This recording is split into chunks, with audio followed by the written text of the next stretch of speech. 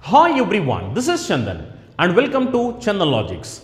Today we are going to discuss very important topic, average. Average is one of the important and simplest topic as well. From topic average, you are going to get questions frequently in various competitive exams like bank examinations, SSC examinations, railway examinations, CAT examination, defense examinations. Almost in all the competitive examinations, you are going to get questions from topic average. The minimum weightage for topic average is 1 question and the maximum weightage is up to 5 questions. So average is one of the simplest topic. What I will be doing is like, I will start it from very basic level and I will make it up to extreme high level. So what all you guys need to do is like, listen the class carefully. Whatever the concepts I am going to cover in these classes, you have to practice them a lot. Why? Because just listening the classes will not help you to crack the examinations. After listening the classes, you need to practice them a lot. Once if you practice them a lot, then applications will become much easier for you in examination. So my duty is to make calculations simple and smart, and your duty is to practice them a lot. If you're going to practice them a lot, then you can solve any pattern of questions that are going to come from topic average. Okay, so let us start topic average. As I have mentioned you, the minimum weightage for topic average in various competitive examinations. If you are going to write SSC preliminary examinations, you are going to get 1 question from topic average. Whether you write SSC CGL or CHSL or CPO, whatever the format of SSC examination, you get minimum of 1 question. Okay, and if you are going to write mains examinations, then you may get questions something close to 4. So minimum weightage is 1 question and maximum weightage is 4 questions in SSC examinations point of view. Similarly, if you are going to write bank examinations, bank examinations also from topic average, you get 1 or 2 questions from topic average. Similarly, if you are going to write railway examinations, that is RRBs, railway examinations also, you may get 1 question from topic average. If you are writing CAT examinations, from topic average, you get 1 to 2 questions from topic average. And similarly, if you are going to write defense examinations, you may get 2 to 3 questions from topic average. So this is nothing but weightage for topic average in various competitive examinations. You can expect at least 1 question from topic average. Okay, and we all know what actually average is meant. So we'll start it from very basic. Now my first question is, what is average? We all know what is average is. We all know that average in simple definition is nothing but sum of observations divided by number of observations. This can be said as sum of elements divided by number of elements, or sum of numbers divided by number of numbers. Yes or no? So average in terms of simple definition, whatever we have learned in our childhood is nothing but sum of numbers divided by number of numbers, or sum of observations divided by number of observations, or sum of elements divided by number of elements. That is nothing but average. But in examination point of view, we may not use this calculation. But what actual average is, we need to know that. That is the reason the definition of average is nothing but sum of observations divided by number of observations. Now let us make it clear with some examples. Let us example, I have numbers 1, 2, 3, 4, 5. And if I ask you to calculate what is average of these numbers, as I have told you, average is nothing but sum of numbers divided by number of numbers. When you calculate sum of these numbers, 1 plus 2 plus 3 plus 4 plus 5, sum is nothing but 15 divided by number of numbers. How many numbers you have? Numbers you have is nothing but 5. So I can say that average is nothing but 3. Yes or no? Similarly, let us say if I take one more example. Let us say if I say numbers are 5, 10, 15, 20, 25, 30, 35. if I ask you to calculate what is average for these numbers, sum of numbers is nothing but 5 plus 10 plus 15 plus 20 plus 25 plus 30 plus 35. So sum of numbers is nothing but 140 divided by number of numbers. How many numbers you have here? You have 7 numbers. So we can say that average is nothing but 20. Yes or no? Similarly, let us take one more example. Let us example, if I have numbers 21, 25, 29, 33, 37. If I ask you to calculate what is average of these numbers, numbers are 21, 25, 29, 33, 37. What is average of these numbers? Average is nothing but sum of numbers divided by number of numbers. Sum of numbers, if you look here, 33 plus 37 is nothing but 70. Similarly, 29 plus 21 is nothing but 50. 70 plus 50 is nothing but 120. 120 plus 25 is nothing but 145. And the number of numbers, how many we have here? Number of numbers is 5. So if you calculate average of this, it is going to be 29. So we can say that average is 29. But truly speaking, do we need to do all these calculations to calculate average? If you ask this question, it is no. Why? Because in examination point of view, you can't do all this calculation. Then how to calculate average much faster? It's very simple. Observe here carefully. If you have seen this series, if let us say example, if the given series is in arithmetic progression, when I say arithmetic progression, what do we mean by arithmetic progression? Arithmetic progression is nothing but if the series is having common difference, then we can say that the series is in arithmetic progression. If you observe here, what do you mean by common difference? If you look here, here the difference is 2. Sorry, here the difference is 1. Here the difference is 1. Here the difference is 1. Here the difference is 1. Which means this series is in arithmetic progression. Similarly, if we observe here, here difference is 5. Here difference is 5. Here difference is 5. Here difference is 5. Here difference is 5. Here difference is 5. Which means this series is also in arithmetic progression.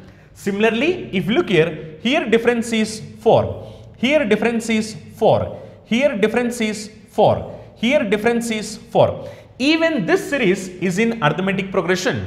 If the given series is in arithmetic progression, we can say average as middle term. So whatever the value we are going to have exactly in the middle, that is nothing but average. Let us observe here carefully. If you look here, how many numbers we have here? In the first series, we have 5 numbers. Out of these 5 numbers, exact middle is nothing but 3. So we can say that average is nothing but 3. Yes or no? And don't forget, you need to arrange all these numbers in ascending order. If you look here, 1, 2, 3, 4, 5, this is in ascending order. And exact middle number is nothing but 3. So average is 3.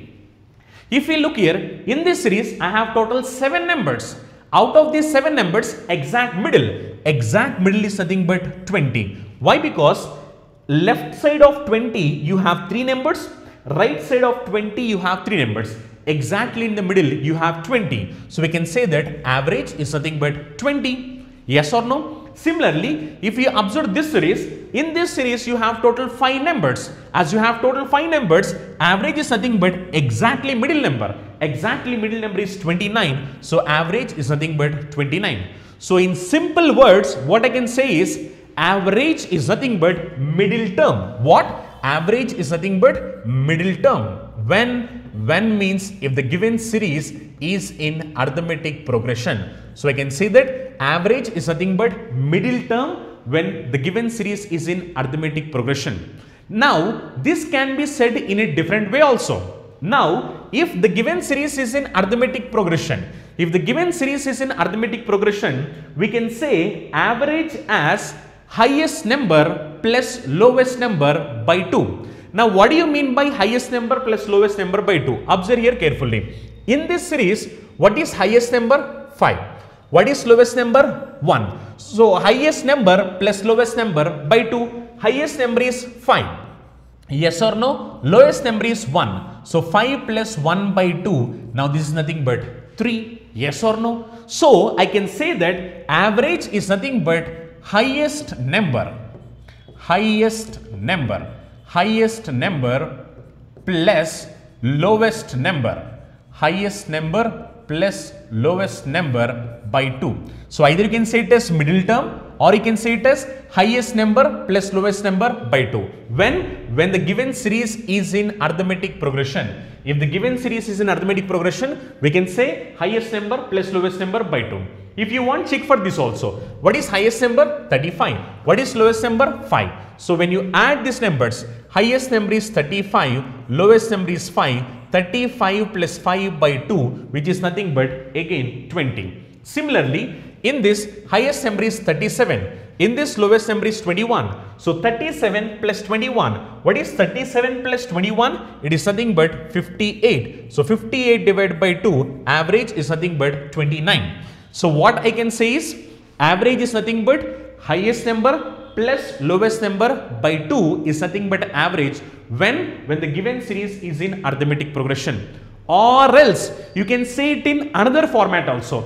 How you can say in another format? Observe here carefully. Now this is like very important in examination point of view and while solving the questions also.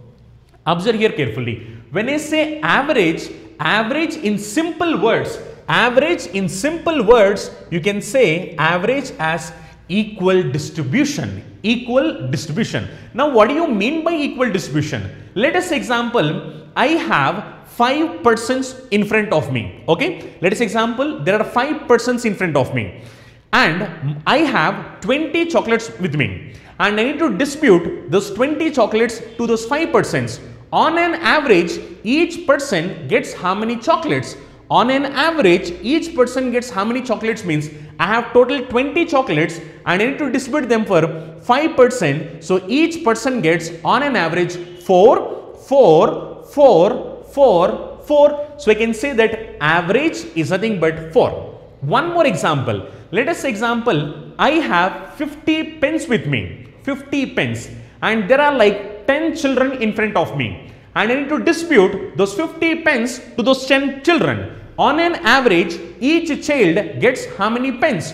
On an average, each child get how many pens means 50 pens has to be distributed for all those 10 children. 50 divided by 10, on an average, each child gets 5 pens. So what I can simply say is average is nothing but equal distribution. So whatever you are having with you, you need to distribute them equally. That is the reason when I am having 20 chocolates, when I distribute them for 4 children, I have given each and every child 4 chocolates, 4 chocolates, 4 chocolates, which means 4 chocolates each person got. Similarly, when I have 50 pens with me and when I am trying to distribute it for 10 children, each child got 5 pens, 5 pens, 5 pens. So I can simply say that average is nothing but equal distribution.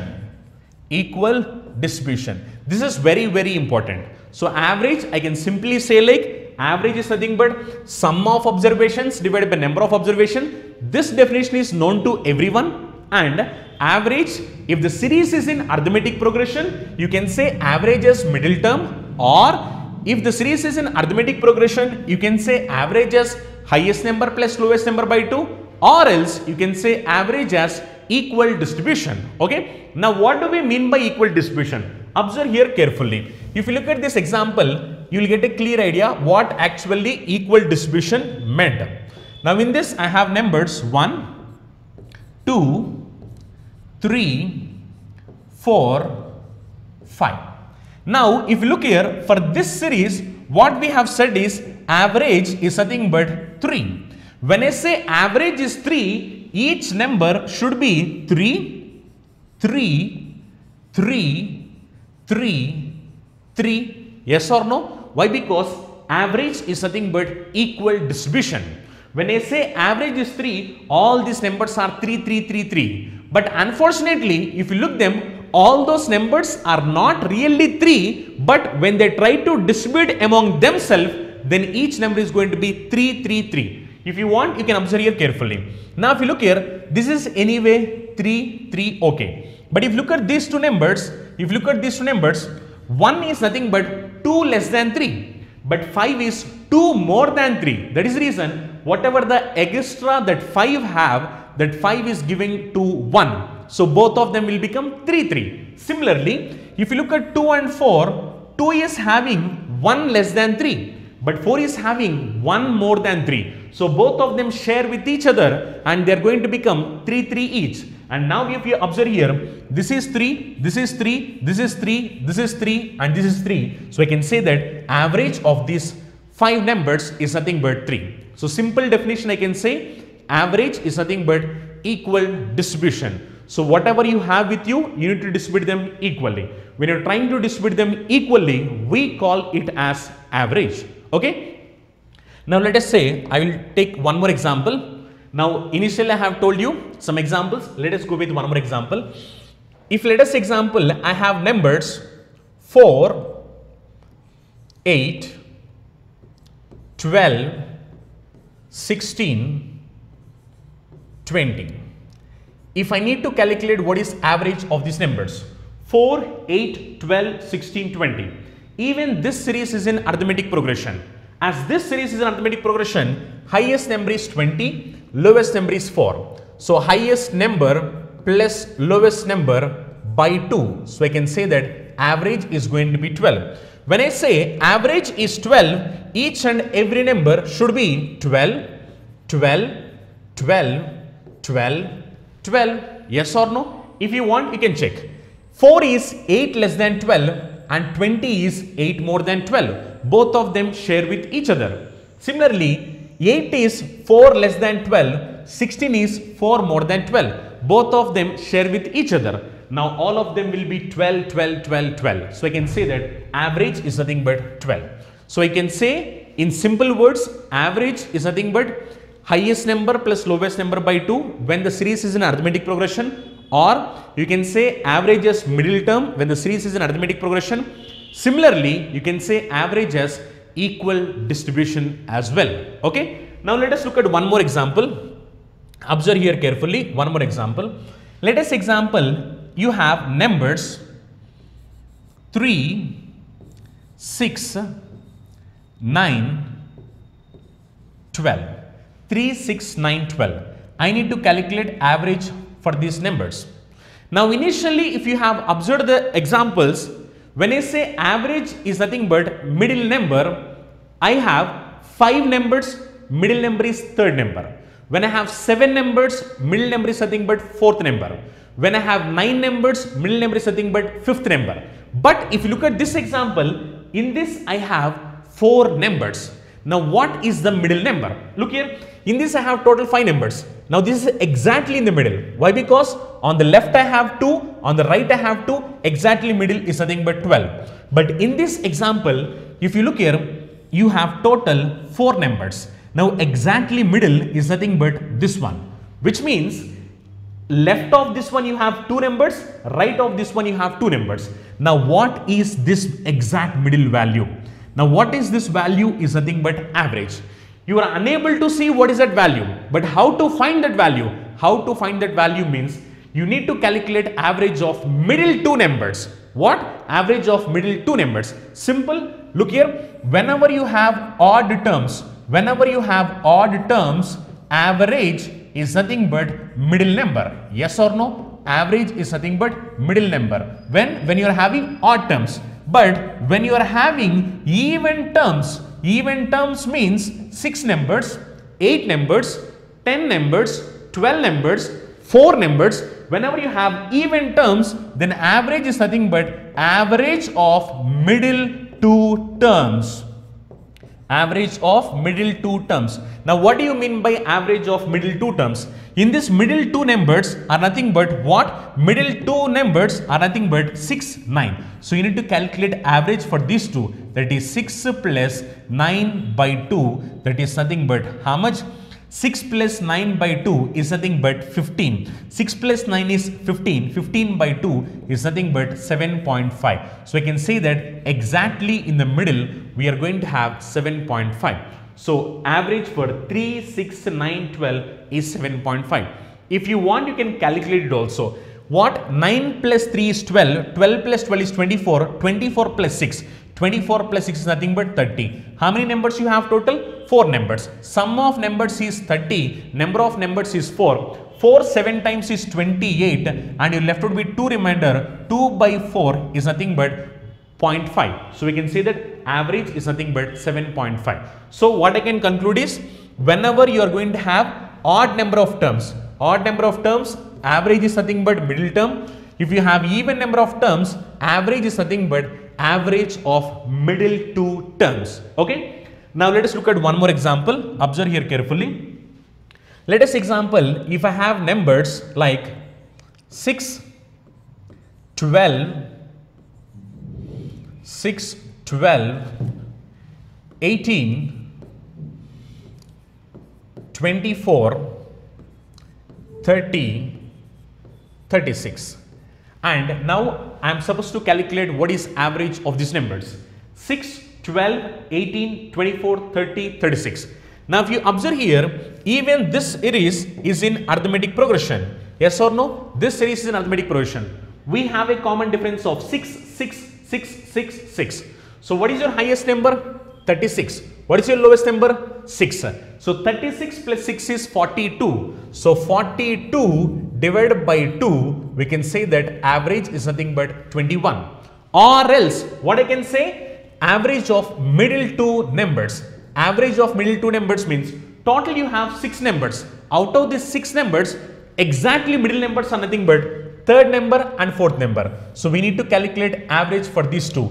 18 plus 24. What is 18 plus 24? 18 plus 24 is 42. 42 divided by 2, that is nothing but 21, which is same as whatever we got here. So what I can simply say is, whenever you have odd number of terms, average is nothing but middle term.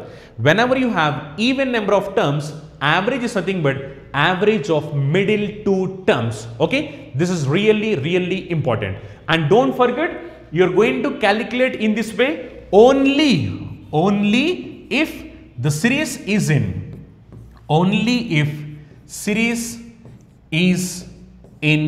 AP. Only if the series is in AP. What do you mean by AP? Arithmetic progression. If the series is in arithmetic progression, only then you can say that average is nothing but middle term when you have odd number of terms, and average is nothing but average of middle two terms when you have even number of terms. When the series is in arithmetic progression. Already I told you what is meant by arithmetic progression. Now you may have a doubt. What happens if the series is not in arithmetic progression? How to calculate that? Now many of us have a doubt. Let us look at that. Let us look at some examples so that you will get a clarity. What happens if the series is not in arithmetic progression? It's very simple. You do not worry. Let us example. I am going to solve some examples. Let us look at first example. I have numbers like 45, 49, 51, 54, 59. Now, you are asked to calculate average of these numbers. Let us look at the numbers. Numbers are 45, 49, 51, 54, 59. What is average for these numbers? Now, if I need to calculate them in a traditional way or in a normal way, then what I need to do? I need to calculate sum of numbers divided by number of numbers. Why? The reason is, this series is not in arithmetic progression. If you want, you can observe here. If you look here, what is the difference here? Difference is, 45, 49 difference is 4. Here the difference is how much? Here the difference is 2, and here the difference is 3, and here the difference is 5. If you observe here, this series is not in arithmetic progression. Arithmetic progression means difference has to be same. If the difference is same, then you can say it's AP. But in this, the difference is not same, which means the series is not in arithmetic progression. If the series is not in arithmetic progression, then you can't say average as middle term or average as highest number plus lowest number by 2. Why? Because you can say highest number plus lowest number by 2 only if the series is in arithmetic progression, or average as middle term only if the series is in arithmetic progression. But if it is not in arithmetic progression, you can't say it as middle term, or you can't say it as highest number plus lowest number by 2. Then how to calculate? Then how to calculate means you need to go for normal calculation. Normal calculation definition is nothing but sum of numbers divided by number of numbers. Now let us calculate what is going to be sum of numbers divided by number of numbers. Okay, then we will come to know what is the average. If I calculate the sum, look here, if I calculate the sum, 40 plus 40 is 80 and 50 plus 50 plus 50 is 150. 150 plus 80 is nothing but 230. Yes or no? 150 plus 80 is 230. Now let us add this unit place as well. This is 10 and this is going to be 9 plus 4, it is going to be 13. 13 plus 5 is going to be 18. So 10 plus 18, that is 28. So 230 plus 28, now this is going to be 258. Now sum is nothing but 258, but we need to calculate average. Average is nothing but sum of numbers divided by number of numbers. How many numbers we have here? Total we have, how many numbers means 5 numbers. So divide by 5. When you cancel here, 25 goes here 5 times and 8 goes here 1 time, and how much remainder you have left with? 3 remainder. 3 by 5.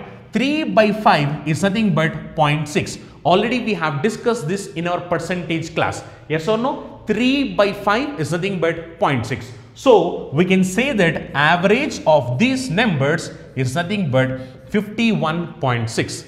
In examination point of view, do we need to do all this calculation? No. Truly speaking, it's not required. Then how to calculate average if the series is not in arithmetic progression in a smart way? Yes, we will show you a smart way to calculate the average of these numbers if the series is not in arithmetic progression. Look here carefully. Now what I will do is, like, instead of doing all this calculation, already we told average is nothing but equal distribution. So as average is nothing but equal distribution, we will use the concept of equal distribution. When we use the concept of equal distribution, whether the series is in arithmetic progression or if the series is not in arithmetic progression, it doesn't matter. Whether it is in arithmetic progression or not in arithmetic progression, it is not really important when you are trying to solve them with the concept of equal distribution. Now I am going to use the concept of equal distribution. Now what I will do is, like, I will assume one number which is closer to these numbers. I will assume one number which is close to all these numbers.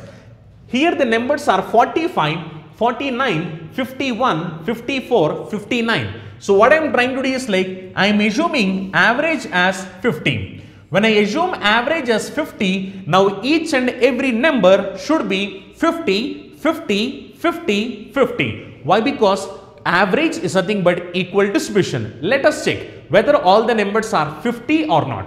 If you look at 45, it's less than 50. How much less than 50? It's 5 less than 50. As it is less, take it as minus.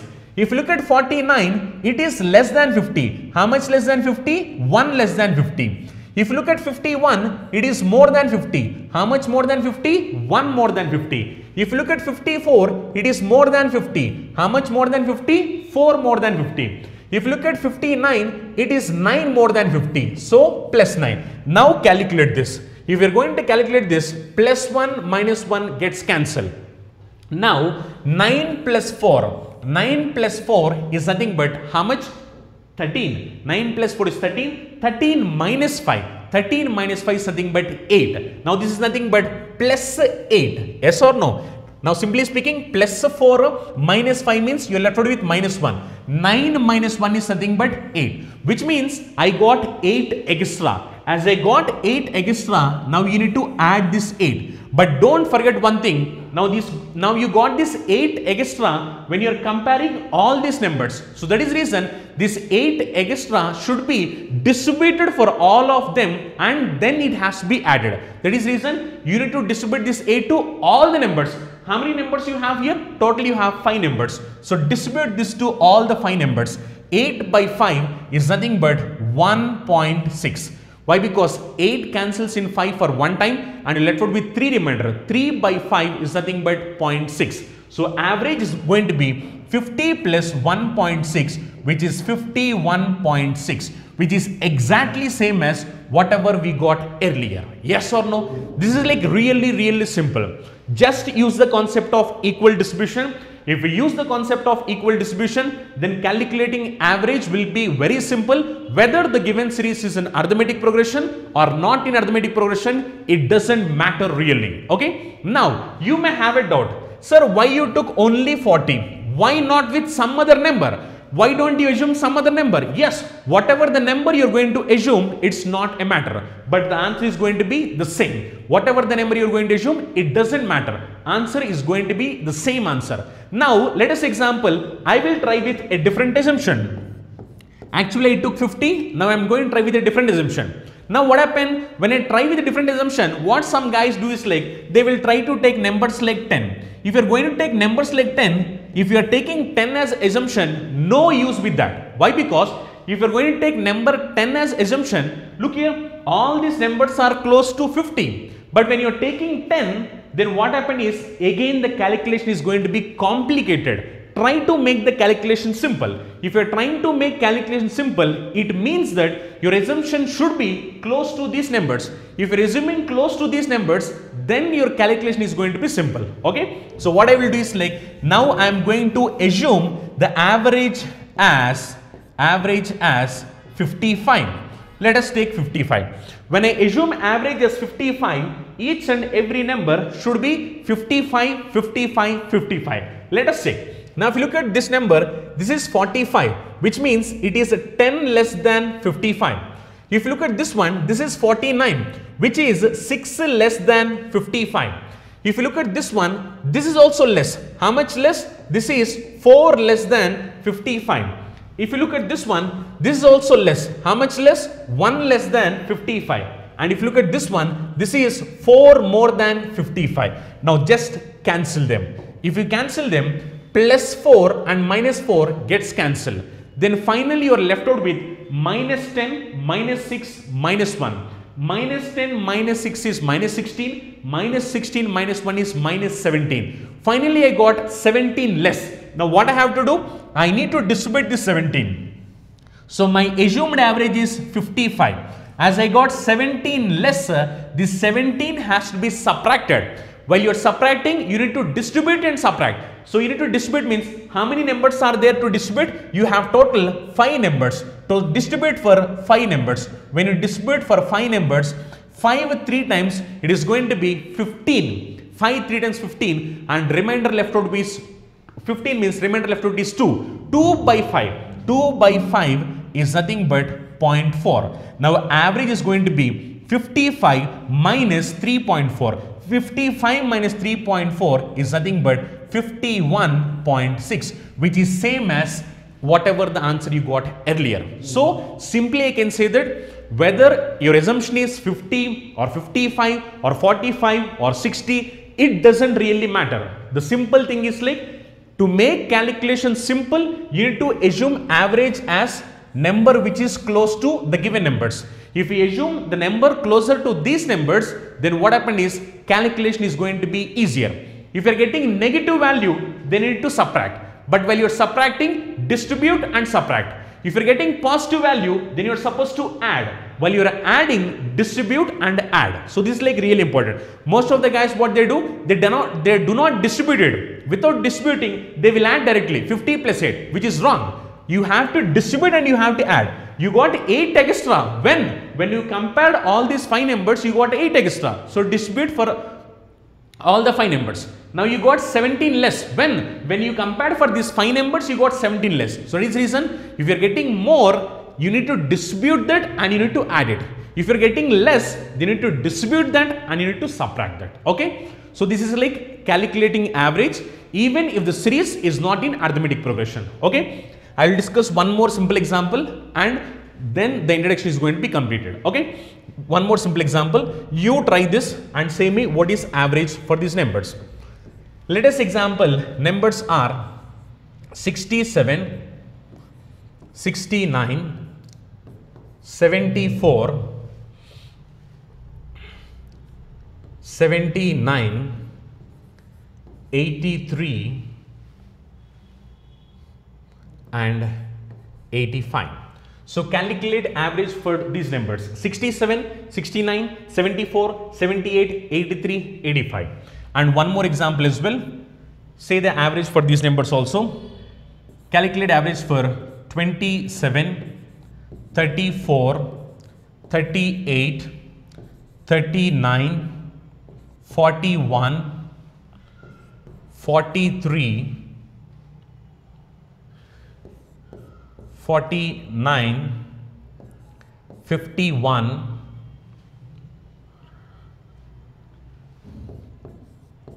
53. Okay, so calculate average for these numbers. Let us take it as 55.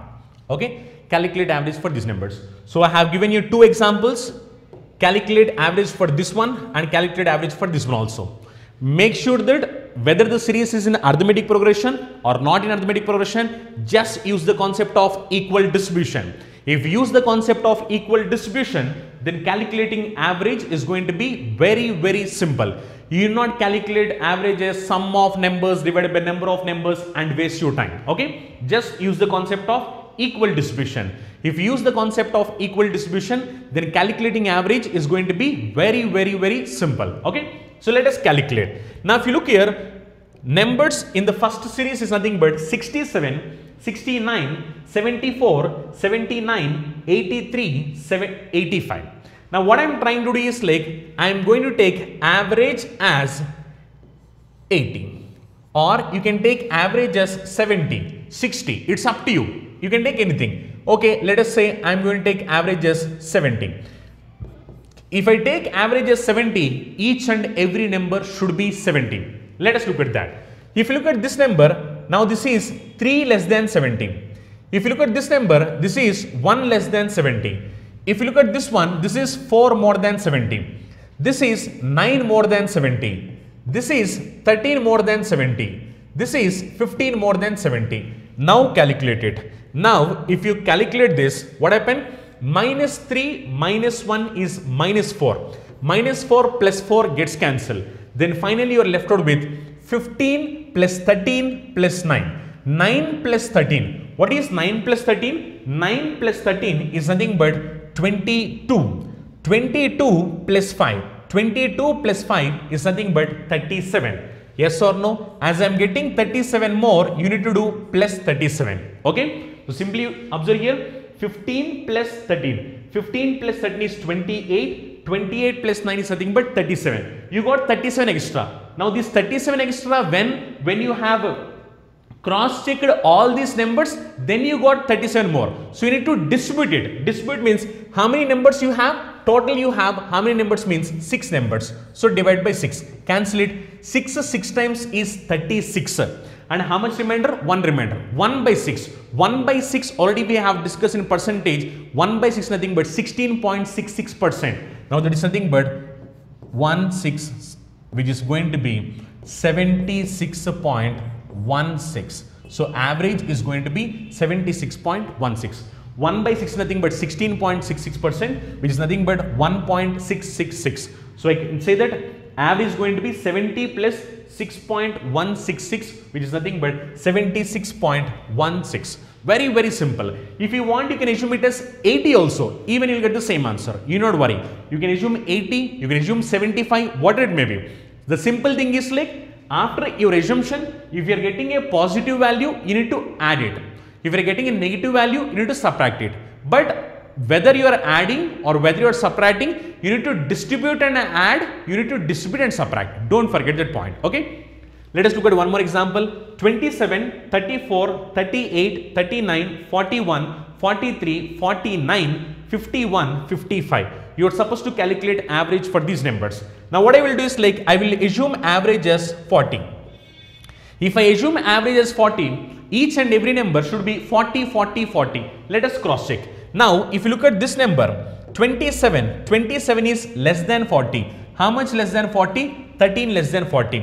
34 is less than 40. How much less than 40? 6 less than 40. 38 is less than 40. How much less than 40? 2 less than 40.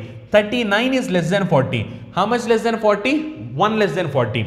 41 is 1 more than 40. 43 is 3 more than 40. 49 is 9 more than 40. 51 is 11 more than 40. 55 is 15 more than 40. Now just calculate it. Now if you are going to calculate this, what happened?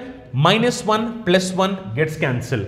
Similarly, if you have observed here carefully, any more cancellations here? If you observe here, minus 13 minus 2 is nothing but minus 15. Minus 15 plus 15 gets cancelled. And any more cancellations here? This is minus 6.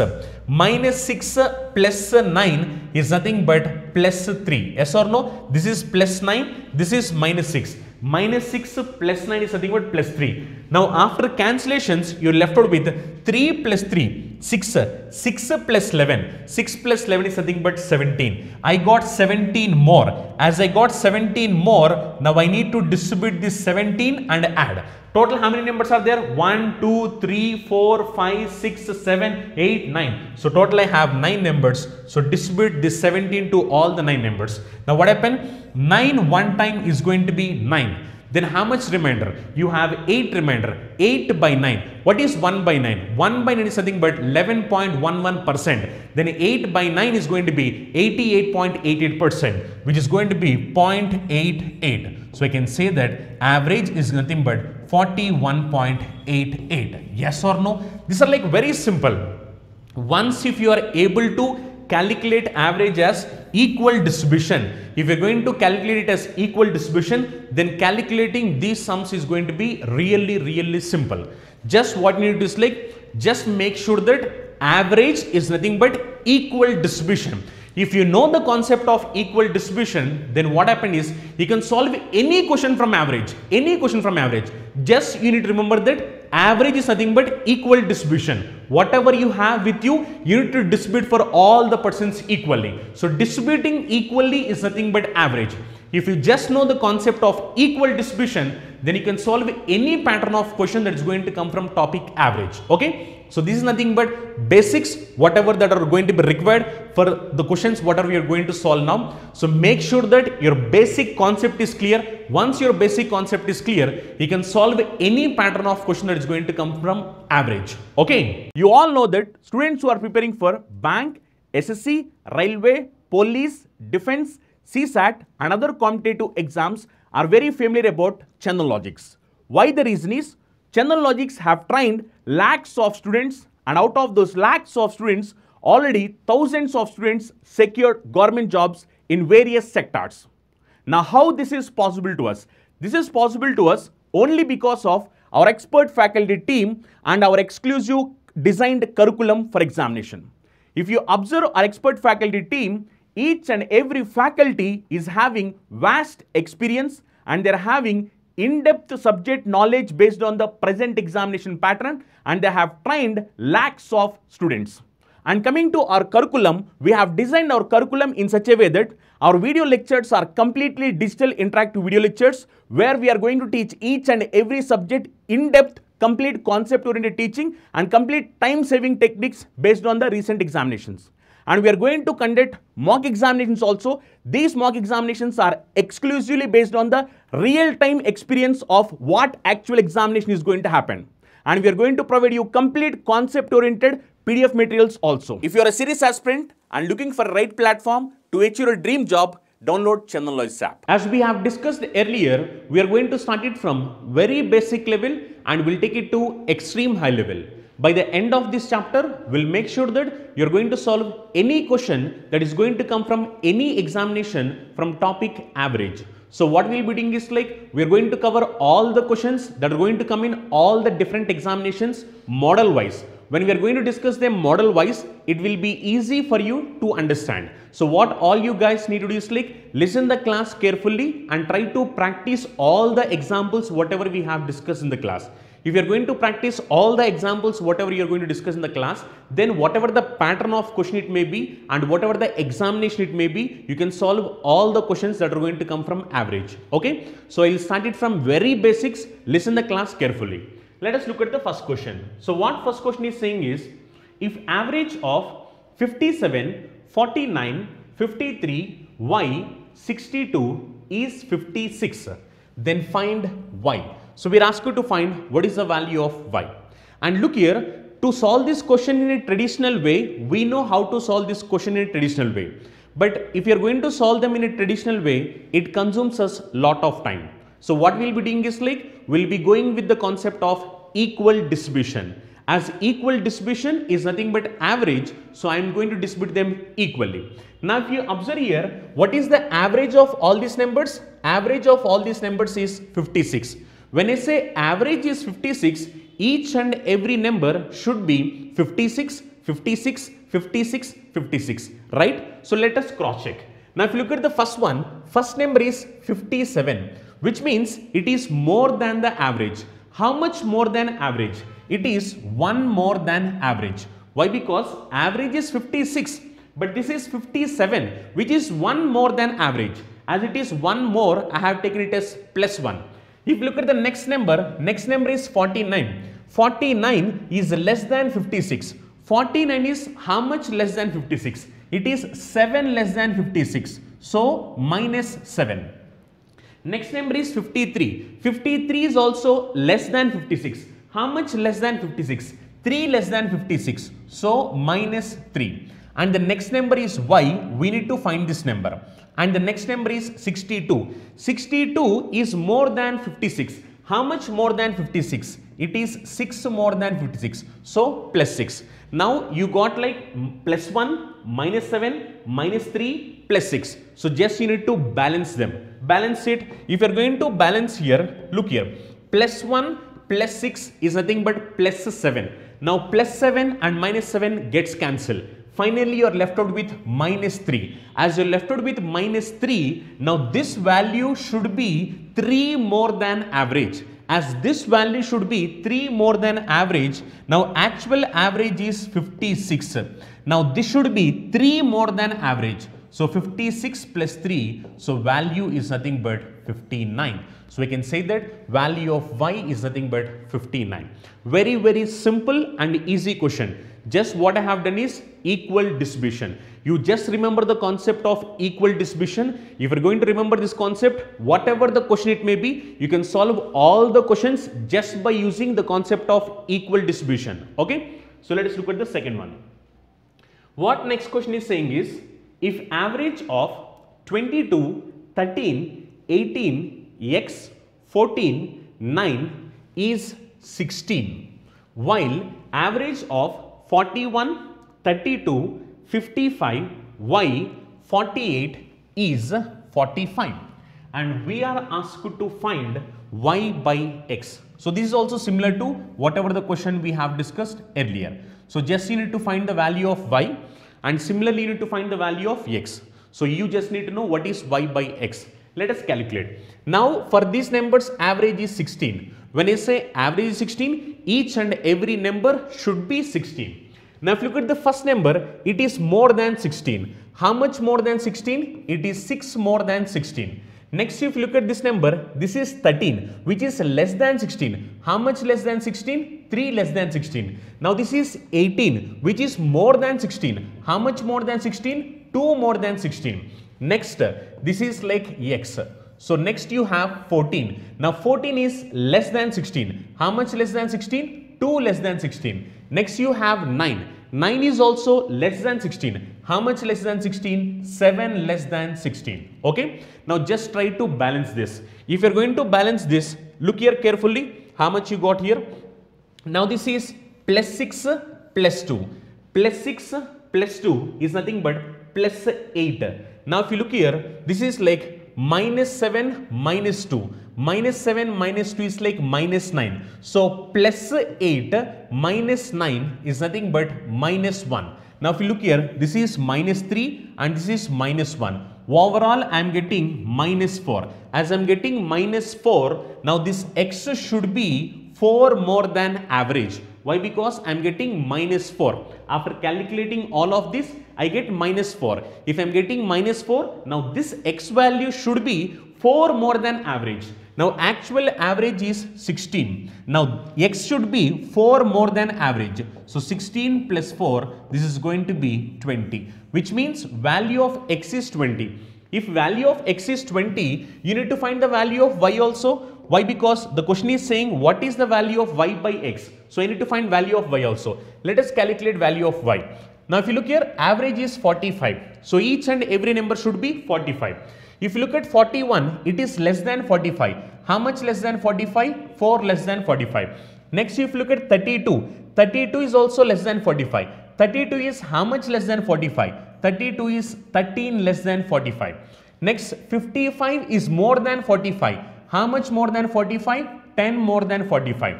The next one is like y, which we need to find. And next is 48. 48 is more than 45. How much more than 45? It's 3 more than 45. Okay. Now just balance it. If you are going to balance this, plus 10 plus 3 is nothing but plus 13. So plus 13 minus 13 gets cancelled. Finally, you are left out with minus 4. As you got 4 less, now this number should be 4 more than the average. 4 more than the average means actual average is 45.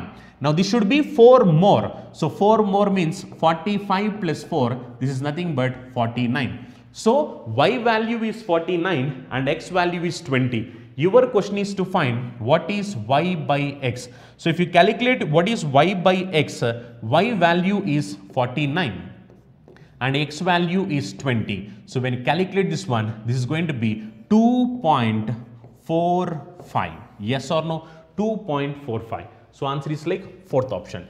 Just very simple question. Just what you need to do is like you need to find the value of x. I need to find the value of y.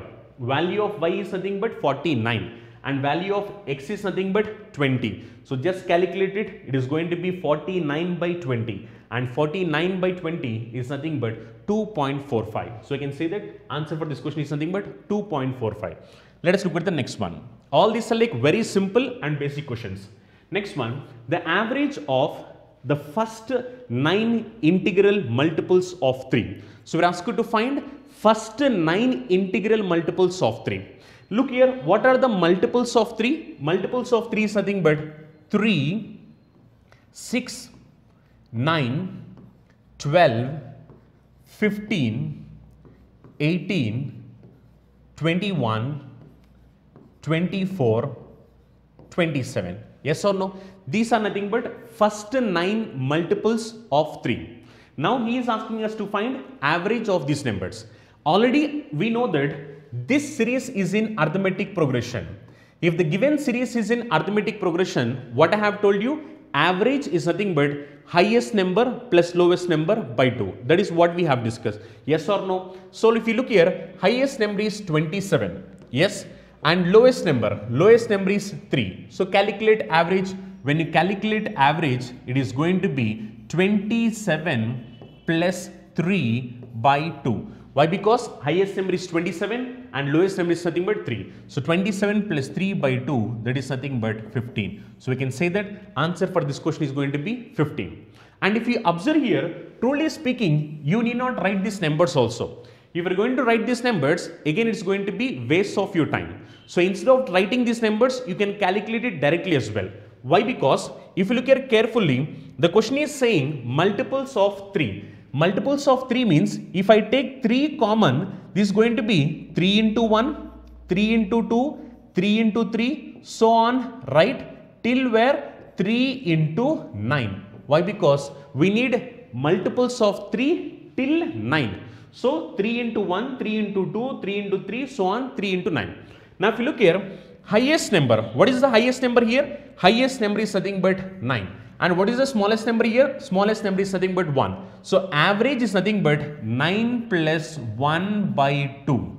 So 9 plus 1 by 2 is nothing but 5. Now it is saying that it should be a multiple of 3. As it should be a multiple of 3, now this is going to be 3 into 5.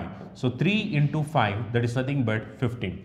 So we can say that answer for this question is going to be 15. So either you can write these multiples and you can calculate, or else what you can do is like, as you already know that these are multiples of 3 for 1 to 9. 1 to 9 numbers, average is nothing but 5.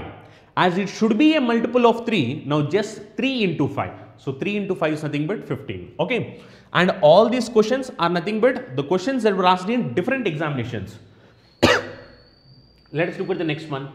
the average of the first 100 positive integers is. So we are asked you to find first 100 positive integers average.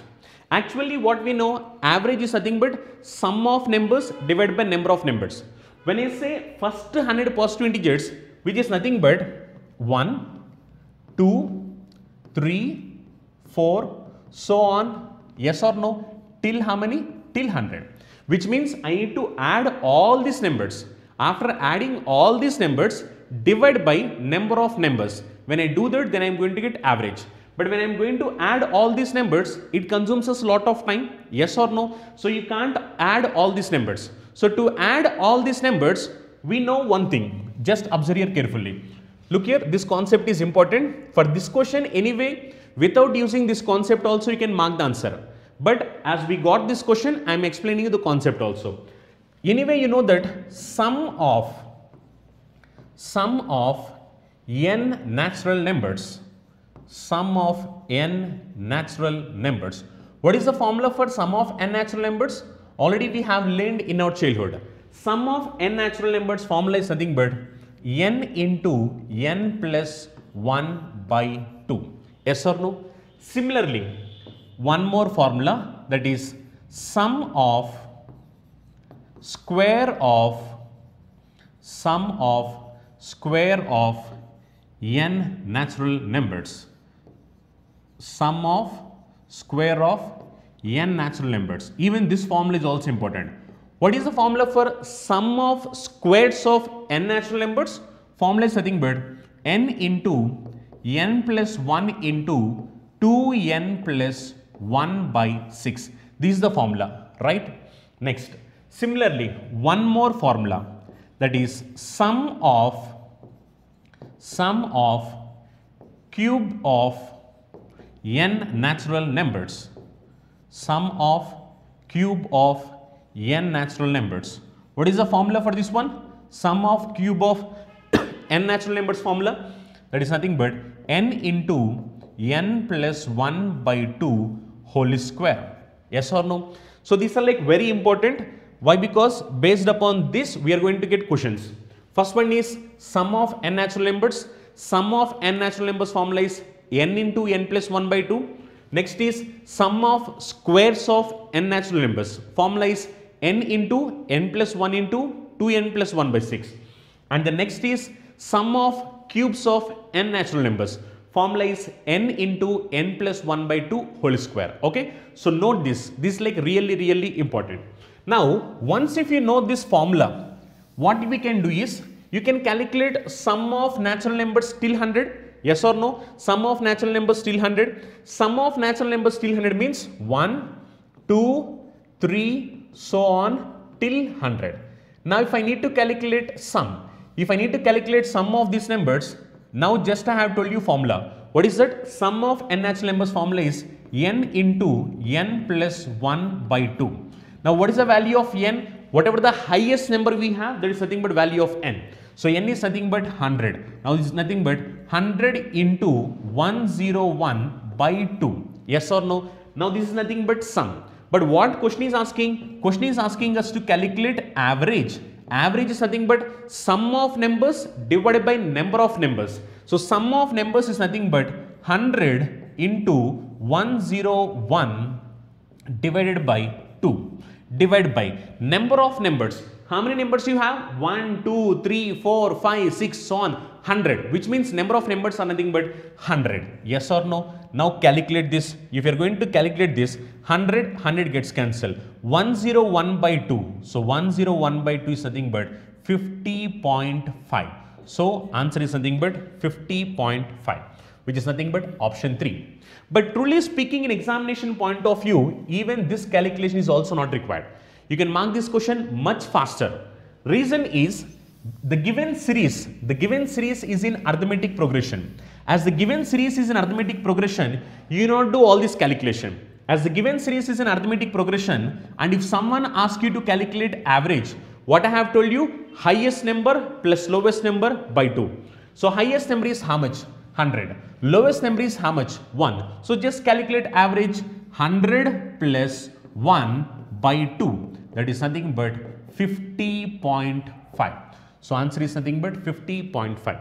So in order to do all the calculation, as the given series is going to be in arithmetic progression, now what you can do is average is nothing but highest number plus lowest number by 2. So when you calculate, answer is going to be 50.5. Let us look at the next one. Next question is the average of odd numbers up to 100. So we need to calculate average of odd numbers up to 100. So odd numbers means 1, 3, 5, so on. Till how many? Till it is 100. So this is going to be 97 and 99. So if you look here, even this series is also in arithmetic progression. Why? Because difference is same. If the difference is same, we told that the series is going to be in AP, that is arithmetic progression. So I can say that average is nothing but highest number plus lowest number by 2. What is your highest number? 99. What is your lowest number? 1. So average is nothing but 99 plus 1 by 2, which is nothing but 50. So we can say that average is nothing but 50. Very simple and basic questions. Let us look at the next one. Next question is the average of 9 consecutive numbers is n. So 9 consecutive numbers average is how much? N. If next two numbers are also included, the new average will be. Now this is like very good question. Observe here carefully. And to solve the answer, you don't do all the question. Just observe the sequence, you will get an idea. What question is saying, and whenever you are having these type of questions, understand the question clearly. If you understand the question clearly, then solving these questions will become simple. But what many of the guys do is like, they do not understand the question clearly first. Without understanding the question clearly, they will try to solve the questions. So examination point of view, very important thing is like understanding the question is really important. Okay. So what it is saying, average of 9 consecutive numbers. 9 consecutive numbers, average is how much it seems? N. If next two numbers are going to be included, then average is going to be what? What is the new average? That is your question. Observe here carefully. Let us example, I have numbers 1, 2, 3, 4, 5. Okay. 1, 2, 3, 4, 5. What is average of 1, 2, 3, 4, 5? Average of 1, 2, 3, 4, 5 is nothing but 3. Now let us example, if I am going to include next two numbers, let us include next two numbers. If I am going to include next two numbers, that is 1, 2, 3, 4, 5. For this I am including two more numbers, that is next two numbers are 6, 7. Now if you observe here, what is average of these numbers? Average of these numbers is nothing but 4. If you observe here, initially average is 3, but when you include the next two numbers, average became 4, which means the average is increased by 1. As average is increased by 1, now what I can say is initial average is n. Now when I include the next two numbers, it should be increased by 1. So average should be n plus 1. So that is like increase by 1. That is like option 4. Very simple question. Just take one example. If you take the example, you will come to know. Just what I have done is first 5 numbers. First 5 numbers average is 3. Next two numbers I have included. Now average became 4. So 3 became 4. 3 became 4 means average is increased by 1. Okay. Let us look at the next one. Average of all even numbers between 104 and 148. So we are asked to find average of all even numbers. Reading the question is really important. So read the question clearly and try to know what exactly the question is. Okay. So even numbers from 104 to 148. Now look here. After 104, the next even number is going to be 106. Next to 108. So on, right? Till where it is saying? Till it is saying between 104 to 148, which means the previous number is going to be 146. Yes. Now if you observe here, highest number is 106, lowest number is 146, and the given series is in arithmetic progression. Why? Because the difference is 2, 2, 2, 2, 2. As it is in arithmetic progression, I can say that average is nothing but highest number plus lowest number by 2. Highest number is 146 plus lowest number is 106 divided by 2. So when you add both these numbers, it is going to be 252. Now 252 divided by 2. So how much? 2 12 times it is going to be 24, and you're left with one remainder. So that is like 2 6 times it is going to be 12, which means answer is going to be 126. Yes or no? Very, very simple and basic question. And if you have observed here in this question, instead of writing whatever the numbers you have between 104 and 148. Now what I have done is I have written the numbers between 104 and 148. Instead of writing this, what you can do is like directly you can calculate average for the given numbers also. If you calculate for average for given numbers also, again you will get the same answer. If you want, you can write 104 plus 148. When you add these numbers, 104 plus 148 is nothing but 252. Now 252 divided by 2. When you calculate 252 divided by 2, again you will get the same answer, which is 126. So either you can write the numbers whatever you have between 104, 148, or else you can directly calculate average for the given numbers. You will get the same answer. Okay. Let us look at the next question. Average of all even numbers between 222 and 250 is. So we are asked to calculate average of all even numbers between 222 and 250. This is exactly similar to whatever the question we have discussed earlier. And this question and previous question are nothing but the questions that were asked in SSC CGL mains examination. So calculate directly average for these numbers. When you add these numbers, 222 plus 250 is nothing but 472. So average means 472 divided by 2. Now this is nothing but 236. So I can say that answer is going to be 236. Just very, very simple questions. So whenever they are asking you to find whatever the numbers you have between the numbers, if you are asked to calculate average, then either you can take those numbers or you can directly calculate average for the given numbers. Both of them you will get the same answer. Okay. Let us look at the next one. The average of all odd numbers from 113 to 159. So you are asked to calculate average of all odd numbers from 113 to 159. Calculate directly for these two numbers. If you add these two numbers, it is going to be 113 plus 159 divided by 2. So if you add these numbers, 3 plus 9 is nothing but 12. So 1 carry. 15 plus 11 is nothing but 26. 26 plus 1, it is going to be 27. So 272 by 2, it is nothing but 136. Yes or no? So I can say that answer is going to be 136. Just what you need to do is like whenever you have questions in this way, directly you can calculate average for the given numbers. Next one, what is the average of all numbers between 100 and 200 which are divisible by 13? Now look here, this question is not even numbers or odd numbers. This question is about numbers which are divisible by 13. As you know that we need to find what are the numbers that are divisible by 13. If I need to find the numbers divisible by 13, we need numbers between 100 and 200. Look here, if I say like 13 10 times, 13 10 times is nothing but 130. But it is asking from 100 to 200. Now 130 means from 130, if I do 26 less, which is 2 times of 13, it is nothing but 104. Yes or no? Which means the numbers between 100 and 200, first number is going to be 104. So 104, and if I add 13, now this is going to be 117, right? So on. How much? Till 200. Till 200. Now if you look here, 13 20 times is going to be 260. But I need number less than 200. Now what I will do? 13 5 times. 13 5 times is nothing but 65.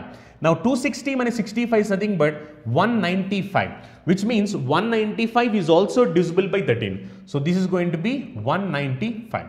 Now look here, we got the smallest number and we got the highest number also.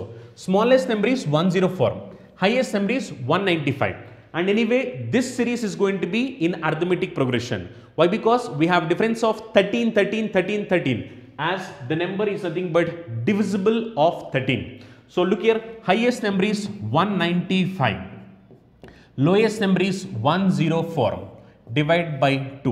When you add these numbers, 5 plus 4 is nothing but 9, 19 plus 10 is nothing but 29, 29 by 2. Now this is going to be how much? 149.5. Yes or no? 149.5, which is like option 4.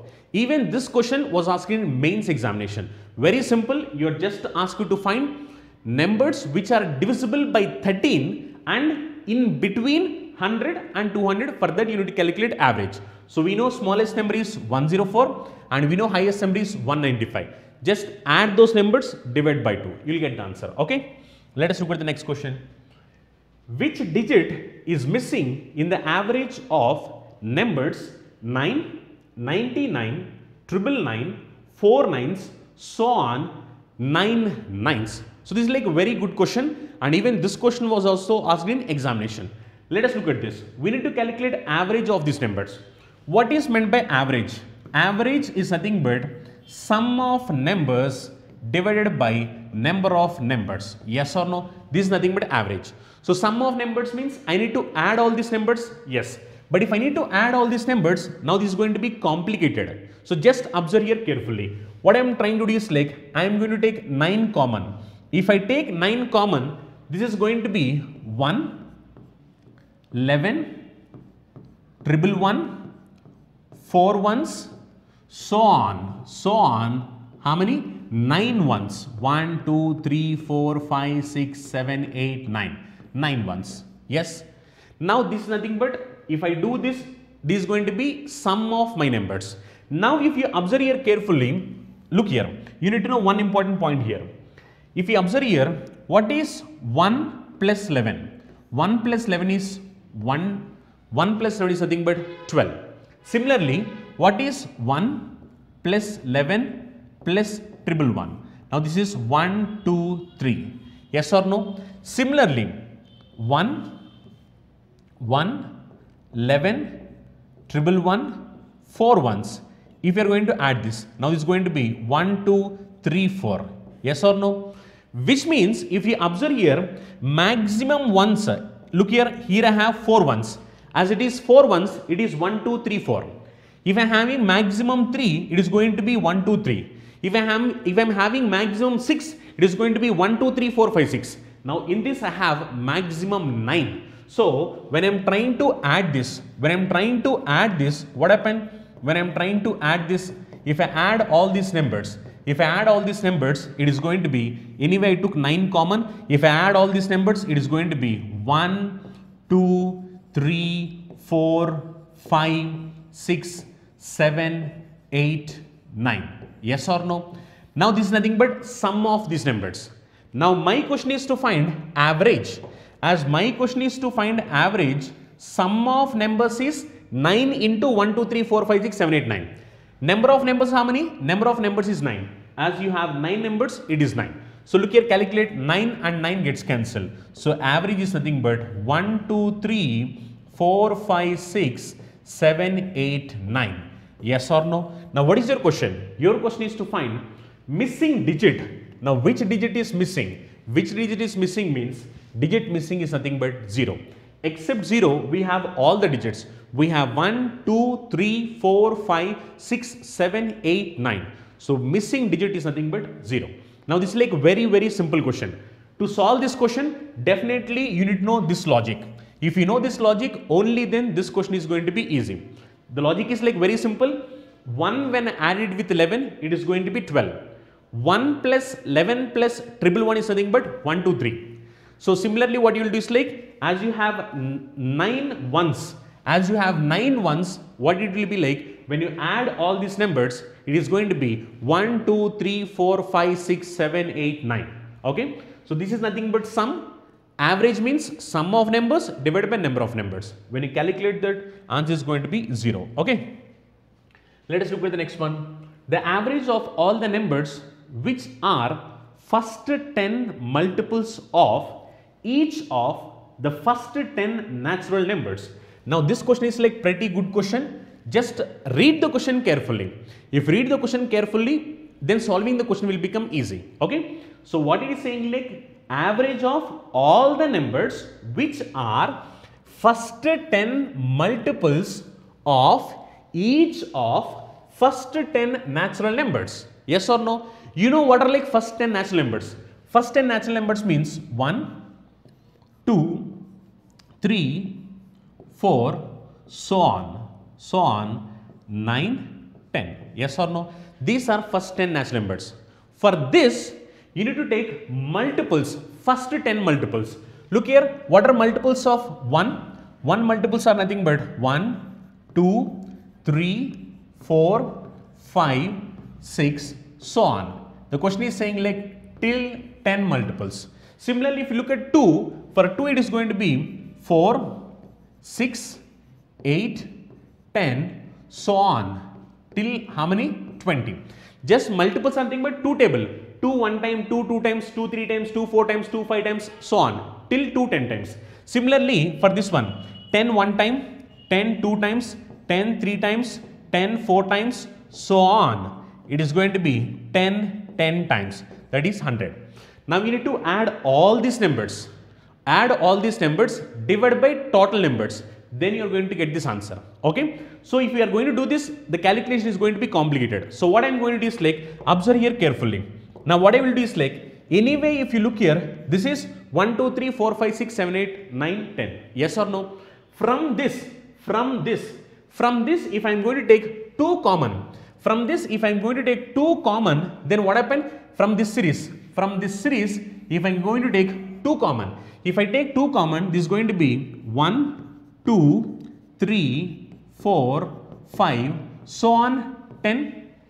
Similarly, from this series, if I take 3 common, this is 1 2 3, so on, it is going to be 10. Yes or no? So if you observe here, what happened is, from this I can take 2 common, 3 common, 4 common, 5, 6, 7, 8, 9, 10. Yes or no? So if I take those numbers common, it is going to be 1, 2, 3, 4, 5, 6, 7, 8, 9, 10. Yes or no? So now from this I can say that if I take these numbers common, now this looks in this way, which is 1 plus 2 plus 3 plus 4, so on 10 into 1 plus 2 plus 3 plus 4 plus, so on till 10. This is going to be the sum. But what your question is saying? Your question is to calculate average. As the question is to calculate average, now this is going to be sum. Average is nothing but sum of numbers divided by number of numbers. So average is nothing but 1 plus 2 plus, so on 10 into 1 plus 2 plus 3 plus, so on 10 divided by number of numbers is going to be 10 into 10. Yes or no? Why? Because if you have observed here, now this is 1 10 times, 2 10 times, 3 10 times, similarly 10 you will have 10 times. So total number something but 10 into 10, that is 100. Yes or no? So 10 into 10, this is going to be 100. Now if you observe here, sum of n natural numbers formula n into n plus 1 by 2. Sum of n natural numbers formula is n into n plus 1 by 2. Here the highest number is how much? Here highest number is nothing but 10. So n into n plus 1 by 2 means 10 into 11 by 2. Similarly, this one also 10 into 11 by 2 divided by 100. Yes or no? So calculate this. When you are going to calculate this, what happened? 10, 10, 100 gets cancelled. 10 into 10 is nothing but 100. 100 gets cancelled. So 11 into 11 is 121. 121 divided by 2. So 120 by 2 means this is going to be 60 times. And again you are left with one remainder. 1 by 2 is nothing but 0.5. So I can say that answer for this question is nothing but, sorry, this is like 121. 2 into 2. 2 into 2 is like 4, right? 11 square is 121. 121 divided by 4. 4 30 times. 4 30 times is nothing but 120. You're left with remainder 1. 1 by 4 is nothing but 0.25. So answer for this question is nothing but 30.25, which is like option 4. This is like very simple question, but the thing is like read the question carefully. If read the question carefully, what question said is for first 10 natural numbers, if you are going to take all the 10 multiples, then what is the average of those numbers? That is the question. So what I have done is I have taken 2 common here, 3 common here, 4 common here, 5 common here, so on 10. Now when I take them common, all the numbers will be 1, 2, 3, 4, 5, 6, 7, 8, 9, 10, 1, 2, 3, 4, 5, 6, 7, 8, 9, 10. When you add these numbers, sum is going to be 1 plus 2 plus 3 plus 4 plus so on 10 into 1 plus 2 plus 3 plus 4 plus so on up to 10. This is nothing but sum. But the question is average. So sum of numbers divided by number of numbers.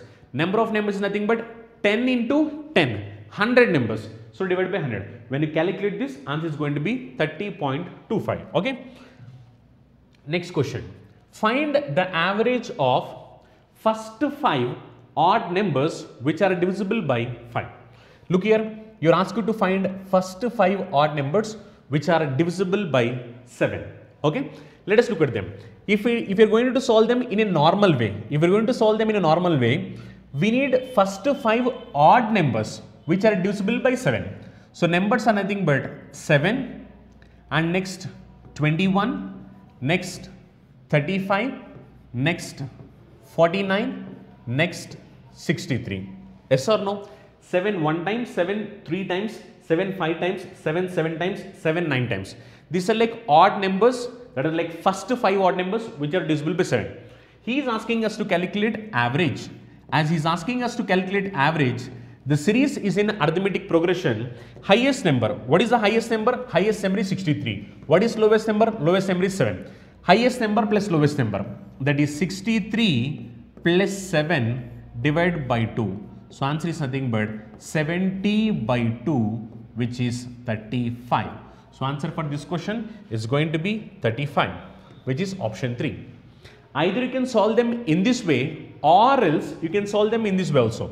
As the question is saying divisible by 7, okay, and it should be 5 odd numbers. So odd numbers are like 1, 3, 5, 7, 9. These are like first 5 odd numbers. Now for this I need to calculate average. So what I will do, as a series is in arithmetic progression, 1, 3, 5, 7, 9. What is the average? Average is nothing but 7.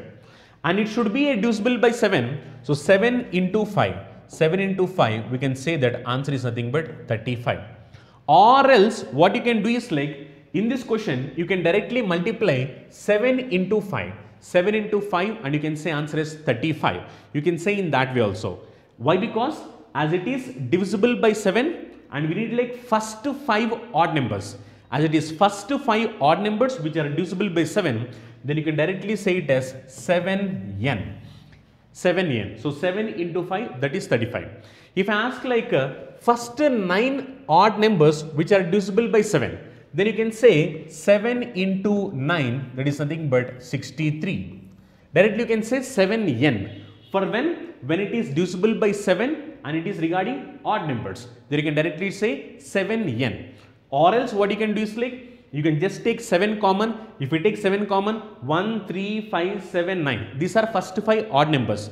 For first 5 odd numbers, average is nothing but 5. Is average is 5, it should be divisible by 7. So simply what you will do is like multiply it with 7. 7 into 5, you can say that answer is nothing but 35. Let us look at the next question. Find the average of first 4 even numbers which are divisible by 9. Now the question is about even numbers which are divisible by 9. Look here, if I take 9 common, even numbers which are divisible by 9 means 9 2 times, 9 4 times, 9 6 times, 9 8 times. Yes or no? Why? Because 9 one time is 9. 9 is a odd number. Yes or no? 9 2 times is 18. It's an even number. 9 3 times is 27. It's an odd number. 9 4 times is 36. It's an even number. So there is reason 2 times, 4 times, 6 times, 8 times. So first 4 even numbers. Now look here, this series is in arithmetic progression. As the series is in arithmetic progression, if I need to calculate average, highest number plus lowest number by 2. Highest number plus lowest number means 8 plus 2, 10. 10 by 2. 10 by 2 is nothing but 5. So it should be divisible by 5. Okay. So this is nothing but 9 into 5. So 9 into 5, which is nothing but 45. So we can say that answer for this question is nothing but option 1, 45. Very simple question. Just what I have done is, if I take 9 common, as the question is saying about divisible by 9, and they are like 4 even numbers. So 2, 4, 6, 8. These are like first 4 even numbers. And in this question, you are asked to calculate average for 8 and 2. That is, highest number is 8, lowest number is 2. 8 to 2 average is nothing but 5. So that is like highest number plus lowest number by 2. 8 plus 2 is 10. 10 by 2 is 5. Now it is 9 into 5. So 9 into 5 is nothing but 45. Next question. All these are like simple and basic questions. Find the average of first 10 even numbers which are divisible by 8. Look here. Now it should be divisible by 8. If it is divisible by 8, observe here carefully. 8 one time is 8. 8 two times is also 16. 8 three times is 24. Now if you observe here, the question is about even number. And if you look here, for 8, all the numbers are going to be even numbers only. 8 one time, 8 two times, 8 three times, 8 four times, 8 five times, all are even numbers only. As all are even numbers, now you need first 10 even numbers. First 10 even numbers means you just take first 10 numbers. So first 10 numbers means if you take 8 common, this is going to be 1, 2, 3, 4, so on. Till how many? 10 numbers. Now you are asked to find, it should be divisible by 8, and we are asked to find 10 even numbers average. So simply calculate. The given series is in arithmetic progression. As the given series is arithmetic progression, highest number is 10, lowest number is 1. So 10 plus 1 by 2, that is 11 by 2 into 8. Now what happened? 8 cancels into how many times? 4 times. 4 into 11. Now this is going to be 44. So we can say that answer for this question is nothing but 44. Very simple question. But in this question you have to be careful. Why? Because as it is divisible by 8 and they are like even numbers. In 8 table, all the numbers are going to be even numbers. 8 one time, 8 two times, 8 three times, 8 four times, 8 five times, all of them are like even numbers. So what I will do? I will calculate average for first 10 numbers. First 10 numbers average means 10 plus 1 by 2. Why? Because highest number plus lowest number by 2. 11 by 2 into 8. So this is going to be average 44. Okay. Let us look at the next question. Next question, the average of 1, 3, 5, 7, 9, 11, so on up to 25 terms. This is not 25, up to 25 terms is your question. Now look here, if I need to find nth term already you have formula. Formula to find nth term is nothing but a plus n minus 1 into d. This is nothing but formula to find nth term. A is nothing but first number. Okay. N is nothing but number of terms. D is nothing but difference. Look here, the difference is 2, 2, 2, 2. Yes or no? Now, if we calculate this, then you will come to know what is this 25th term. If we calculate what is the 25th term, and if we observe here, the given series is in arithmetic progression. Look here, the series is 1, 3, 5, 7, so on. You need to know what is this number. Actually, this number is not given. It is indirectly mentioned as 25th term. Calculate using this formula. If you calculate using this formula, A is nothing but first number. First number is 1 plus n minus 1 means 25 minus 1 is 24 into D is nothing but difference. Look here, common difference is how much? Common difference is 2, 2, 2, 2, 2. Yes or no? So when you calculate this, it is going to be 49, which means 25th term is 49. Look here, highest number is 49 and lowest number is 1. So average is nothing but highest number plus lowest number by 2. So highest number is 49, lowest number is 1. So 49 plus 1 by 2. So answer is nothing but 25, which is like option 2. And truly speaking, if you have common sense, even this calculation is also not required. You don't do this calculation also. Why? Because let us example, in this question it is said average of 1, 3, 5, 7, 9, 11, so on up to 25 terms. As the question is up to 25 terms, if you observe carefully in the first 50 numbers, what happened is you will have 25 even numbers, 25 odd numbers, yes or no? Now even I need 25th term for odd numbers. Why? Because 1, 3, 5, 7, 9 all are like odd numbers. As I need 25th term, the 25th term is nothing but 49. Yes or no? Why? Because out of these 50 numbers, 25 are even numbers, 25 are odd numbers. Half of them are even numbers, half of them are odd numbers. Now in these 50 numbers, 25th term, which is an odd number, is going to be 49. So highest number is 1 and lowest number is 49. So highest number plus lowest number by 2. When you calculate this, then you will come to know what is average of these numbers. If you don't know this, then you have to use this formula and calculate the nth term. Okay, this is the formula. Either you can use formula and you can calculate this, or else you just use your common sense.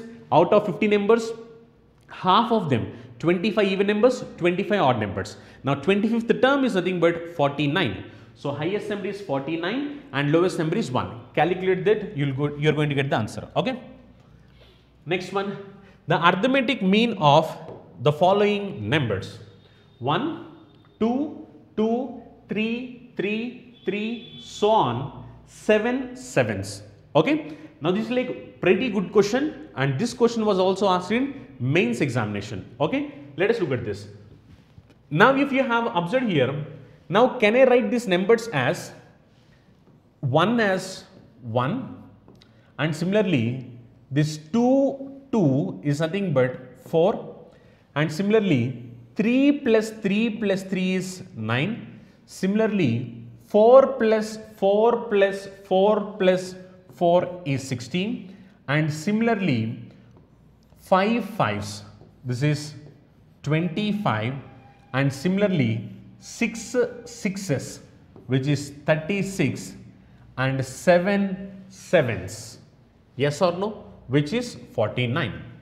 Now if we have observed here in this series we have numbers 1, 2 2s, 3 3s, 4 4s, 5 5s, 6 6s, 7 7s, yes or no, which is nothing but 1, 4, 9, 16, 25, 36, 40. For this I need to calculate average, yes or no. If I need to calculate average for these numbers, now these are like squares, yes or no. For sum of squares, I have told you formula. Sum of squares of n natural numbers. What is the formula? Formula is nothing but n into n plus 1 into 2n plus 1 by 6. This is the formula for sum of squares of n natural numbers. Yes or no? Similarly, this is like for sum of squares of n natural numbers. Similarly, sum of numbers, that is like sum of n natural numbers. If you look here, how many numbers are there here? How many numbers are there means, in this you have 1, in this you have 2, in this you have 3, in this you have 4, in this you have 5, in this you have 6, in this you have 7, which means 1 plus 2 plus 3 plus 4 plus 5 plus 6 plus 7, that is like sum of natural numbers. What is formula for sum of natural numbers? Sum of natural numbers. Sum of natural numbers. Sum of natural numbers formula is nothing but n into n plus 1 by 2. Yes or no? Now I need to calculate average. Look here. This is like very simple. Observe here carefully. So I need to calculate average.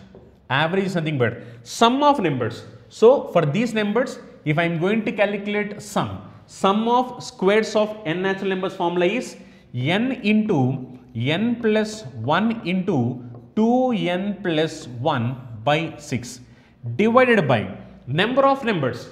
Total numbers means 1 plus 2 plus 3 plus 4 plus 5 plus 6 plus 7. Why? Because you have 1 1 time, 2 2 times, 3 3 times, 4 4 times, 5 5 times, 6 6 times, 7 7 times. Which means number of numbers, how many means? Number of numbers are 1 plus, 2 plus, 3 plus, 4 plus, 5 plus, 6 plus 7. So sum of n natural numbers. Sum of n natural numbers formula is nothing but n into n plus 1 by 2. Now calculate this. If you are going to calculate this, what happened? N into n plus 1, n into n plus 1 gets cancelled. 6 cancels into how many times? 3 times. Now you are left out with finally 2n plus 1 by 3. Now this is like direct short trick. Whenever you have questions in this way, you will not do all this procedure. Without doing all this procedure, just what you do is like directly apply formula 2n plus 1 by 3. When you apply 2n plus 1 by 3, then you are going to get the answer directly. N is nothing but the maximum value whatever you have, that is nothing but n. So in this question, when you calculate 2n plus 1 by 3, n value is nothing but 7. So this is going to be 2 into 7 plus 1 by 3. That is 15 by 3, which is nothing but 5. So we can say that answer for this question is nothing but 5. Very, very good question. Just what you need to do is like, you need to know sum of squares of n natural numbers formula. Similarly, sum of n natural numbers formula. If you know this, just you will come to know that direct short trick, that is nothing but 2n plus 1 by 3. N value is nothing but highest number whatever you have, that is nothing but n value. When you calculate this, answer is going to be 15 by 3, that is nothing but 5. Very, very simple question. Okay, I will explain you one more time. Observe here carefully. Again, many of the students gets a doubt. Look here, 1 is nothing but 1. Now 2 2s is 4, 3 3s is 9, 4 4s is 16, 5 5s is 25, 6 6s is 36, 7 7s is 49. Which means if I need to do sum of numbers means 1 plus 4 plus 9 plus 16 plus 25 plus 36 plus 49. Now these are looking like a squares. That is the reason I am applying sum of squares of n natural number formula. That is n into n plus 1 into 2n plus 1 by 6 divided by average means sum of numbers divided by number of numbers. Now this is nothing but sum of numbers. Similarly, I need to know number of numbers. Number of numbers how many means? Here I have 1 number, here I have 2 numbers, here I have 3 numbers, here 4 numbers, here 5 numbers, here 6 numbers, here 7 numbers. Which means number of numbers will be 1 plus, 2 plus, 3 plus, 4 plus, 5 plus, 6 plus 7. Which is nothing but sum of n natural numbers formula. That is the reason sum of n natural numbers formula n into n plus 1 by 2. When you simplify this one, finally you are left out with 2n plus 1 by 3. So whenever you have questions in this way, 1 1 time, 2 2 times, 3 3 times, 4 4 times, so on, then direct formula is like 2n plus 1 by 3. N is nothing but highest number whatever you have, that is nothing but value of n. So when you substitute here, your answer is going to be 5. Okay, let us look at the next one. Average of square of natural numbers 1 to 35. So we are asked to find average of square of natural numbers from where 1 to 35. Now this is nothing but sum of squares of n natural numbers formula you need to use. Okay. Now sum of squares of n natural numbers is nothing but n into n plus 1 into 2n plus 1 divided by 6. This is like sum of squares of n natural numbers formula. But the question is to find average. So average is nothing but sum of numbers divided by number of numbers. So sum of numbers is this one. Number of numbers 1 to 35 means number of numbers are nothing but 35 numbers. Okay. Now calculate this. If you are going to calculate this question, what is the value of n? N value is nothing but 35. Highest number is nothing but n value. So n value is 35. So if you solve this, this is going to be 35 into 36 into 2 into 35, 70, 70 plus 1 is 71 divided by 6 into 35. Yes or no? Now cancel this. When you cancel this, 35 gets cancelled. 36, 6, how many times? 6 times. Now 6 into 71 is nothing but 426. So we can say that answer for this question is 426. Very, very simple question. Directly to solve this question, you need to know the formula sum of squares of n natural numbers. sum of squares of n natural number formula, n into n plus 1 into 2n plus 1 by 6. And you have total numbers 35 numbers. So average is nothing but sum of numbers divided by number of numbers. When you calculate this, answer is going to be 426. Let us look at the next one. Average of 7 consecutive numbers is 43. The largest of these numbers is. Look here, even these pattern of questions are also really important. Very important, these pattern of questions. So these are like again similar to whatever we have discussed earlier, but the previous questions are like direct questions. But now these questions are like questions which are similar to the concept whatever we have discussed earlier. Okay, so let us look at this. The average of 7 consecutive numbers. 7 consecutive numbers means numbers which are going to come in the same order. Those are nothing but 7 consecutive numbers. Let us example 1, 2, 3, 4, 5. These are nothing but 5 consecutive numbers. Or else 22, 23, 24, 25, 26. These are nothing but consecutive numbers. Okay. Now, question is saying average of 7 consecutive numbers is 43. And you are asked to find the largest of these numbers. We are asked to find what is the largest number. Look here.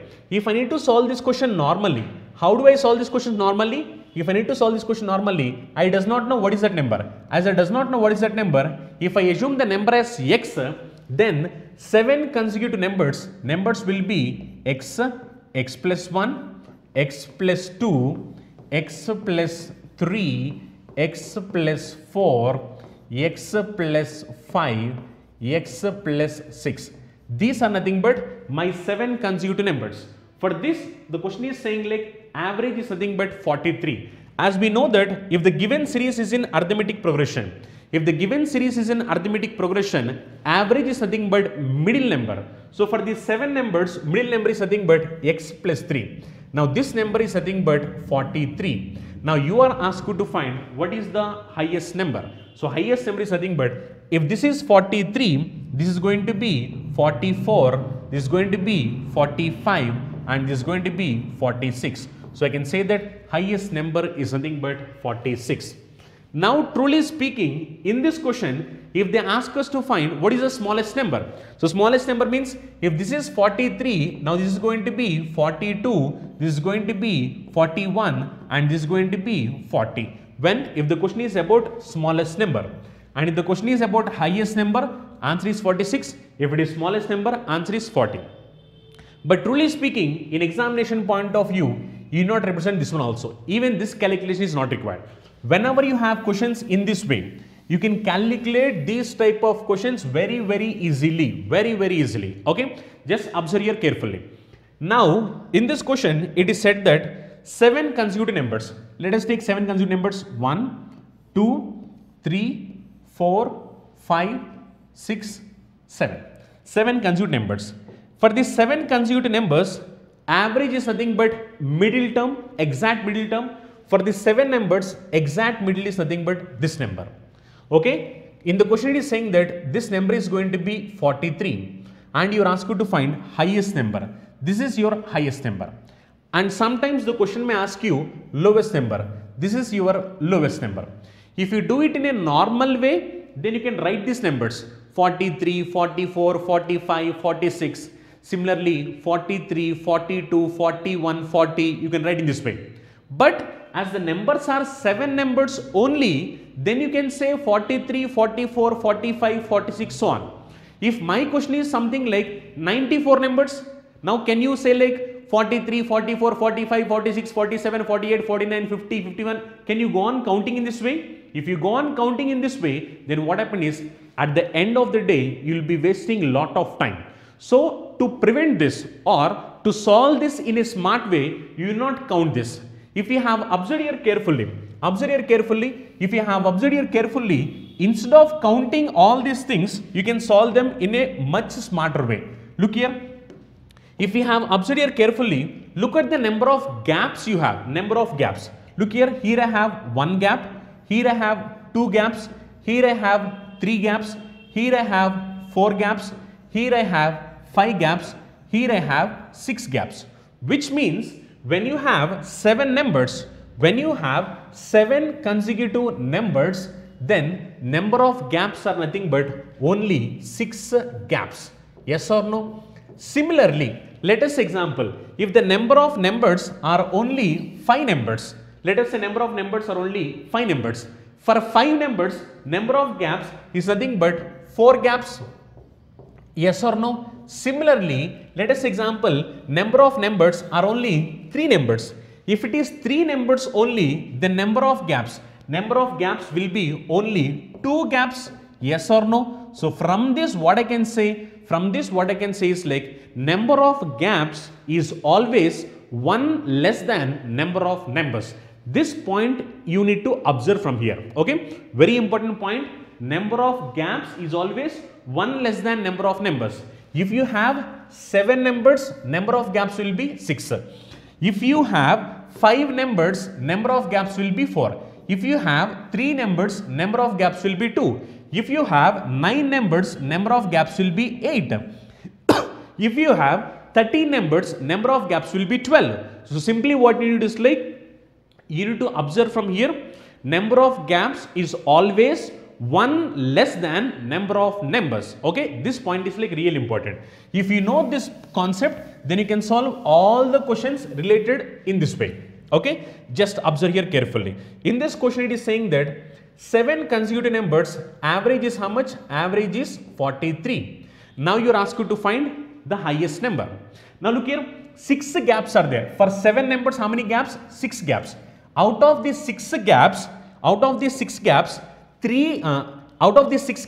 happen is 3 gaps will be on left hand side, 3 gaps will be on right hand side. Yes or no? Why? Because average is nothing but exact middle term. Exact middle term means 3 gaps front, 3 gaps back. If I need to know what is highest number is nothing but 43 plus 3, which is nothing but 46. If I need to know lowest number, 43 minus 3, it is going to be 40. Okay, and look here, in this question what happened is, these are consecutive numbers.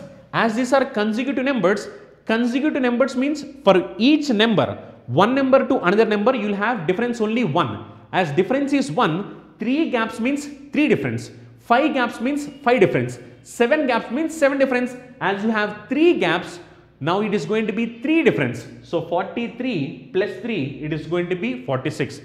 If it is smallest number, 43 minus 3, it is going to be 40. Just very simple and beautiful concept. If you learn this concept, whether it is 7 numbers or 23 numbers or 95 numbers or 74 numbers, whatever it may be, you can solve these questions very easily. Just remember one thing, always number of gaps will be 1 less than number of numbers. If you have 10 numbers, gaps will be only 9. If you have 50 numbers, gaps will be only 14. Similarly, if you have 7 numbers, gaps will be only 6. Okay, out of these 6 gaps, 3 gaps will be towards forward and 3 gaps will be towards back. Why? Because average is exactly middle term. So 3 front and 3 back. As it is consecutive numbers, 43 plus 3, 46, 43 minus 3, 40. Okay, let us look at the next question. So what is your next question? The average of 37 consecutive numbers is 78. The largest number is, we are asked to find the largest number. Very simple. 37 numbers means how many gaps? Gaps is nothing but 36 gaps. As it is 36 gaps, now it is going to be 18 forward, 18 backward. Now average is nothing but how much? Average is nothing but 78. As the average is 78, now it is going to be 18 gaps towards front. Similarly, you will have 18 gaps towards back. Now you need to know largest number. As it is largest number, now it is going to be 78 plus 18. So 78 plus 18, now this is going to be 96. So highest number is 96. If they ask you lowest number, then 78 minus 18. So 78 minus 18, lowest number is nothing but 60. Very simple. Once if you learn the concept, you not do anything. Without representing this diagram also, you can mark the answer easily. You not use this pen and paper also. Directly you will say like, for 37 consecutive numbers, you will have 36 gaps. Out of these 36 gap, 18 will be forward, 18 will be backward. So if you need to know highest number, 78 plus 18. If you need to know lowest number, 78 minus 18. Okay. If you learn this concept, you can mark those answers much faster. Let us look at the next one. The average of 41 consecutive odd numbers. Look here. Now this question is odd numbers. This is very, very important. Very important. Okay. Previous questions are like just consecutive numbers. Look here. These are like consecutive numbers only. Previous questions. But now it is odd number. You know, like consecutive numbers and odd number difference. Consecutive numbers means, look here. Consecutive numbers means 1, 2, 3, 4, 5, 6, so on. These are like consecutive numbers. If it is like odd numbers or even numbers, look here. Odd numbers means 1, 3, 5, 7, 9, so on. Yes or no? These are like consecutive odd numbers. If it is consecutive even numbers, 2, 4, 6, 8, 10, so on. These are like consecutive even numbers. Okay. These are like consecutive numbers. These are consecutive odd numbers. These are consecutive even numbers. Okay. Now look here. For 41 consecutive odd numbers, average is how much? 49. Now you are asked to find what is the largest number. So largest number is what? Just very simple. Look here. For 41 consecutive odd numbers, for 41 numbers, number of gaps are how many? Number of gaps are nothing but 40 gaps. As number of gaps are 40 gaps, then what happens is 20 gaps will be forward, 20 gaps will be backward. Yes or no? So average is nothing but 49. If average is 49, if I need to know highest number, I need to go 20 gaps front. If I need a lowest number, then I need to go 20 gaps back. Yes or no? Look here, this is 20 gaps front and this is 20 gaps back. Now this is one more important point here. Let's observe carefully. One more important point. Now what many of the guys will do is like 49 plus 20, they will say it is 69, which is wrong answer. Why? Because in the previous questions, those are like consecutive numbers. Consecutive numbers means that they will have a difference of only 1, 1, 1, 1. But when it is consecutive even numbers or consecutive odd numbers, you will have a difference of 2. Look here. Consecutive odd numbers, difference of 2, 2, 2. Similarly, consecutive even numbers will have a difference of 2, 2, 2, 2. Yes or no? Now, as it is consecutive odd numbers or consecutive odd numbers, or consecutive even numbers, then what you need is like number of gaps should be multiplied with 2. Okay. Why? Because for even number or odd number, gap is going to be 2, 2, 2, 2 gap. That is the reason you need to multiply it with 2. So look here, 49 plus 20 into 2 is 40. Now 49 plus 40, answer is going to be 89. So highest number is going to be 89. If they ask you lowest number, it is going to be 20 into 2, that is nothing but minus 40. 49 minus 40, it is going to be 9. So highest number is nothing but 89 and lowest number is nothing but 9. One important point you need to observe is when the question is about consecutive odd numbers or consecutive even numbers, consecutive odd numbers or consecutive even numbers, then what you need to do is like you need to multiply the number of gaps with 2. Multiply number of gaps with 2. As you have 20 gaps, multiplied with 2. As you have 20 gaps, multiplied with 2. Then it will be plus 40. This is going to be minus 40. Or else you can look at them in this way as well. Look here. One more important point. Observe it carefully.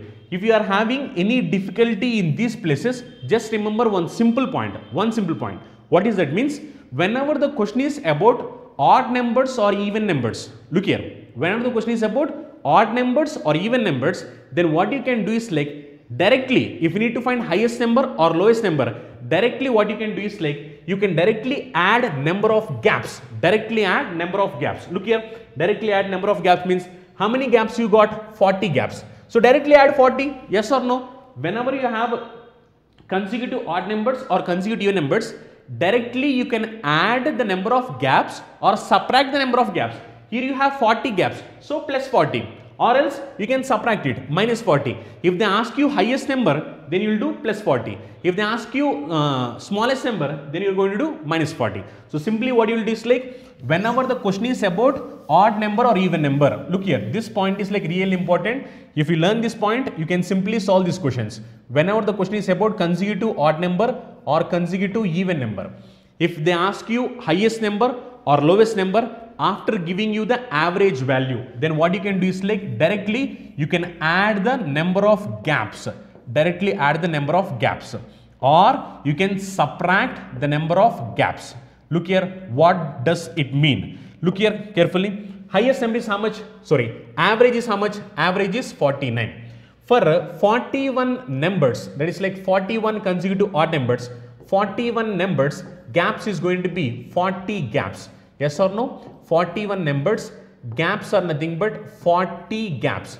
As it is 40 gaps, now this is nothing but plus 40, this is nothing but minus 40. So 49 plus 40, it is going to be 89. 49 minus 40, it is going to be 9. So highest number is 89 and lowest number is 9. So even this 2 multiplication is also not required. You can directly, what you can do is like number of gaps you can push here. So as number of gaps are 40 gaps, you directly take 40. If you need highest number, plus 40. If you need lowest number, then minus 40. That's it. Nothing is required other than this. Whenever the question is about consecutive numbers, then what you do is like, then you need to do half. But whenever it is like consecutive even numbers or consecutive odd numbers, nothing is required. Just to know how many gaps are there. Once if you know how many gaps are there, if you need highest number, add this gaps 40. If you need lowest number, then subtract this. That's it. As gaps are 40, if I need highest number, I am adding 40. If I need lowest number, I am subtracting 40. That's it. Nothing more is required. Okay. Let us look at the next similar question. The average of 35 consecutive, look here, even numbers is how much? 786. Then find difference between smallest number and largest number. Now this question is about difference between smallest number and highest number, not to find what is highest and what is smallest. The question is just about difference between highest number, smallest number. That's it. Difference you need to find. Look here, for 35 consecutive even numbers, 35 numbers, gaps will be how much? 35 numbers, gaps will be 34 gaps. As gaps are 34, now this is even number. As it is even number, 34 into 2, it is going to be 68, which means highest number and lowest number, lowest number, difference is nothing but 68. So I can simply mark answer as 68. Why? Because in this question, the question is not about highest number or lowest number. What the question is saying is like, they are asking you just what is the difference between highest number and lowest number. So difference between highest number and lowest number means 35 consecutive even numbers will have 34 gaps. As it is even number, each gap will have 2 difference. So 34 into 2, 68. So highest number and lowest number difference is nothing but 68. Okay. Let us look at the next one. The average of 44 consecutive odd numbers is 144. What is the largest number? Look here. 44 numbers, gaps are how many? Gaps are 43 numbers. Look here, this is odd number. As this is odd number, I told you, whenever you got odd number or even number, if they ask you to find highest number or lowest number, directly what you need to do, number of gaps you need to find. If they ask you highest number, add it. If they ask you lowest number, subtract it. That's it. So average is how much? Average is 144. They're asking you what? Largest number. As it is largest number, directly add it. When you add it, this is going to be 144 plus 43, that is 187. So highest number is nothing but 187. If they ask you lowest number, what you need to do? Average is 144. Subtract this, minus 43. So answer is going to be 101. So lowest number is going to be 101. These are like very simple. Or else you can go with the normal procedure, whatever I had told you. If you go with the normal procedure, 43 consecutive numbers is going to, 44 consecutive numbers will have 43 gaps. Out of these 43 gaps, what happened? Average is nothing but 144. So half of them will be forward, half of them will be backward. which means 43 half. 43 half is nothing but 21.5. This is 21.5 gaps. Similarly, it is going to be 21.5 gaps. Now as it is even numbers or odd numbers, I told you to multiply it with 2.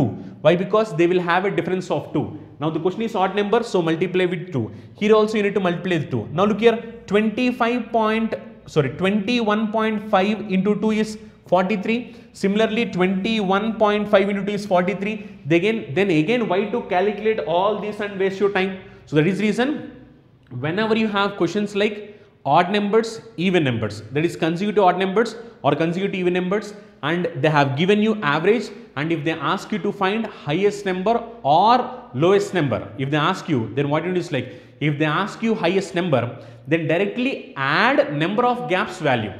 If they ask you lowest number, then directly subtract number of gaps value.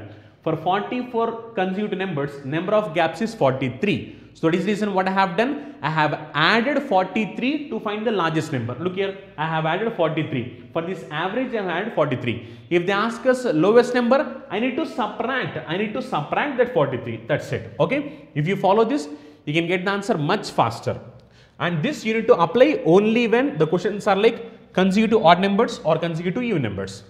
Next question, the average of 54 consecutive even numbers, 54 consecutive numbers is 93. So average is 93. They are asking find the smallest number and largest number. Very simple, as the question is even number, directly find 54 consecutive numbers, number of gaps is nothing but 53 gaps. As number of gaps is 53 gaps, I told you whenever it is even number or odd number, if they ask you to find highest number, directly add number of gaps. As it is 53, directly add 53 to get the highest number. Yes or no? To get highest number, directly add 53. 93 plus 53 is how much? 146. So highest number is 146. If they ask you lowest number, if they ask you what is the lowest number, then what you need to do? Directly subtract. Average is 93. Directly subtract the number of gaps. 93 minus 53. So we can say that lowest number is 40. So lowest number is 40 and highest number is 146, which is like option 3. Okay. Very, very simple. Just what you do is like, whenever the question is like consecutive even numbers or consecutive odd numbers, just take the number of gaps. Just take number of gaps, and if they ask you highest number, then add the number of gaps directly. If they ask you lowest number, subtract the number of gaps directly. That's it. Nothing more than that. Okay. Next one. The average of first 7 integers in a series of 13 consecutive odd integers is 37. What is the average of entire series? Okay. Look here. Even this question is also very simple question.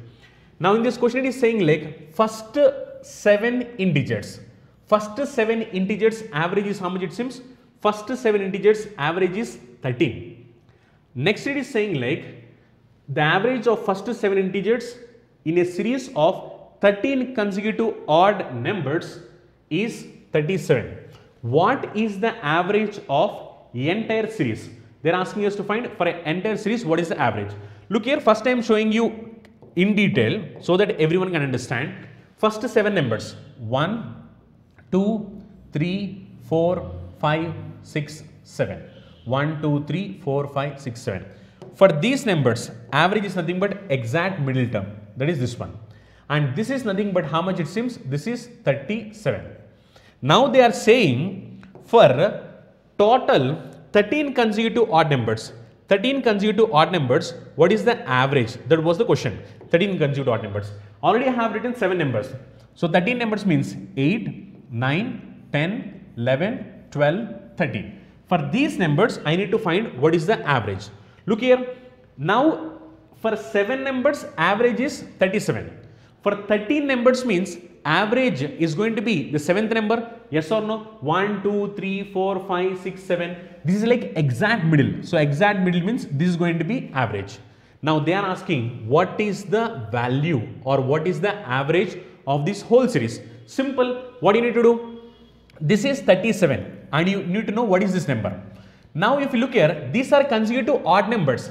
As the question is about consecutive odd numbers, now each odd number will have a difference of 2. As each odd number will have a difference of 2, look here, how many gaps are there here? 1, 2, 3. As you have 3 gaps, now this is going to be 3 into 2. Each gap is 2, 2, 2, 2. As you have 3 gaps, it is going to be 3 into 2. So 37 plus 6, now 37 plus 6, answer is nothing but 43. So answer for this question is going to be 43. Okay, very simple question.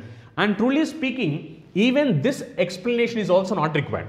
Directly you can solve the question. How to solve this question directly means, look here, for 7 integers, average is nothing but fourth number is nothing but average. For 7 numbers, average is fourth number.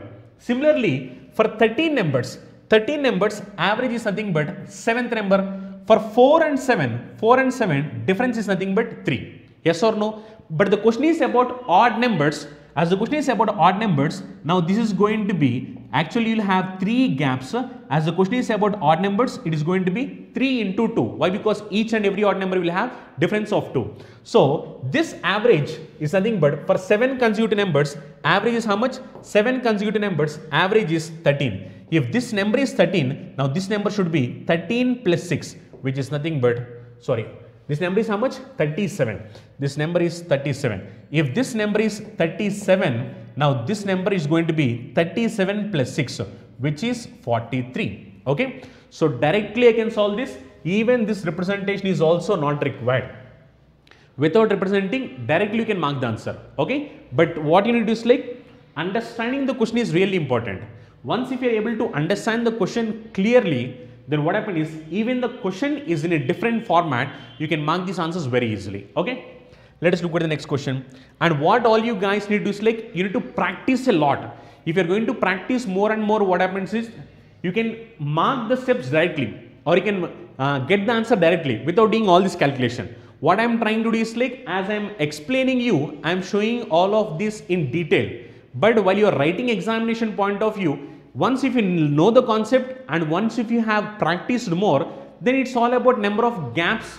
You will just come across with how many gaps are there, how much you need to add, how much you need to subtract. You will come across this once if you are going to practice. Once if you are going to practice, then you can mark these questions very fast. Okay. Let us look at the next one. The average of 5 consecutive numbers starting with m. So average of 5 consecutive numbers starting with m is n. So average is nothing but n. Find the average of 6 consecutive numbers starting with m plus 2. Okay, this was your question. So initially it is saying like 5 consecutive numbers starting with m is n. Similarly it is saying find the average of 6 consecutive numbers starting with m plus 2. Let us look at this question. So in this question there are like 5 consecutive numbers starting with m. So starting with m means first number is m. Second number is nothing but m plus 1, third number is m plus 2, fourth number is m plus 3 and fifth number is nothing but m plus 4. As the question is saying consecutive numbers, then the series will be in arithmetic progression. Then average is nothing but middle term, this is nothing but average, and the question is saying like for m 5 consecutive numbers starting with m, average is n. So this value is nothing but n. Now the question is saying find the average of 6 consecutive numbers starting with m plus 2. Starting with m plus 2. This is like m plus 2. Now this is m plus 2. Now I need to know for 6 numbers. Look here, 1, 2, 3, 4, 5. Now the 6th number means for this number also included, which is like for this I need to find average. If I need to find average, look here, starting with n. Starting with n means this is going to be n, n plus 1, n plus 2, yes or no, n plus 1, n plus 2, n plus 3, n plus 4, n plus 5, yes or no. Why? Because the question is saying the average of 5 consecutive numbers starting with m is n. Find the average of 6 consecutive numbers starting with m plus 2. This is like m plus 2. If this is m plus 2, for this, from this onwards, you need to have 6 numbers. So 6 numbers means n, n plus 1, n plus 2, n plus 3, n plus 4, n plus 5. For this I need to find average. Look here, how many numbers I have? 6 numbers. As I have 6 numbers, average is nothing but average of middle two numbers. That is what we have learned. Yes or no? For 6 numbers, average is nothing but average of middle two numbers. Average of middle two numbers means these are nothing but middle two numbers. Calculate average for this one. N plus 2 plus n plus 3 divided by 2. Now this is nothing but 2n plus 5 by 2. So 2n plus 5 by 2, which is like option 1. Very simple question. Just read the question clearly. Once if you read the question clearly, then solving this question will become very simple. So what question said is, for 5 consecutive numbers starting with m. M means m plus 1, m plus 2, m plus 3, m plus 4. These are like 5 consecutive numbers. For this, average is how much it seems? Average is n. Now your question is saying, find the average of 6 consecutive numbers starting with m plus 2, which means I need to start from here. Starting from here, I need 6 numbers. Already you know like this number is like n. If this is n, this is going to be n plus 1, n plus 2, n plus 3, n plus 4, n plus 5. I need average of these 6 numbers. Average of these 6 numbers means for 6 numbers average is nothing but exactly middle 2 numbers average. Middle 2 numbers means n plus 2, n plus 3. So n plus 2 plus n plus 3 divided by 2. So answer is nothing but 2n plus 5 by 2. You all know that students who are preparing for bank, SSC, railway, police, defense, CSAT and other competitive exams are very familiar about Chandan logics. Why? The reason is Chandan logics have trained lakhs of students, and out of those lakhs of students, already thousands of students secured government jobs in various sectors. Now how this is possible to us? This is possible to us only because of our expert faculty team and our exclusive designed curriculum for examination. If you observe our expert faculty team, each and every faculty is having vast experience and they are having in-depth subject knowledge based on the present examination pattern, and they have trained lakhs of students. And coming to our curriculum, we have designed our curriculum in such a way that our video lectures are completely digital interactive video lectures where we are going to teach each and every subject in-depth, complete concept-oriented teaching and complete time-saving techniques based on the recent examinations. And we are going to conduct mock examinations also. These mock examinations are exclusively based on the real-time experience of what actual examination is going to happen. And we are going to provide you complete concept-oriented PDF materials also. If you are a serious aspirant and looking for the right platform to achieve your dream job, download Chandan Logics app. Let us look at the next one. The sum of 6 consecutive even numbers is 426. What is the largest number? Now even this question is also similar to previous questions, but what happened is in this question it was not mentioned as average, it is mentioned as sum. This is really important. Many of the guys gets confused here. This is not average, this is a sum. So look here, 6 numbers sum is how much? Sum is 426. If sum is 426, what is the average? Average is nothing but 71, yes or no? If sum is 426, average is nothing but 71. Now what the question is saying? Question is asking about the largest number. Look here, the question is about largest number. In this question, it is saying like 6 consecutive even numbers. 6 numbers, how many gaps? For 6 numbers, gaps is like 5 gaps. Yes or no? As you have seen here, this is even number. As it is even number, whenever you have even number or odd number, I told like directly add number of gaps. As I have told you, directly add number of gaps. As you have 5 gaps, if you need highest number, do plus 5. If you need smallest number, then do minus 5. That's it. 71 plus 5, we can say that answer is going to be 76, which is option 2. Okay, very simple, but the only thing you need to observe here carefully is like the question is saying sum, it's not average. As it is sum, 6 numbers sum is 426 means average is going to be 71. If average is 71, the question is asking you to find the highest number. The question is about highest number means as you have 6 consecutive even numbers, for 6 numbers gaps will be 5 gaps. As it is 5 gaps, as it is even number, then directly add plus 5. If it is like smallest number, then you do minus 5. Okay, just directly add this number of gaps, nothing more than that. Next question. A, B, C and D are 4 consecutive even numbers respectively and their average is 65. What is the product of A and D? We are asked you to find the product of A and D. Look here, A, B, C, D are how many? 4 consecutive numbers. Look here, 1, 2, 3, 4. For these 4 consecutive numbers, average is how much it seems? Average is 65. Now average 65 means exact middle term. So exact middle term means it should be exactly between the second and third one. Exactly middle one. Okay. Now this is nothing but how much? Average 65. So exact middle term is going to be 65. Now what is your question? Your question is nothing but what is the product of highest number and lowest number? Now if this is 65, the question is saying like consecutive even numbers. As the question is saying consecutive even numbers, if this is 65, this is going to be 66, this is going to be 68, and this is going to be 64, and this is going to be 62. So highest number is 68 and lowest number is 62. We are asked to find the product. Now look here. Now already I have told you how to multiply these type of numbers. Whenever you have sum of numbers, sum of units places, sum of units places 10 and the digits before units place are same, then already I have told you technique how to multiply.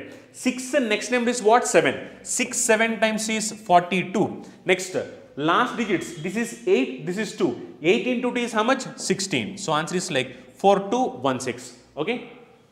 So 4216 is which option? 4216. That is like option 2. Just what you need to do is like you need to find what is the highest number, you need to find what is the lowest number. The product of A and D. D is highest number, A is lowest number. So 62 into 68. 62 into 68, answer is nothing but 4216. Very, very simple question. Let us look at the next one. The next question is average of 6 consecutive odd numbers P, Q, R, S, T and U respectively in increasing order is 80. Now average of how many numbers we have? 6 numbers. For 6 numbers average is nothing but 80. What they are asking? Product of P and U. Now P means how much? P means this is the smallest number. Similarly U is nothing but highest number. Now look here, either you can write it as 80 as it is odd numbers, you can go on writing them saying like 81, 83, 85, you can go on writing. But if you think that it is going to waste your time, you will not do that. What you can do is like you can use the concept whatever we have discussed earlier. Now look here, as this is 6 consecutive numbers. For 6 numbers, how many gaps you will have? You will have 5 gaps. For 6 numbers, you will have 5 gaps. As it is odd number, I told you whenever you have odd number or even number, directly add number of gaps. Directly add number of gaps. That is what I have told. As it is 5 gaps, now this is going to be plus 5. Yes or no? Directly add the number of gaps. If you need the smallest number, then you need to do minus 5. This is very, very important point. Whenever you have consecutive even numbers or consecutive odd numbers, then what it is like number of gaps will be 1 less than number of numbers. If you need to know highest number, directly do plus number of gaps, how many are there. Now I have 5 gaps, directly 80 plus 5, 85. Now this is going to be my highest number. Similarly, 80 minus 5, this is 75. This is going to be my smallest number. Now what is the question? The question is like multiply these two numbers. It is product of PU. PU means P is 75 and what is U? U is like 85. We are asked to find what is the product of these numbers. Now look here, if you need to multiply these numbers, if you are good in multiplication, you can multiply the numbers, or else what you can do, you just check last digit. If you check the last digit, 5 into 5, that is nothing but 25. So last digit should be 5. Last digit should be 5 means here you have last digit 5, here you have last digit 5, here you have last digit 5, here you have 6. So this is going to be a wrong answer. Now either this can be your answer, either this can be your answer, either this can be your answer. And if you observe here, all the options are like pretty close. As they're like pretty close, you can't approximate it. That is the reason what I'm trying to do is like, I'm trying to do a digital sum. So apply digital sum. What is 7 plus 5? 7 plus 5 is nothing but 12. 12 means 1 plus 2. 1 plus 2 is nothing but 3. Similarly, 8 plus 5. 8 plus 5 is nothing but 13. 13 means 1 plus 3. 1 plus 3 is like 4. As it is multiplication, multiply. 3 into 4 is nothing but 12. 12 means 1 plus 2, 3. Now quotient digital sum is 3. If quotient digital sum is 3, option digital sum also should be 3. That is what we have learned in digital sum. Look here, option digital sum 3. 4 plus 5 is 9. Keep it aside. Next, 6 plus 7. What is 6 plus 7? 6 plus 7 is nothing but 13. 13 means 1 plus 3. 1 plus 3, 4. Now this is wrong answer. Okay. Next, similarly, 6 plus 3 is 9. Keep it aside. 7 plus 5. What is 7 plus 5? 7 plus 5 is 12. 12 means 1 plus 2. 1 plus 2, 3. My digital sum for question is 3. Answer is also 3. So, this is going to be your answer. Look at this one. If you look at this one, what happened? 5 plus 5 is a 10. 10 plus 7 is 17. 17 plus 6. When you do 17 plus 6, it is going to be 23. 23 means 2 plus 3. 2 plus 3 is 5. Now, digital sum for this is 5. So, only option 2 is going to satisfy. So, we can directly mark answer as 6375. Either you can calculate this or you can apply digital sum. Okay? Very, very simple question. Just use the concept of gaps. If you use the concept of gaps, then you can find highest number and you can find lowest number. And if you want previous question also, you can do in the same way. You not do all this calculation. This is how I have told you. Or else you can use the concept of gaps.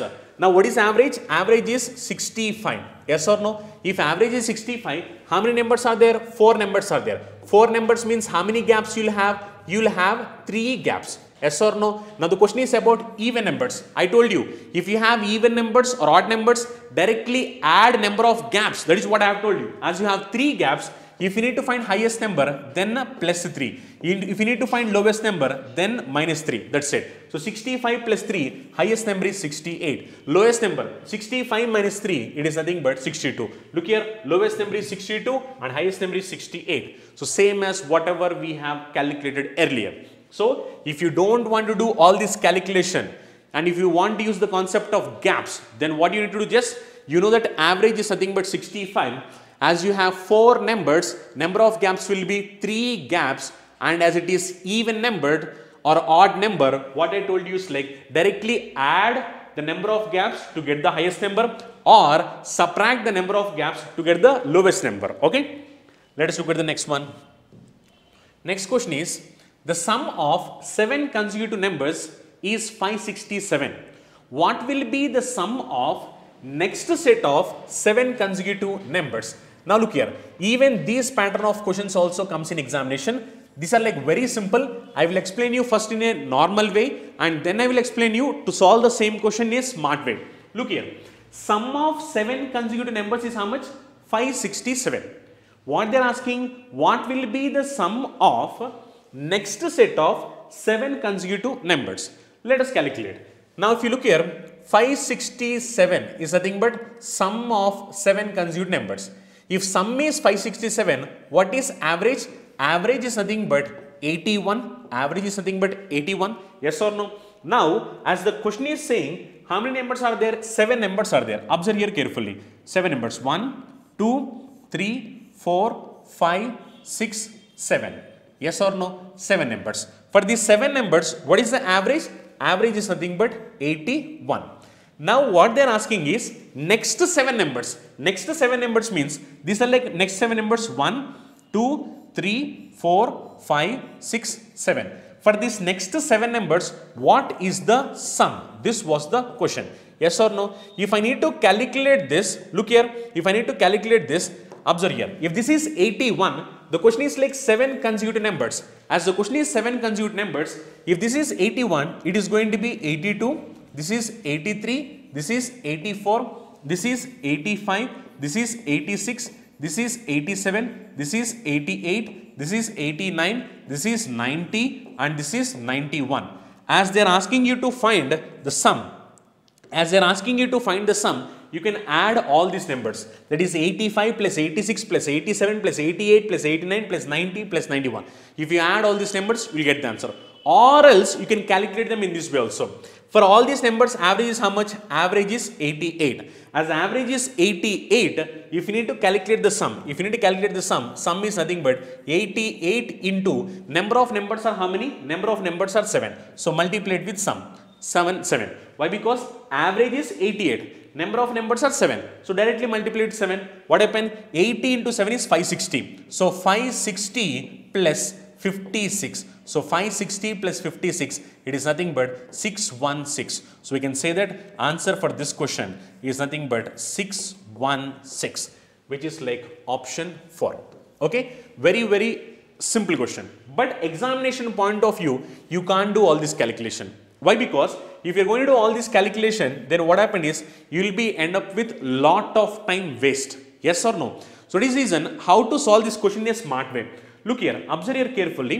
If you observe here carefully, just observe here carefully, this is 81. As there are like 7 consecutive numbers, if this is 81, it is going to be 80. And similarly, this is going to be 79, this is going to be 78. If you observe here carefully, just observe here carefully once, what is the difference between 78 and 85? 78 and 85 difference is 7. Yes or no? Similarly, 79, 86 difference is 7. Similarly, if you look here, difference is 7. Similarly, if you look here, difference is 7. Similarly, if you observe here, difference is 7. Here also difference 7. Here also difference 7. Yes or no? Now, if you observe here, the difference between first 7 consecutive odd numbers and next 7 consecutive odd numbers. First 7 consecutive odd numbers, next 7 consecutive odd numbers, difference how much means? 7 plus 7 plus 7 plus 7 plus 7 plus 7 plus 7. So how many 7s are there? Total 7 7s are there. 7 7s means, can I say it as 49? Yes or no? 49. So I can directly say it as, in this sum is 567. For this, if I add 49, for this 567, if I add 49, 7 plus 9 is nothing but 16. So 1 carry, 56 plus 4 is 60, 60 plus 1 is 61. So answer is 616. So instead of all this calculation, you can directly add 49. Now many of the students get it out. How to add this 49? Adding this 49 is like very simple. Just observe here carefully. As you have 7 numbers, then 7 square is 49. 7 square is 49. If you have 5 numbers, 5 square. If you have 6 numbers, 6 square. If you have 3 numbers, 3 square. That's it. Nothing more than that. If you want the proof, you can observe here. I will show you one more example. Let us example, I have 3 numbers. Let us say 3 numbers. 1, 2, 3. These are like 3 consecutive numbers. Next 3 numbers will be 4, 5, 6. Yes or no? Now let us say this 3 numbers sum is something, this 3 numbers sum is something. I need to find what is the difference between these two. That's it. Okay. Now observe here carefully. If you observe here, what is the difference here? Difference is 3. What is the difference here? Difference is 3. What is the difference here? Difference is 3. So how many 3's are there here? 3 3's are there. 3 3's how much? 9. So I can say that for these two numbers, difference is 9. And I can say this 9 is nothing but 3 square. Yes or no? This 9 is nothing but 3 square. As I have 3 numbers, it is 3 square. If I take 7 numbers, it is going to be 7 square. If I take 5 numbers, it is going to be 5 square. If I take 6 numbers, it is going to be 6 square. Pretty easy, pretty easy. Okay. So that is the reason you not do all this calculation. Instead of doing all this calculation, what you can directly do is like, whenever the question is like, sum of 7 consecutive numbers is given, and if they ask you to find the sum of next immediate 7 consecutive numbers, then what you need to do is like simply 567 plus, as it is 7 consecutive numbers, then 7 square. 7 square is 49. When you add this, it is going to be 616. Okay, this will be the answer. So very simple. Whenever they ask you like 7 consecutive numbers is given and 7 consecutive next 7 consecutive numbers sum is asked, or 8 8 9 9 10 10 11 11, if it is in the same way, then what you can do is like directly square it and add it.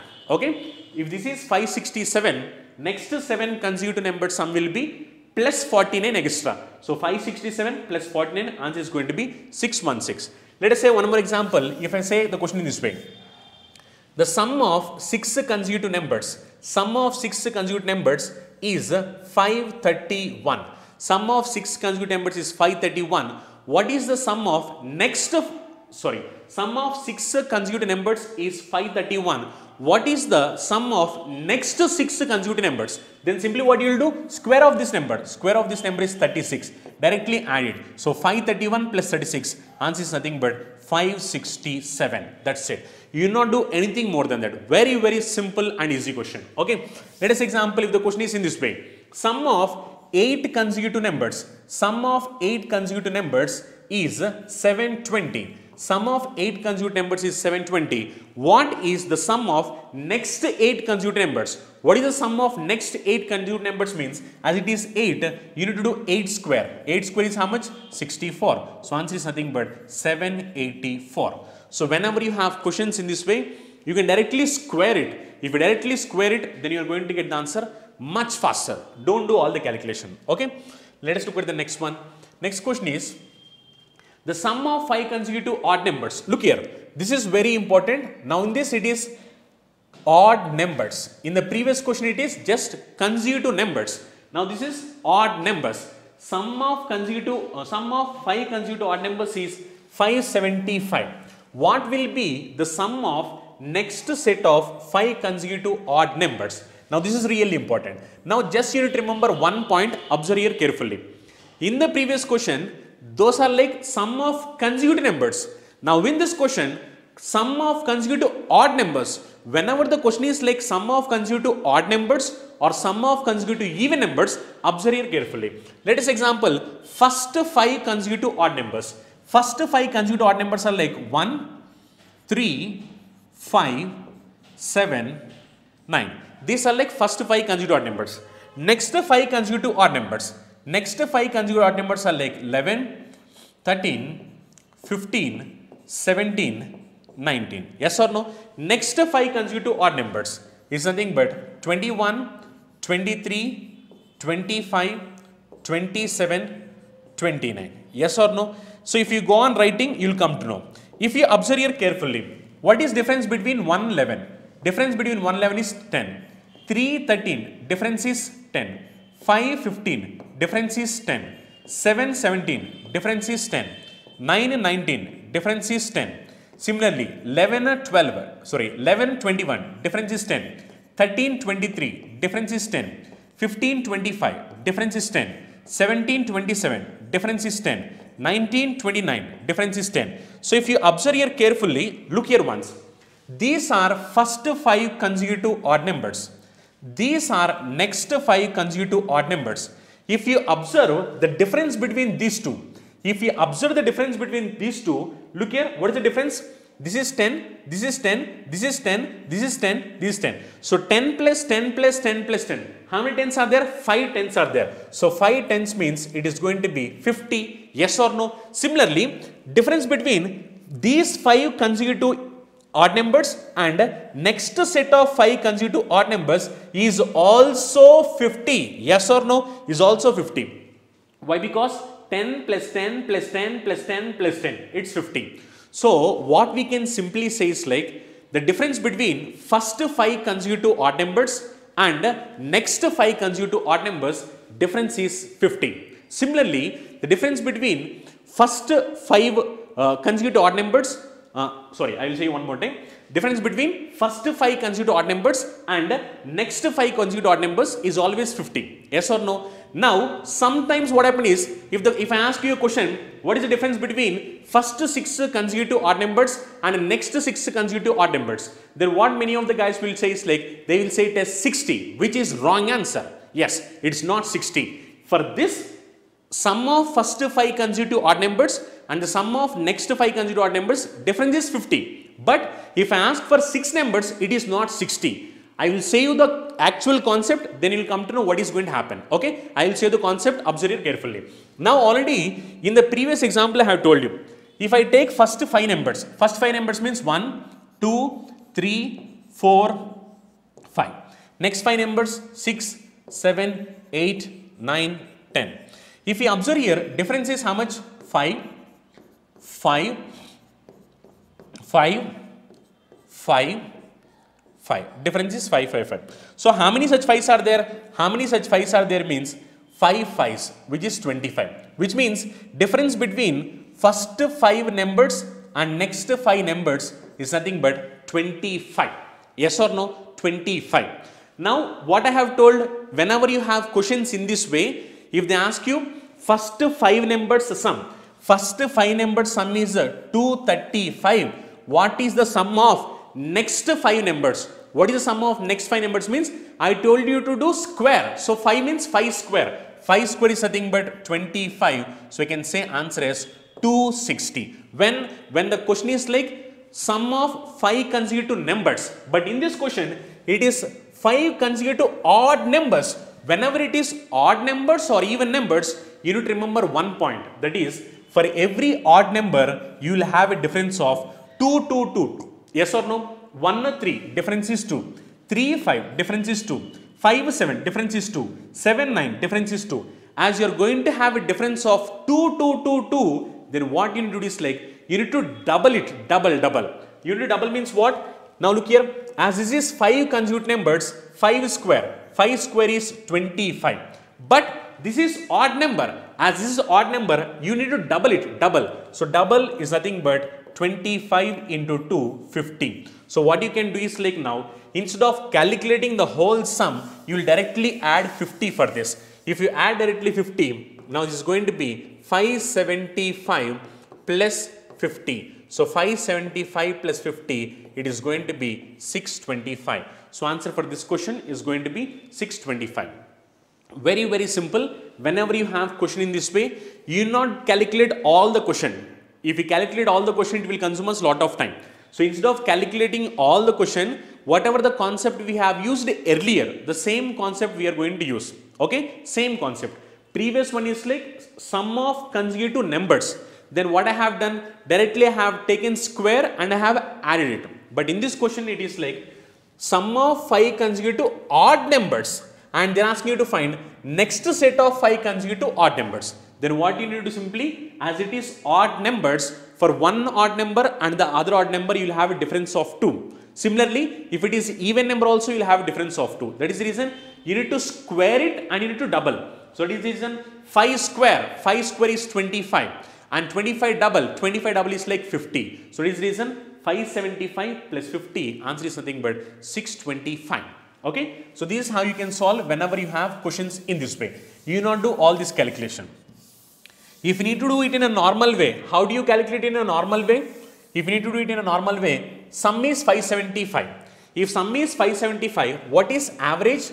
Average is nothing but 575 divided by 5. So 575 divided by 5 means how many times? 5 one time, this will be 5, and 5 15 times. 5 15 times, it is going to be 75. Okay. Now average is nothing but 115. If average is 115, your question is to say next 5 consecutive odd numbers sum. Very simple. Look here, 1, 2, 3, 4, 5. Now for first 5 consecutive odd numbers, average is 115. Then for next 5 consecutive odd numbers, it is going to be 10 extra. 115 plus 10, that is 125. Yes or no? Why? Because here to here you will have a difference of 5. But as these are odd numbers, it is into 2. So 5 into 2, 10 extra. 115 plus 10, this is 125. Now as average is 125, if you need to calculate sum, now 125 into 5, so answer is going to be 625, which is same as whatever the answer we got earlier. So instead of doing all this calculation,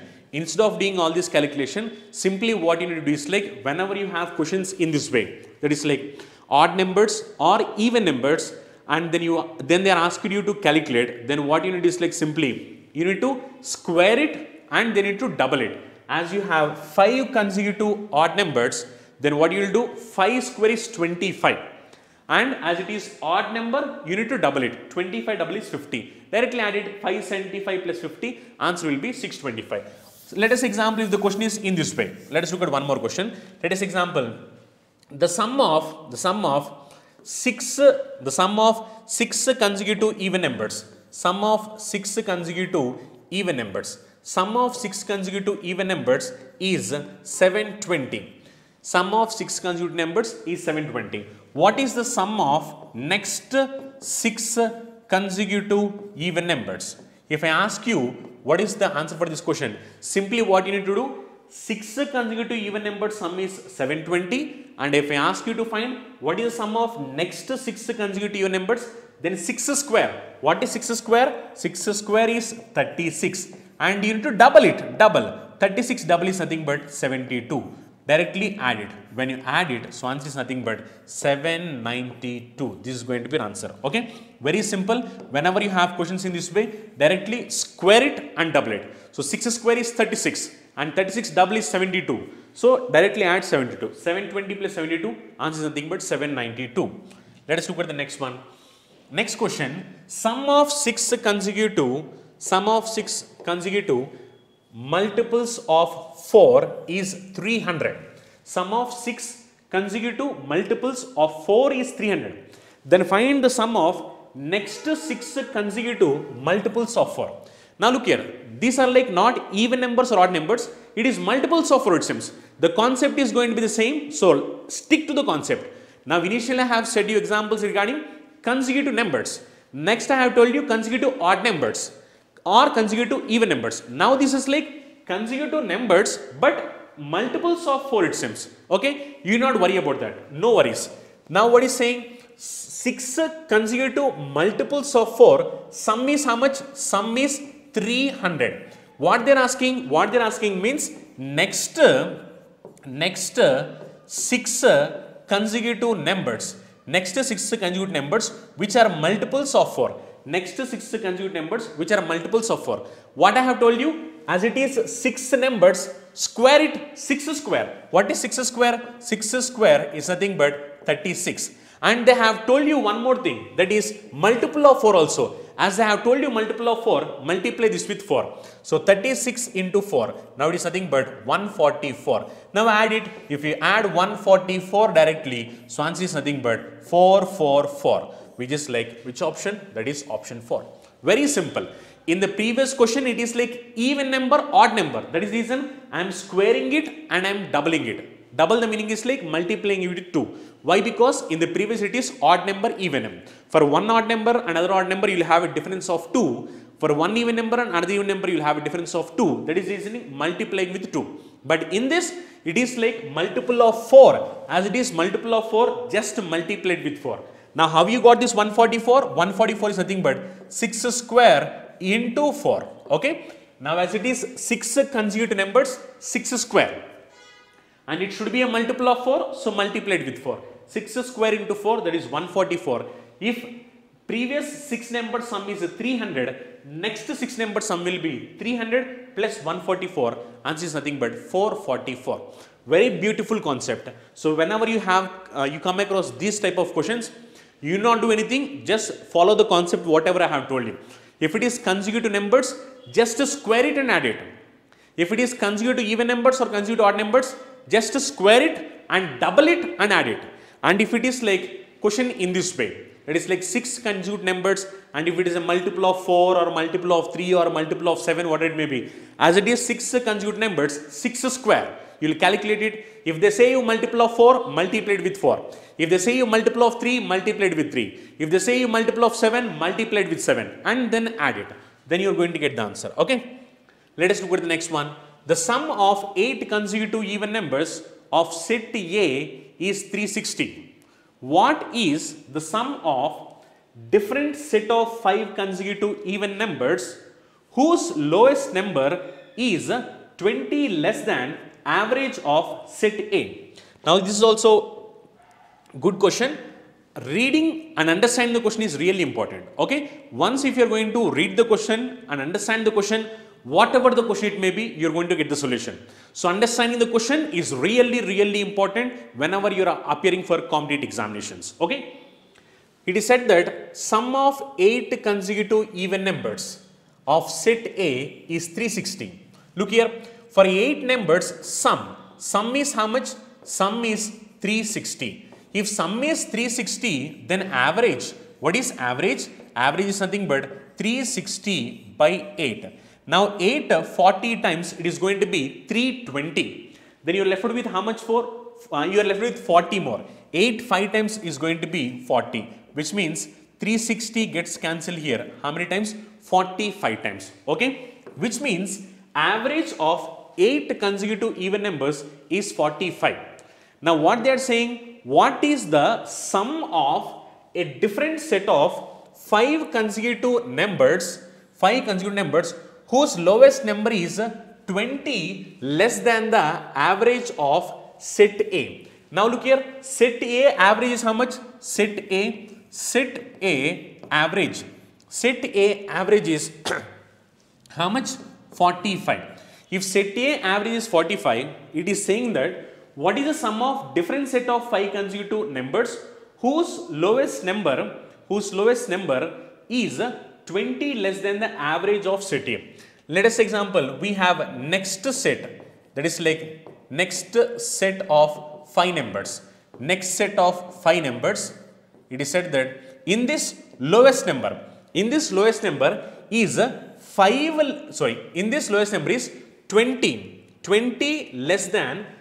less than average of set A. Set A average is 45. Now this 5 numbers lowest number is 20 less than the average. 20 less than average means 45 minus 20, it is going to be 25. Now if this is 25, what they are asking, what is the sum of different set of 5 consecutive numbers? For these 5 numbers, we are asked to find what is the sum. Just simple, calculate this. If this is 25, this is going to be 26, this is going to be 27, this is going to be 28, and this is going to be 29. But what they are asking? They are asking to calculate sum. As it is sum, for these numbers average is 27. As average is 27, your question is to calculate sum. Here you have 5 numbers, so multiply it with 5. If you multiply it with 5, this is going to be 100 plus 35, which is going to be 135. So sum of next 5 numbers is going to be 135.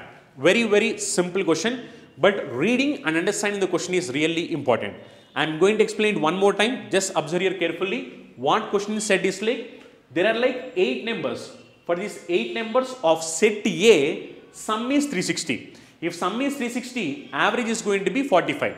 Which means for 8 numbers, average is going to be 45. Okay. Now what question is saying, what is the sum of different set of 5 consecutive numbers? There are like one more set of 5 consecutive numbers whose lowest number is 20 less than the average of set A. Average of set A is 45.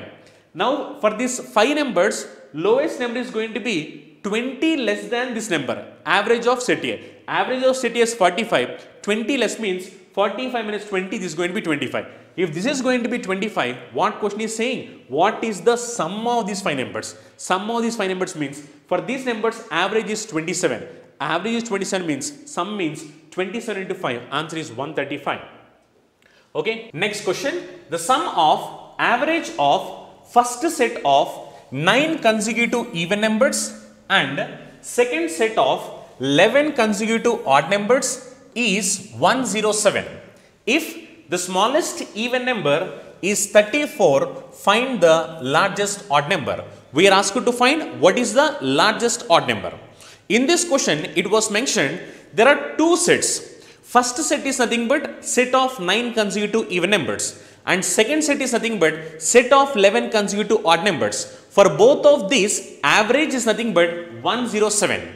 And one more point it was mentioned, in the even numbers, the smallest number is 34. And we are asked to find what is the highest odd number. That was your question. If you are able to understand the question clearly, then solving this question will become really simple. Okay. So look here.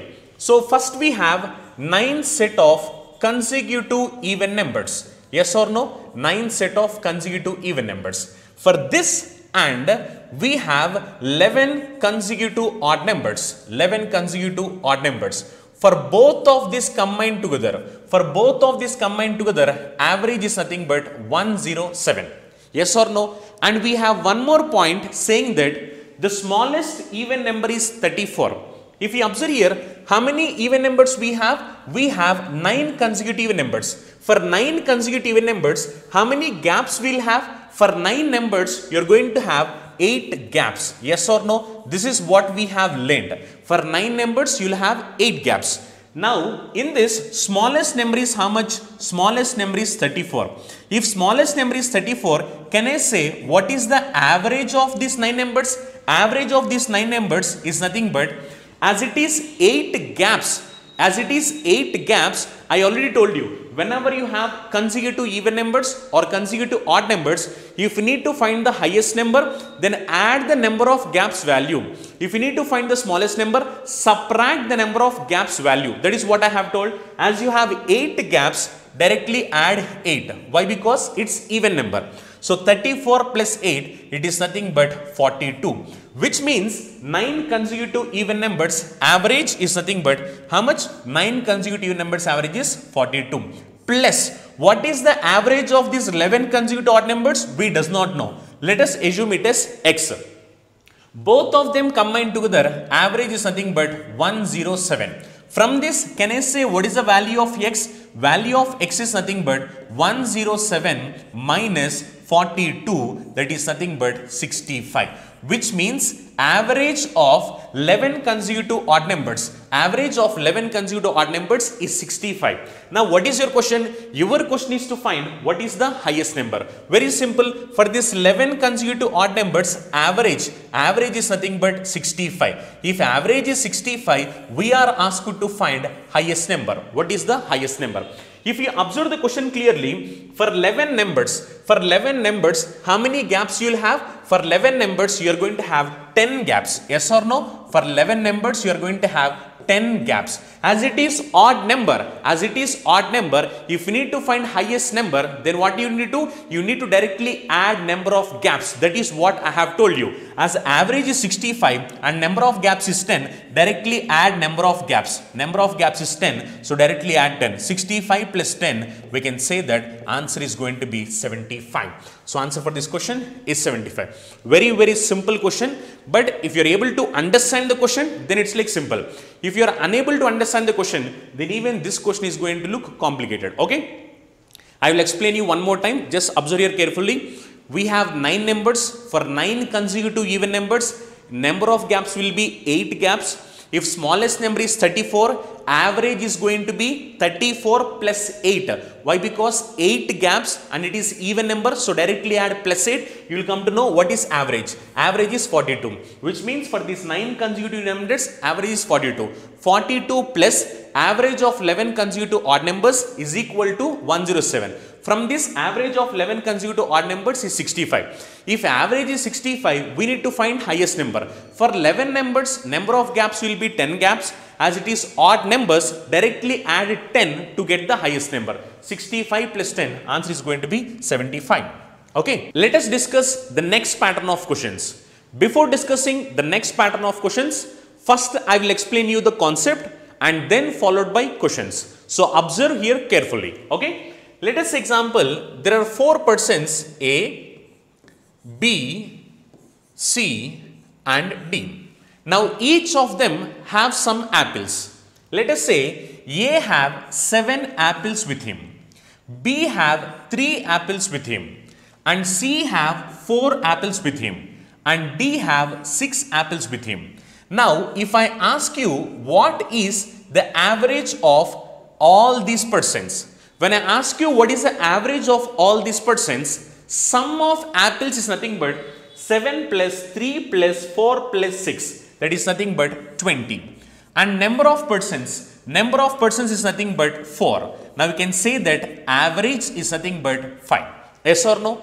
Now what I am going to do is like when I am trying to add 1 apple for each of them. When I am trying to add 1 apple for each. If I am going to add 1 apple for each of them, 7 plus 1, now it is going to be 8. Yes or no? Similarly, for this fellow also, 3 plus 1, it is going to be 4. Similarly, for this fellow also, 4 plus 1, it is going to be 5. Similarly, for this fellow also, 6 plus 1, it is going to be 7. Now, if I try to calculate the average, 8 plus 4 is 12. 12 plus 5 is nothing but 17. 17 plus 7 is nothing but 24. Now 24 divided by number of persons are 4. So we can say that average is nothing but 6. Now if you have observed here, if each person is increased by 1, then average is also increased by 1. Yes or no? If I increase each of them by 1, average also gets increased by 1. Yes or no? Similarly, observe here one more time carefully.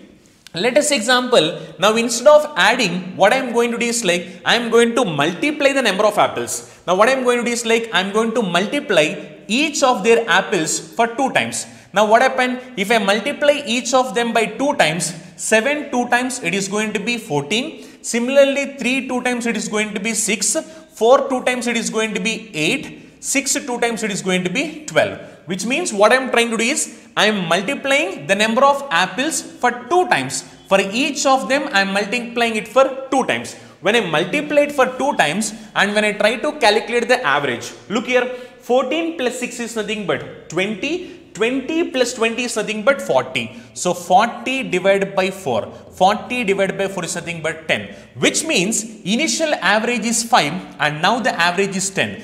Which means the present average is 2 times the previous average. Now why this has happened? Why this has happened means, when I am trying to multiply each of them by 2, then average is also multiplied by 2. So what I can conclude is, whenever you are trying to increase each and every number by 1, average increases by 1. When I try to decrease each and every number by 3, then average also decreases by 3. If I try to multiply each and every number with 4, then average also multiplies with 4. When I try to divide each and every number by 5, then average is also divided by 5. So what I can conclude from here is, whatever I am going to do for each and every number, the same thing is going to be reflected in my average. Okay, this is like very important and easy point which you have to recognize. Okay, based upon this, now I am going to solve these questions. Observe here carefully. Very simple concept. Okay, so whatever you are trying to do for each and every number, the same thing is going to happen for average. Look here, what question is saying? Average of 10 numbers is 12. So there are like 10 numbers. 10 numbers average is 12. If each number is multiplied by 7, then the average of new set of numbers is. Look here, very simple. There are some numbers average is 12. If I multiply each and every number by 7, then average also multiplies by 7. Then average multiplied by 7, the new average is nothing but 84, which is like 4th option. Very simple and easy concept. Okay, let us look at the next question.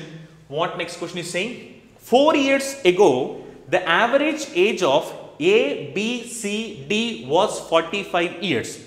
What would be their age after 5 years? Look here, this is very simple.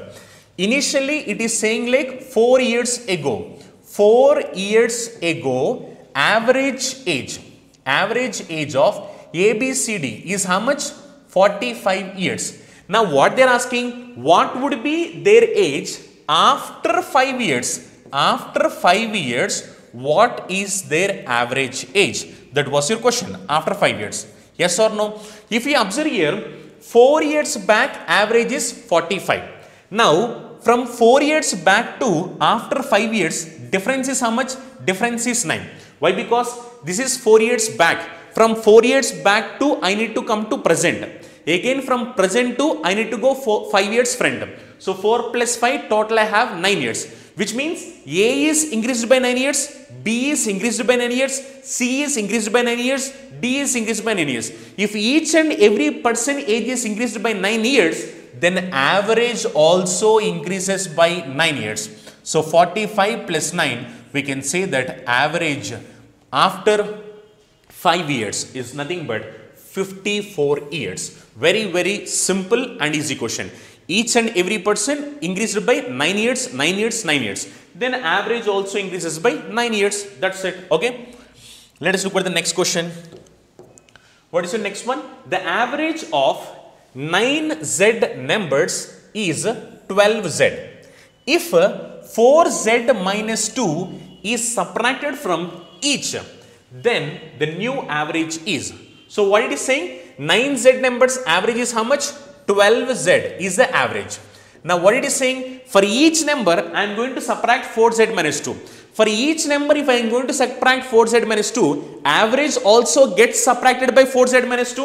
So this is reason actual average is 12z. If I am going to subtract each number by 4z minus 2, average also gets subtracted by 4z minus 2. Then what is the new average means? calculate new average is going to be 12z minus 4z plus 2. So 12z minus 4z is nothing but 8z plus 2. So new average is nothing but 8z plus 2, which is like option 2. So simple concept. If 9z numbers is 12z, if each number is going to be subtracted by 4z minus 2, then average also gets subtracted by 4z minus 2. So this is 12z minus 4z minus 2. When you calculate this, it is going to be 8z plus 2. Let us look at the next one. The man find average of some observations. When he divide each observation by 10, the mean becomes, mean or average both are like same. Already I have told you. The mean becomes 30. Find the initial average. So initially average is, let us say, A. Now what happened? Each number is divided by how much? Each number is divided by 10. If each number is divided by 10, average is also divided by 10. When average is divided by 10, we came to know that new average is going to be 30. Now your question is, what is the previous average? So previous average is nothing but 30 into 10. So 30 into 10, that is nothing but 300. Yes or no? So answer is 300. So previous average is 300. When I divide each and every number by 10, 10, 10, 10, 10, average also gets divided by 10. So when it is divided by 10, 300 converts to 30. Okay. Let us look at the next one. What is your next question? The average of 6 numbers is 32. If each of the first 3 numbers, increased by 2 and each of the remaining 3 numbers is decreased by 4, then new average is. Even this is like simple question. Total how many numbers you have? 6 numbers. 1, 2, 3, 4, 5, 6. You have 6 numbers. Now what question is saying? Out of these 6 numbers, first 3 numbers is increased. First 3 numbers is increased by 2, which means each and every number is increased by 2. Similarly, the remaining 3 numbers is decreased by 4. So remaining 3 numbers, what happened? Remaining 3 numbers is decreased by 4. Then what is the new average? That is your question. Okay. So observe here carefully. If each number is increased by 2, then for 3 numbers, it is going to be 2 into 3 plus 6. Similarly, if each number is decreased by 4, then for 3 numbers, it is going to be 4 into 3, 12. As it is decreased, now this is going to be minus 12. Now if you look here, this is plus 6, this is minus 12. Overall, I am going to get minus 6, which means I am going to get 6 less. Now this 6 less has to be distributed for all of them. Why? Because average is nothing but equal distribution. If I distribute this 6 to all of them means total how many numbers you have? Total how many numbers you have means total 6 numbers. For the 6 numbers, if I am going to distribute this 6, then it is going to be 1 less. Why? Because I am going to get 6 less. Now the 6 less has distributed for all the 6 numbers. Then what happened? Each and every number is going to be decreased by 1, 1, 1, 1, which means average decreases by 1. If average decreases by 1, initial average is 32. When it decreases by 1, new average is nothing but 31. This is also very simple question. But what happened here is like first 3 numbers increased by 2, last 3 numbers decreased by 4. Now overall if you calculate, you are going to get 6 less. Now this 6 has to be distributed for all the 6%. When the 6 is distributed for all the 6%, each of them decreases by 1. If each of them decreases by 1, average also decreases by 1. Let us look at the next one. The average of 50 numbers is 38. If 2 numbers, namely 45 and 55 are discarded. Discarded, the meaning is like removed. Okay. The average of the remaining numbers. We are asked to find what is the average of remaining numbers. This is like very simple question. How many numbers you have? 50 numbers. For these 50 numbers, average is how much? 38. When I say average is 38, each and every number should be 38, 38, 38, 38. But what question is saying? 2 numbers are discarded. What are those 2 numbers? 2 numbers are, one is 45 and other is 55. If you look here, 45 plus 55 is 100. Yes or no? But actually, if two numbers are discarded, as per our opinion, if average is 38, each and every number should be 38, 38, 38. So, the numbers whatever that are going to be removed should be 38, 38. So, 38 plus 38 should be 76. Actually, as per the question, if two numbers are discarded, if two numbers are discarded, 38 plus 38, 76 should be discarded. But unfortunately, in this question, the numbers are not 38, 38, the numbers are 45 and 55. So, 100 is discarded, which means it is more. 100 is more than 76. How much more than 76? 24 more than 76. So, now this 24 was taken extra by those 2%. Which means now this 24 deficit has to be distributed for all the remaining percents. So all the remaining percents means out of this 50%, already two numbers left. Two numbers left means we have only 48 numbers. Now this 48 numbers average should be 38 minus, we are getting 24 less. Now this 24 has to be distributed. This 24 has to be distributed for all the 48 numbers. So this is going to be 24 by 48, that is 0.5. So we can say that new average or the remaining numbers average is nothing but 37.5. This is like very simple. Just use the concept of equal distribution.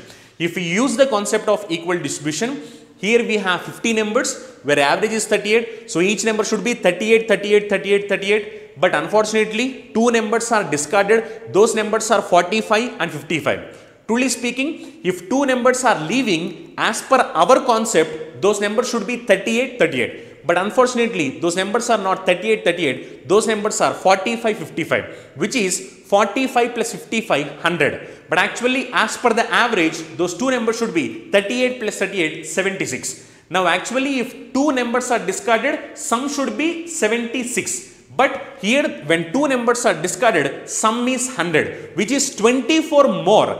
As this 24 more has been went out, this 24 has to be distributed for all the remaining percents. Why? Because we are getting 24 less. The reason is these two numbers are taking 24 extra. So when we distribute the 24 to all the remaining percents are 48. So 24 by 48, which is 0.5. So average is getting decreased by 0.5. So we can say that new average is going to be 38 minus 0.5, 37.5. Okay. Let us look at the next one. You all know that students who are preparing for bank, SSC, railway, police, defense, CSAT and other competitive exams are very familiar about Chandan logics. Why? The reason is Chandan logics have trained lakhs of students, and out of those lakhs of students, already thousands of students secured government jobs in various sectors. Now, how this is possible to us? This is possible to us only because of our expert faculty team and our exclusive designed curriculum for examination. If you observe our expert faculty team, each and every faculty is having vast experience and they are having in-depth subject knowledge based on the present examination pattern, and they have trained lakhs of students. And coming to our curriculum, we have designed our curriculum in such a way that our video lectures are completely digital interactive video lectures where we are going to teach each and every subject in depth, complete concept oriented teaching and complete time saving techniques based on the recent examinations. And we are going to conduct mock examinations also. These mock examinations are exclusively based on the real-time experience of what actual examination is going to happen. And we are going to provide you complete concept-oriented PDF materials also. If you are a serious aspirant and looking for the right platform to achieve your dream job, download Chandan Logics app. Let us discuss the next pattern of questions. So whatever the pattern we are going to discuss now, these questions are like very important, and these questions are like very simple as well. Okay, so you just observe how I am solving those questions. Once you observe these questions, then solving these questions will become really simple. Okay, so let us look at the question.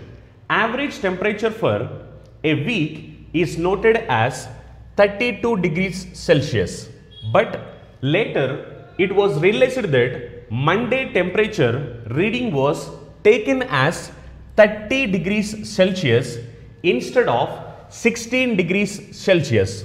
what is the true average temperature for the week. So they are saying us to find what is the correct average temperature or true average temperature for the week. Now in these type of questions, what happened is they will enter one wrong value.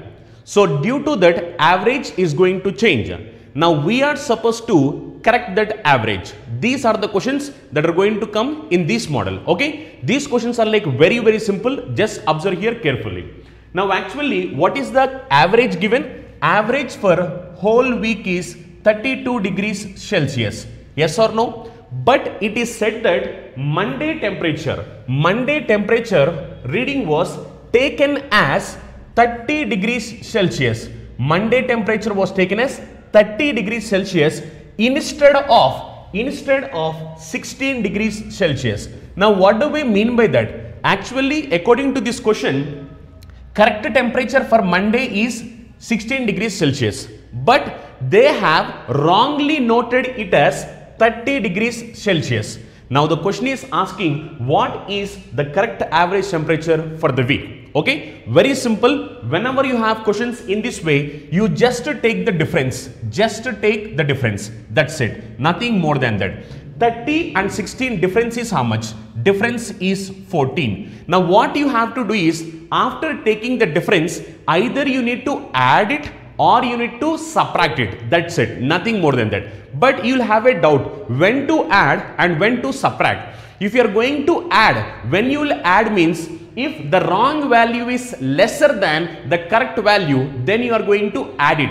But if the wrong value is more than the correct value, then you are supposed to subtract it. Now in this question, if you observe here, wrong value is 30, but right value is 16, which means wrong value is more. When wrong value is more, what you have to do? Subtract. Why? Because in this 14 degrees extra was mentioned. As 14 degrees extra was mentioned, you have to subtract that 14. But you need to remember one more point. When you are subtracting this 14, you cannot subtract this 14 directly. Now this 14 has to be distributed for the whole week. Why? Because this is average temperature for a whole week. So that is reason this 14 degrees has to be distributed for the whole week. Week means how many days? 7 days. So it has to be distributed for 7 days. Then 14 divided by 7 is 2. So correct average temperature is nothing but 32 minus 2. That is nothing but 30 degrees Celsius. So we can say that answer for this question is 30 degrees Celsius. Very simple questions. Just what you need to do is like, whenever you have questions based upon error value, take the difference. That's it. Take the difference, and if the wrong value is more, then you need to subtract. If the wrong value is less, then you need to add. But don't forget, while you are subtracting or adding, you need to distribute them and you need to subtract. Similarly, you need to distribute them and you need to add. That is the reason for 30 and 16 difference is 14. As wrong value is more, I need to subtract it. So 14 divided by 7. Why? Because for a whole week it was mentioned. Week is like 7 days, so divide by 7. 14 by 7 is like 2. So 32 minus 2, answer is like 30 degrees Celsius. Okay, let us look at the next one. Very simple questions. Just observe here carefully. In this question, it is saying the average weight of a group of 50 girls. Now it is talking about 50 girls. Was calculated as 58 kg. So average weight of 50 girls is 58 kg. It was later discovered that the weight of one of the girl was read as 45 kg, whereas her actual weight was 65 kg. Actually, the girl's weight is 65 kg. But what they have noted? They have noted it as 45 kg. Now your question is, what is the actual average weight of the group of 50 girls? Actual average weight or correct average, both are like same. Now what you need to do? Take the difference between. Look here, the weight was mentioned as how much? Weight was noted as 45 kg. Yes or no? Weight was noted as 45 kg. Whereas her actual weight is how much? 65 kg. Which means this is wrong value and this is correct value. Yes or no? This is wrong value. Her actual weight is 65 kg. Now what you need to do? Just take the difference. If you take the difference, 45 and 65, difference is 20. Yes or no? Now, if you look at the question, it is mentioned like 50 girls average weight is how much? 50 girls average weight is 58. Now your difference is 20. As difference is 20, what you have to do? You need to either add or you need to subtract. What I told, if wrong value is more, you need to subtract. That is what I have told. If wrong value is less, you need to add. Now look here, wrong value is 45 and correct value is 65, which means wrong value is less. As wrong value is less, I need to add it. So add it. So plus 20. Now don't forget, you need to distribute that. Distribute to how many persons? Total you have 50 girls. So you need to distribute to all 50 girls. So 20 by 50 is same as 2 by 5. So 2 by 5 is nothing but 0.4. So actual weight or correct weight is nothing but 58.4 kg. Okay, very, very simple. Just what you need to do is like read the question clearly, take the difference, and after that, if the wrong value is more, subtract. If the wrong value is less, add. But don't forget, while adding or subtracting, you need to distribute them and you need to add, or you need to distribute them and you need to subtract. Let us look at the next question. What next question is saying? The average marks of 18 students in an examination was 60. So 18 students average marks is 60. It was later found that the marks of one student has been wrongly entered as 63. Wrong value is 63. Instead of 36. The correct average is. So we are asked you to find what is the correct average. Look here, wrongly entered as how much? Wrongly entered as 63. Instead of how much? 36. Which means correct value is 36, but it is wrongly entered as 63. Now your question is to find what is the correct average for these 18 students. 18 students average given is like 60, but we are supposed to find what is the correct average. So calculate here 63, 36 difference. What is the difference between 63 and 36? 63 and 36 difference is nothing but 27. Yes or no? In this wrong value is more. As wrong value is more, you need to subtract it. So subtract it minus 27. But don't forget, while subtracting or adding, you need to distribute and you need to subtract. So you need to distribute for total 18 students. So divide by 18. So now this is going to be 1.5. So correct average is nothing but 60 minus 1.5, which is nothing but 58.5. Yes or no? So I can say that answer for this question is nothing but 58.5. Very, very simple. Okay. Let's look at the next one. The average of 18 observations, is recorded as 124. 18 observations average is 124. Later it was found that 2 observations. Look here, in the previous questions we have discussed 1 observation. Now in this question it's about 2 observations, and this was the exact question that was asked in SSC examinations. And don't forget, we are trying to cover all the questions that were asked in different competitive examinations relating to each and every concept. So all you guys need to do is like, you need to practice them a lot. I am going to cover all the pattern of questions that are asked in different competitive examinations. Now what is your work? Your work is to practice them a lot. If you are going to practice them a lot, then you can apply these applications in examination much faster, and you can reach to your answer much faster than your competitors. Okay, let us look at this. Later it was found that 2 observations with values 64 and 28. So 2 values 64 and 28 were entered wrongly as 46 and 82. Find the correct average of the 18 observations. So we are supposed to find what is the correct average. Look here, in this we have 2 values. 2 values are what? One is like 64 and other is like 28. Now this 64 and 28 were wrongly entered, which means these are like correct values. 64, 28 is correct value, but this is wrongly entered as how much? Wrongly entered as 46 and 82. Yes or no? This is correct value, this is wrong value. Now they are asking what is the correct average.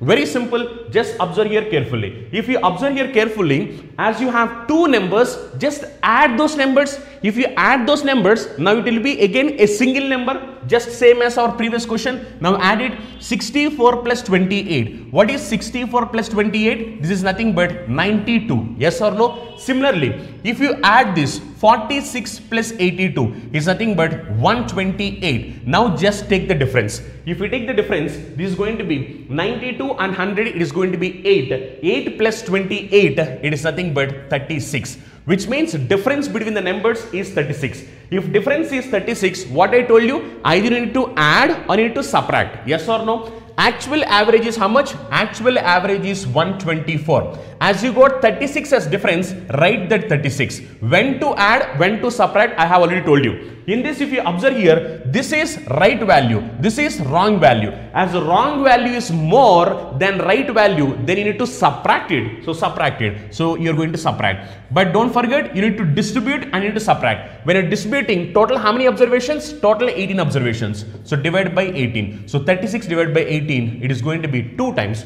So 124 minus 2, correct average. What is your correct average? Correct average is nothing but 122. Very, very simple. And look here, don't get confused here. Even it is like 2 values or 3 values or 4 values, concept is going to be same. Just add them and make it as one single value. Then it is going to be similar to whatever the questions we have discussed earlier. Okay. Let us look at the next one. The average of 100 numbers is 63. So 100 numbers average is how much it seems? 63.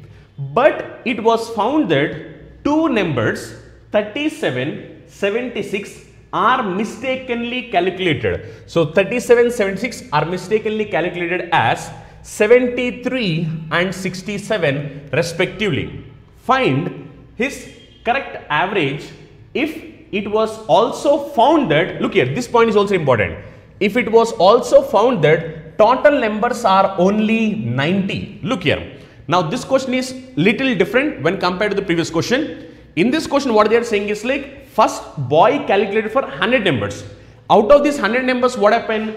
2 numbers were wrongly taken. Actually, they are supposed to take numbers as 73, 67.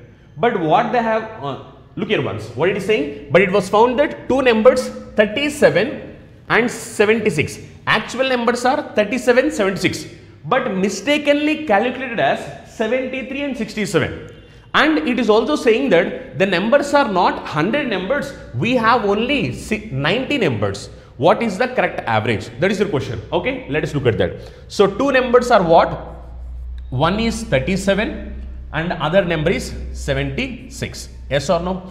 But these numbers are mistakenly calculated as how much? Mistakenly calculated as 73 and 67. Yes or no? Which means the above values, these are like correct values and these are like wrong values. Okay, just add them. When you are going to add them, 7 plus 6 is nothing but 13. So 1 carry. 3 plus 7 is nothing but 10. 10 plus 1 is nothing but 11. Now this is going to be 113. Similarly, if you are going to add this, 3 plus 7 is nothing but 10. Similarly, 70 plus 30, 70 plus 60 is nothing but 130. 130 and 1, it is going to be 14, which is like 140.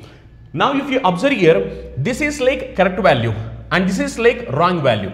Take the difference. If you take the difference, 140 and 113, difference is 27. Now as wrong value is more, you need to subtract this. Yes or no? So let us subtract this. But as question has mentioned here, observe here carefully, the numbers are not 100 numbers, it is only 90 numbers. So what am I supposed to do? 100 numbers sum. 100 numbers sum is going to be 63 into 100. Yes or no? 100 numbers sum is going to be 63 into 100. Why? Because 100 numbers average is 63. If average is 63, then sum is going to be 63 into 100. Now, this is 100 number sum. But we have an error of 27. As we have error of 27, you need to subtract this 27. So, minus 27. Now, this will be the correct value. Now it is said that numbers are not 100 numbers, numbers are only 90 numbers. This is what mentioned in the question. Now calculate, you are going to get the correct answer. Okay, if you are going to calculate, what is going to happen here? 0 and 0 gets cancelled. Now 63 cancels in 9. How many times? 7 times. Yes or no? Similarly, 27 by 90 is nothing but 0.3. Why? Because 27 by 9 is like 3 times. But this is not 9, it is 90. So that is reason 0.3 times. Now correct average is going to be 7 into 10, 70 minus 0.3. 70 minus 0.3 is nothing but 69.7. So correct average is nothing but 69.7, which is like option 4. Okay, very simple. Just I am going to repeat it one more time. Observe here carefully. Question was mentioning that there are 100 numbers, average is 63. But what happened? Two numbers 37 and 76 are mistakenly taken as 73 and 67, and they are saying that numbers are not 100 numbers, there are only 90 numbers. What is the correct average? That is the question. Procedure is like same procedure. What we have done, numbers should be noted as 37, 76, but they were wrongly noted as 73, 67. When you add these numbers, it is 113. When you add these numbers, it is 140. 140 and 130 difference is like 27. As wrong value is more, you need to subtract this 27. As you need to subtract this 27, what I am doing is like, now in this, as numbers are not 100, as it is 90, first I need to know 100 number sum. 100 number sum is going to be 100 into 63. Why? Because average is 63. Now from this I need to subtract 27. When I subtract 27, now this is going to be 90 number sum. As I need to calculate average, so divide by 90. When you calculate this calculation, you are going to get answer as 69.7 as the correct average for the 90 numbers. Okay, let us look at the next one. Next question is 100 numbers average is 84. So you have 100 numbers average is 84. While calculating average, 3 numbers taken as 86, 75, 49. These are like wrong. Okay, instead of 12, 45, 43. This is correct. So 3 observations values are actually 12, 45, 43. This is like correct value. But it is wrongly noted as 86, 75, 49. And it is said that later it was observed that 3 are only, there are only 90 members. It is said that we have only, how many it seems? 90 members, or like 90 numbers. We have only 90 numbers. 90 numbers instead of 100 numbers. Find the correct average. Now even this question is similar to the previous question. In the previous questions, we have mentioned about 2 values are wrong, but there are like 100 numbers, but originally it's only 90 numbers.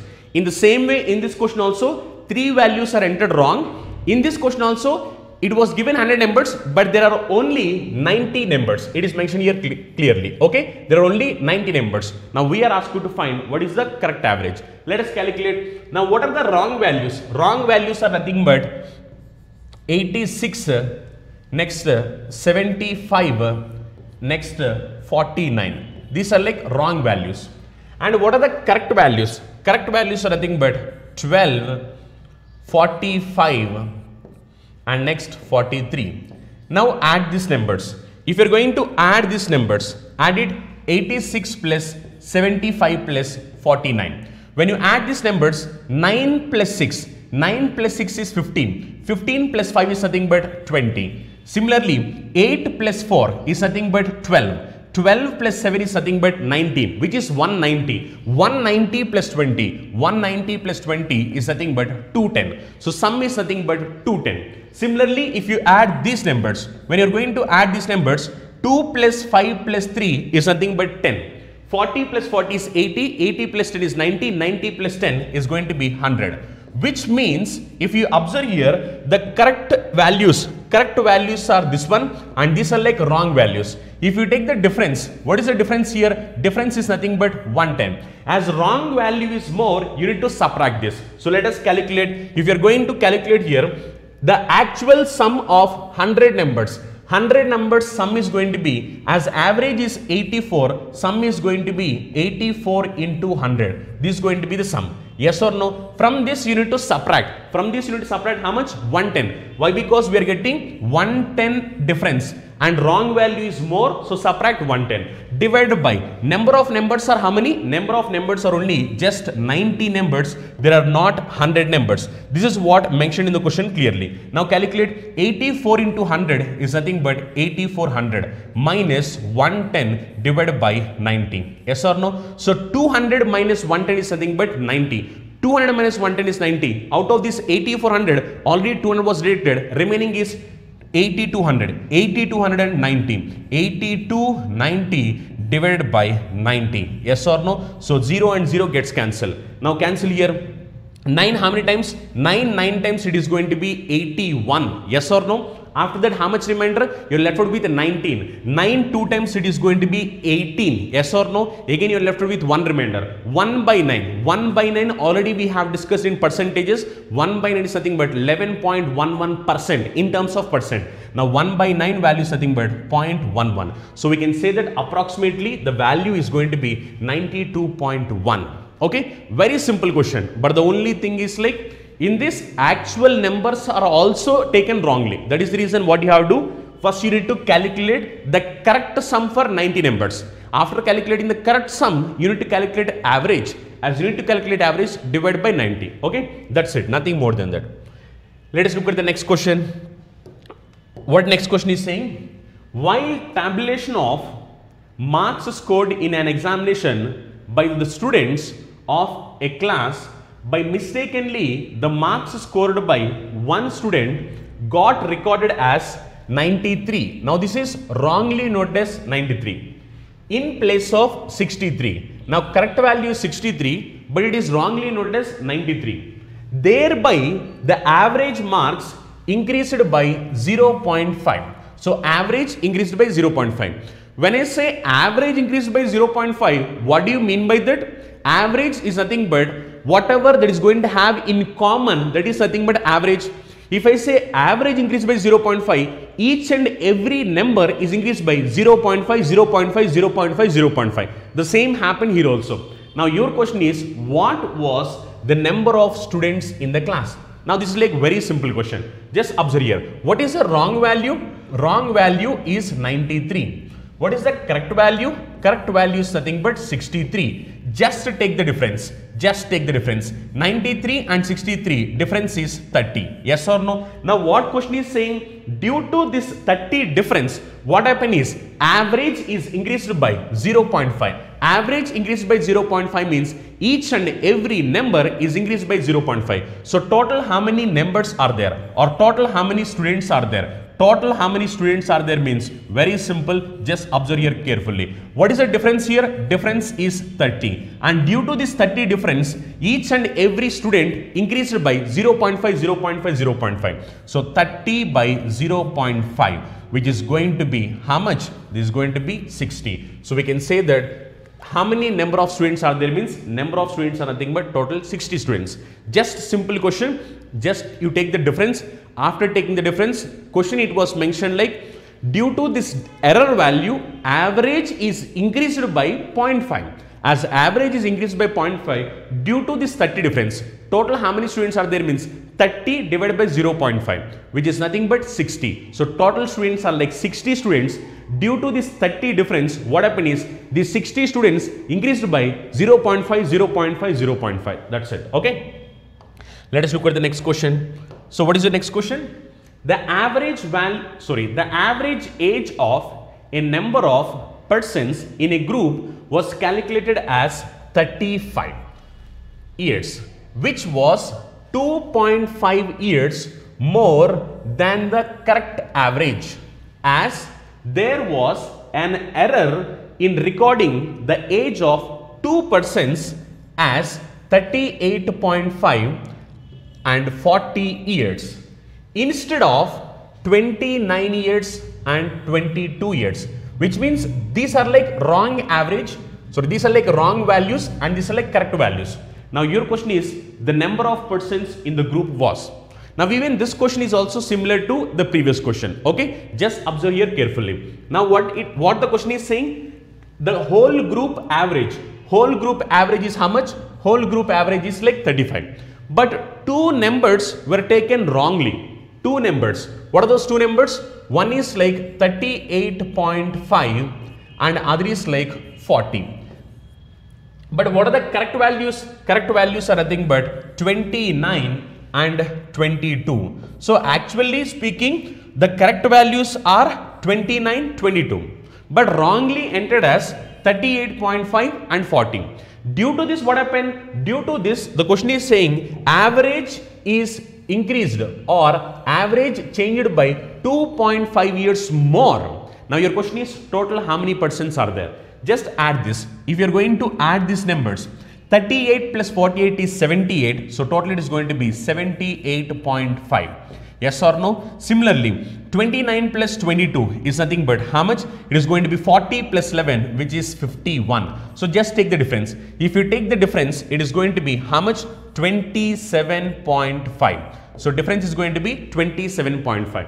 So due to this 27.5 difference, now what happened to average?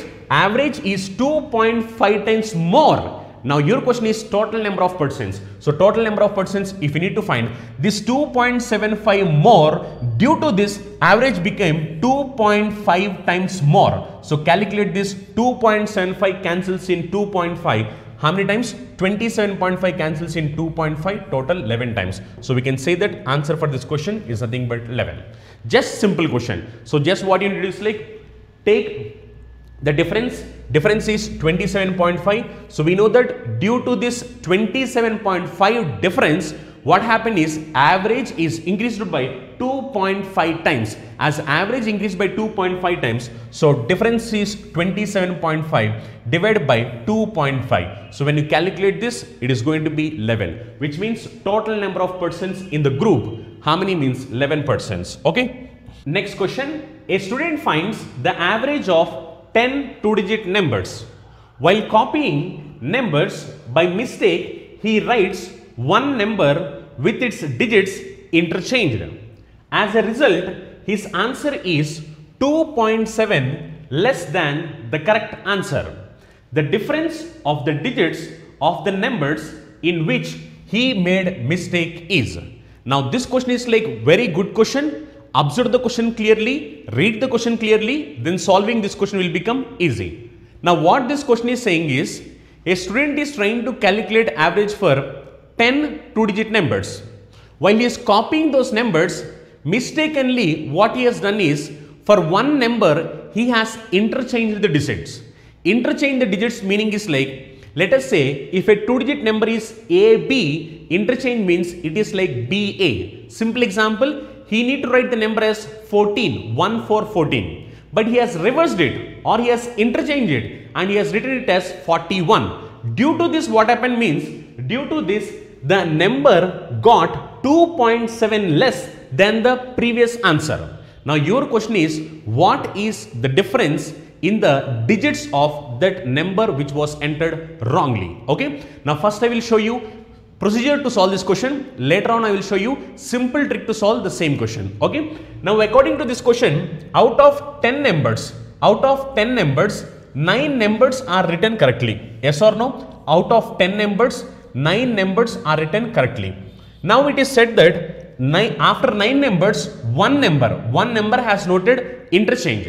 Now these are like two-digit numbers. As these are two-digit numbers, I can write two-digit number as AB. Now this AB can be written as 10A plus B. Yes or no? Why? Because this A is in tens place and B is in units place. So AB can be written as 10A plus B. So now this is going to be 10A plus B. Yes or no?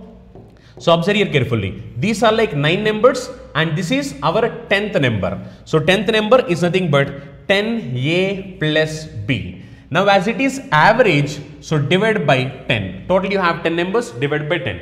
Now what is the average of all these numbers? We does not know what is the average. Let us assume the average as A. Now what happened if this number digits are interchanged, which means AB is written as BA. If AB is written as BA, then BA can be written as 10B plus A. Yes or no? Interchange. If it is going to be interchange, then what happened? These 9 numbers, there is no change. 9 numbers will be same as it is. But this 10th number interchanged. AB interchanged as BA, then it is going to be 10B plus A. As it is average, so divide by 10. Now due to this, what happened? The answer is going to get less. How much less? Answer is going to get, how much less means 2.7 less. Initially it is A, now it is going to be A minus 2.7. Now your question is what? Your question is to find the difference between the digits. Difference between the digits means difference between A, B. This was your question. Why? Because we have taken the 2-digit number as AB. As we have taken the 2-digit number as AB, difference is nothing but A, B difference you need to supposed to find. Okay. Now what you will do is like subtract this. If you are going to subtract this, what happened? If you are going to subtract this, 9 numbers and 9 numbers gets cancelled. Why? Because these 9 numbers are exactly same to same. So 9 numbers gets cancelled.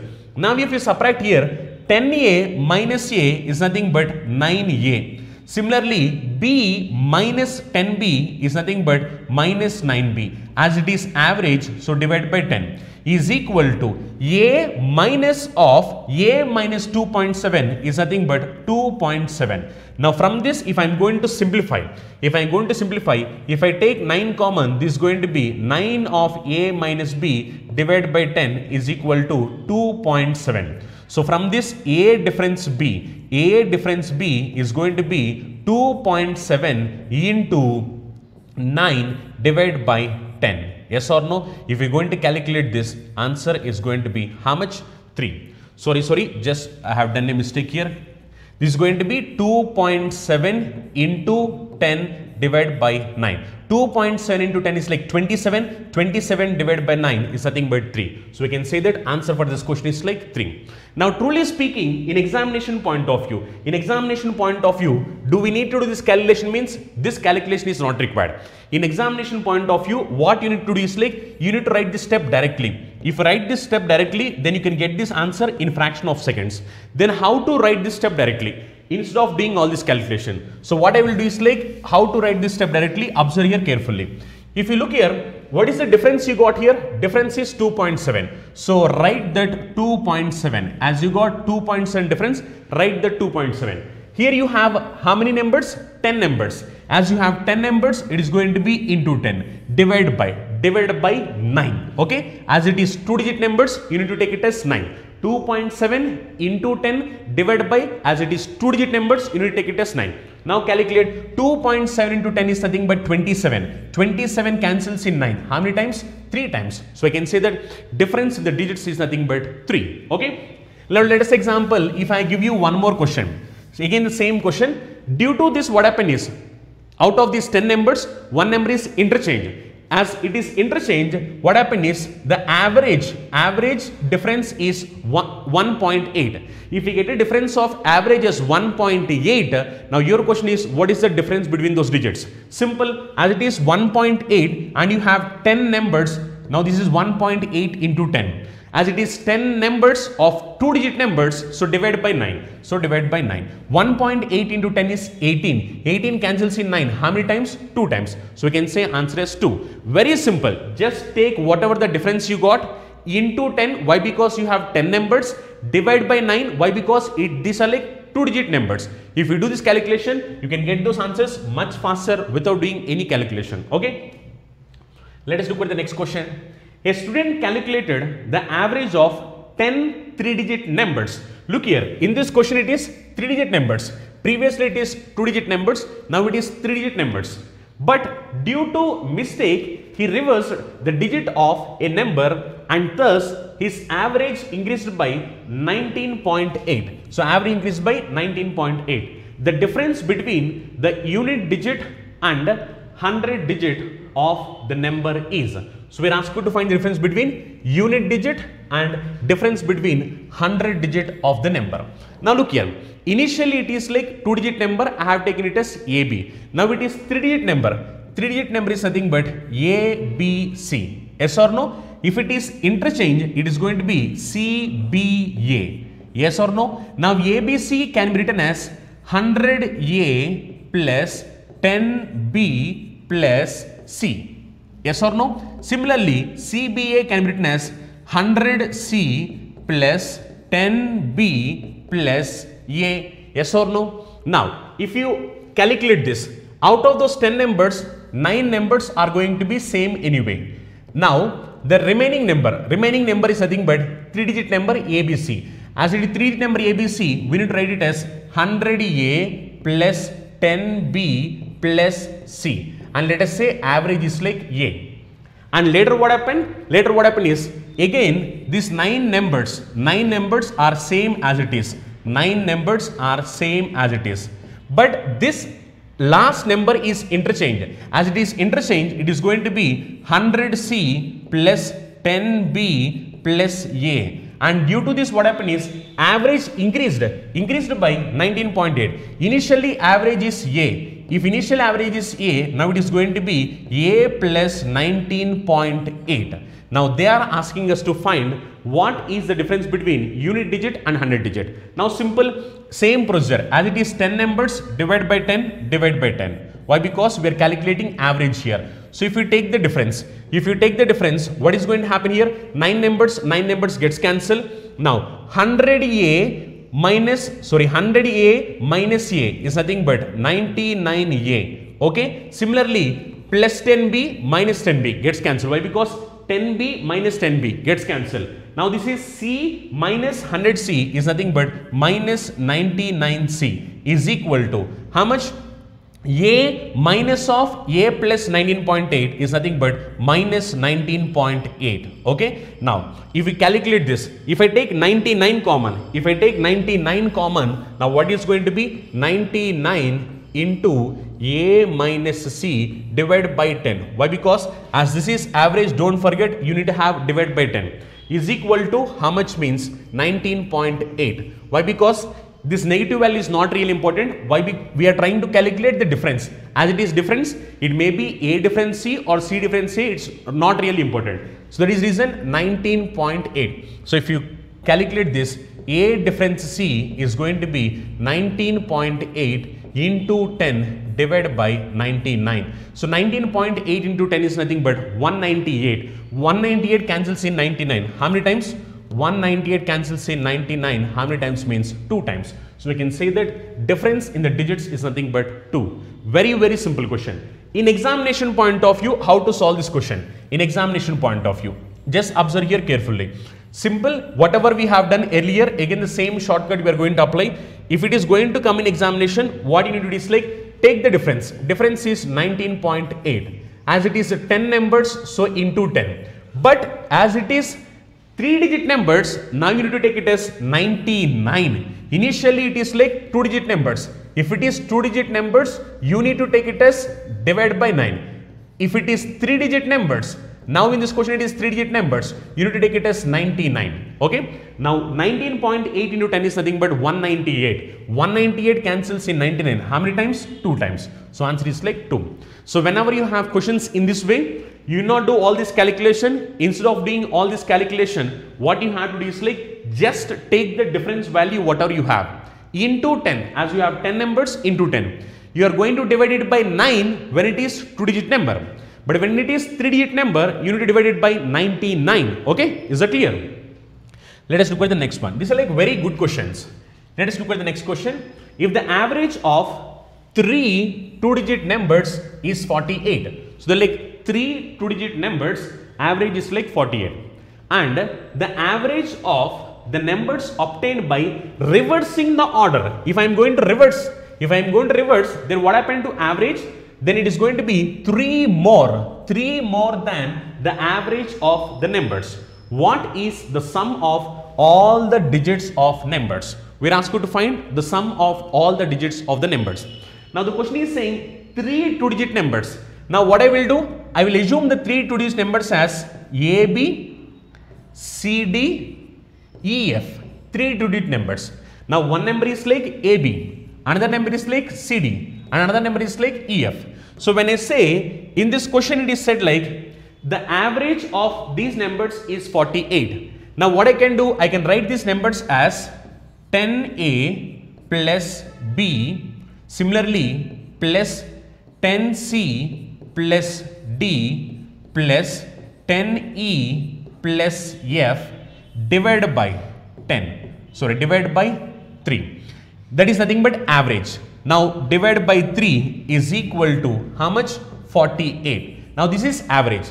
If I need to calculate sum, then what happen? Multiply this with 3. If I need to calculate sum, just multiply it with 3. Now into 3, which means sum of these 3 numbers is going to be 48 into 3. Now what question is saying? If you are going to interchange, means AB should be written as BA. Similarly, CD is written as DC. Similarly, EF is written as FE. If you are going to interchange, then what happened to average? Average is 3 more, it is saying. Now look here, if I am going to write this, it is going to be 10B plus A. 10B plus A. Similarly, 10D plus C plus 10F plus E is equal to, now 3 more means initial average is 58. Now 3 more means, initial average is 48. 3 more means it is going to be 51. 51 into 3. Yes or no? Now calculate. You are asked to find what? You are asked to find the sum of these digits. As you are asked to find sum of digits, add this. If you are going to add this, 10A plus A, 11A. B plus 10B, 11B. 10C plus C, 11C. Now, which means if you add all these numbers, it is going to be 11 times of. I am taking 11 common. So, it is going to be A plus B plus C plus D plus E plus F is equal to, when you add this, 48 plus 51 is nothing but 99. So, 99 into 3. Yes or no? So, calculate this. 99 cancels in 11. How many times? 9 times. So, 9 into 3, it is going to be 27. So, I can say that answer for this question is going to be 27. So, what is the sum of all the digits in the number? Sum of all the digits in the number is nothing but 27. Very, very good question. Now, what you have to do is like, read the question clearly. If read the question clearly, even if the question is like complicated, then you can mark these answers very easily. Now I am going to explain it one more time. Observe here carefully. The question is saying like the average of 3 numbers, there is like 3 2-digit numbers is 48. Now what happen if he is going to interchange those numbers, then average is going to be 3 more. Average is going to be 3 more. He is asking what is the sum of those digits. So now what I have taken? I have taken the numbers as AB, CD, EF. Now if I write those numbers, it is going to be 10A plus B, 10C plus D, 10E plus F. Now sum of these digits is going to be, or sum of these numbers is going to be 48 into 3. Why? Because if average is 48, sum is going to be 48 into 3. Similarly, when it is reversed, it is going to be 10B plus A plus 10D plus C plus 10F plus C is equal to average increased by 3. So 51 into 3. Now he is asking sum of these digits. As he is asking sum of these digits, add these 2 equations. When you add these 2 equations, it will be 11 times of A plus B plus C plus D plus E plus F is equal to 99 into 3. When you simplify this one, you are going to get sum of all the digits as 27. Okay. So all these questions are like pretty good questions. We are going to cover all the models and we are going to cover all the patterns and we are going to cover from basic level questions to advanced level questions. So what you guys need to do is like, you need to practice them a lot. If you are going to practice them a lot, then even if the question is like complicated questions, then you can mark those answers very easily. Okay. So with this model, with this question, this model is like completed. You all know that students who are preparing for bank, SSC, railway, police, defense, CSAT and other competitive exams are very familiar about Chandan Logics. Why? The reason is Chandan Logics have trained lakhs of students, and out of those lakhs of students, already thousands of students secured government jobs in various sectors. Now how this is possible to us? This is possible to us only because of our expert faculty team and our exclusive designed curriculum for examination.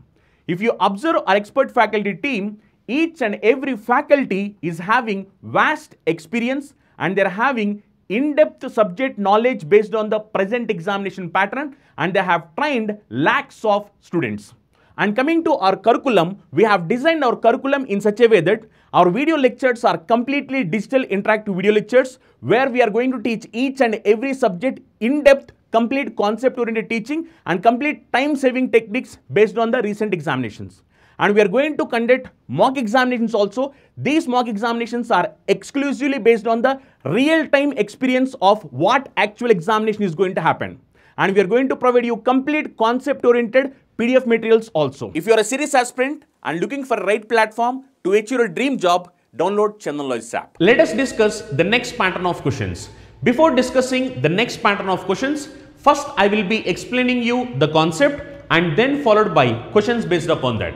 Now, whatever the concept I am going to explain you, it's really important. Why? Because once if you learn this concept, you can solve 5 different pattern of questions based upon one single concept. Yes, if you learn this one concept, you can solve 5 different pattern of questions that are going to come from topic average in various competitive examinations. So what all you guys need to do is listen the class carefully. Once if your concept is clear, you can solve all these 5 different pattern of questions in fraction of seconds. So what are those 5 different pattern of questions? Observe here carefully. The 5 different pattern of questions we are going to cover in this concept are nothing but person joining, person leaving, person replace, batting average, bowling average. Actually, you are going to come across all these 5 different pattern of questions in examinations. You will have questions based upon person joining. You will have questions based upon person leaving. You will have questions based upon person replacement. You will have questions based upon batting average. You will have questions based upon bowling average. Now, all these 5 different patterns can be solved using one single concept. So, that is the reason this concept is really important. If you learn this one single concept, you can solve all these different pattern of questions that are going to come in examination. So what all you guys need to do is listen the class carefully. If you listen the class carefully and if you learn the concept, you can solve all these 5 different pattern of questions. Okay, I am going to explain you the concept with simple example. Observe here with simple example. The question is saying is the average of 6 numbers is 8. What is the 7th number so that average becomes 10? So I am going to explain the concept with this simple example. Okay, so it is saying that 6 numbers are there. 6 numbers average is how much? 6 numbers average is 8. And next it is said that what is the 7th number so that average becomes 10? So if 7th number is going to be added, then 7 numbers average is nothing but 10. They are asking us the question, what is this 7th number? Yes or no? We are supposed to say, what is this 7th number? So 6 numbers average is 8. When one new number is added, then it is going to be average 10. For 6 numbers average is 8 and for 7 numbers average is 10. What is that 7th number? That was your question. Generally, if you need to do this question, how to calculate this? Generally, how to calculate this is 7 numbers average 10 means 7 numbers sum is how much? 7 numbers sum will be 7 into 10. Yes or no? If average is 10, then sum is nothing but 7 into 10. Similarly, 6 numbers average is 8. If 6 numbers average is 8, then sum is nothing but 6 into 8. Yes or no? So, from these 7 numbers, we are going to subtract this 6 numbers sum. Then, if you calculate this, 7 into 10 is nothing but 70 minus 6 into 8 is nothing but 48. So, when you calculate this, answer for this is going to be 22. Yes or no? Which means the 7th number is going to be 22. So, this is how we calculate it in a traditional way. But in examination point of view, we can't do all this calculation. And truly speaking, here the numbers are simple. That is the reason you are able to calculate it much faster. If the numbers are complicated, then calculation is becoming complicated. So how to avoid this calculation and make this concept clear and simple? Okay. So listen here carefully. I am going to explain you now in detail how to make this concept clear and simple. Just observe here. Now instead of doing all this calculation, what I am trying to do is, generally if you observe here, if I need to calculate it in a traditional way, I know I need to calculate in this way. 7 into 10 minus 6 into 8. This is how we calculate this. Yes or no? 7 into 10 minus 6 into 8. Now what I am trying to do is like, I am writing this 7. I am writing this 7 as 6 plus 1. Okay, and I am going to keep 10 in the same way. Similarly, I am going to keep 6 in the same way, and I am going to write this 8 as 10 minus 2. Okay, observe here carefully. Why am I writing in this way? You will understand it clearly after the conclusion of this. What I have done is, I have written 7 as 6 plus 1. Similarly, I have written 8 as 10 minus 2, which means I am representing 7 in terms of 6 and I am representing 8 in terms of 10. Now, if you simplify this, what is going to happen? 6 into 10 plus 1 into 10 minus 6 into 10, yes or no? 6 into 10 plus 6 into 2. Now this is your calculation, yes or no? If you observe here carefully, now this is minus 6 into 10 and this is plus 6 into 10. Both of them gets cancelled and finally you are left out with 1 into 10 plus 6 into 2. This is what you are left out finally. Yes or no? If you simplify this, you are going to get answer as 22, which is same as whatever the answer we got earlier. Then how to get these values directly from here without simplifying all this? Yes, how to get this? You need to observe here carefully. I am going to explain here how to get these values directly. In the question it is said that 6 numbers average is 8. When 7th number is added, then average is going to be 10. What is the 7th number? That is your question. Observe here carefully. Now what you need to do is like, just to take left hand side difference. Left hand side difference. 6 and 7 difference is nothing but 1. But if you look here, 6 became 7, which means it is 1 more. As it is 1 more, you are taking it as plus. If it is less, you will take it as minus. If it is more, you will take it as plus. From 6, if I go to 7, it is incrementing by 1. So plus 1. Similarly, from 8, if I am going to 10, 8 and 10, it is going to be plus 2. Why? Because 8 became 10. So it is going to be 8 plus 2, that is nothing but 10. Now what you need to do is like, simply observe here. Just what you need to do is like, multiply left hand side number with right hand side bottom number. Okay, multiply left hand side difference with right hand side bottom number. Left hand side difference is plus 1. Now multiply this with right hand side bottom number. Now this is going to be 1 into 10. Yes or no? Similarly, next what you need to do is like, multiply right hand side difference with left hand side top number. What? Multiply right hand side difference with left hand side top number. If you are going to multiply this, now this is going to be 6 into 2. Yes or no? Now observe this carefully. If you have observed this carefully, now this is same as whatever you got here.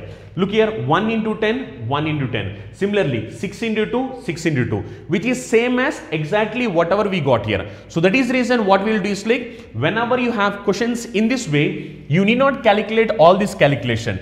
Instead of doing all this calculation, we are trying to make calculation simple. For making calculation simple, what I have done is, I am just taking left hand side difference and right hand side difference. And what I am doing, left hand side difference multiplied with right hand side bottom number. Why? Because this is my right hand side, this is my left hand side. Left hand side difference multiplied with right hand side bottom number. Similarly, right hand side difference multiplied with left hand side top number. So when you do that, then you will finally get the same answer whatever we got earlier. That is 10 plus 12, 22. Yes or no? So simply whatever you have to do is like, whenever you have questions based upon person joining or person leaving or person replacing or batting average or bowling average, you just follow this one simple single technique. If you follow this simple single technique, you can solve any questions based upon that. Yes or no? I will say you one more example. Just observe here carefully. Now, how this concept is relevant to person replacement or person leaving. Now let us example, the same question can be explained in terms of person leaving also. Now actually in this question it is said like 6 numbers average is 8. What is the 7th number so that average becomes 10? Now can I say in this way, I can say it as 7 numbers average is 10. 7 numbers average is 10. Now, if one number is going to be removed or if one number is deducted, then it is going to be 6 numbers. Then average is going to become 8.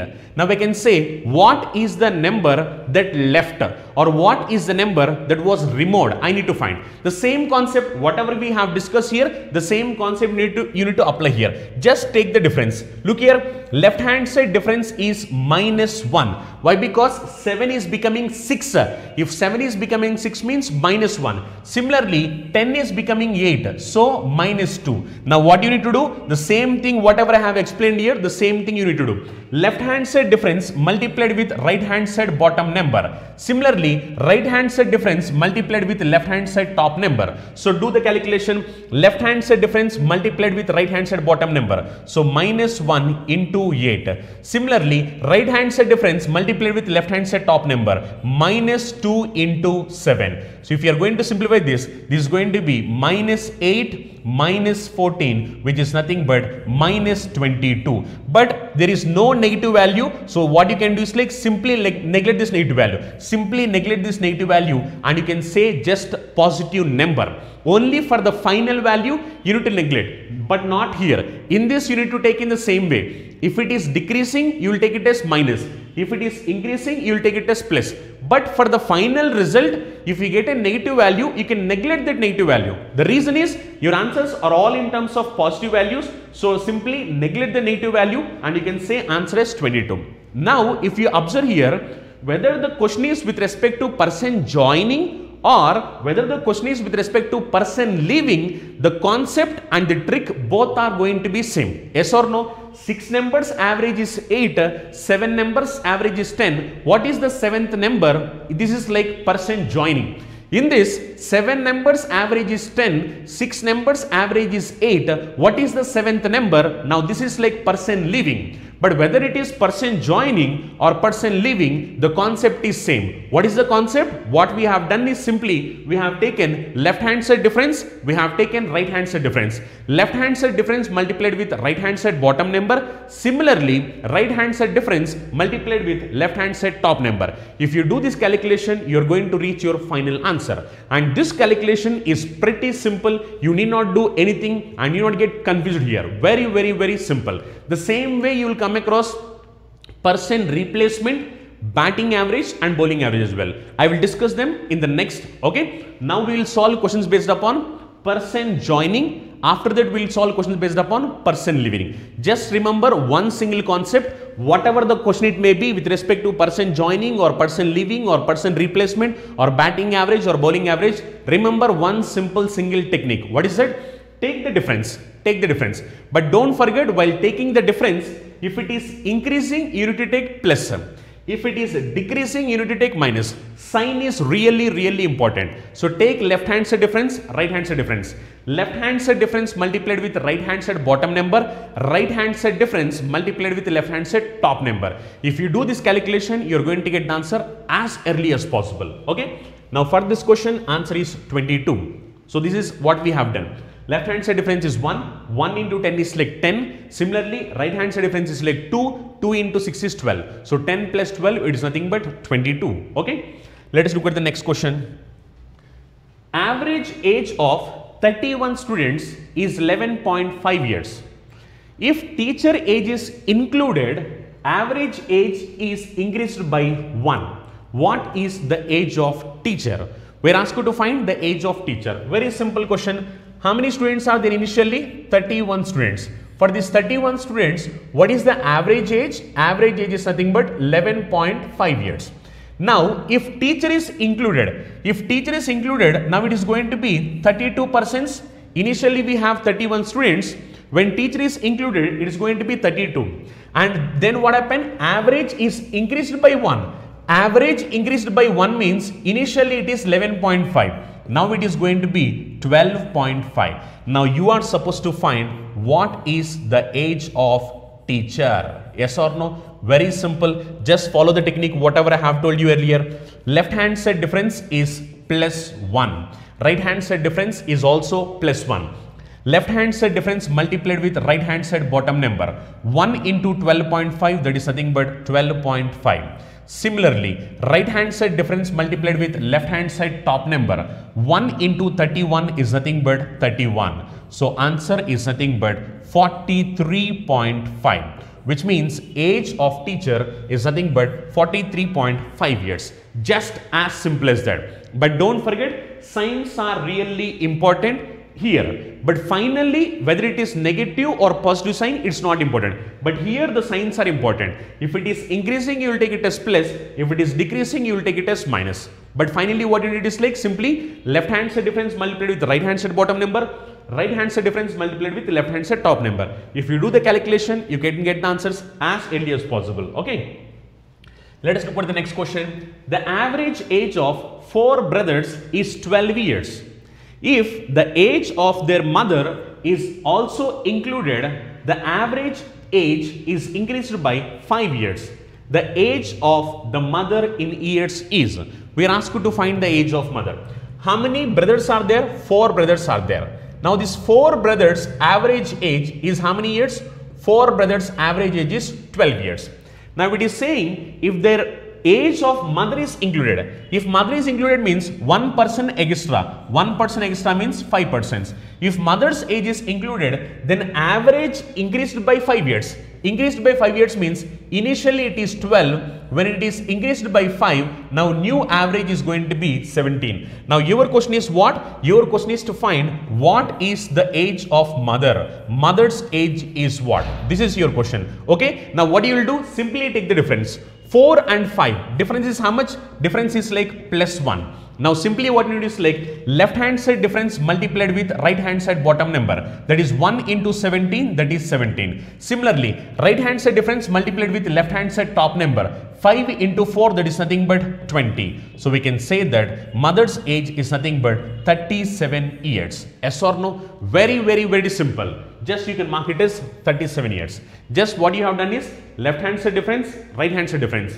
Left hand side difference multiplied with right hand side bottom number. 1 into 17, that is 17. Similarly, right hand side difference multiplied with left hand side top number. 5 into 4, that is 20. 17 plus 20, it is going to be 37. So mother's age is 37 years. Okay. Let us look at the next question. 5 years ago, the average age of A, B, C and D was 45 years. So this is when? This is 5 years ago. 5 years ago, 45 years. With E joining them now means present. With E joining them now, the average age of all the 5 is 49 years. How old is E? That is your question. Look here, initially how many persons are there? A, B, C, D. So initially we have 4 persons. 4 persons average age is how much? 4 persons average age is 45 years. When? This is really important. Now many of the guys make a mistake here. This is really important. Observe here. Now 4 persons average age is 45 years. When it is 5 years back. Yes or no? When it is 5 years back. 5 years ago their average age is 45. Now you need to know what is the present average. Present average is nothing but 50 years. Why? Because 4 years ago 45 years, 5 years ago 45 years means now each of them will be increased by 5 years, 5 years, 5 years, 5 years. Now their new average is going to be for these 4 persons, that is nothing but 50 years. Yes or no? Is everything clear with this? 5 years ago 4 persons average 45. 5 years ago 45 means present. Present it is going to be 50 years.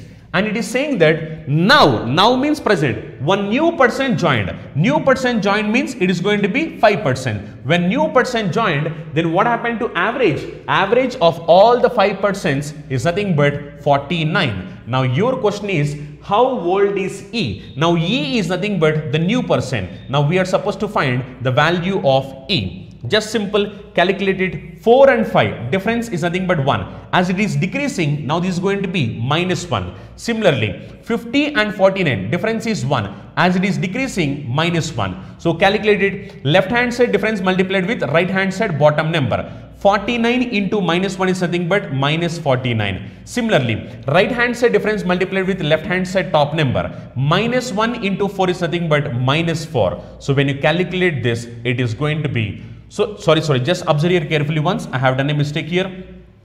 This is 4 becoming 5, which is like plus 1. Yes or no? Now 4 becoming 5 is like plus 1. This is 50 becoming 49, which is nothing but minus 1. So what you will do?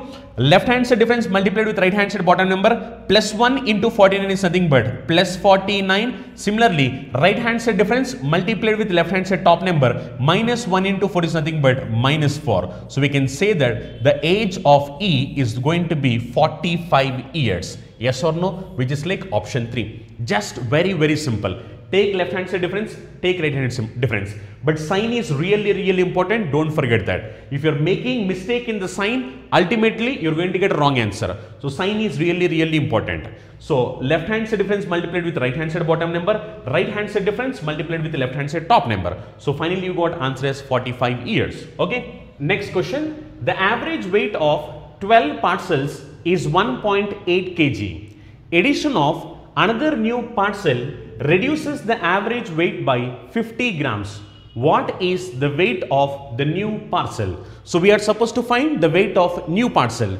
In this question, if you have observed, initially it was given in terms of kgs, but later it was given in terms of grams. So that is reason you need to read the question carefully. Okay. Initially, how many parcels are there? Initially you have 12 parcels. Now these 12 parcels average weight is how much? 1.8 kg. When new parcel is added, now it is going to be total 13 parcels. Then what happened to average weight? Average weight is reduced, it seems. Reduced by how many grams? Reduced by 50 grams. Yes or no? Now look here, this is in terms of kg and this is in terms of grams. So what I am trying to do is like, I am trying to convert this kg in terms of grams. Now 1.8 kg is same as 1800 grams. Yes or no? So what I have done is I have written this kgs in terms of grams. Now 1800 grams, if 50 grams is going to reduce, then it is going to be 1750. Yes or no? Now your question is to find what is the weight of the new parcel. New parcel is nothing but 13th parcel is nothing but the new parcel. Follow the technique whatever I have told you. Left hand side difference. What is left hand side difference? Left hand side difference is nothing but plus 1. When you look at right hand side difference is nothing but minus 15. Now what I have told you, left hand side difference multiplied with right hand side bottom number. Now 1 into 1750 is nothing but 1750. Yes or no? Similarly, right hand side difference multiplied with left hand side top number. Right hand side difference is minus 50 multiplied with left hand side top number. 50 into 12 is 600. As it is minus, so it is going to be minus 600. Now when you are going to calculate this, it is going to be 1150 grams. Yes or no? Now 1150 grams is same as how much? 1150 grams is same as 1.15 kg. Yes or no? So what is the answer for this question? 1.15 kg. Okay, very simple. Just what I have done is I have converted this kgs in terms of grams. Reason, the question here it was given in terms of grams, and anyway you know that 1 kg is nothing but 1000 grams. Yes or no? As 1 kg is nothing but 1000 grams. Now your answer is like 1150 grams. 1150 grams is nothing but 1.15 kg. Okay, let us look at the next question. 3 years ago, the average age of a family of 5 members was 17 years. A baby having been born, the average age of the family is the same today. The present age of the baby is. We are asked to find what is the present age of baby. Now even this is like good question. Read the question clearly, then solving this question will become really simple. Initially, how many persons are there? Initially, in a family, there are 5 members. And it was said 3 years ago, their average age is 17 years. 3 years ago, 17 means what is the present age? Present average is going to be 20 years. Yes or no? So that is reason 15 members average age is going to be 20 years. Reason is 3 years ago 17. If 3 years ago 17 means now present it is going to be everyone will increase by 3 years, 3 years, 3 years, 3 years. Now it is going to be 17 plus 3, 20 years. So average age of 5 members now is 20 years. Now what happened? New baby was born. When baby was born, in that family, number of persons is going to be 6 persons. When new baby was born, the average of the family is same. Same, the meaning is whatever that was mentioned here, now it is going to be the same, it seems. Initially it was 17 years. Even after the baby was born, again the average age is nothing but 17 years, it seems. Now your question is to find what is the age of that baby. Yes or no? Your question is to find what is the age of that baby. Very simple. Just observe here carefully. Whatever I have told you, left hand side difference is plus 1. Similarly, right hand side difference is minus 3. Now what you need to do? Left hand side difference multiplied with right hand side bottom number. So 1 into 17 is nothing but 17. Similarly, right hand side difference multiplied with left hand side top number. Minus 3 into 5 is nothing but minus 15. So 17 minus 15. So we can say that age of baby is 2 years. Very, very simple question. But what happened is many of the guys does not understand the question clearly, so that they try to commit a mistake. But if you are able to understand question clearly, then solving this question will become really, really simple. Okay, just the thing is like read the question clearly. If read the question clearly, it is said that 3 years ago 17. 3 years ago 17 means now it should be 20 years. So 5 persons average age is 20 years. When baby was born, average age is same as before. Same as before means initially it was 17 years, even now it is like 17 years. When you calculate that, then you will come to know what is the age of baby. Okay. Next question. Now whatever the questions we are discussing, all these are nothing but questions that was asked in previous bank examinations, previous SSC examinations, previous defense examinations, previous CAT examinations. We are trying to cover all these different pattern of questions. Now what all you guys need to do is like you have to learn the concept and you have to practice it well. When you're going to practice them well, then obviously you can solve these questions very easily. Practice is really, really important to crack any government jobs. Okay. When the average age of a husband and wife and their son was 42 years, the son got married and a child was born just 1 year after the marriage. When child turned to be 5 years, then the average age of family became 36 years. What was the age of daughter-in-law at the time of marriage? We are supposed to find the age of daughter-in-law at the time of marriage. Now this is like very good question. Read the question clearly. Now initially it is saying like there are 3 persons, husband, wife, son. Yes or no? 3 persons. Now these 3 persons average age is how much? Average age is 42 years.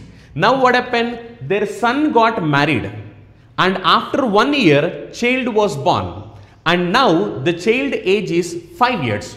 Which means total 1 plus 5, 6 years was completed. Yes or no? If 6 years was completed, then these 3 persons average age should be 42 plus 6, 48 years. Why? Because 6 years are completed. As 6 years are completed, now 42 plus 6, these 3 persons average age will be 48 years. Now who are those 3 persons? 3 persons are husband, wife and their son. Now what happened? In this family, 2 more new persons joined. Now who are those 2 persons? Other than husband, wife, son. Now 2 persons are daughter-in-law and child. Now all these 5 persons combined together, what is the average age? Average age is like 36 years. Now they are asking us what is the age of daughter-in-law at the time of marriage. Okay, let us look at that. Very simple. Look here carefully. Now this is like 3 and this is 5. So difference is like plus 2. Similarly, this is 48, this is 36. Difference is like minus 12. Now you are going to calculate this. Left hand side difference multiplied with right hand side bottom number. 36 into 2, that is nothing but 72. Similarly, right hand side difference multiplied with left hand side top number. 12 into 3 is 36 as it is minus, so that is going to be minus 36. Now this is 72 minus 36, which is 36. Now what is this 36? This 36 is nothing but sum of ages of daughter-in-law and child. Yes or no? Why? Because here you have 3 persons, here you have 5 persons. Now difference is like 2 persons. Now who are those 2 persons? Those 2 persons are daughter-in-law and child. So daughter-in-law and child combined together 36 years. Yes or no? If daughter-in-law and child combined together 36 years means daughter-in-law plus child is 36 years. Already we know that child is how many years old? 5 years old, which means I can say that daughter-in-law is 31 years now. Yes or no? Daughter-in-law is 31 years. Why? Because the child is already 5 years. If child is 5 years, then daughter-in-law is going to be 36 minus 5, 31 years. But what is your question? Your question is to find what is the age of daughter-in-law at the time of marriage. Now look here, when she was married, it's almost 6 years back. Yes or no? 6 years back. So that is reason 31 minus 6. You can say that the age of daughter-in-law is nothing but how much? 25 years. Okay. So we can say that age of daughter-in-law is 25 years. Very, very simple question. But the only thing is like you need to understand the question clearly. If you're able to understand the question clearly, then solving this question will become simple. I am going to explain you one more time. Listen here carefully. 3 persons average age is 42 years. Now these 3 persons are husband, wife, son. Now their son got married and after 1 year child was born, and now the child age is 5 years, which means total 1 plus 5, 6 years completed. As 6 years are completed, now these 3 persons average age is going to be 42 plus 6, 48 years. And it is said that now all the 5 persons combined together average age is 36 years. Now when you calculate, you are going to come across daughter-in-law plus child age is 36 years. Now your question is to find what is the age of daughter-in-law at the time of marriage. At the time of marriage, daughter-in-law age is going to be 31 minus 6, which is 25 years. Let us look at the next one. The average age of 24 students is 15.5 years. The age of the teacher is 24 years more than the average age of all the students and teacher. What is the age of teacher? We are supposed to find the age of teacher. So how many students are there? 24 students. Now these 24 students average age is how many years? 15.5 years. When teacher is included, which means this 24 students plus teacher, then what happened? Then what is the average? That is not mentioned. Yes or no? What is the average? Not mentioned. But it is said that the age of the teacher is 24 years more. 24 years more than the average age of all the students and teacher. Now look here, if average age of all the students and teacher is X, then it is saying that teacher age is 24 years more. 24 years more than the average age of teacher and student combined together. Now your question is to find what is the age of teacher. Teacher age is how much? Now look here, this is a very simple question. Don't try to do calculation and all. If you are going to do all the calculation, then again you are going to end up with waste of time. So simply if you have observed the question clearly and if you know the concept of equal distribution, then you can solve this question very easily. Observe here carefully. 24 students average age is how much? 15.5 years. Yes or no? And it is said that 24 students and a teacher average age, let us say X. If it is X, then it is saying that teacher age is how much more? 24 more than the average age of students and teacher combined together. Which means if you have observed here carefully, now teacher is having 24 more than the average.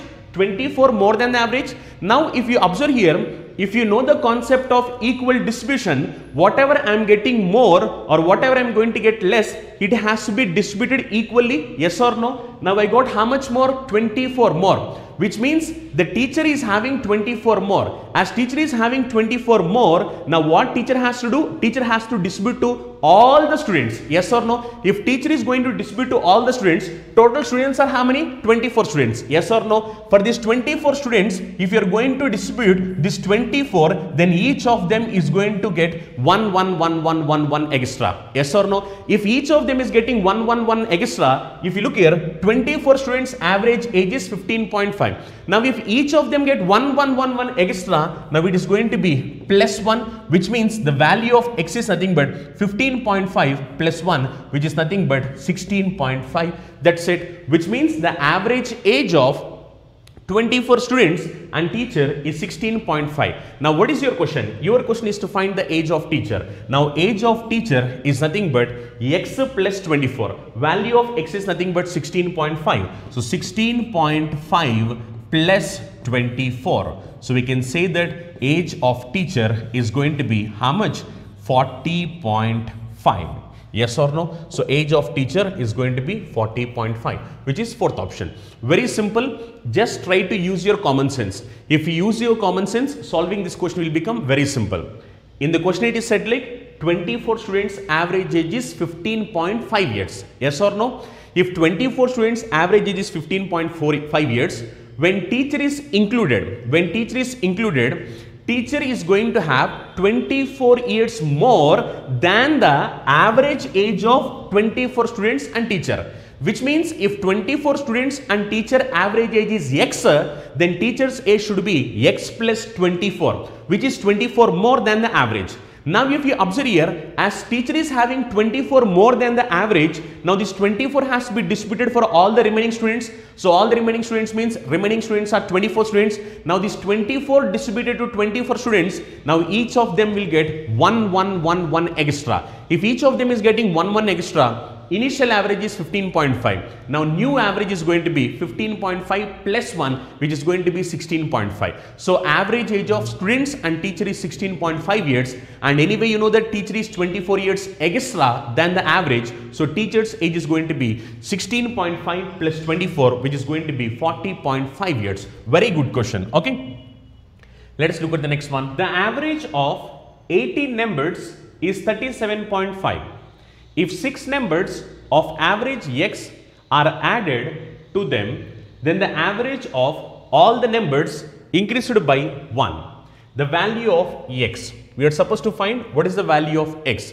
Now even this like very simple question, observe here carefully.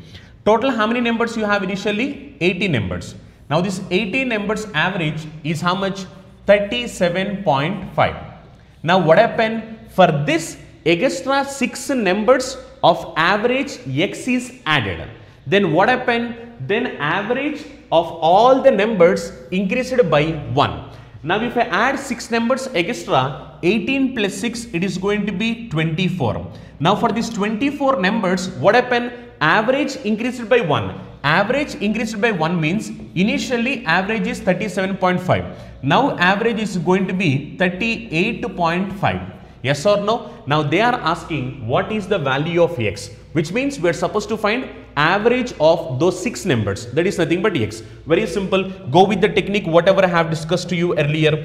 Left hand side difference. Left hand side difference is plus 6.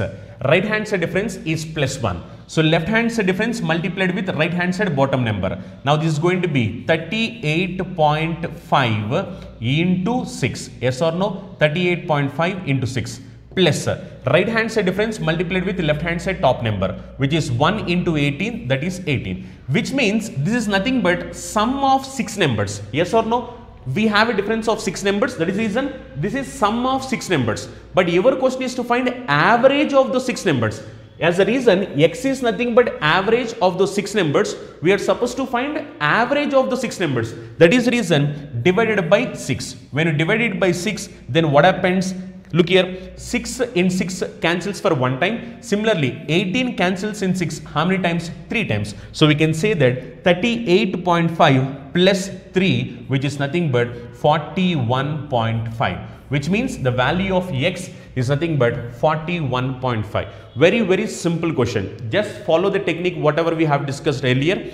If you follow the same technique, you can get the answer in just fraction of seconds. That's it. Nothing more than that. Okay. So what we have done is simply 18 numbers average 37.5. When 6 numbers of average x is added, then average is increased by 1. So when 6 numbers are added, total numbers will be 18 plus 6, 24, and average is going to be increased by 1. So that is the reason new average will be 38.5. So when you calculate this, you are going to get sum of those 6 numbers. But we need to calculate average, so divide by 6. When you calculate it, it is going to be 41.5. Either you can solve in this way or you can solve this question directly as well. Now if you observe here, total 24 numbers average is how much? Total 24 numbers average is nothing but 38.5. Yes or no? But our question is to find what is the value of x. Now if you look here, in this 24 numbers, already I have my 6 numbers. So we can say that total numbers average is 38.5, which means those 6 numbers are also 38.5, 38.5, 38.5. Yes.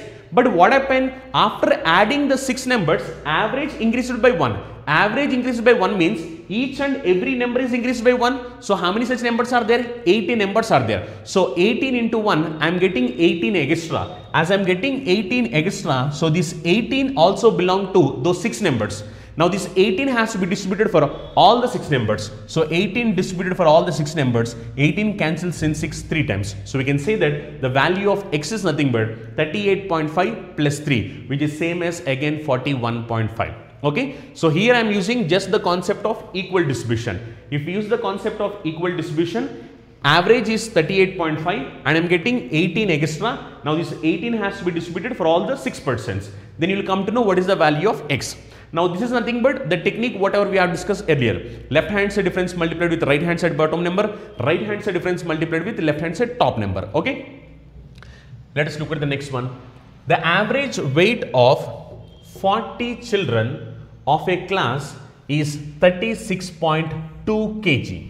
When 3 more children with weights 42.3 kg, 39.7 kg, 39.5 kg join the class, the average weight of the 43 children in the class is. Now we are supposed to find the average weight of total 43 children.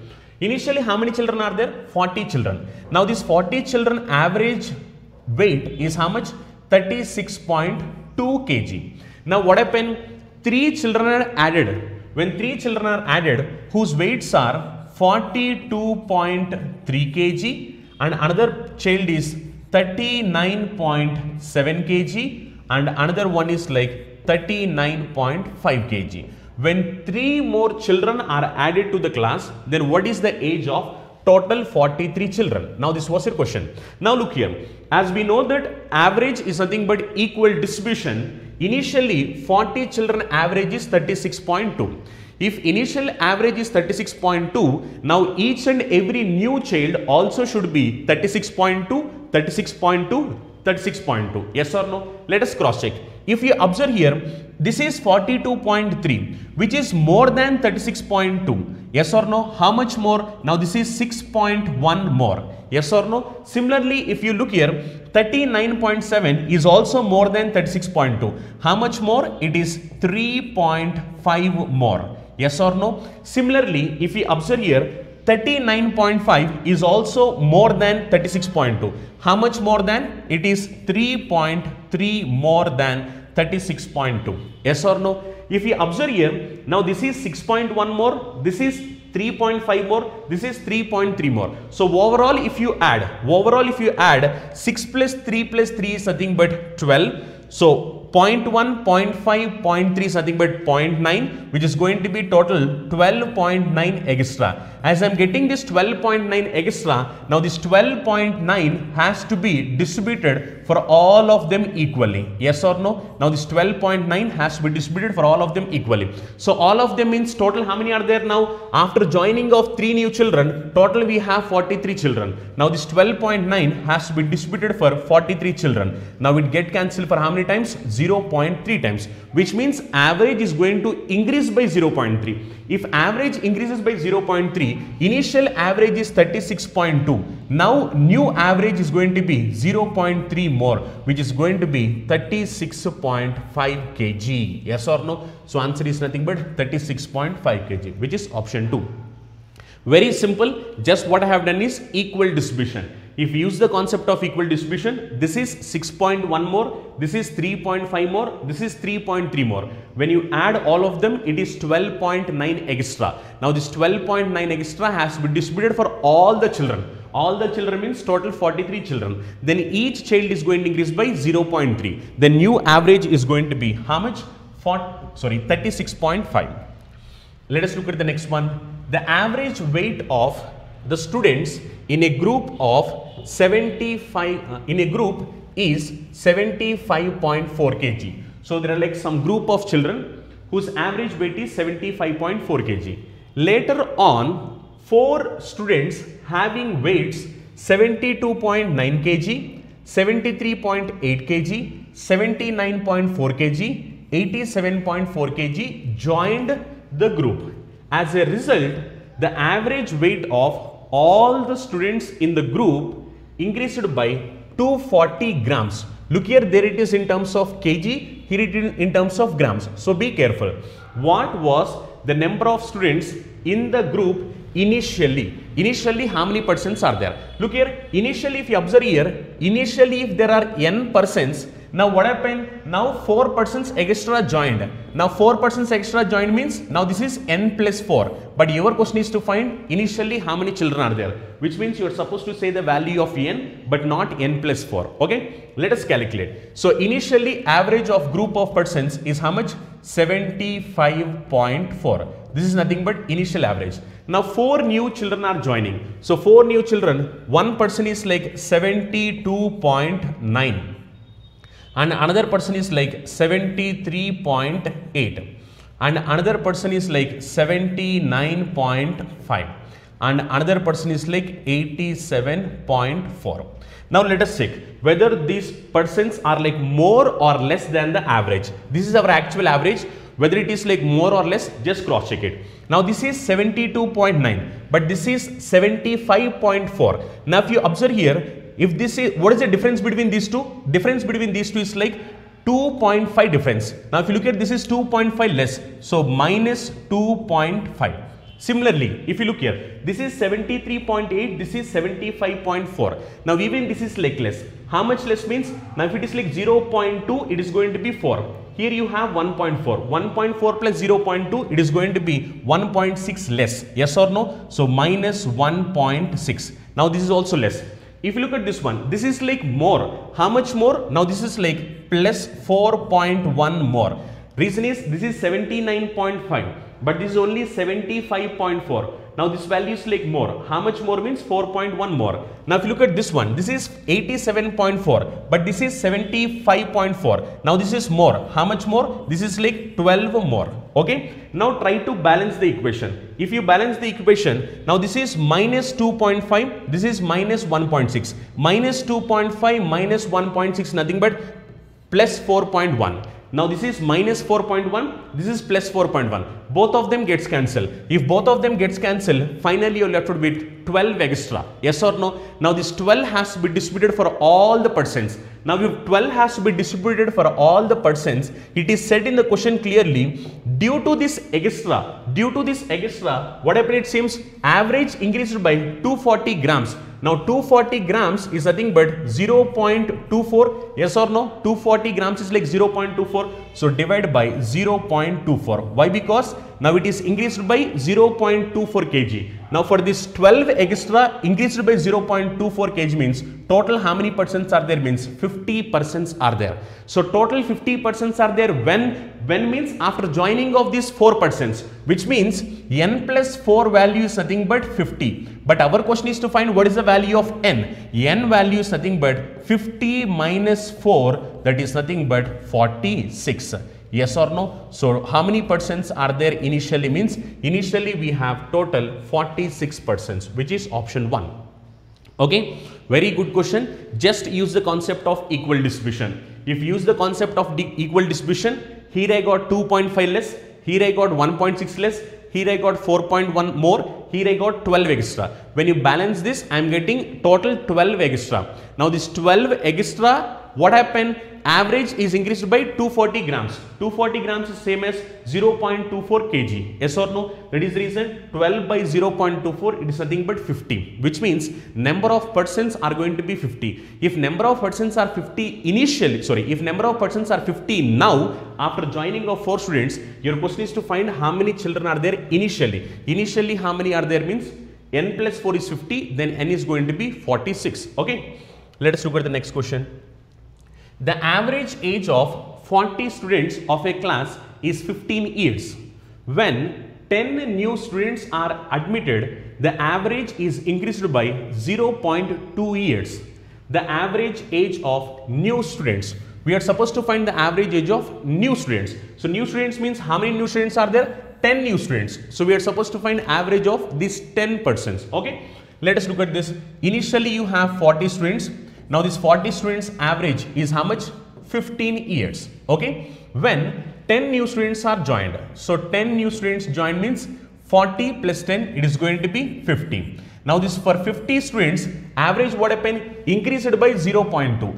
Increased by 0.2 means initially it is 15 years. Now it is going to be 15.2 years. Okay. Now your question is to find what is the average of these 10 new students. Simple, calculate this left hand side difference multiplied with right hand side bottom number. So 10 into 15.2, which is nothing but 152, plus right hand side difference multiplied with left hand side bottom number. 0.2 into 40. 0.2 into 40 is nothing but 8. Yes or no?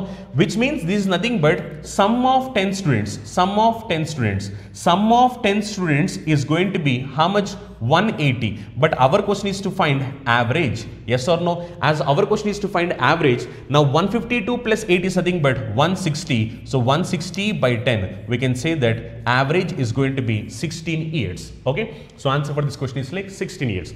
Very simple. Just use the concept. Whatever we have discussed earlier, we'll come to know that sum of 10 students is nothing but 152 plus 8. That is nothing but 160. If sum is 160, average you need to calculate 160 by 10. That is nothing but 16 years. Let us look at next question. The average of the age of 15 students in a class is 19 years. When 5 new students are admitted to the class, the average age of the class becomes 18.5 years. What is the average age of the 5 new admitted students? We are supposed to find the average of 5 new admitted students. How many students are there initially? 15. Okay. Now for these 15 students, what is the average? Average is like 19 years. When 5 new students are admitted, 5 new students are admitted means total it is going to be 20 students. Now for these 20 students, what happened? Average age of the class becomes 18.5 years. Now average age of the class is going to be 18.5 years. Now your question is to find 5 new admitted students, average is how much? Simple, calculate this left hand side difference. What is left hand side difference? Left hand side difference is nothing but plus 5. Similarly, right hand side difference is how much? 0.5. Now this is minus 0.5, be careful, minus 0.5. Now calculate this. What I have told you, left hand side difference multiplied with right hand side bottom number. Now don't try to simplify it, make it simple. So keep as it is, 18.5 into 5. Now here if you look here, right hand side difference multiplied with left hand side top number. Now this is going to be 15 into 0.5. Okay. Now this is nothing but sum of how many? Sum of 5 students. Now you are supposed to find average. As you are supposed to find average, so divide by 5. Okay. When you are dividing it by 5, make sure that your calculation is going to be simple. So 5 cancels in 5. How many times? 1 time. 15 cancels in 5. How many times? 3 times. So when you're simplifying it, it is going to be 18.5 into 1 is like 18.5. Similarly, 3 into 0.5 is nothing but 1.5. So minus 1.5. So we can say that average is going to be 17 years. Okay. So answer for this question is like 17 years. Very, very simple question. just follow the concept whatever we have discussed earlier. When you simplify this one, it is going to be 18.5 minus 1.5. So 18.5 minus 1.5, answer is going to be 17 years. Let us look at the next question.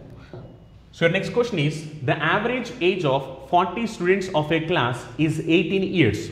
When 20 new students are admitted to the same class, the average age of the students of the class is increased by 6 months. The average age of newly admitted students is, we are supposed to find the average of newly admitted students. Total how many students are there initially? 40 students. Now for this 40 students, what is the average? Average is like 18 years. When 20 new students are admitted, so 20 new students are admitted means total it is going to be 60 students. Yes or no? When 20 new students are admitted, the average age of the students of the class increased by 6 months. Yes or no? Now this is increased by 6 months. Okay? Increased by 6 months.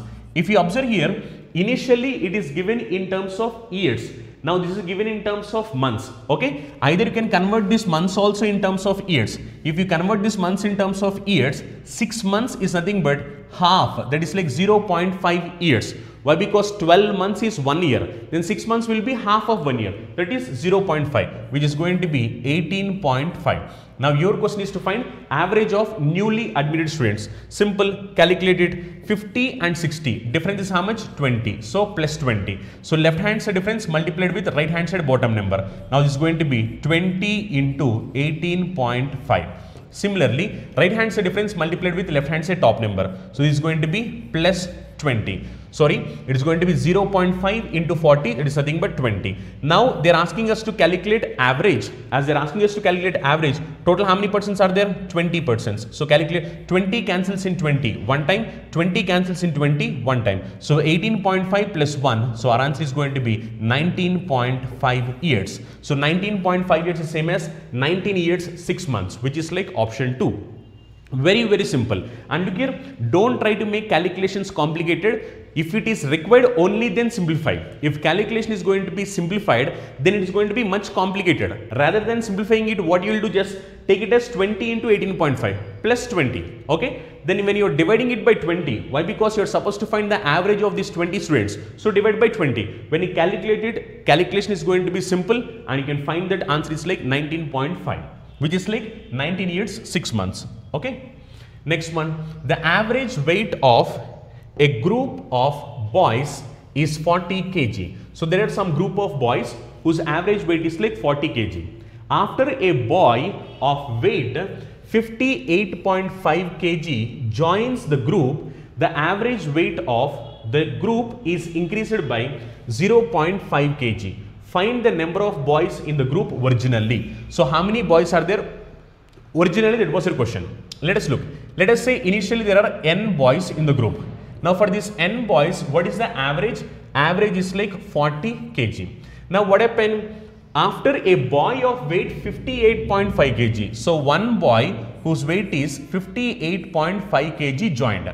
When one boy of 58.5 kg joins the group, the average weight of the group is increased by 0.5 kg. Now when one boy is added, now it is going to be n plus 1, yes or no? And what happened to average? Average increased by 0.5 kg. Average increased by 0.5 kg means initially it is 40. Now when it is increased by 0.5, it is going to be 40.5. Now they are asking us to find what is the initial value of boys, or like what is the original value.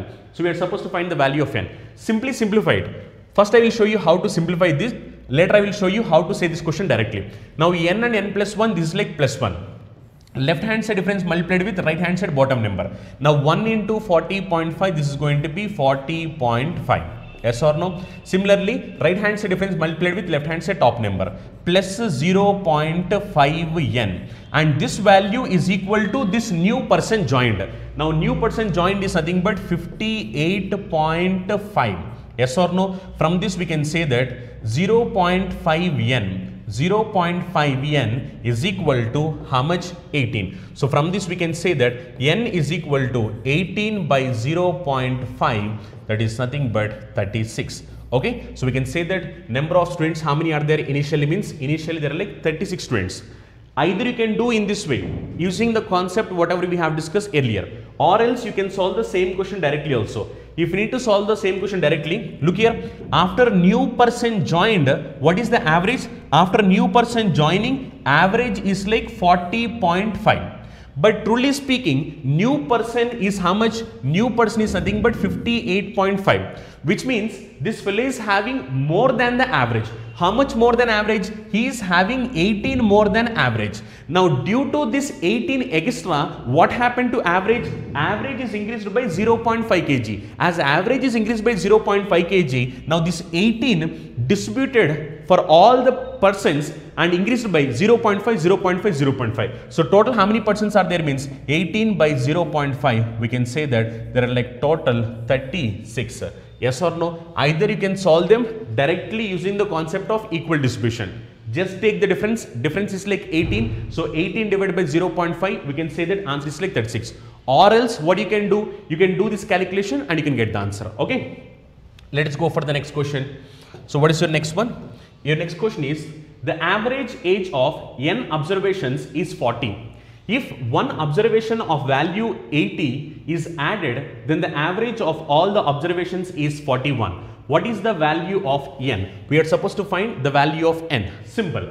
Now this is same to whatever question we have discussed earlier. So n persons average is how much? 40. N observations average is 40. When one new value is added, now it is going to be n plus 1. Then what happened to average? Average of all the observations is going to be 41. Yes or no? When new value of 80 is added, then average is going to be 41. Now your question is to find what is the value of n. Simple. Either you can simplify it or use the concept of equal distribution. If you use the concept of equal distribution, what is the difference? 80 and 41 difference is like 39. Which means after new number is added, average is 41, but that new number is 80, which means 80 is 39 extra than 41. Now this 39 has to be distributed for all the persons. When this 39 is distributed for all of them, what happened? Average is increased by 1. As average is increased by 1 means each of them is increased by 1, 1, 1. So total how many are there means 39 divided by 1, which is nothing but 39. So total how many means initially number of observations are nothing but 39. Very simple question. Okay, just use the concept of equal distribution. You can get these answers much faster. Let us look at the next one. The average weight of some students in a class was 58.4 kg. When 5 students having the average weight 62.8 kg joined the class, the average weight of all students in the class increased by 0.55 kg. The number of students initially in the class were. We are supposed to find how many students are there initially. Let us example, initially there are n students. Now this n students average is how much? N students average is 58.4 kg. When 5 students whose average weight is 62.8 kg. Now 5 students whose average weight is 62.8 kg joins the class, then average weight is increased by 0.55 kg. Now 5 students added means now it is going to be n plus 5. Then what happened to average? Average increased by 0.55 kg. Now 0.55 kg means it is going to be 58.95 kg. Yes or no? Why? Because it is increased by 0.55 kg. Now you are supposed to find how many students are there in the class initially, which means you are supposed to find the value of n. Now either you can solve this question using the concept of equal distribution, or you can solve with the concept of left hand side difference, right hand side difference, both of them. Now if I go with the concept of equal distribution, now total class average is nothing but 58.95, but these 5 students average is nothing but 62.8, which means average is more. How much more? How much more means it is 3.85 more. Yes or no? 3.85 more.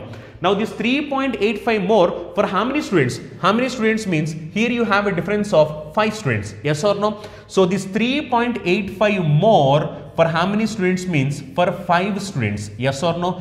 Due to this what happened? average increased by 0.55 kg. Now due to this average increase by 0.55 kg, so if you need to find total how many persons are there initially means due to this average is increased by 0.55 kg. Now cancel it. If you are going to cancel it, decimal point and decimal point, you are going to remove it. Then what happened? 55 cancels in 5. How many times? 11 times. And 385 cancels in 11. How many times? How many times means 35 times. So we can say that value of n is nothing but 35. Very simple question. Just what you need to do is like go with the concept of equal distribution. If you go with the concept of equal distribution, just to take the difference. If you take the difference is nothing but 3.85. For how many students? For how many students means 5 students. That is reason 3.8 into 5, which means I am going to get a total extra of 3.8 into 5. Now due to this what happened? Average increased by 0.55 kg. So divided by 0.55, then you will come to know that how many students are there initially means 35 students. Okay. Let us look at the next one.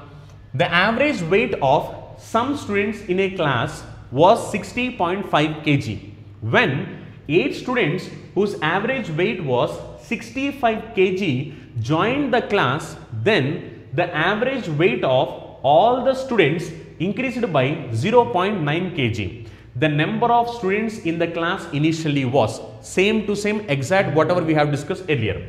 Let us example, initially there are n students. N students average weight is how much? 60.5 kg. Yes or no? N students average weight 60.5 kg. When 8 students are added, means it is going to be n plus 8. When 8 students are added, this 8 students average weight is how much? 8 students average weight is 65 kg. Now due to this what happened? Average of whole is increased by 0.9. Now it is going to be 60.5 plus 0.9. Now it is going to be 61.4 kg. Now your question is to find how many students are there initially. Very simple question. Go with the concept of equal distribution. Now this is 61.4 and this is how much? This is 65. Now what is the difference between these two? Now difference is nothing but 3.6 difference. Yes or no? Now 3.6 difference for how many children? How many children means 8. So 3.6 into 8. As I need to find total how many persons are there initially. Due to this difference, what happened? Average increased by 0.9. So divided by 0.9. What happened? Then if you are going to simplify it, decimal point cancels. 36 cancels in 9. How many times? 4 times. Now 4 into 8, that is nothing but 32. So we can say that how many students are there initially means 32 students are there initially. Okay. Very simple question. Just go with the concept of equal distribution. If we go with the concept of equal distribution, then you can get this answer much earlier. Let us look at the next one. Even this question is also very good one. Read carefully. A librarian purchased 50 story books for his library, but he saw that he could get 14 more books by spending rupees 76 more, and the average price per book would be reduced by 1 rupee. The average price of each book he bought was. So he is asking what is the average price of each book he bought. Let us example, in this question it is said like total how many books he bought initially? 50 books. Now this 50 books average price we does not know. Let us take it as n.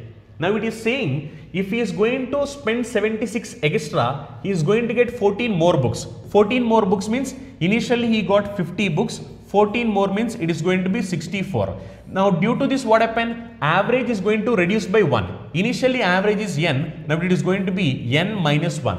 Why? Because it is reducing by 1.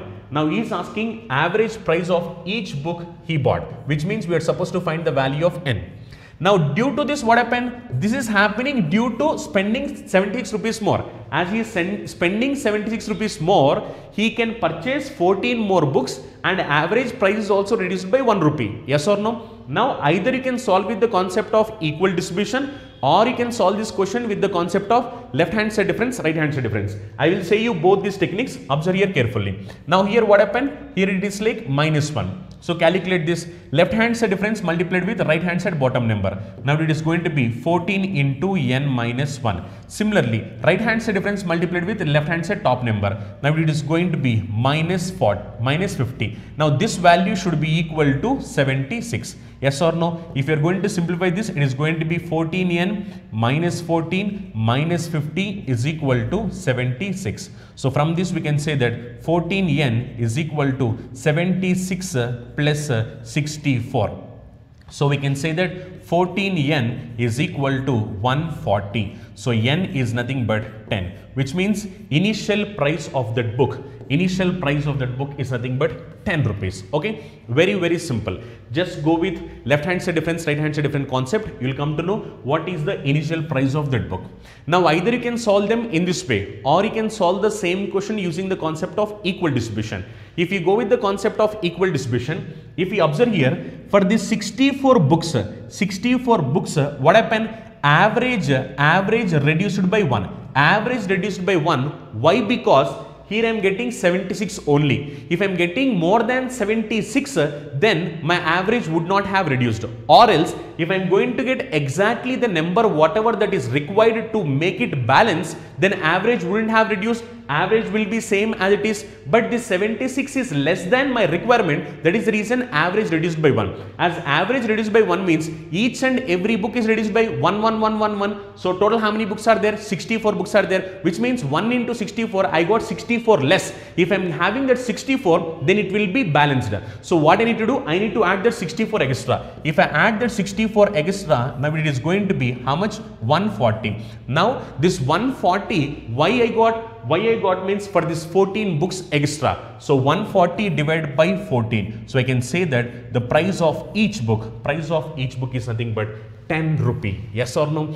Either you can go with the concept of equal distribution, or you can solve the same question using the concept of left hand side difference, right hand side difference. Any of them you are going to get the answer. Okay, very simple. Just try to learn the concept. Once if you are learning the concept, and try to read the question carefully. Read the question carefully, understand the question carefully, and then application of concept is going to be simple.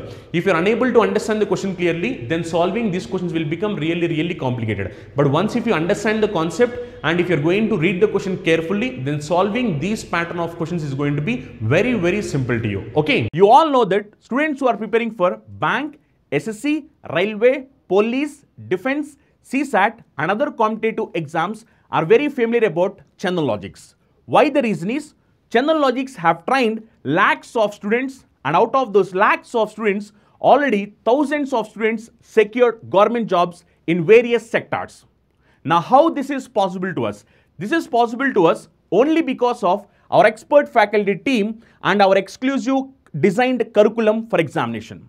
If you observe our expert faculty team, each and every faculty is having vast experience and they are having in-depth subject knowledge based on the present examination pattern, and they have trained lakhs of students. And coming to our curriculum, we have designed our curriculum in such a way that our video lectures are completely digital interactive video lectures, where we are going to teach each and every subject in depth, complete concept oriented teaching and complete time saving techniques based on the recent examinations. And we are going to conduct mock examinations also. These mock examinations are exclusively based on the real-time experience of what actual examination is going to happen.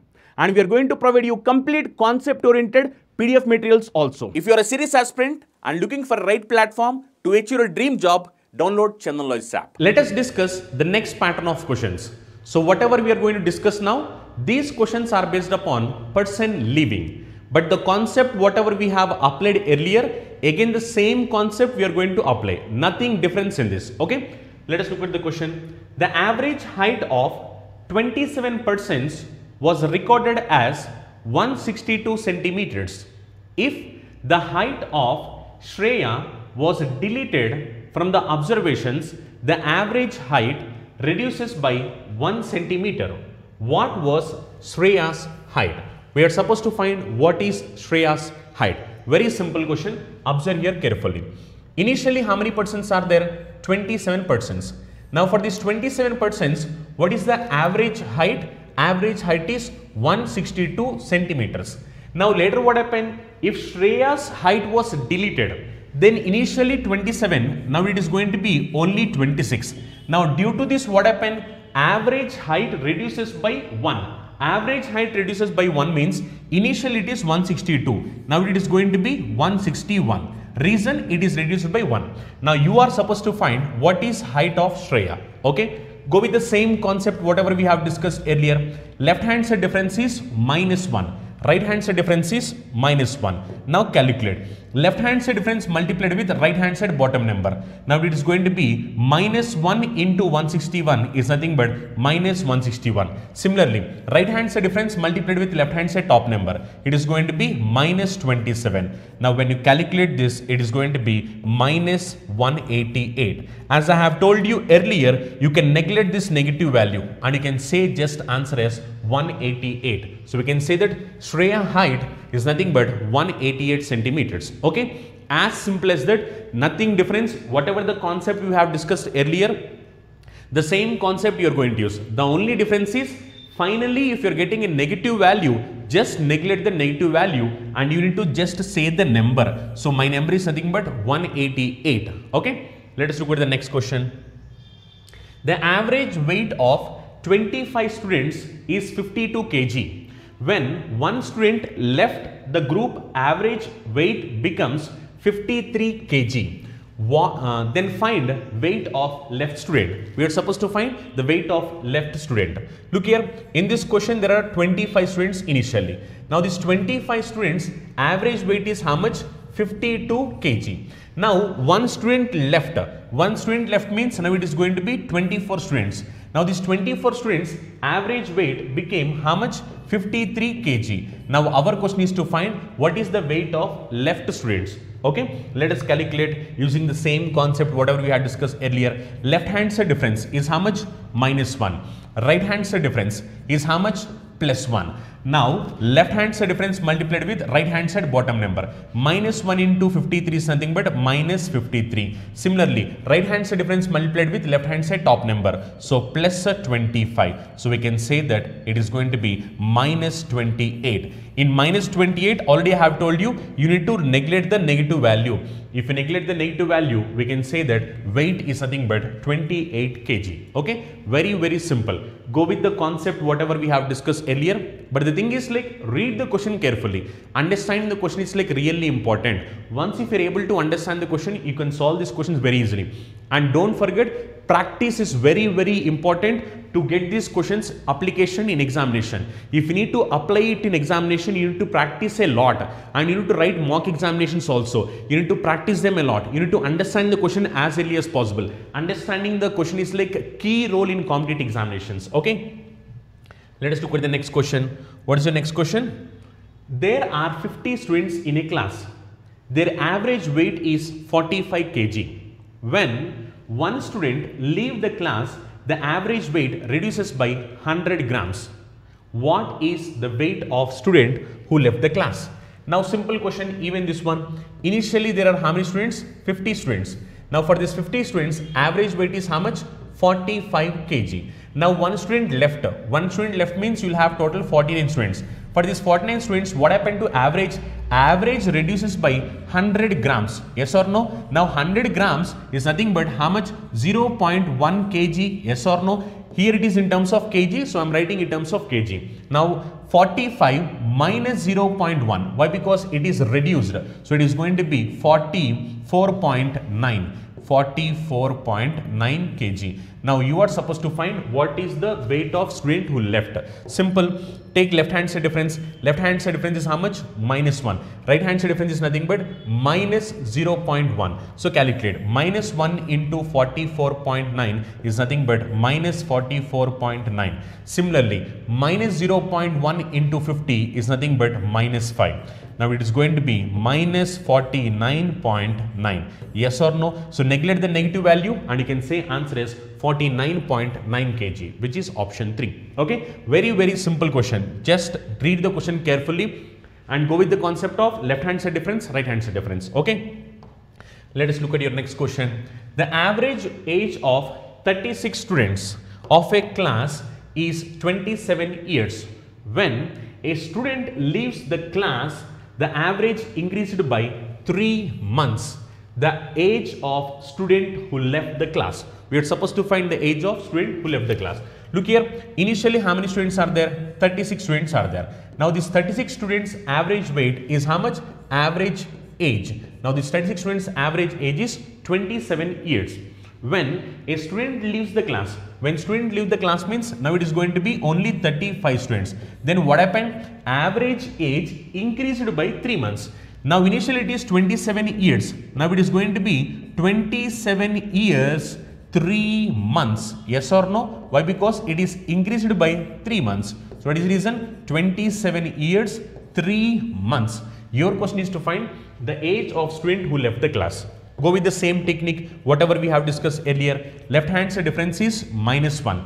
Right hand side difference is plus 3 months. Calculate it. Left hand side difference multiplied with right hand side bottom number. Now it is going to be minus 27 years 3 months. Yes or no? Minus 27 year 3 months. Similarly, right hand side difference multiplied with left hand side top number. So it is going to be plus 36 into 3 months. Yes or no? 36 into 3 months. Now what I need to do? I need to convert this months in terms of years. As I need to convert this months in terms of years, now I need to divide it by 12. When I divide it by 12, then what happens? Months will be converted in terms of years. 36 cancels in 12. How many times? 3 times. So 3 into 3 is nothing but 9, which means 9 years. So it is going to be minus 27 years 3 months plus 9 years. When you calculate this, it is going to be minus 18 years 3 months. Just neglect the negative value. If you neglect the negative value, you can say it as 18 years 3 months, which is like option 3. And look here, I am simplifying all this just for the purpose of understanding. But in examination point of view, you need not simplify all this calculation. Once if you are good in calculation, you can make this calculation much faster. But as a reason each and everyone should understand, that is the reason I am simplifying it. Okay, let us look at your next question. The average marks obtained by 40 students of a class is 86. If 5 highest marks are removed, the average reduces by 1 mark. The average marks of top 5 students. We are supposed to find the average of top 5. Look here, initially how many students are there? 40 students. Now these 40 students average marks. Average marks is how much? 40 students average is like 86. Now what happened? If the 5 highest marks are removed, out of this 40, if top 5 are removed means you will have only 35. Then what happened? Then what happened is average reduces by 1. So average is going to reduce by 1, which means new average is going to be 85. Now your question is to find the average marks of top 5. Simple. Go with the same concept. Difference is how much? Difference is minus 5.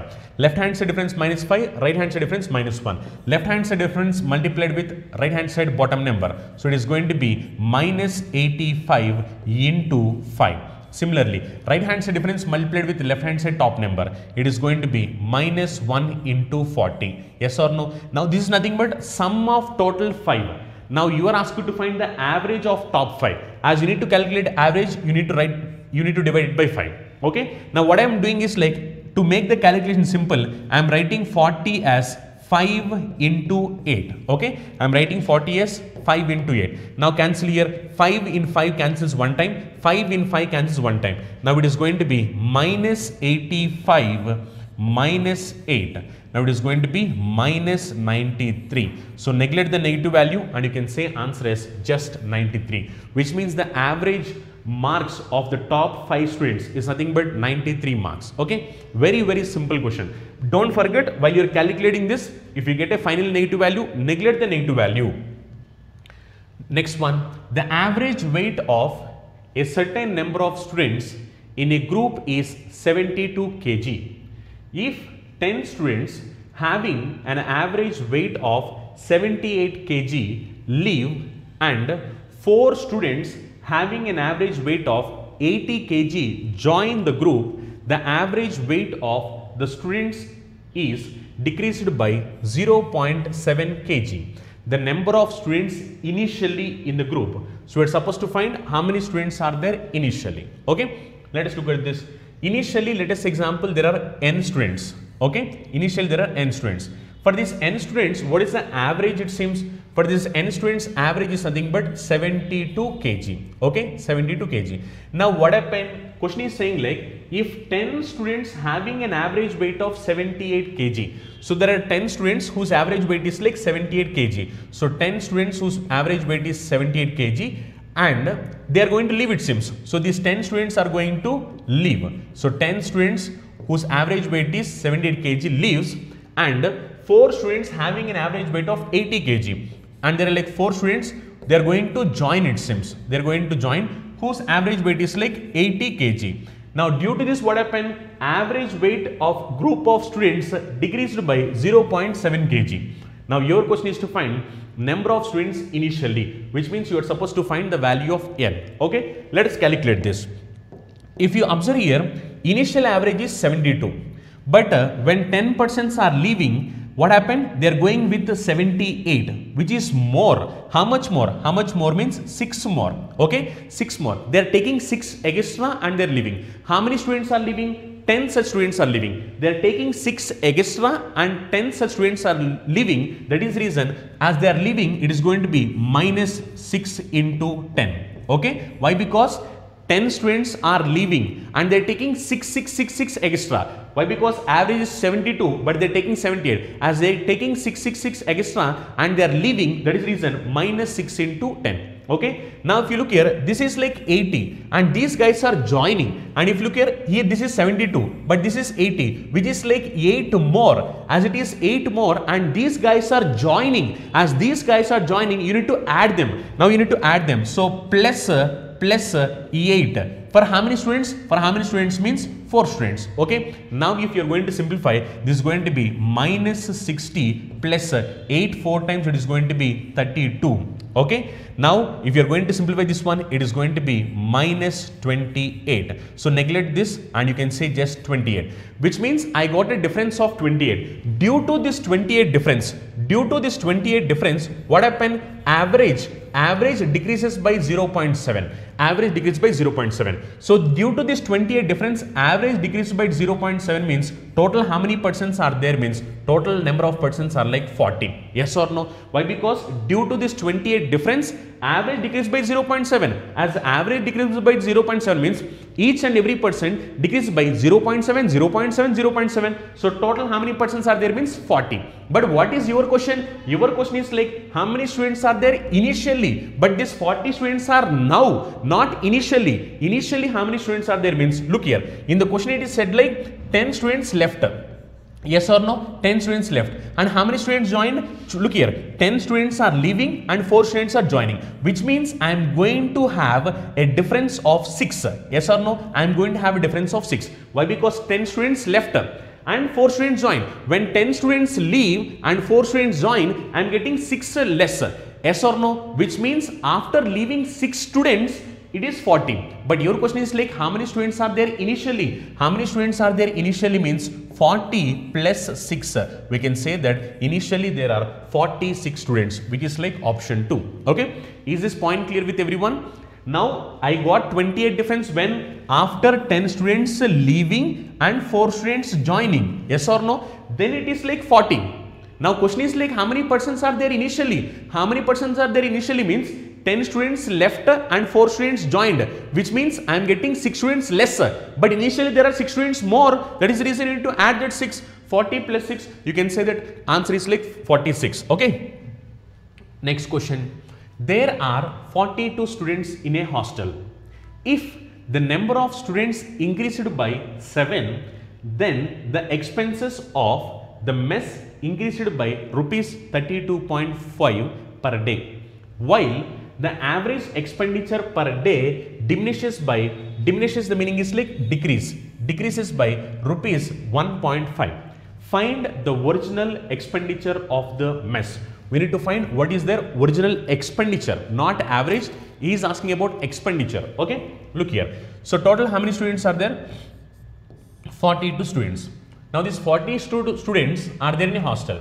If number of students increased by 7, which means now it is going to be 49 as number of students increased by 7. Now due to this, what happened? Expenses of the mess increased by rupees 32.5. Expenses increased by 32.5. Okay, 32.5 per day. While the average expenditure per day diminishes by 1.5, which means if average is initially n, now the average is diminished or decreased by 1.5. Okay, which is like minus 1.5. Now you are supposed to find the original expenditure. Okay, now go with the concept of left hand side difference, right hand side difference. Left hand side difference multiplied with right hand side bottom number. Now it is going to be 7 into n minus 1.5. Similarly, right hand side difference multiplied with left hand side top number. It is going to be minus 1.5 into 42. Now this value is equal to how much? 32.5. Yes or no? Now calculate this one. It is going to be 7n minus 10.5 minus 63 is equal to 32.5. Okay. Now when you are going to simplify this one, 7n is equal to, now this 10.5 go to the other side, then it is going to be how much? 32.5 plus 10.5 is nothing but 43. Now 43 plus 63. 43 plus 63 is nothing but 106, which means n is nothing but 106 divided by 7. Now if n is 106 divided by 7, now what is your question? Your question is like, what is the original expenditure? Original expenditure is like how much? Which means initial average expenditure is nothing but 106 by 7. But your question is not initial average. Your question is to find what is the total expenditure. Total expenditure how many means? Look here, total how many percents are there initially? Initially there are like 42%. So as there are 42% and average is 106 by 7 and the total number of students initially is 42. So 42 cancels in 7 how many times? 6 times. So we can say that answer is going to be 636, which means total expenditure initially expenditure is nothing but 636 rupees. Very simple question. Okay, just read the question carefully. If you read the question carefully, then solving this question will become really simple. Look here, either you can solve this question in this way, or else you can use the concept of equal distribution.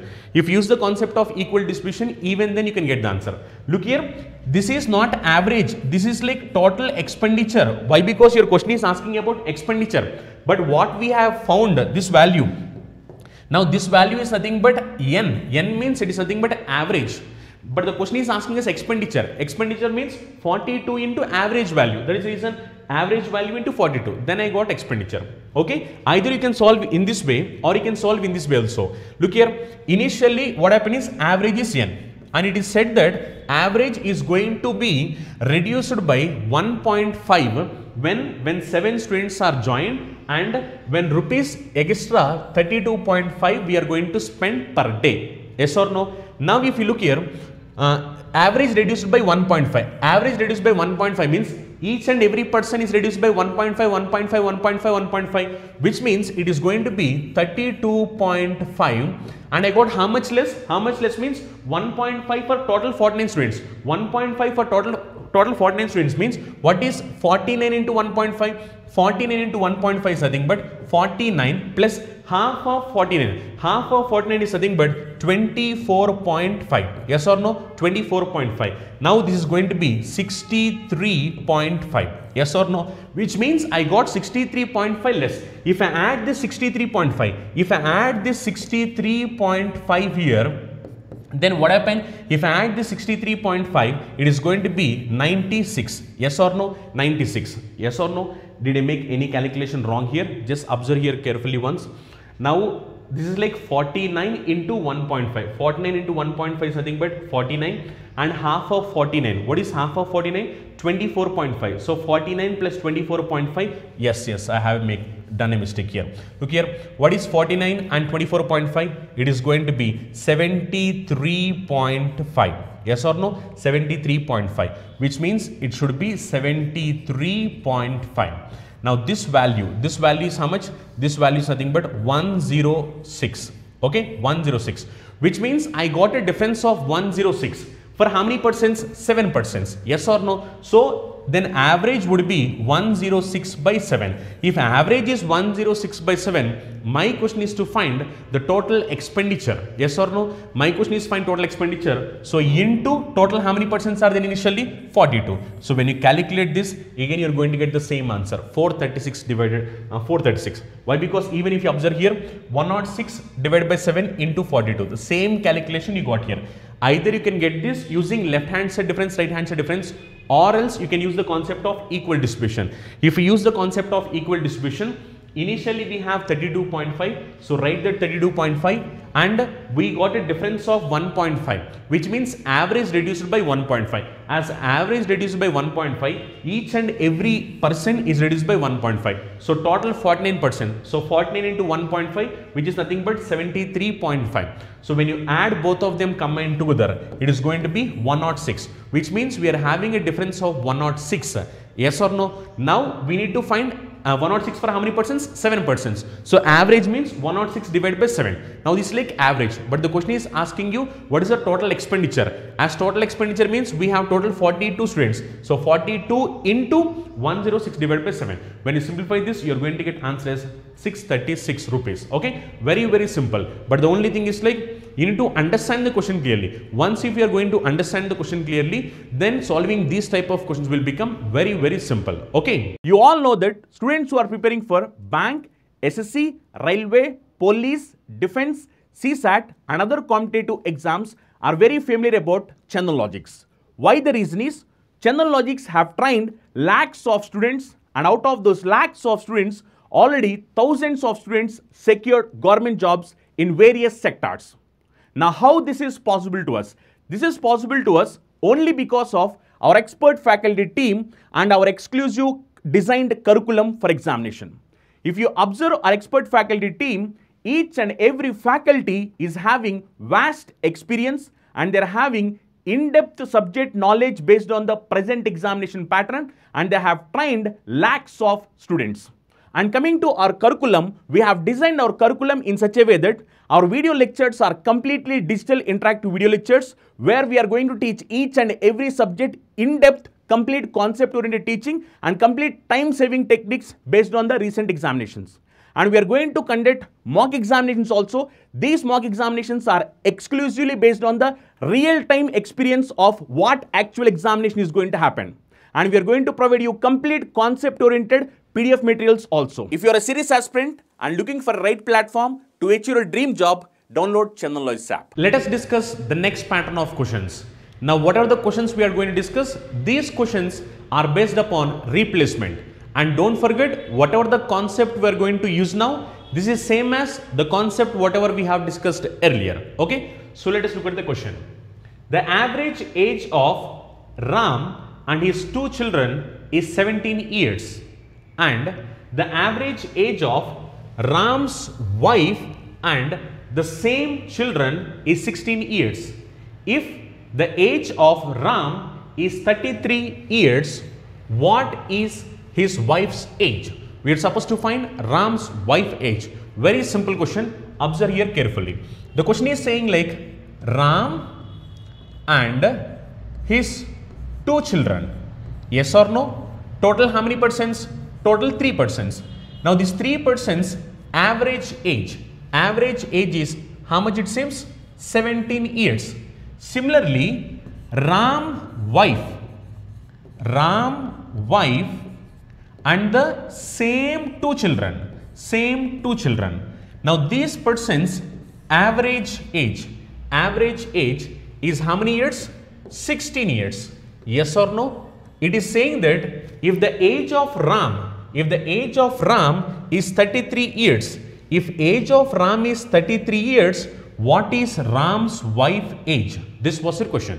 Okay. Observe here carefully how the concept whatever we have discussed earlier is applicable here. Observe here carefully. If you observe here, in this is 3 and this is also 3. What is left hand side difference? Left hand side difference is 0. Yes or no? What is right hand side difference? Right hand side difference is -1. Okay. Now if you observe here, whenever the questions are regarding replacement,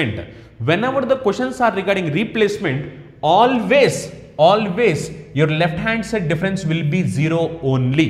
Why? Because here you have 3 persons, here also you have 3 persons.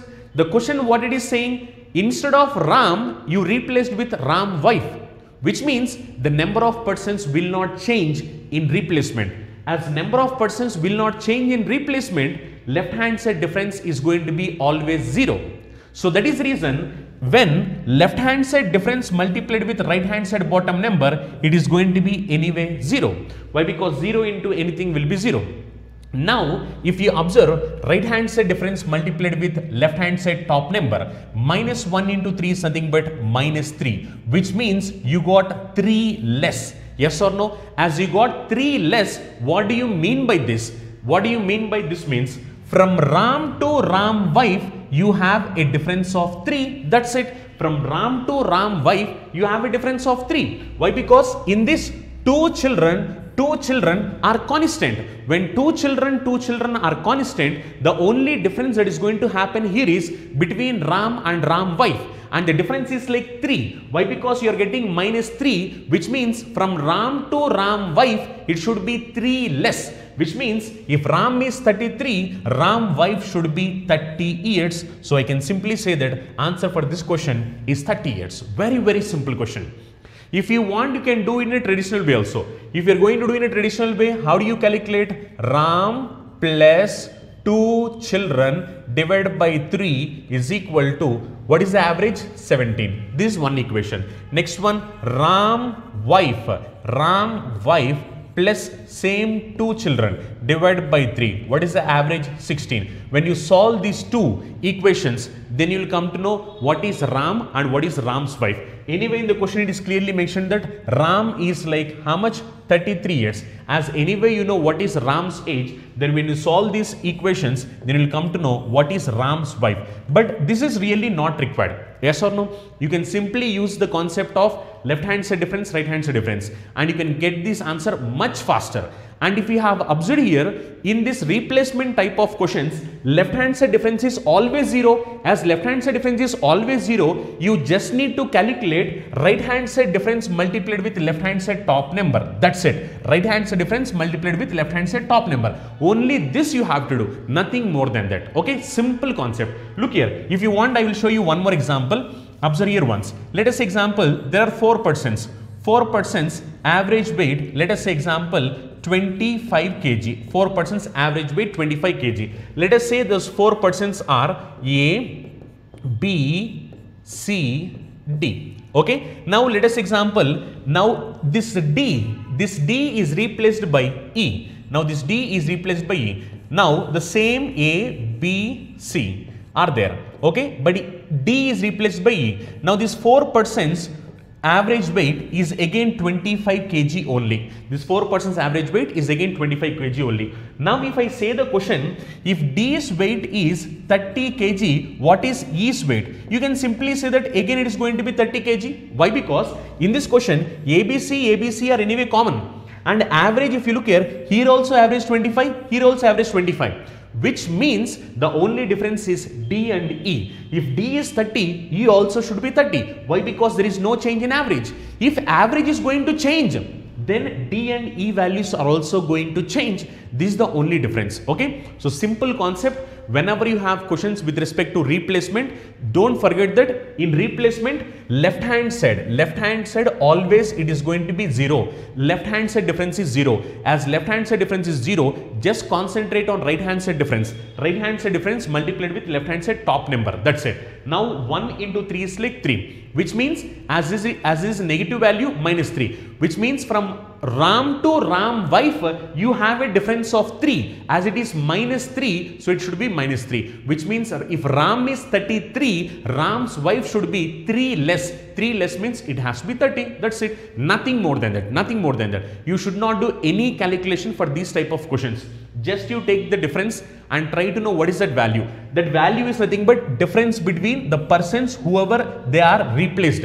If it is negative value, you will subtract from the top. If it is positive value, you will add to the top one. That's it. Nothing more than that. Very simple concept. Okay.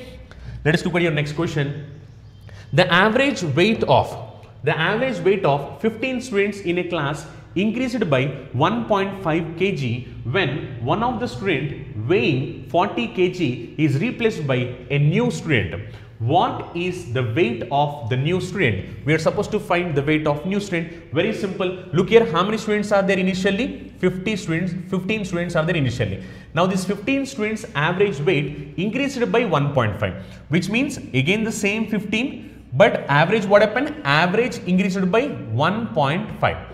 Which means if initially average is n, now it is going to be n plus 1.5. Truly speaking, all this is not required. Just for the purpose of understanding, I am representing all. Now what happened? It is saying that one of the student whose weight is 40 kg. Now in this what happened? 14 students are there. Now these 14 students are anyway common. I can neglect those 14 students. Why? Because they are common. Now one student whose weight is how much? One student whose weight is 40 kg. Now this fellow is replaced with some other fellow.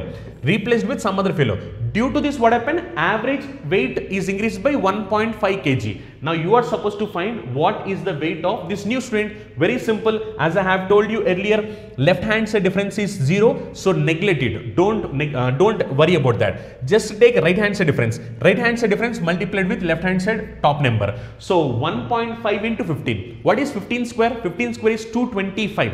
But this is not 15, it is 1.5. So 1.5 into 15 is going to be 22.5. As this is plus, which means from top to bottom, you are going to get 22.5 extra. As a reason it is plus, so plus 22.5, which means 22.5 more. So 40 plus 22.5, we can say that new person's weight is going to be 62.5 kg, which is option 4. Very simple concept.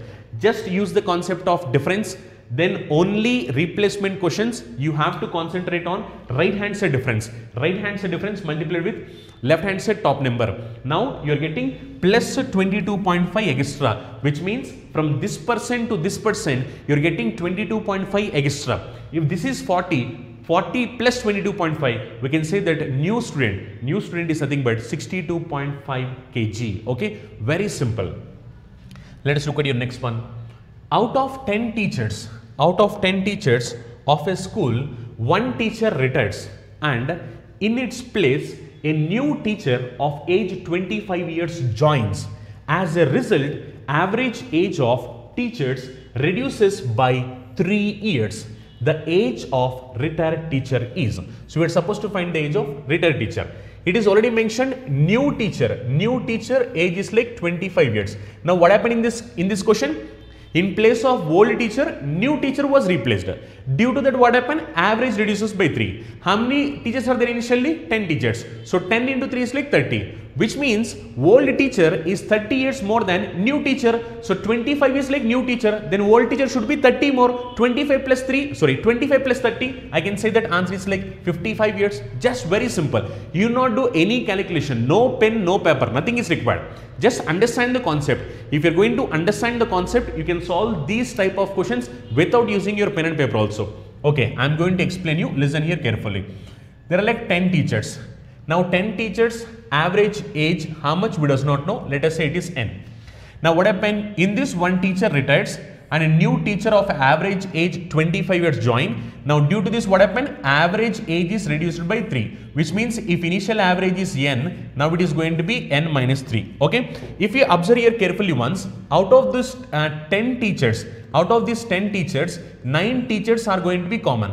One is like a old teacher. Now she was retired. And here also 9 teachers are common. And here you have a new teacher. Okay. Now it is saying what? This new teacher age is 25 years. What is the age of old teacher? Anyway, these teachers, 9 teachers are common. You neglect those 9 teachers. Now you have a difference between only old teacher and new teacher. That's it. You need to find.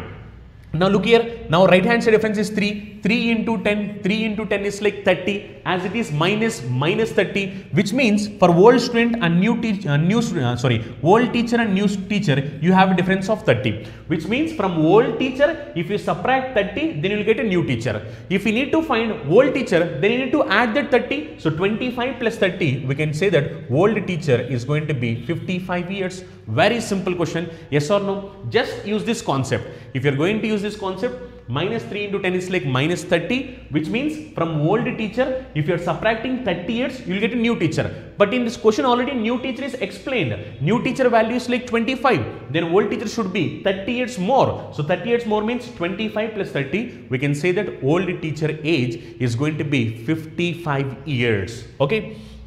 Let us look at the next. Out of 4 numbers, the average of first 3 numbers is 15 and that of the last 3 is 16. If the last number is 19, the first is. Very simple question. Now answer is like 19 minus 3 and you can say answer is 16. No pen, no paper, nothing is required. In fraction of seconds you can mark the answer. Yes or no? The question is saying like you have 4 numbers. Yes or no? Out of these 4 numbers, it is saying that last number is 19 and he is asking us to find what is the first number. In this question what they are saying, in this question it is saying that first 3 numbers average is 15.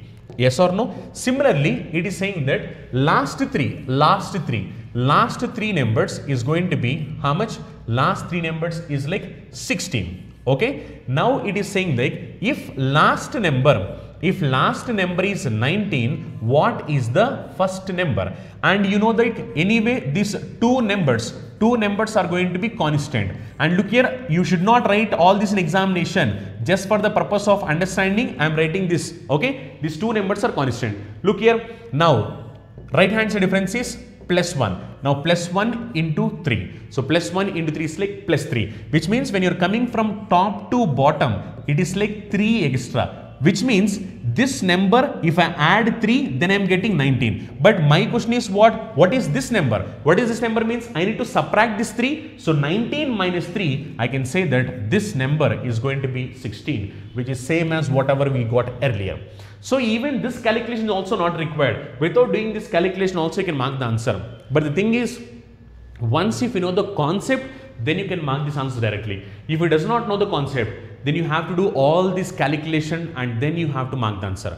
But look here, once if you are trying to practice more and more examples, and if you are trying to spend more time in practice, then what happens is automatically your concept is going to develop. Once if your concept is going to be developed, then what you can do is like you can mark these answers much faster than your competitors. And this is going to happen only through practice. Only if you are going to practice them, then you can mark it much faster than your competitors. So don't forget, practice is the key for success. So you have to practice.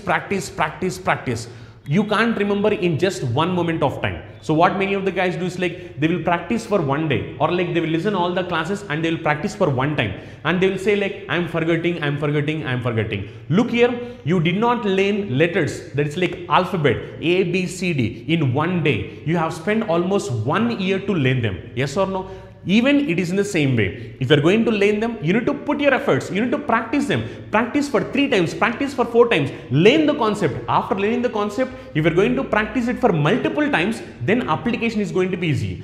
Many of the guys, what they do, they will listen it for only one time and they'll say like it's completed. No, you have to listen it for one time and then you have to practice it for multiple times. At least you need to practice it for 2 to 3 times. When you're going to practice it for 2 to 3 times, then what happens is like your concept is going to build, you can understand the questions faster, you can analyze the questions faster, then solving the questions is going to, speed is going to be improved. Okay, that is the reason practice is your key for success.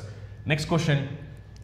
After replacing an old member by a new member, it was found that the average age of 5 members of a club is same as it was 3 years ago. The difference between the ages of replaced and new member is. So we need to find just a difference, that's it. Now look here, it is saying like there are 5 members. Now 5 members average age 3 years ago and now both of them are like same, which means 3 years ago if age of them is like 17, 3 years ago age of them is like 17, now their age will be 20. Yes or no? But what question is saying, now the average age of these members is going to be again the same. Again the same means same 17 years when one person is replaced by other person. Now they are asking what is the difference between these two persons. Very simple. Here what is the difference? Difference is like 3. So 3 into 5 is how much? 15, which means the difference between these two persons, I can say it as 15 years. Even this calculation is also not required. In the question it is clearly mentioned. It is mentioned like the average age of that members is going to be same as it was 3 years ago, even after the replacement. Which means there is a difference of 3 years. For how many members? 5 persons. So 3 into 5 is like 15 years, which means the replaced person and the new person age difference is going to be 3 into 5, which is going to be 15 years. Okay, very, very simple. Let us look at the next. The average age of 11 players of a cricket team is increased by 2 months when 2 of them gained 18 years and 20 years are replaced by 2 new players. The average age of new players. We are supposed to find the average age of new players. Look here, total how many persons are there initially? 11 persons. Now this 11 persons average age, what happened it seems? Increased by how much? Increased by 2 months. Yes or no? Increased by 2 months. When two players, what are their ages? 2 players, 18 years and 20 years are replaced by 2 new players. Then your question is like, what is the average of these 2 new players? Very simple. Go with the concept, whatever I have explained you. 2 into 11, 22 months. Why? Because it is months, so 22 months. As it is plus, so even it should be plus, which means this is 22 months more. So I can say that new persons are 22 months more than the old persons. Old persons are 18 plus 20. That old players age is 18 plus 20, 38 years. Then this new players is going to be 38 years, 22 months. Yes or no? And how many players? 2 players. Why? Because 2 players are only replaced. 2 players of age 18 years, 19 years are replaced, which means remaining 9 players. 9 players are constant. You can neglect about those 9 players. Your concentration should be only on these 2 players. So 2 players of age 38 years replaced with 2 new players. These 2 new players are 2 into 11, 22 months extra. So 38 years, 22 months is nothing but these 2 new players. But what is your question? Your question is to find the average. As it is average, so you have to divide it by 2. So when you divide it by 2, 38 years, 22 months, average is going to be 19 years, 11 months. Yes or no? 19 years, 11 months. So what is your answer? 19 years, 11 months. Option is like option 3, 19 years, 11 months. Very simple. Okay. Just go with the concept whatever we have discussed earlier. In this type of questions, whenever you are trying to solve replacement questions, left hand side difference is always going to be 0. If left hand side difference is 0, just take only right hand side difference. In this you have like right hand side difference multiplied with left hand side top number, and whatever you are going to get, the difference should be added or subtracted here. Now I got 22 months extra, which means these fellows are 22 months more than these fellows. That's it. Next one, the average age of 8 members is increased by 2 years when 2 of them whose ages are 21 and 23 years are replaced by 2 new men. The average age of 2 new men is how much? Very simple, similar to earlier question. So 2 new players are how much?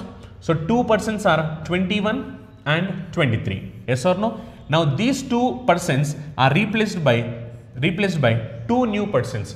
Due to this, what happened? 8 members average. 8 members average, what happened? 8 members average is increased by 2. So look here, I got the answer now. 2 into 8 is 16, which means these fellows should be 16 years more than these fellows. Now 21 plus 23 is going to be 44. Now this fellow should be 44 plus 16, which is going to be 60. Now your question is like average. As it is like 2 persons, then it should be divided by 2. So we can say that average of them is going to be 30 years, which is like option 4.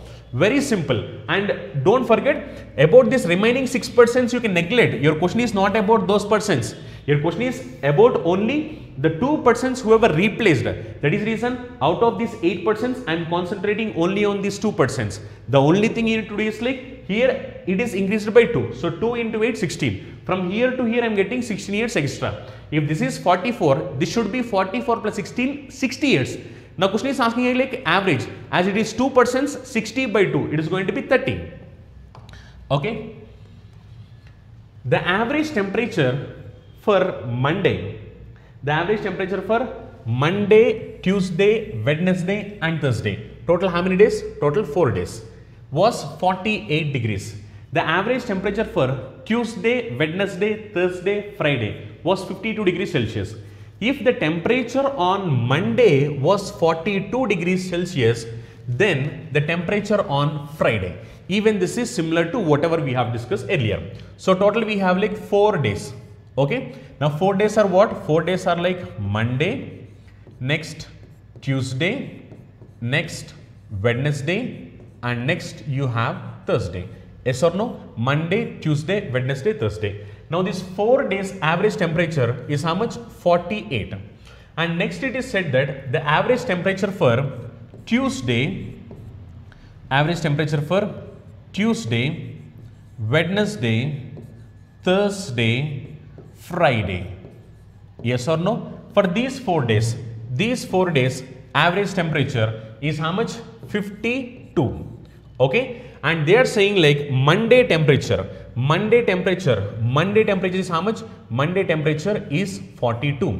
And they are asking about Friday temperature. Look here, in these 3 days are like constant. As these 3 days are constant, the difference whatever you are going to get, it should be between Monday and Thursday. That's it. Okay. Look here, from 48 it is changing to 52. So it is increased. How much more? How much more means 4 more. Now 4 into 4 is nothing but 16, which means Friday is 16 more than Monday. As Friday is 16 more than Monday, if Monday is 42, then Friday should be how much? 42 plus 16, which is going to be 58, which means Friday's temperature is going to be 58 degrees Celsius. Very, very simple question. Whenever you have questions in this particular format, just concentrate only on right hand side difference. Right hand side difference multiplied with left hand side top number. So 4 into 4, that is 16. So from Monday to Friday you have 16 extra. If Monday is 42, 42 plus 16, you can say that answer is 58. Okay. Let us look at your next question. The average temperature of Monday, Tuesday, Wednesday, Thursday is 60 degrees. The average temperature for Tuesday, Wednesday, Thursday, Friday is 63 degrees. If the ratio of temperature for Monday and Friday is 21:25, then what is the temperature of Friday? We are supposed to Friday temperature. This is also similar to exact whatever we have discussed earlier. Look here. So initially it is saying like 4 days, Monday, Tuesday, Wednesday, Thursday. This 4 days temperature is how much? 60 degrees Celsius. Later it is like Tuesday, Wednesday, Thursday, Friday. These 4 days is like 63 degrees Celsius. And it is also saying for Monday and Friday ratio. Monday-Friday ratio is how much? 21:25. That is what it is said. Yes or no? Monday to Friday ratio is nothing but 21:25. Even if you observe here, in this what happened? Tuesday, Wednesday, Thursday, and similarly Tuesday, Wednesday, Thursday are common. Only difference is like Monday, Friday, which means from here to here you have a difference of only from Monday to Friday. Yes or no? Now calculate this. If you are going to calculate this, right hand side difference is like plus 3. So 3 into multiplied with left hand side top number. 3 into 4 is like 12. So you have a difference between Monday and Friday temperature as 12. If you observe here, Monday is 21 parts, Friday is 25 parts. Difference is how many parts? Difference is nothing but 4 parts. And difference in temperature is nothing but 12 degrees. So 4 parts equal to 12. If 4 parts is 12, I can say that 1 part is equal to 3. If 1 part is 3, your question is about Friday. Friday is how many parts? 25 parts. So 25 parts is going to be how much? 25 into 3, which is going to be 75 degrees Celsius. Yes or no? So we can say that Friday temperature is going to be 75. Just very simple. The only difference here is like, here it is given in terms of ratio. As it is given in terms of ratio, just you know the difference. Monday and Friday difference is like 12. Similarly, in terms of parts, Monday and Friday difference is like 4 parts. 4 parts is like 12. 1 part is like 3. And you are supposed to find Friday temperature. Friday is like 25 parts. 25 into 3. You will get answer is 75. Okay. Let us look at your next question. The average temperature of Sunday to Thursday, average temperature of Sunday to Thursday is 33.5 degrees Celsius. The average temperature of Monday to Friday is 31.5 degrees Celsius.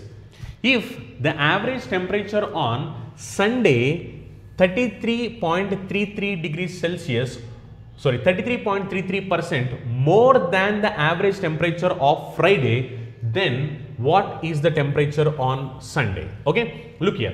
This point is like really important. Already we have discussed this point in percentage. It is saying like Sunday is 33.33% more. Now 33.33% is nothing but in terms of fraction 1 by 3. It is saying more, which means Sunday is 33.33% more than temperature on Friday, which means it is going to be Friday. If this is a Friday, Sunday is 33.33% more, which means 1 part more. So I can say that Sunday to Friday ratio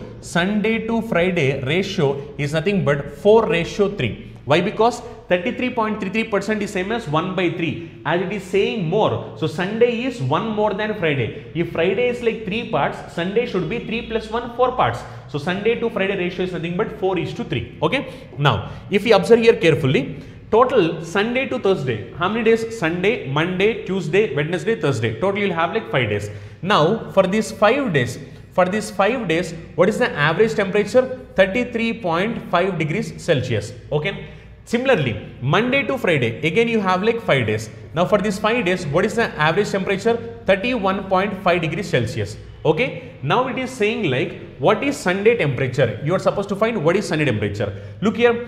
If you take the difference look here, 33.5 and 31.5 difference is how much? Difference is like 2. 2 is your difference. Okay. Now 2 into 5 is nothing but 10, which means for Sunday and for Friday, Sunday and Friday temperature, you have a difference of 10. Why? Because 2 into 5, that is 10. Difference of 10. In terms of parts, Sunday is 4 parts and Friday is nothing but 3 parts. Yes or no? So difference between them is going to be how many parts? 1 part. Difference in temperature is like 10. So 1 part is 10. If 1 part is 10, we need Sunday. Sunday is how many parts? 4 parts. So 4 into 10, we can say that Sunday temperature is going to be 40 degrees Celsius. Okay. So answer is like 40. Very simple question. But the only thing is like, here it is given in terms of percentage. It is said like 33.33% more. As you have mentioned, as we have discussed earlier, 33.33% is 1 by 3, as it is saying more. So this 3 parts is Friday.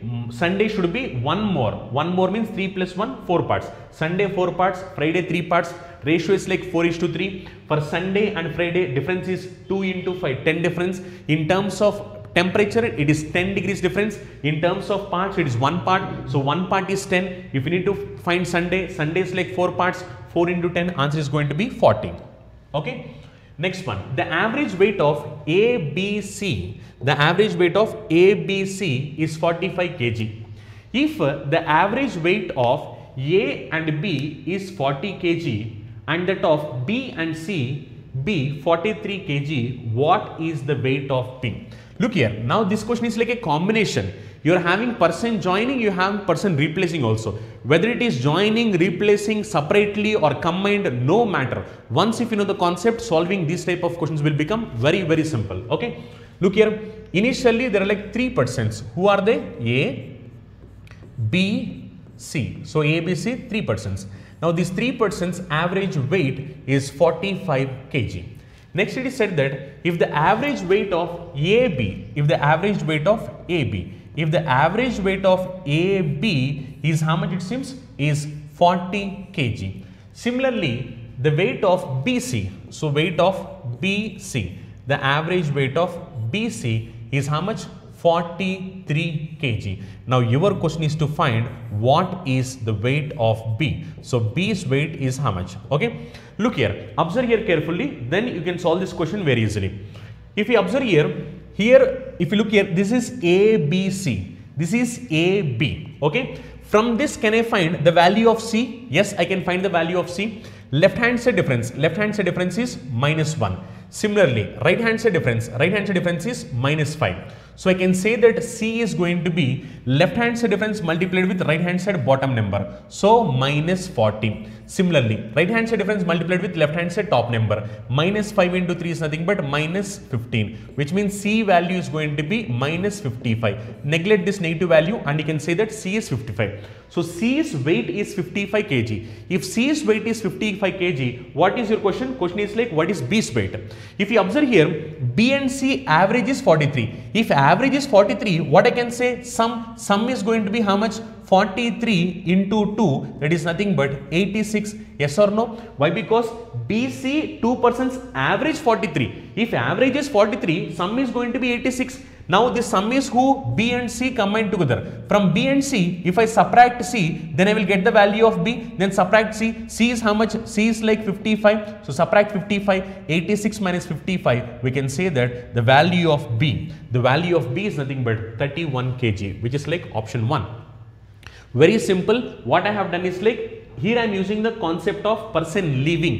If I use the concept of person living, I can find the value of C. C is 55 kg. If C is 55 kg, already you know B and C combined together. B and C combined together, average is 43. If average is 43, sum is going to be 86. From B and C, if I subtract C, I am going to get the value of B. So 86 minus 55, I can say that answer is going to be 31 kg. Okay. Let us look at next one. The average weight of A, B, C is 80. If a fourth man D joins them, the average weight of 4 becomes 82 kg. If E, whose weight 4 kg less than D, replaces A, then the average weight of B, C, D and E becomes 84. What is the weight of A? Your question is to find the weight of A. Now even this question is like a combination. Read the question carefully, then solving this question will become really simple. Okay. Look here, how many are there initially? A, B, C. So 3 persons. Now 3 persons A, B, C, whose average weight is like 80 kg. Now 3 persons are like A, B, C. Okay. Next, what happened? If the fourth man D is going to join them, which means it is going to be A, B, C, D. Now for these 4 persons, what happened?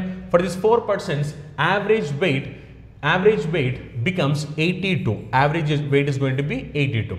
Now it is saying, if E whose weight is 4 kg less than D, it is saying that E is going to be 4 kgs less than D. Once if you know D's weight, from D's weight if you are going to subtract 4 kg, then it is going to be E. E whose weight is 4 kg less than D replaces A, which means E should be replaces A. If E replaces A, then what happened? It is going to be E, B, C, D. Yes or no? If E who replaces A, if E whose weight is 4 kg less than D replaces A, then the average weight of B, C, D, E becomes how much? Becomes 84 it seems. Becomes 84 kg. Now your question is to find what is the weight of A. Very simple question. Observe here carefully.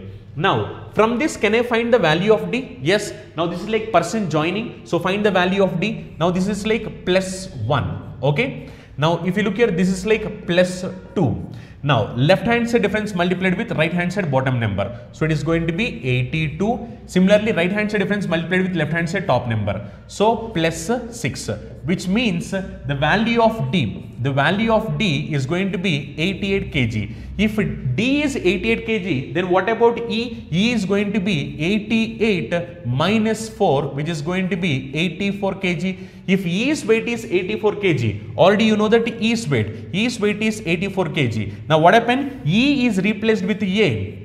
E is replaced with A, and your question is to find what is the value of A. Now forget about this one, forget about this and just concentrate only these two. If you are going to concentrate only on these two, now what happened? Here also you have 4%, here also you have 4%, which means this concept is going to be replacement. Now who replaced? A and E replaced. Okay. Now if you look here, 82 became 84. Difference is how much? Difference is plus 2. So 2 into 4 is nothing but 8. As it is plus, now it is going to be plus 8. Now from A to E it is plus 8. For A, if you add 8, it is going to be E. But your question is to find the value of A. And you know value of E. Now what do you need to do? From 84 if you subtract 8. So 84 if you subtract 8, we can say that value of A is going to be 76. Very simple question. Okay. But the only thing is like you need to understand the question clearly and apply the concept. If you are understanding the question clearly and applying the concept, then solving this question is going to be simple. Okay. Now what I have done is, this is like concept of person joining. This is like concept of person replacing. Here I have applied joining concept. Here I have applied replacement concept. And finally, I reached my answer.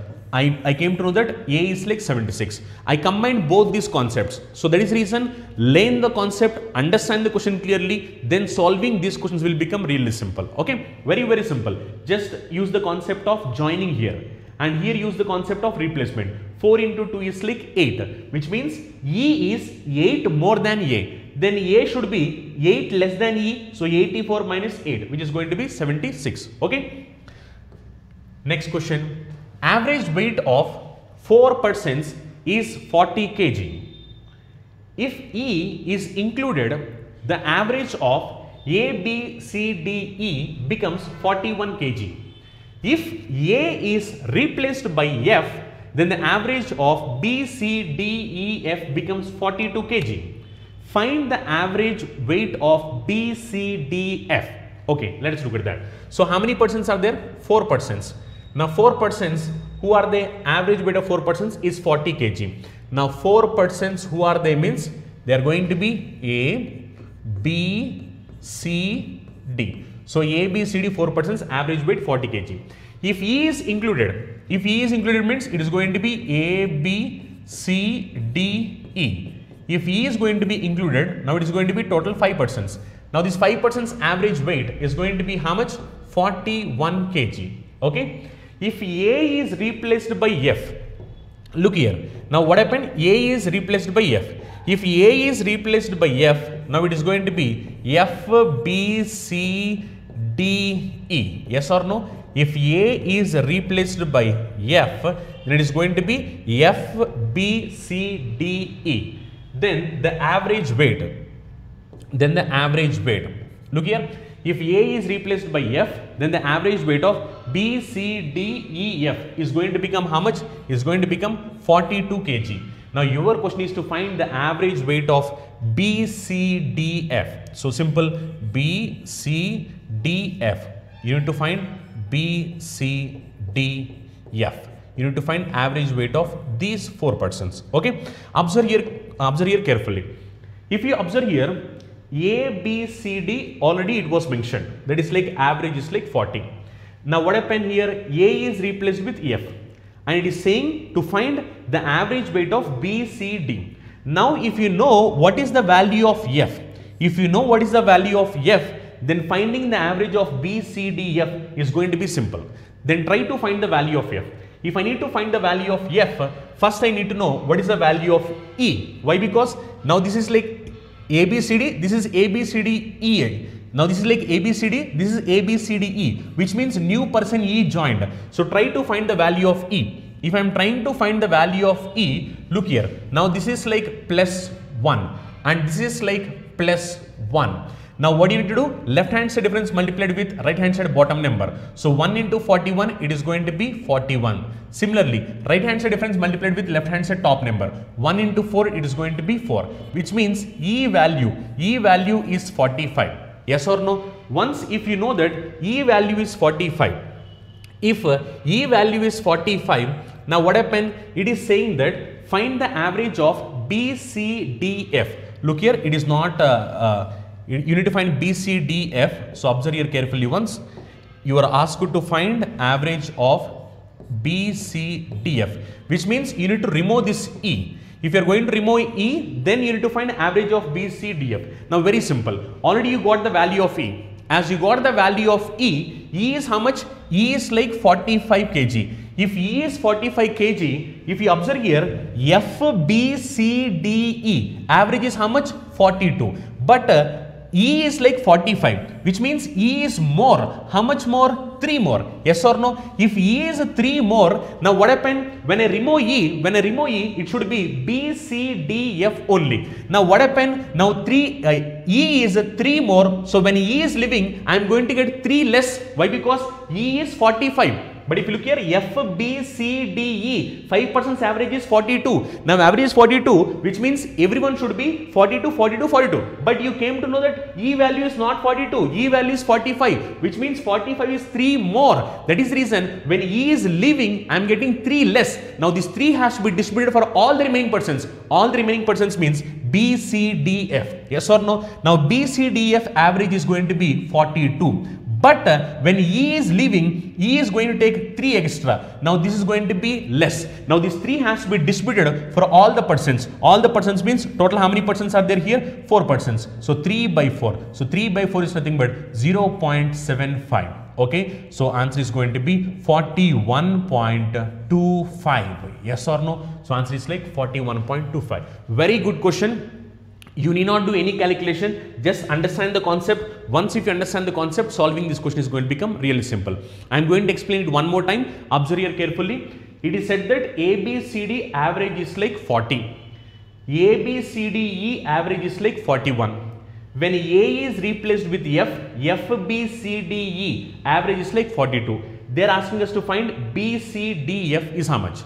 Now, if I need to find B, C, D, F, which means in this group, if I remove E, then I will come to know what is B, C, D, F average. That is the reason, first I need to know what is the value of E.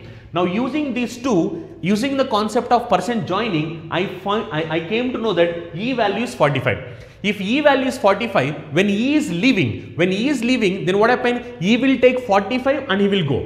If you observe here, F, B, C, D, E, average is how much? 42. If average is 42, each and every person is going to be 42, 42, 42, 42. But what happened? E is leaving. When E is leaving, E is going to take 45, which is like 3 more than 42. So that is the reason I am going to get 3 less. Now this 3 has to be distributed for all the remaining persons. All the remaining persons means B, C, D, F. That is the reason 42 minus. Why? Because this B, C, D, F. BCDF average is 42. So 42 minus, why? Because when E is leaving, he took 3 extra. That is the reason this 3 has to be distributed for all the persons. 42 minus 3 by 4, which is going to be 41.25. Very simple question. Okay.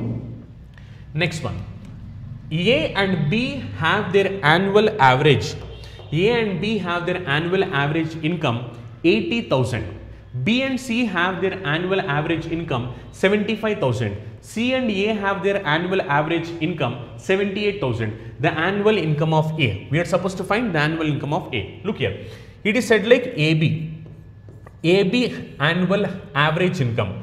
Average income is like 80,000. Okay. Similarly, BC. If you look at BC average. BC average is how much? BC average is nothing but 75,000. BC average. Similarly, if you look at CA average is how much? CA average is like 78. Now your question is to find what? Your question is to find A. A's income is how much? Very simple. Use the concept. Once if you are using the concept in a proper way, then solving this question will become really simple. Look here. AB is 80,000. BC is 75,000, CA is 78,000. You need to find who? You need to find income of A. Okay. So let us look here carefully. If you observe the question carefully, now this is like replacement. Yes or no? Replacement. In this B common. Now you have a difference between A and C. Yes or no? You have difference between A and C. Why? Because now this is like replacement concept. As it is replacement concept, whatever the difference you are going to get, it is the difference between AC. Look here, 80 and 75. Difference is how much? 5. Yes or no? Now here AB means how many percents? 2%. Even here also 2%. Now 5 into 2. 5 into 2 is like 10. Which means A and C difference is nothing but 10,000. Yes or no? A salary, C salary. Sorry, A and C. A salary, C salary is like difference 10,000. Observe here carefully. This is AP. This is BC. Now this is like replacement. Now if you observe here 80 and 75 difference is 5. 5 into 2 is like 10, which means A and C difference is like 10,000. And similarly, A and C sum is nothing but average is 78. If average is 78, can I say what is the sum? Sum is going to be how much? Sum is going to be 78 into 2. Yes or no? A and C sum. A and C sum is going to be 78 into 2, which is nothing but 156K. Yes or no?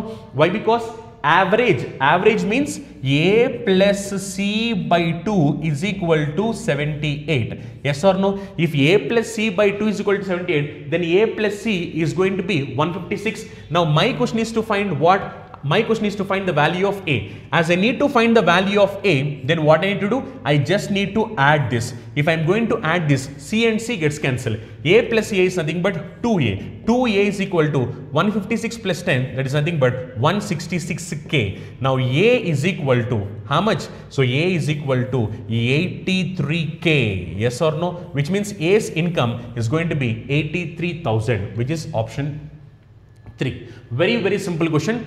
Just try to use the concept of replacement. Once if you are going to use the concept of replacement, you will come to know A and C difference. Once if you know A and C difference, you already have average of AC. Then you will try to know what is sum of AC. If you know sum of AC and difference of AC, you need to find the value of A. You will come to know that A value is nothing but 83,000. Okay. Next question. 3 numbers are such that if the average of any 2 of them is added to the third number, the sum obtained are 168, 174 and 180 respectively. What is the average of the original 3 numbers? We are supposed to find the average of original 3 numbers. Now even this question is like very good question. Read the question carefully. Now I am taking those 3 numbers are A, B, C. Now according to the question, if I am going to calculate average of 2 numbers and adding it to the third number, then sum is going to be how much? 168. Similarly, B plus C by 2 plus A is equal to how much?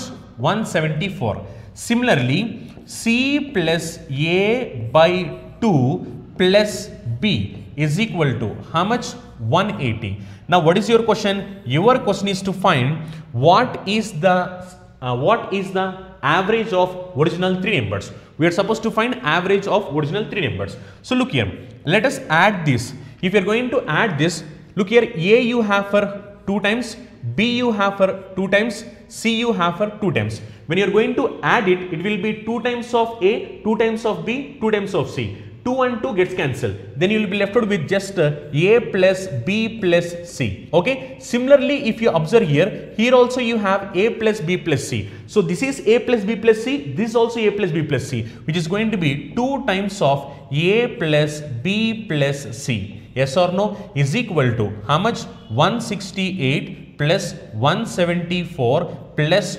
180. Now we are supposed to calculate average of these 3 numbers. Yes or no? Average of these 3 numbers. So we can say that A plus B plus C. A plus B plus C is how much?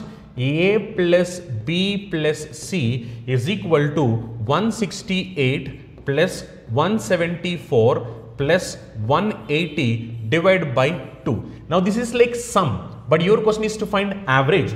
As you are supposed to calculate average, average means A plus B plus C by 3. Yes or no? So calculate it. While you are calculating it, to make the calculation simple, observe here. Now 168 is less than 174. By how much? 6 less. Similarly, 180 is 6 more. Yes or no? This is 6 less, this is 6 more. Now can I write it as 3 into 174? Yes or no? Now as it is average, so divide by 3. Anyway you have divided by 2, so keep it as it is. Okay.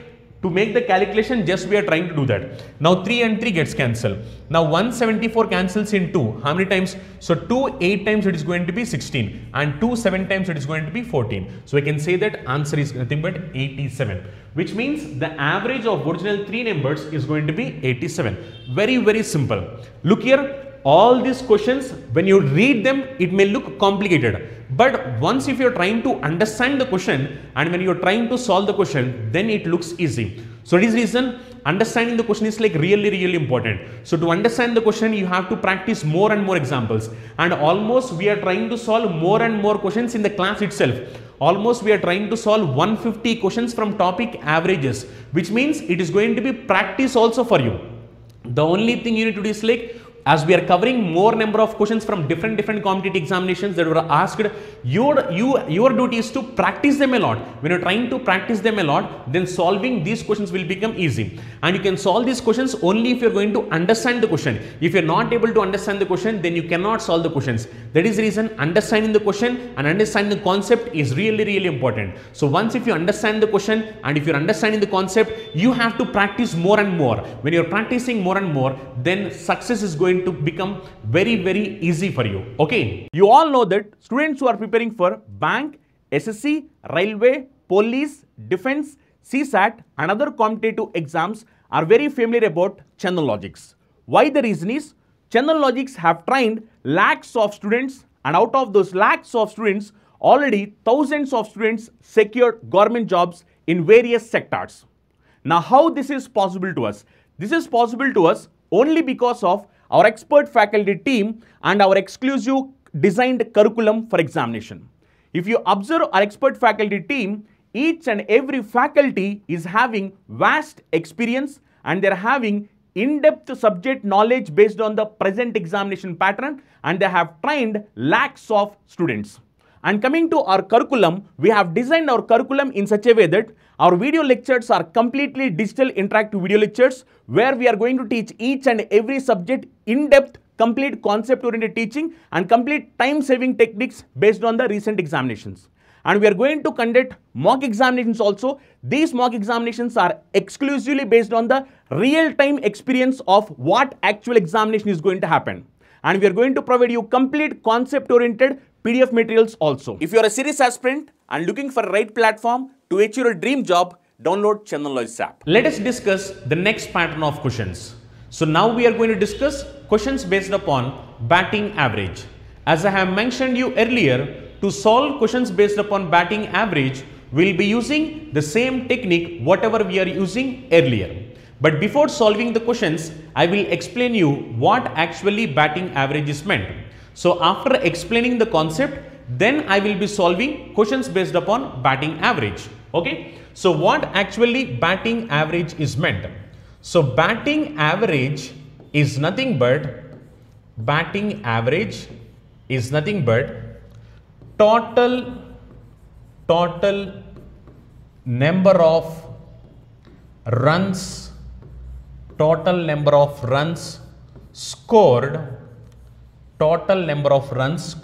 runs scored divided by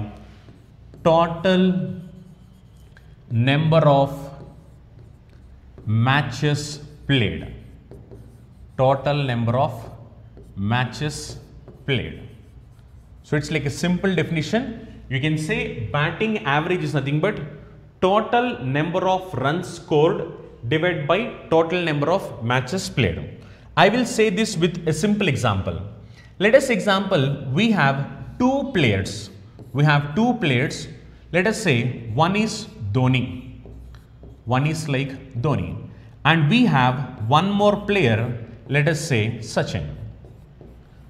So we have two players, one is like Dhoni and other is like Sachin. Let us example, Dhoni has played total matches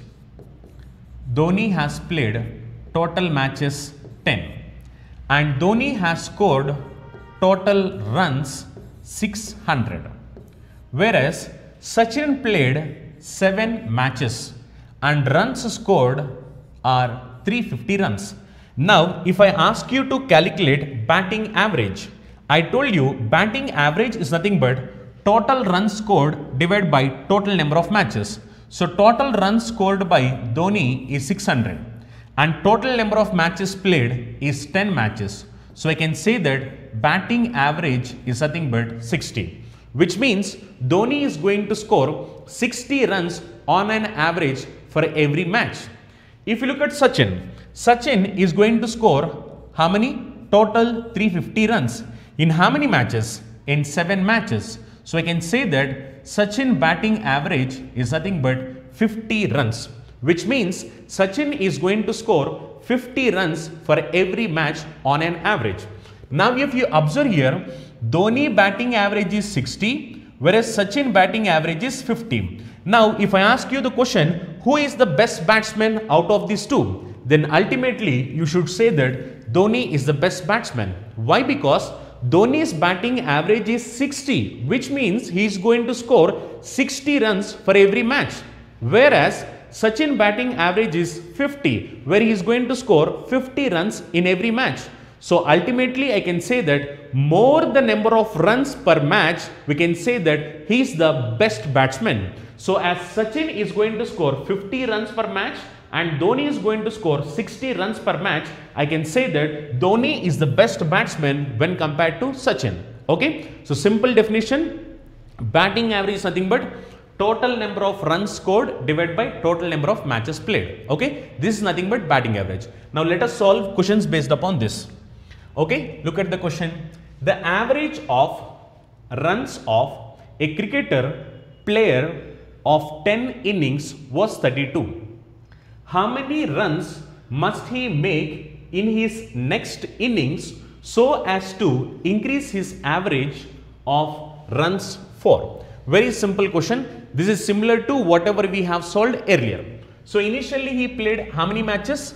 10. That is like 10 innings. In 10 innings, his average score is how much? His average score is 32. Now he is asking how many runs must he make in his next innings? Next innings means in the 11th innings. Okay, so that his average is going to increase by 4 runs. Initially it is 32.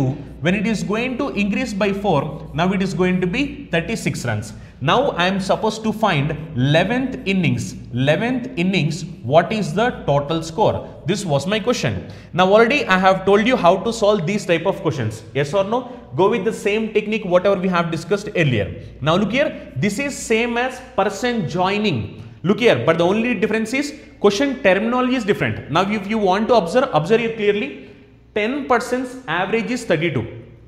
If a new person joins, average increases by 4, which means this is same as person joining. Yes or no? Person joining or batting average, both of them will be the same. Just the difference is like question terminology is different, nothing more than that. Okay. So 10 became 11, which means plus 1. Similarly, this is plus 4. Look here, left hand side difference multiplied with right hand side bottom number. 1 into 36, that is nothing but 36. Similarly, right hand side difference multiplied with left hand side top number. 4 into 10, that is nothing but 40. So we can say that total number of runs that should be scored in the 11th innings is nothing but 76 runs. Okay, which is like option 1. Very simple question. You will not do anything. Either you can solve in this way or you can go with the concept of equal distribution also. If you go with the concept of equal distribution, initial average is how much? 32. Now what is the average? 36. Which means for all the 11 innings combined together, average is like 36. Now if you observe here, average increased by 4. Why average increased by 4? Due to this 11th innings score, average increased by 4. When average increased by 4 means each and every innings is increased by 4. So how many such innings? 10 such innings. So 4 into 10, that is nothing but 40. Which means 36 plus 40 is nothing but total number of runs scored in the 11th innings. Either you can go with the concept of equal distribution or you can go with the concept of left hand side difference, right hand side difference. Both of them will give us the answer. Okay, let us look at the next one. Very simple questions. Just try to learn the concept, then solving these questions will become simple.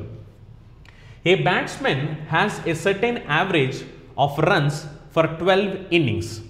In the 13th innings, he scores 96 runs, thereby increases his average by 5 runs.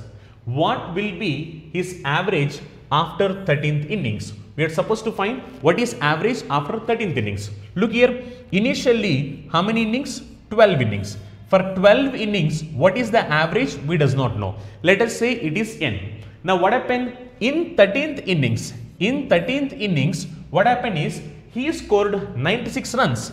In 13th inning, he scored 96 runs.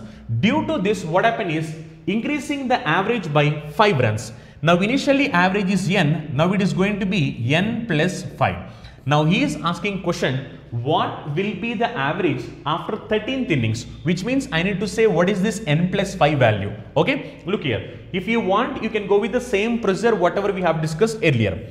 Now if you look at the left hand side it is plus 1. If you look at right hand side it is nothing but plus 5. Okay, now calculate it, left hand side difference multiplied with right hand side bottom number. Now this is going to be n plus 5. Similarly, right hand side difference multiplied with left hand side top number. Now it is going to be 60. Okay, now this is equal to total number of runs, that is 96. So we can say that n plus 5 is equal to how much? 36. If n plus 5 is 36, even our question is to say what is the average after 13th innings. After 13th innings, average is going to be 36. Why? Because n plus 5 is 36. So I can say that answer is going to be 36. If the question is in this way, what is the average before? It is actually after. If the question is like before, what is the average before? What is the average before 13th innings? Then I can say n plus 5 is equal to 36, n is equal to 31. Yes or no? Which means this is going to be 31. When if the question is what is the average before 13th innings? Before 13th inning means average will be 31. But the question is not before 13th innings. Question is after 13th. So after 13th innings, average is going to be 36. Okay. Now either you can solve this question in this way or you can go with the concept of equal distribution. If you go with the concept of equal distribution also you'll get the answer. Look here, for 13 innings average is how much? N plus 5. Okay. Now if you look here, now what happened is all the matches increased by 5, 5, 5, 5. If all the matches increased by 5, 5 means this total 12 matches increased by 5, 5, 5. So 12 into 5, how much extra? 60 extra. Which means I have scored total 96 runs in 13th innings. But out of those 96, I got 60 extra and that 60 was distributed for all these percents or all these innings. Which means this 13th innings average is going to be 96 minus 60, which is going to be 36. Okay. Either you can go with the concept of equal distribution or you can solve using this method as well. Any of them you are going to get the answer. Okay. Let us look at the next. A batsman scores 87 runs in the 21st match of his career. His average runs per match increases by 2. What was his average before the 21st match? Now it is like before 21st match. Okay. Look here, a batsman scores 87 runs in 21st match. So initially for 20 matches, how many runs he has scored we does not know. Let us say this is n. In the 21st match, what happened is he scored 87 runs. Okay. Due to this what happened? Average increased by 2. Average increased by 2. Now this is going to be n plus 2. Now what is your question? Your question is what was his batting average before 21st match? Before 21st match means we are supposed to say the value of n. Now you can use the same concept. Left hand side difference, right hand side difference equal to 87, you can do that. Or else you can use the concept of equal distribution. If you use the concept of equal distribution and if you are asked to find the value of n, look here how to solve this question. Now if you observe here, in the 21st innings he scored 81 runs. Yes or no? In the 21st innings he scored 81 runs. Due to this what happened is average increased by 2. Average increased by 2 means each and every match is increased by 2. When each and every match is increased by 2, then 21 into 2 is nothing but 42. Okay. Now if I keep this 42 aside, then remaining balance is going to be how much? Remaining balance is going to be 45. Which means the value of n is going to be 45. Why? Because each and every match increased by 2. Each and every match increased by 2, which means 20 into 2, it is going to be 40. Okay. So 87 minus 40, which is going to be 47. So this value is 47. But our question is not n plus 2. Our question is like n. As our question is n, if n plus 2 is 47, we can say that n is like 45. Okay. That is the reason 87 minus 42. Why this 42 means? For 21 innings, each of them increased by 2. So 21 into 2, that is 42. So 87 minus 42, it will be 85. Either you can solve in this way or you can solve in this way as well. For 20 innings increased by 2, it is going to be 40. Out of 87, if I take 40, remaining is 47. Now this remaining 47 is nothing but n plus 2. If n plus 2 is 47, n value is nothing but 45. Okay. Next one, the average runs of a batsman in his 23 matches is 62. He scores 122 runs in his 24th match. Find his new average. So look here, initially for 23 matches, what is the average? Average is 62. He scores how many? 122 runs in 24th match. Yes or no? Due to this, what happened? Is like average increased. Now they are asking what is the new average. Very simple question. If you observe here carefully, if you did they say how much increase? Did not say it. The average runs of a batsman in his 23 matches is 62. He scored 122 runs in 24th match. Find his new average. Yes, we need to find this value.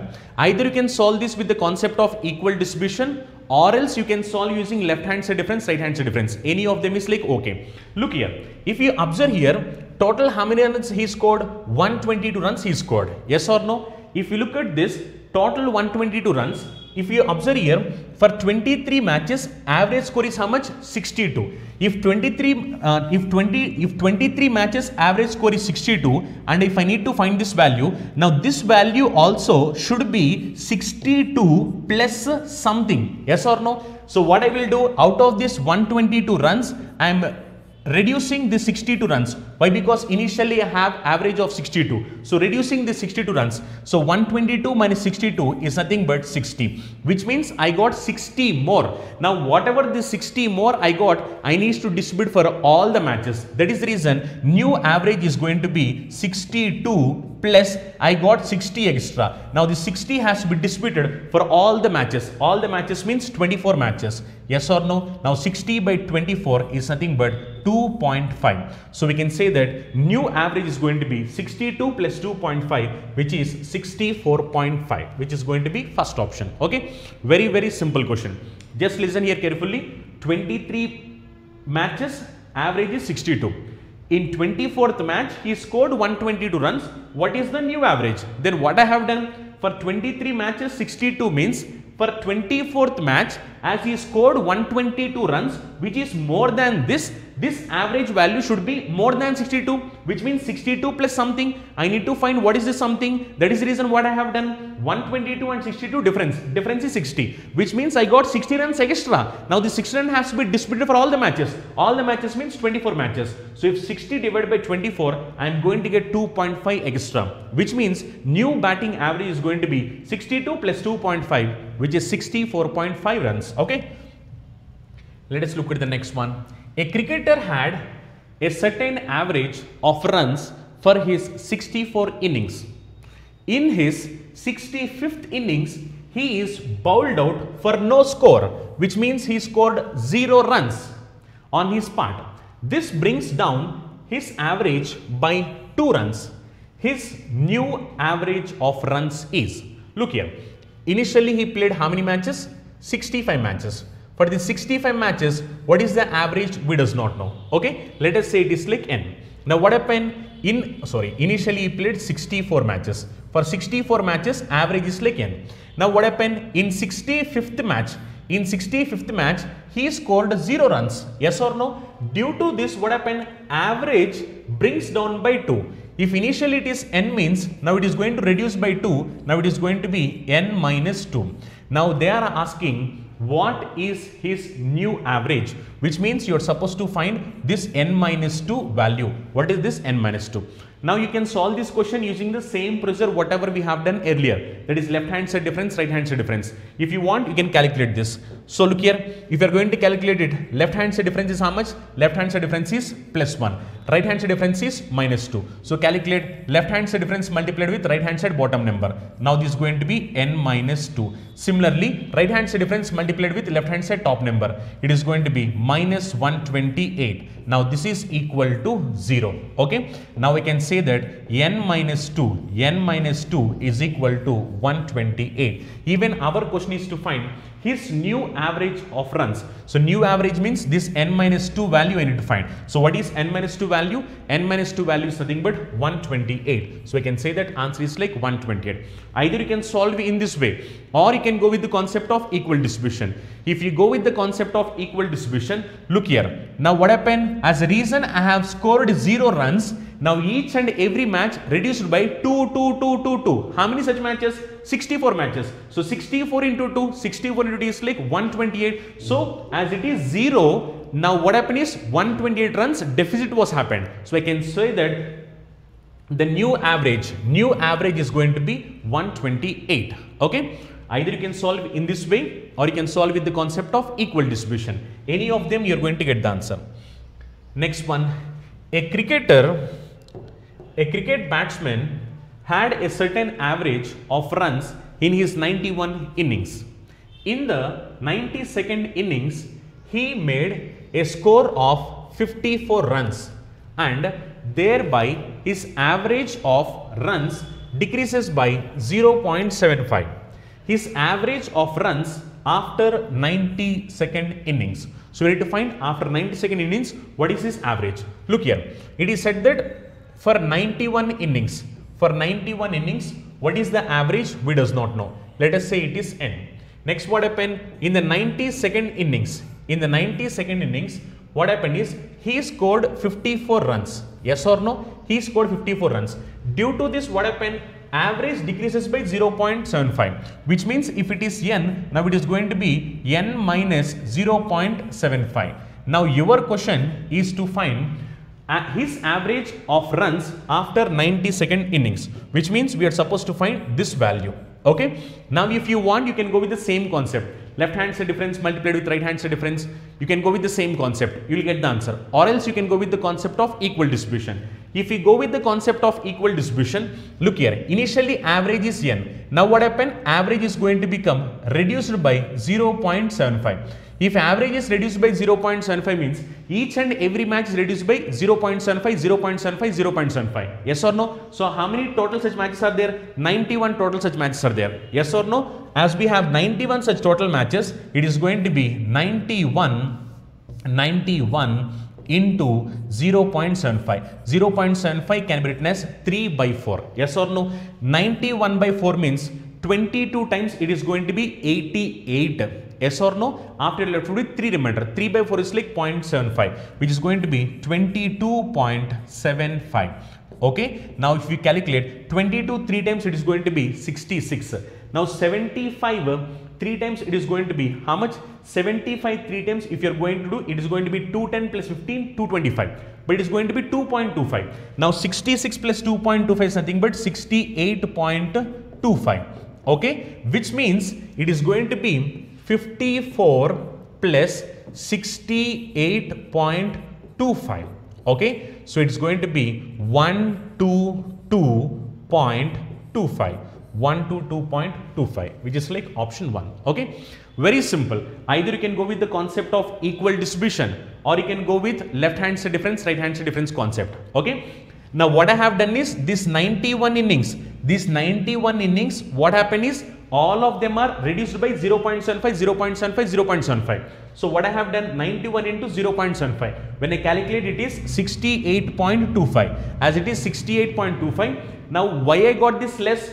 Due to this 54 runs. So if I add this, then my average is going to be balanced. So 54 plus 68.25. If you are going to do that, answer is going to be 122.25. Okay. Either you can solve in this way, Or else, if you want, you can go with the concept of left hand side difference, right hand side difference. Left hand side difference is how much? Left hand side difference is plus 1. Okay. Now multiply this one. Now this is going to be n minus 0.75. N minus 0.75 plus 0.75 into 3. I can write it as 91 into 3 by 4. Now this value is equal to how much? This value equal to 54. Now if you calculate this, already just we have calculated, it is nothing but 68.25. Now I can say that n minus 0.75. N minus 0.75 is nothing but 54 plus 68.25. Yes or no? Now this is going to be 112.25. Yes or no? Which is same as whatever the answer we got earlier. So either you can solve with the concept of equal distribution, or else you can solve with left hand side difference, right hand side difference. Both of them will give us the same answer. Let us look at the next one. A batsman scores certain runs in 72 innings. In the next 2 innings, he scores 54 and 36 respectively. Therefore, decreases his average by 3. Find his average after 74th innings. So we are supposed to find his average after 74th innings. Look here, for 72 innings, average is like n. Now next 2 innings are added. So total 74 innings. So in the 74 innings, in these 2 innings, what happened? He scored 54 and 36. Yes or no? 54 and 36. Therefore, decreased his average by 3 runs. So average decreases by 3. So it is going to be minus 3, which means it is going to be n minus 3. Now they are asking what is his average after 74th innings, which means we are supposed to say this n minus 3 value after 74th innings. Now you can go with the concept of left hand side, right hand side, you can go with that, or else you can go with the concept of equal distribution. If you go with the concept of equal distribution, look here. Actually, he scored 54 plus 36. That is 2 innings, 54 runs, 36 runs. But what happened? Average decreased by 3. Average decreased by 3 means each and every match is decreased by 3. Yes or no? Each and every match decreased by 3. As each and every match is decreased by 3, this total 72 matches, all of them are decreased by 3. So that is the reason it is going to be 72 into 3. Okay. Now what is 72 into 3? 210 plus 6. That is nothing but 216. Now total number of runs in these 2 innings is going to be 216 plus 54 plus 36. Now 54 plus 36 is 90. 90 plus 216. 90 plus 216 nothing but 306. Which means for 2 matches,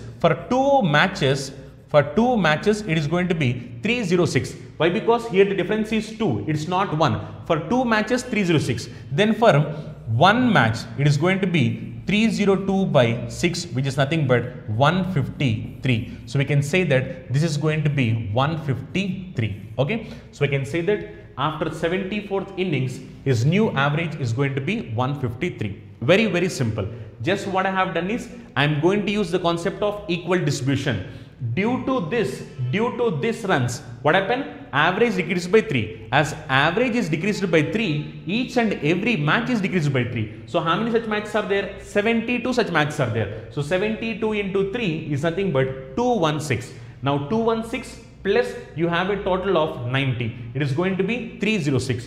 For 2 matches 306. Then as it is like average, now it is like 2 matches 306. Then 1 match it should be 153. Okay. Either you can solve in this way, or else you can use the concept of left hand side difference, right hand side difference.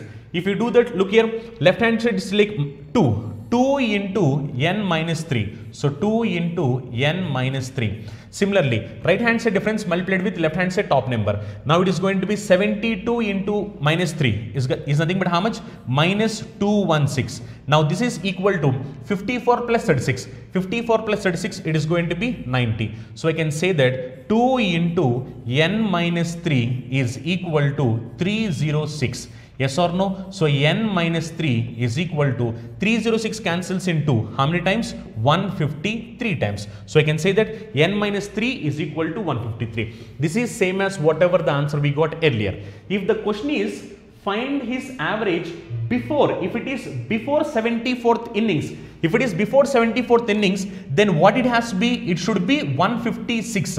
But the question is not before 74th innings, the question is saying after 74th innings. After 74th innings means initially it is 156. Now 3 decreased. 156 minus 3, I can say that answer is going to be 153. Okay. Let us look at the next. A batsman scores 556 runs in 26th, 27th, 24th and 29th innings together, and now his average increases by 4 runs. Find average runs after 29th match. Look here, if you look here in this, initially for 25 matches, what is the average we does not know. Let us say this is n. Now we have total 4 extra matches, 26th, 27th, 28th, 29th. So now after 29 matches, what happened is average increased by 4. Average increased by 4 means now this is n plus 4. Okay. Now what it is saying, now this is happened, why? Because he scored total 556 runs. As he scored total 556 runs, that is the reason average increased by 5. Now he is asking find new average after 29th. So find new average after 29th means I need to find what is this n plus 5 value. Again you can go with the same concept whatever we have discussed earlier. Now if we need to find what is n plus 5 value, look here, now when he scored 556 innings, what happened? Average increased by 5.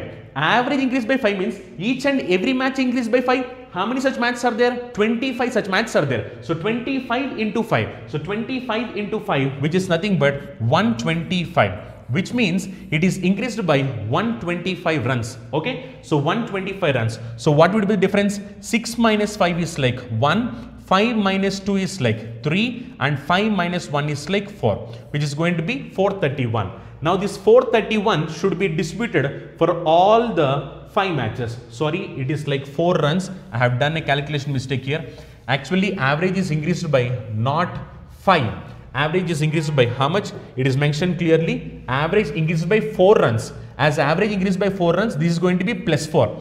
If this is plus 4, if it is n, it should be n plus 4. Now this 4 runs increased for how many matches? 25 matches. So 25 into 4, now this is going to be 100. Yes or no? Now what happened? 556 minus 100, which is going to be 456, which means 456 runs for how many matches? If you look here, this difference is like 4, which means for 4 matches, 456 runs. Now I need to find what is this n plus 4 value, which means it has to be distributed for 4 matches. Why? Because that 456 runs is for 4 matches.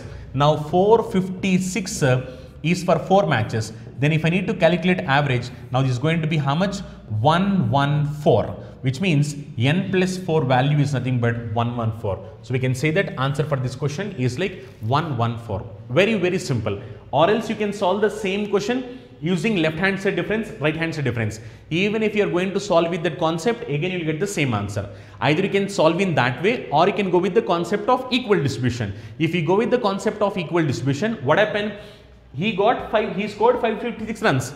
Due to these runs, what happened is average increased by 4. If average increased by 4, each and every match is increased by 4. So how many such matches? 25 such matches. 25 into 4, 100 extra. As I got 100 extra, now what I have done, out of this 556, I have removed that 100. So remaining is like 456. Now this 456 has to be distributed for total 4 matches. Now I came to know that average value is nothing but 114. Okay, very, very simple question. So he is also asking us find the average after 29th innings. So 29th innings average is going to be 114. Okay, just these are like questions based upon batting average. So once if you learn the concept, you can solve all these questions very easily. And don't forget, all these questions can be solved with only one simple single trick, whatever we have learned earlier. That is left hand side difference, right hand side difference. Left hand side difference multiplied with right hand side bottom number, right hand side difference multiplied with left hand side top number. If you go with this technique, you can do all these questions in fraction of seconds. Nothing other than that is required. Only if you learn that one single concept, you can solve all these questions. Okay. Let us look at the next one. The batting average for 40 innings of a cricket player is 50 runs. His highest score exceeds the lowest score by 172 runs. If these two innings are excluded, the average of the remaining innings 48 runs. Find his highest score. Now even these pattern of questions are also really important. Okay. Now even these questions can be solved with the same pattern whatever we have used earlier. Look here, total how many innings are there? Total we have 40 innings. For these 40 innings, what is the average runs? Average runs is nothing but 50. And it is also said like, if highest and lowest, these two innings are excluded. If these two innings are excluded, remaining are like 38 innings. For these 38 innings, what is the average? Average is like 48 runs. In this, it's already mentioned, highest score exceeds the lowest score by 172 runs, which means highest lowest difference is how much? 172, and we are asked to find what is the highest score. Okay, look here, the same concept whatever we have discussed earlier, go with the same concept. Left hand side difference is how much? -2. Right hand side difference is how much? -2.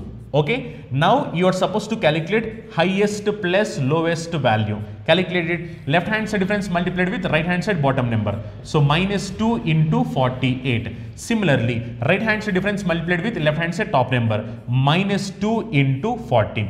From this, if you are going to take -2 common, it is going to be 48 plus 40. Yes or no? Now this is going to be -2 into 88. Now this is nothing but 160 plus 16, 176. As it is negative value, neglect this negative value, and I can say that highest plus lowest is nothing but 176. Highest plus lowest is nothing but 176. If highest plus lowest is 176, let us subtract them. If we are going to subtract, highest gets cancelled. Yes or no?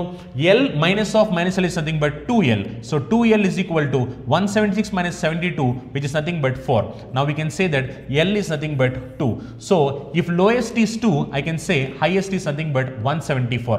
Why? Because 174 plus 2 is going to be 176. We came to know that lowest value is 2. If lowest is 2, highest is going to be 174. Our question is like highest. So we can say that highest score is like 174 runs. Okay. Sometimes the questions will ask us to find highest, and sometimes the question will ask us to find the lowest. Any of them, you can solve them very easily. Now look here. Even this calculation is also not required. If you want, the same question can be solved by the concept of equal distribution. If you go with the concept of equal distribution, look here, 40 matches average is 50, 38 matches average is 48, which means each and every match is 48, 48, 48, 48. So those two matches also should be 48, 48. Or else you can say 40 matches average is how much? 50. If 40 matches average is 50, each and every match should be 50, 50. So those two matches also will be 50 plus 50. But what happens when two matches are excluded? Average reduces by 2. When average reduces by 2 means each and every match is reduced by 2, 2, 2, 2, 2. How many such matches? 38 such matches. So 38 into 2. So 38 into 2 is nothing but 76. Yes or no? When you add this, it is going to be 176. Yes or no? So highest plus lowest is equal to 176. Anyway, you know highest minus lowest is 172. So calculate and you are going to get highest score, and ultimately you get lowest score also. Okay. Very easy questions, and these type of questions comes in examinations as well. Okay. Let us look at the next one. Next one also similar question. Read the question. What question is saying? The batting average of a cricket player for 64 innings. So for 64 innings, what is the batting average? It seems 62 runs. His highest score exceeds the lowest score by 180 runs. Highest score exceeds the lowest score by how many runs? 180 runs. Excluding these two innings, when these two innings are excluded, it is going to be 62 innings. And the average of remaining innings is going to become 60. Now we are supposed to find what is the highest score. Very simple. If you observe here, average, what happened? Average is reduced by 2. When average is reduced by 2, each and every match is going to be reduced by 2. If you look here, for 64 matches, average is how much? 62. 62 means both those highest and lowest matches, both highest plus lowest is should be 62 plus 62. But what happened when they are removed? then average reducing by 2. Average reducing by 2 means for each and every match it is reduced by 2. How many such matches? 62 such matches. So 62 into 2, 62 into 2, it is going to be 124. When you add all of them together, 62 into 2 is like 124, 124 plus 124, it is nothing but 248, which means highest plus lowest, highest plus lowest value is nothing but 248. Okay, now if you are going to simplify this, when you subtract both of them, highest gets cancelled. Now this is going to be 2L is equal to 248 minus 180. So 248 minus 180, it is going to be 68. So from this we can say that L is going to be 34. If lowest is 34, now this is going to be 34. Then what should be the highest? Highest is going to be 214. Yes or no? 214, which is like option 4. Very simple. Either the question can be lowest score or the question can be highest score. Whatever it may be, once if you know the concept of equal distribution, you will try to know what is highest plus lowest value. Anyway, in the question you have highest minus lowest value. When you solve this, you came to know that lowest is like 34. If lowest is 34, if you need to find the highest, 248 minus 34, we can say that highest is going to be 214. Okay, even these type of questions are also really important. So what all you guys need to do is like, you need to practice them a lot. Once if you are going to practice them a lot, then applications is going to become easy for you in examination. The only secret you need to do is like, my part I am going to explain each and everything in detail and make it easy, and your part is to practice them a lot. When you are going to practice them a lot, then these applications become easy and you can solve these questions very easily. And don't forget, you can solve all these questions using the concept of left hand side difference, right hand side difference. I am trying to solve these questions sometimes left hand side difference and sometimes with the concept of equal distribution. But it does not mean that you can't apply in all the cases. You can apply it in all the cases. But I am not doing the calculation and I am directly taking these values. If you want, you can go with left hand side difference multiplied with right hand side bottom number, right hand side difference multiplied with left hand side top number. You can go with that calculation. That one single technique is sufficient to solve all these different pattern of questions. Is that clear with everyone? You all know that students who are preparing for bank, SSC, railway, police, defense, CSAT and other competitive exams are very familiar about Chandan logics. Why? The reason is, Chandan logics have trained lakhs of students, and out of those lakhs of students, already thousands of students secured government jobs in various sectors. Now, how this is possible to us? This is possible to us only because of our expert faculty team and our exclusive designed curriculum for examination. If you observe our expert faculty team, each and every faculty is having vast experience and they are having in-depth subject knowledge based on the present examination pattern, and they have trained lakhs of students. And coming to our curriculum, we have designed our curriculum in such a way that our video lectures are completely digital interactive video lectures where we are going to teach each and every subject in-depth, complete concept-oriented teaching and complete time-saving techniques based on the recent examinations. And we are going to conduct mock examinations also. These mock examinations are exclusively based on the real-time experience of what actual examination is going to happen. And we are going to provide you complete concept-oriented PDF materials also. If you are a serious aspirant and looking for the right platform to achieve your dream job, download Chandan Logics app. Let us discuss the next pattern of questions. Now we are going to discuss questions based upon bowling average. To solve questions based upon bowling average, we'll be using the same technique whatever we have used till now. But before solving the questions, I will explain you what actually bowling average is meant. And after that, we'll be solving questions based upon that. Okay. So let us look what actually bowling average meant. Bowling average. So what is meant by bowling average? Bowling average is nothing but total number of runs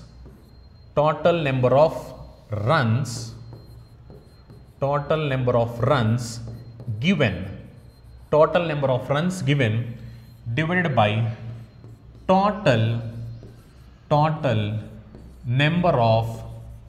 total number of wickets taken. So simple definition, bowling average is nothing but total number of runs given divided by total number of wickets taken. We'll discuss this with a simple example. Let us example, there are like two bowlers. The same example, one is like Dhoni and one is like Sachin. Dhoni and Sachin. Now if you look at Dhoni, number of wickets, Dhoni has taken 10 wickets and number of runs given is 80 runs. If you look at Sachin has taken 6 wickets and number of runs given is like 30 runs.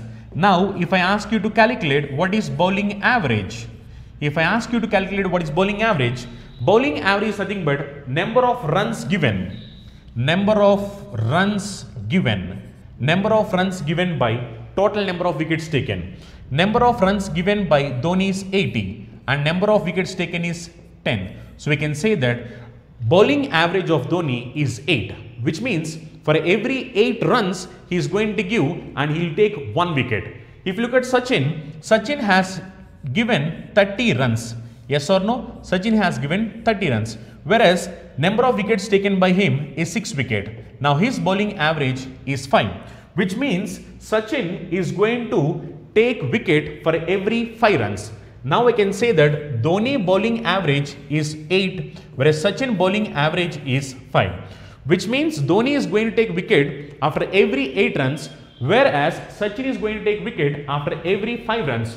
Now if I ask you the question, who is the best bowler? Now some of you may say Dhoni is the best bowler, but truly speaking Sachin is the best bowler but not Dhoni. Why? Because in batting average point of view, if your batting average is more, you are the best batsman, and if your batting average is less, you are not the best batsman. That is the reason in batting average point of view, more batting average, you will be the best batsman. But in bowling average point of view, it is going to be the reverse. Now whoever is having less bowling average, they are going to be the best batsman. Now in this, Dhoni is like 8, whereas Sachin is like 5, which means Sachin bowling average is less, so Sachin is going to be the best bowler when compared to Dhoni. Yes or no? Why? Because Sachin is going to take wicket after giving every 5 runs. He will give 5 runs, he will take a wicket. He will give 5 runs, he will take a wicket. But when you look at Dhoni, what happened to Dhoni is going to take wicket after every 8 runs. He will give 8 runs and he will take 1 wicket. So that is reason in terms of bowling average, if your bowling average is less, you are going to be the best bowler. But in batting average point of view, if your batting average is more, you are going to be the best batsman. Okay. So this is nothing but simple definition about bowling average. Now let us look at questions based upon this. A cricketer whose bowling average is 12.4 runs per wicket takes 5 wickets for 26 runs and thereby decreases his average by 0.4. The number of wickets taken by him before the last match was. Now look here, this is really important. Sometimes they will ask question, number of wickets taken by him till the last match. And now this question is like number of wickets taken by him before the last match. This is like really important. Now how many wickets did he take initially? We does not know. Let us say this is n. For n wickets, what is the bowling average? For n wickets, bowling average is 12.4. Now what happened? In one match, he has taken 5 wickets after giving 26 runs. So he gave 26 runs and he took 5 wickets. Due to this, what happened is bowling average decreases by 0.4. Initially for n wickets 12.4. After taking 5 wickets extra, now it is going to be n plus 5. And bowling average, what happened? It is going to decreases by 0.4, which means new bowling average is going to be 12. Now your question is number of wickets taken by him before the last match. Before the last match means I need to find the value of n. Yes or no? I need to find the value of n. Look here, again go with the same technique. If you look at left hand side difference is how much? Plus 5. Right hand side difference is nothing but minus 0.4. Do the calculation. Left hand side difference multiplied with right hand side bottom number. 5 into 12 is 60. Similarly, right hand side difference multiplied with left hand side top number. So minus 0.4n is equal to, how many runs here? He has given 26 runs. So is equal to 26. So from this I can say that 0.4n is equal to 34. Yes or no? From this I can say that n is equal to 34 by 0.4. Yes or no? Now if you are going to simplify this one, and look here, many of them get confused here again. To simplify this, need not worry about simplification. Actually it is 0.5, forget about 0 point and let us say only 4. If it is 4, then what happened? 4 8 times will be 32. Yes or no? 4 8 times 32, and again you are left with 2 more. 2 by 4 is how much? 2 by 4 is like 0.5. Yes or no? Actually it is going to be 8.5. Okay, when if it is 4, but this is not 4, this is 0.4. Now the value of n is going to be 85, which means n is nothing but 85. So number of wickets taken by him before the last match, it is nothing but 85. So answer is like 85. If the question is like number of wickets taken by him till the last match, means then it should be 85 plus 5. Yes or no? Which is going to be 90. When if the question is number of wickets taken by him till the last match, but here the question is not about number of wickets taken by him till the last match. Here the question is about number of wickets taken by him before the last match. As it is before the last match, you need to find the value of n. N value you came to know it as 85. Okay, this is how you can solve these type of questions. Now if you observe here, whenever you have questions in this way, you need not do all this calculation also. If you want, you can solve these type of questions much easier. You not do this calculations also. You can do these type of questions directly. Either you can do in this way or you can do directly also. If you look here, what is the initial average? Initial average is like 12.4. Okay, and what happened in one match? What happened is like he has given 26 runs. He has given 26 runs and he took 5 wickets. Due to this, what happened? Average reduced by how much? 0.4. That is reason what you will do is like from initial average subtract the reduced average. So 12.4 by 0.4 is nothing but 12. Now what you need to do? Multiply this number with the number of wickets.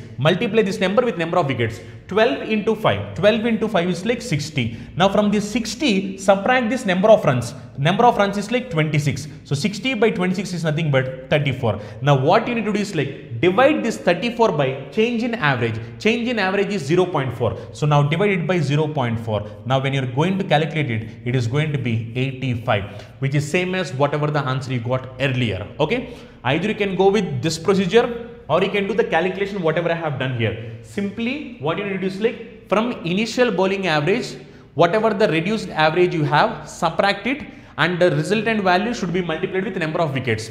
Now from that number you need to reduce the number of runs you have, 26 runs. After reducing that, again you need to divide it with the change in bowling average. If you are going to do that, then you are going to get your answer. Okay, now whatever the answer you are going to get, it is nothing but number of wickets before the last match. If you need till the last match, then you need to add the extra wickets. Okay, let us look at the next one. In this question, if you look, the bowling average of a cricketer was 12.4. So bowling average is 12.4. He improves his bowling average by 0.2. He improves his bowling average by 0.2, which means now his bowling average is going to be 12.2. When he takes 5 wickets for 26 runs. Okay, 26 runs in his last match. The number of wickets taken by him, look here, again it is before the last match. Okay, simple, what I have told you, multiply this with directly. 12.2 into 5. 12.2 into 5 is nothing but 61. From this 61, subtract these runs. Subtract the runs. Runs are like 26. When you subtract this, 61 minus 26, it is going to be 35. Yes or no? Now what you have to do? This 35 has to be divided with change in average. Change in average is 0.2. So 35 divided by 0.2. 35 divided by 0.2. Look here, this is nothing but directly n value. N value is nothing but 35 divided by 0.2. Now don't get confused here. If it is 35 by 2, now it is going to be 17.5. When if it is 35 by 2, but it is not 35 by 2, it is 35 by 0.2. That is reason it is going to be 175, which means number of wickets taken by him before the last match is going to be be 175. If we ask till the last match, then you need to add this 5 extra and you need to say 175 plus y, which is going to be 180. When he asks the question till the last match, if he asks till the last match, then you need to add the extra wickets. If the question is like before the last match, you can directly say it as 175. Okay. This is how you can solve whenever you have questions based upon bowling average. Just simple, observe here carefully. This is initial average. This is like improved average. So 12.4 minus 0.2, this is like 12.2. Now this 12.2 should be multiplied with number of wickets. Now whatever the resultant value you are going to get, from this you need to subtract the number of runs. When you are going to subtract the number of runs, you will get a resultant value. Now this resultant value should be divided with change in average. When you divide that, then automatically you get number of wickets taken by them before the last match. So before the last match, if you need till last match, then you need to add that extra wickets. Okay. Let us look at the next one. In this question, the cricketer whose bowling average is 24.85 runs per wicket takes 5 wickets for 52 runs and thereby decreases his average by 0.85. The number of wickets taken by him till the last match. Now look here, this question is like till the last match. In the previous questions, it is about before the last match. Now it is till the last match, which means whatever the wickets that was taken till the last match, you need to answer. Okay, look here, initial bowling average is 24.85. Okay, now what happened? He takes 5 wickets for how many runs? For 52 runs, he is going to take 5 wickets. Due to that, average reduces by 0.85. As average reduces by 0.85, now this is going to be 24. Yes or no? Now what you need to do? You need to multiply this with number of wickets. When you multiply it with number of wickets, 24 into 5, it is going to be 120. From this 120, you need to subtract number of runs. So 120, if you are going to subtract number of runs, it is going to be how much? 68. Now what you need to do? If you need to find the value of n, then the 68 has to be divided with change in average. Change in average is nothing but 0.85. So 0.85. Now look here, even to calculate this, you need not worry. If it is like 8 times 64, yes or no? 8 times 64, which means now this is not 8, it is 0.85, which means it is going to cancel here. How many times means 80 times? Yes or no? Why? Because if it is 68 divided by 8, then what you would be saying? If it is 68 divided by 8 times it is going to be 64. Yes or no? But it is not 8, it is nothing but 0.85. Yes or no? That is the reason if you calculate this, 68 by 0.85 is nothing but 80, which means n value is 80. But don't forget, this is not the answer. Your answer is nothing but till the last match. As it is till the last match, now this is nothing but n value. So as he has taken 5 wickets extra, so n plus 5 is going to be 80 plus 5, which is going to be 85, which means answer for this question is going to be 85. Okay, as simple as that. But don't forget, whenever you are trying to solve these questions, cross check whether it is before the last match or till the last match. If it is before the last match, you need to say the value of n.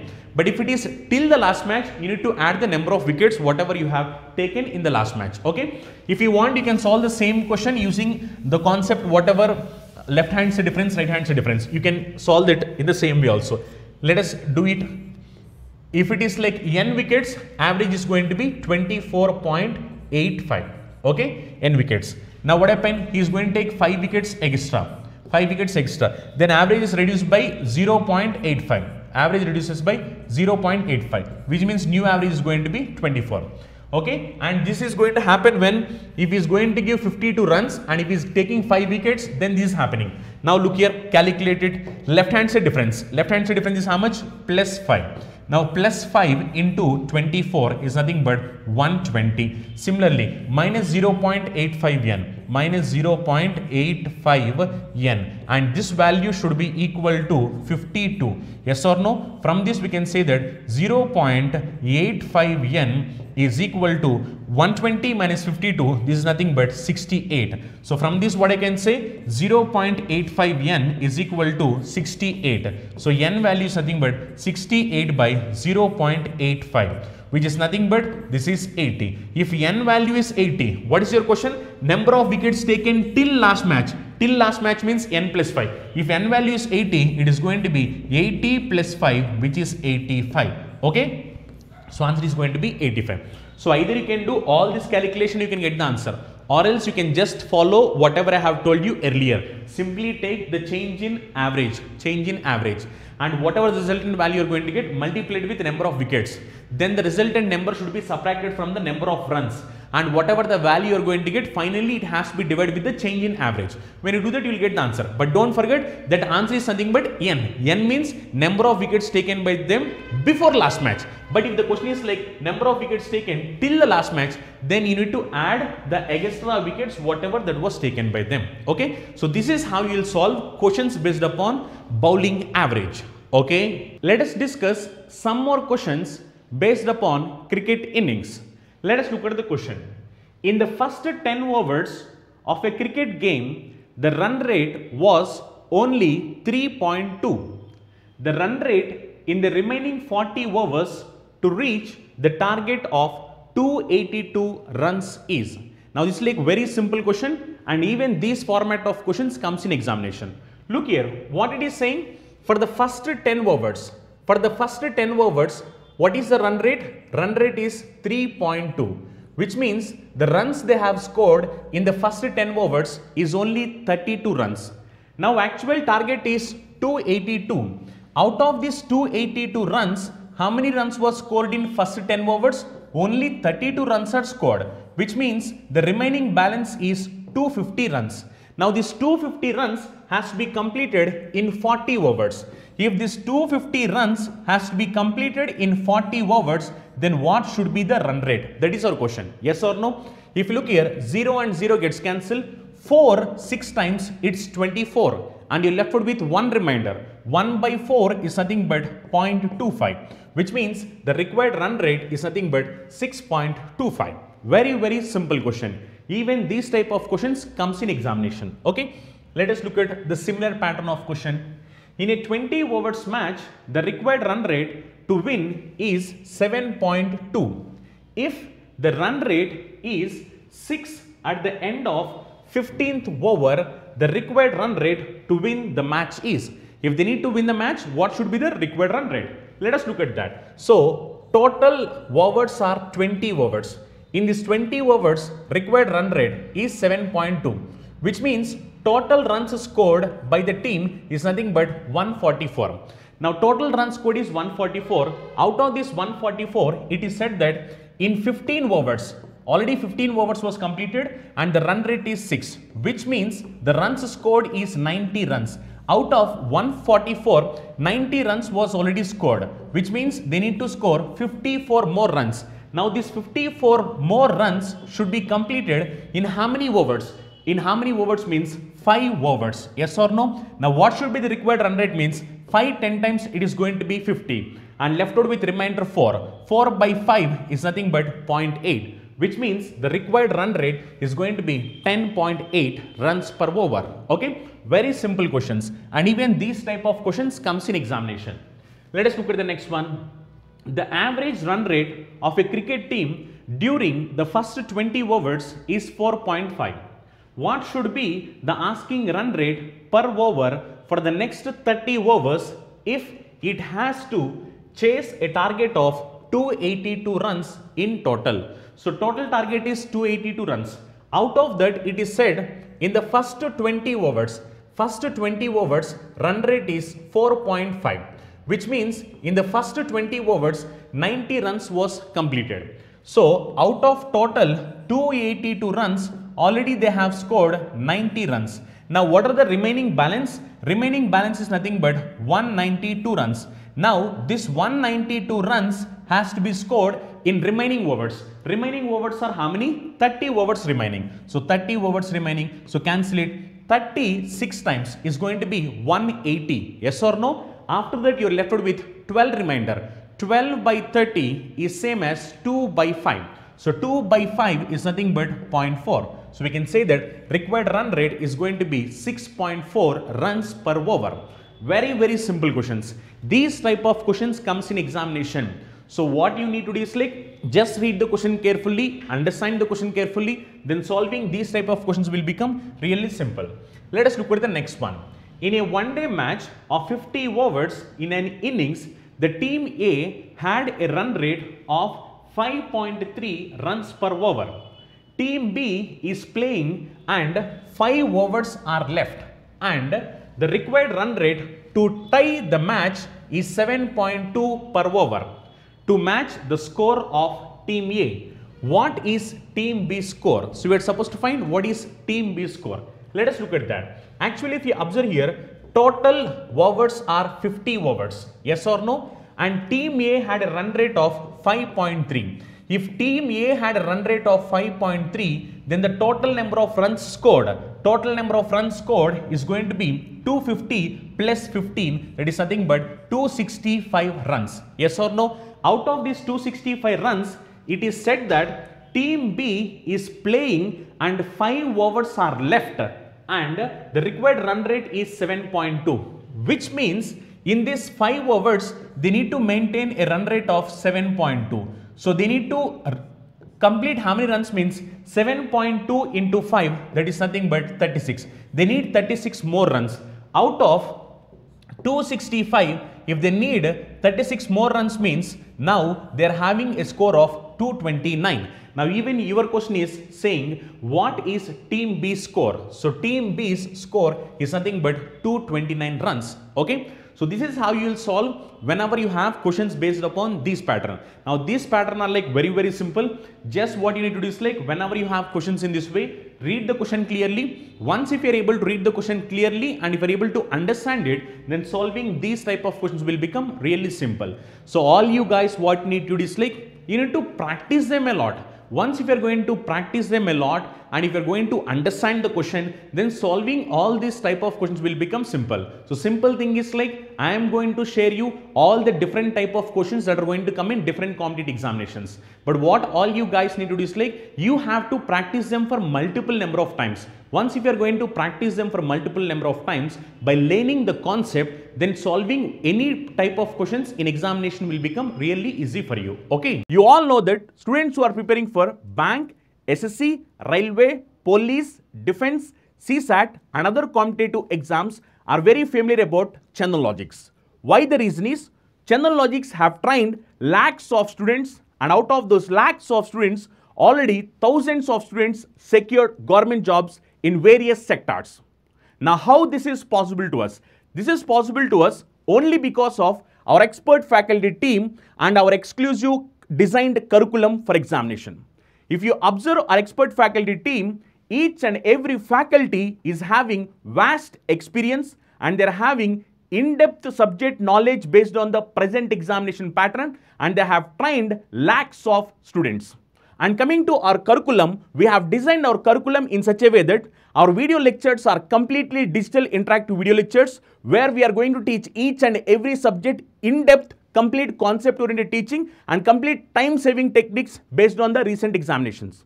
And we are going to conduct mock examinations also. These mock examinations are exclusively based on the real-time experience of what actual examination is going to happen.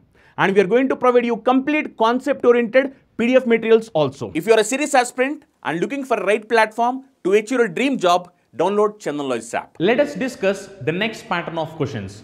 Now we are going to discuss questions based upon weighted average. So first I will be explaining you the concept and then followed by questions based upon that. Okay. So weighted average is like very important concept.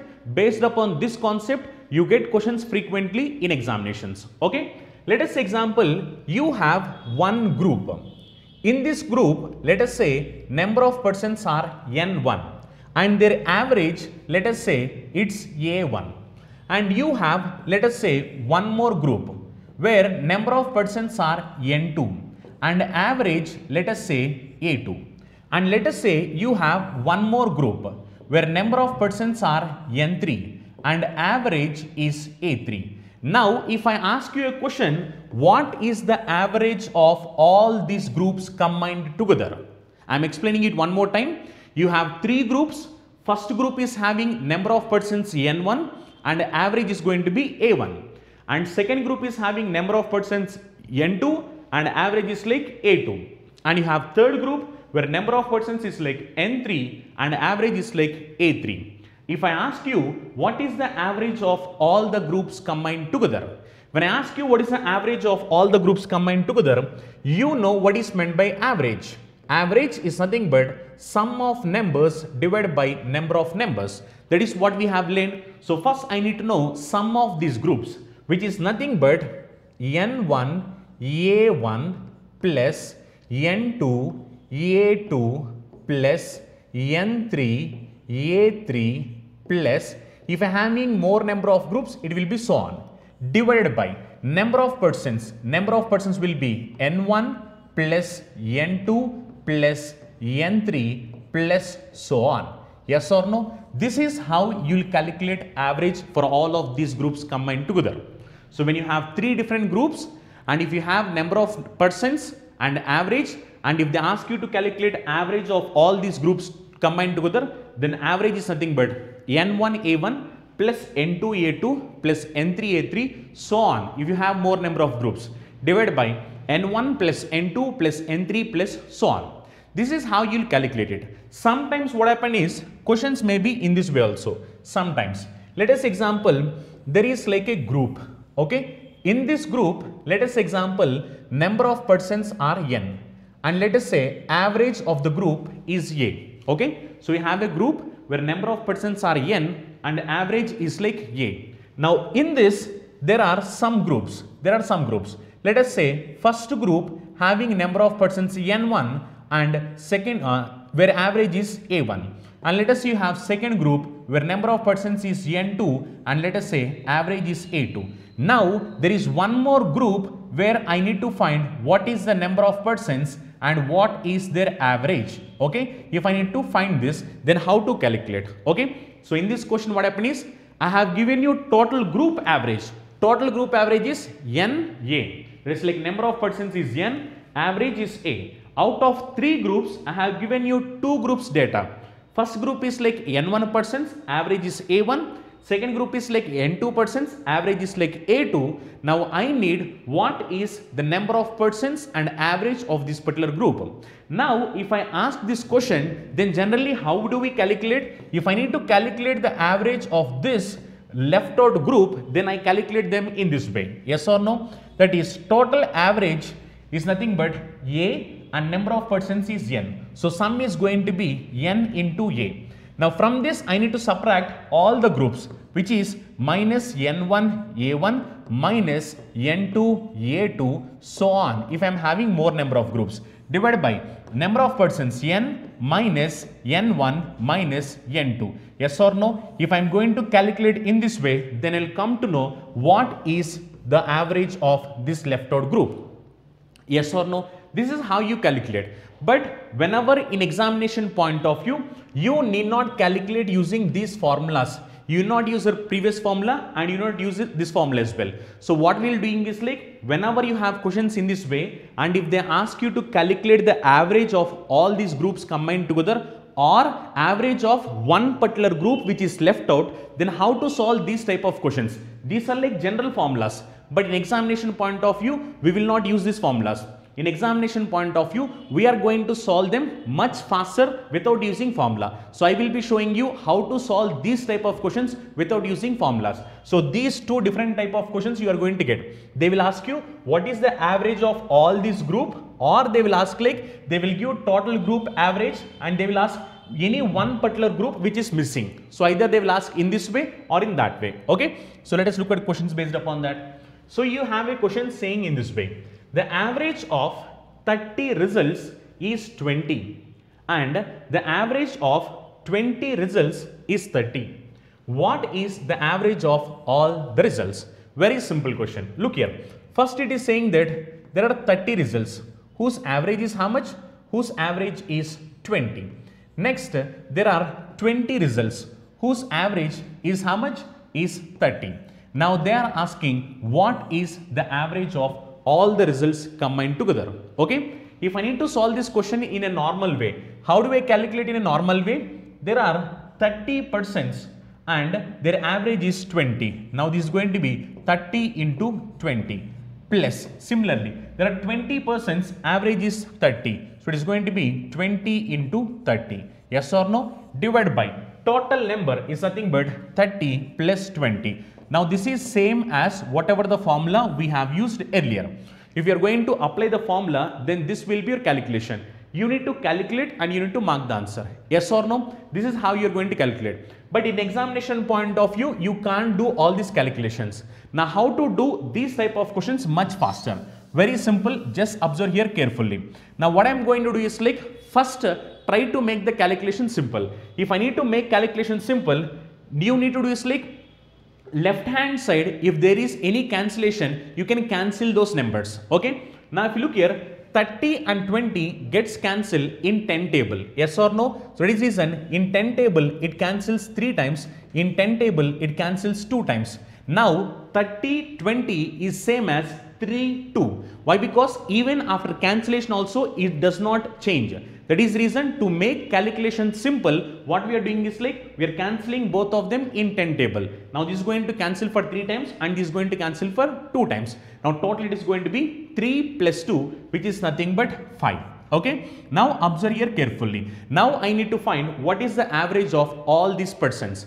Now what you need to do is like here average is 20 and here average is 30. Now what I am trying to do is instead of calculating, I know the concept of equal distribution. So I am going to apply the concept of equal distribution. So when I am trying to apply the concept of equal distribution, I am going to assume average value. When I am going to assume average value, I am going to assume the value which is close to these numbers so that my calculation is going to become easy. Yes or no? There are 3 numbers of 20, 20, 20 each. Similarly, there are 2 numbers of 30, 30, 30 each. Now I need what is the average of all these numbers combined together, which means all 5 numbers combined together. Now what am I assuming is, I am assuming average as 20. When I assume average as 20, each and every number should be 20. Let us check whether it is 20 or not. Now if you look, my assumption is 20 and even here it is 20, which means both of them are exactly same. There is no deviation. As there is no deviation, I can take it as 0. Yes or no? If you look here, my assumption is 20, but this is 30, which means more than my assumption. How much more than my assumption? It is 10 more than my assumption. Yes or no? Why? Because 30 is 10 more than 20. So 10 more than my assumption. So now what you need to do is like, look here carefully. Now this 10 more for how many numbers? 10 more for how many numbers means for 2 numbers. That is the reason you need to multiply it. So 2 into 10, that is nothing but 20. As this is plus, now you need to add it. And don't forget, now this 20 extra has to be distributed for all. So 2 into 10, that is nothing but 20. Now this 20 extra has to be distributed for all. So all means total 5. So when you are going to distribute 20 by 5, now it is going to cancel for 4 times, which means average of all of them is nothing but 24. So we can mark answer as 24. Very, very simple. So whenever you have questions based upon weighted average, you just need to follow this. The first thing you need to do is like try to make calculation simple. That is the reason cancel if there is any cancellation on your left hand side. After cancellation on your left hand side, you need to assume the average. When you assume the average, you just need to check the deviation. So if it is like more, you will take it as plus. If it is like less, you will take it as minus. If both of them are exactly same, as there is no deviation, then you will take it as 0. And finally, if you are getting more, you need to add it. If you are getting less, you are supposed to subtract it. But don't forget, while adding or subtracting, you need to distribute and add and distribute and subtract. Don't forget that. Okay, let us look at the next one. In a class, there are 32 boys and 28 girls. The average age of the boys in the class is 14 years and the average age of the girls in the class is 13 years. What is the average age of whole class? We need to find average age of whole class. Now in this class we have boys. How many boys are there? 32 boys are there. And we have girls. How many girls are there? 28 girls are there. Now this 32 boys average age is how many years? Average age is 14 years. Similarly, this 28 girls average age is how much? 13 years. Now they are asking what is the average age of whole class. Look here. Now if you look here, if you need to calculate in a normal way, then how do you calculate? 32 into 14 plus 28 into 13 divided by 32 plus 28, where calculation is going to become complicated. That is the reason don't go with complete calculation. Just follow the procedure whatever I am saying you. Now cancel on your left hand side if there is any cancellation. Yes or no? Now if you look here, 8 cancels here. How many times? 8 4 times, it is going to be 32. Yes or no? Similarly, any cancellations here? Now does 8 cancels in 28? 8 cancels in 28? No. Yes or no? Any more cancellations here? Sorry. If you look here, 4 is going to cancel here. Rather than 8, 4 is going to cancel here. Now this is like 32. Yes or no? This is 32. And this is how much? 28. Now 4 cancels here how many times? 7 times. And 4 cancels here how many times? 8 times. So total it is going to be 8 plus 7, 15. Instead of doing it as 32, 28, now we have made it as 8 and 7, which is combined together 15. Now this 15% I need to find average.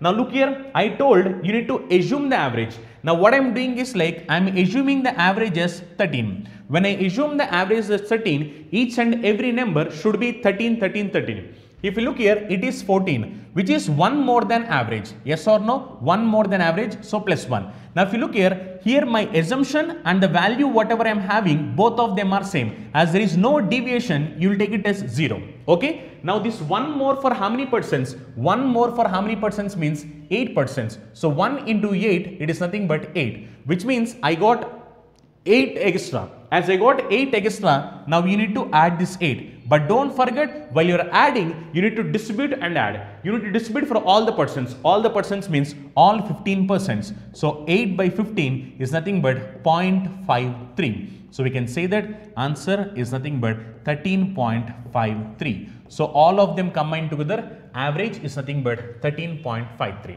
Very, very simple. Just go with whatever the calculation I am saying you. If you are going to do in this way, then calculation is becoming much simple. So what I have done, 4 cancel here 8 times, 4 cancel here 7 times. Now 32, 28 changed as 8, 7. 8 plus 7 is like 15. Now whole combined together it's like 15. Now what I have done, I have taken my assumed average as 13. If you want, you can take 14 also. Why? Because I have already told you initially in the introduction about equal distribution concept. Yes or no? When I assume it as 13, here I don't have any deviation, so 0. Here I have a deviation of plus 1, so I have written it as plus 1. Plus 1 for how many percents? 8%. 8 into plus 1, it's like plus 8. So I need to add this 8. But while adding, you need to distribute and you need to add. So you need to distribute for all the percents. All the percents means 15%. So answer is going to be 13.53. Let us look at the next one. Mahesh buys 3 shirts at an average price of 1250. If he buys 2 more shirts at an average price of rupees 1450, what will be the average price of all 5 shirts he buy? Very simple. So Mahesh, what he has done? First he bought 3 shirts where average price is 1250. Next what he has done? He has bought 2 more shirts. So 2 more shirts where average price is going to be 1450. Now you are supposed to find what is the average price of all the 5 shirts. All the 5 shirts, that is 3 plus 2, 5 shirts. You need to find this one. Yes or no? If you have seen there is no cancellations, so you need to proceed in the same way. Now if you look at this is 1250, this is 1450. Now I need to assume, I am assuming the average as 1250. When I assume average as 1250, each of them should be 1250, 1250, 1250. Now if you look here, this is 1250, which means there is no deviation. As there is no deviation, it is going to be 0.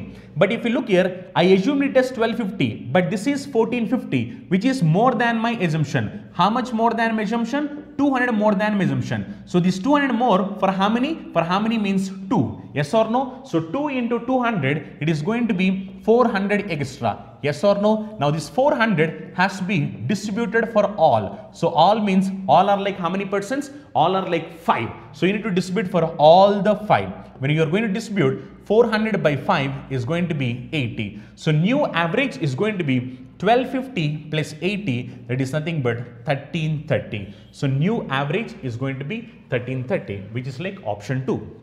Very simple. Weighted average is one of the important concept and simplest concept as well.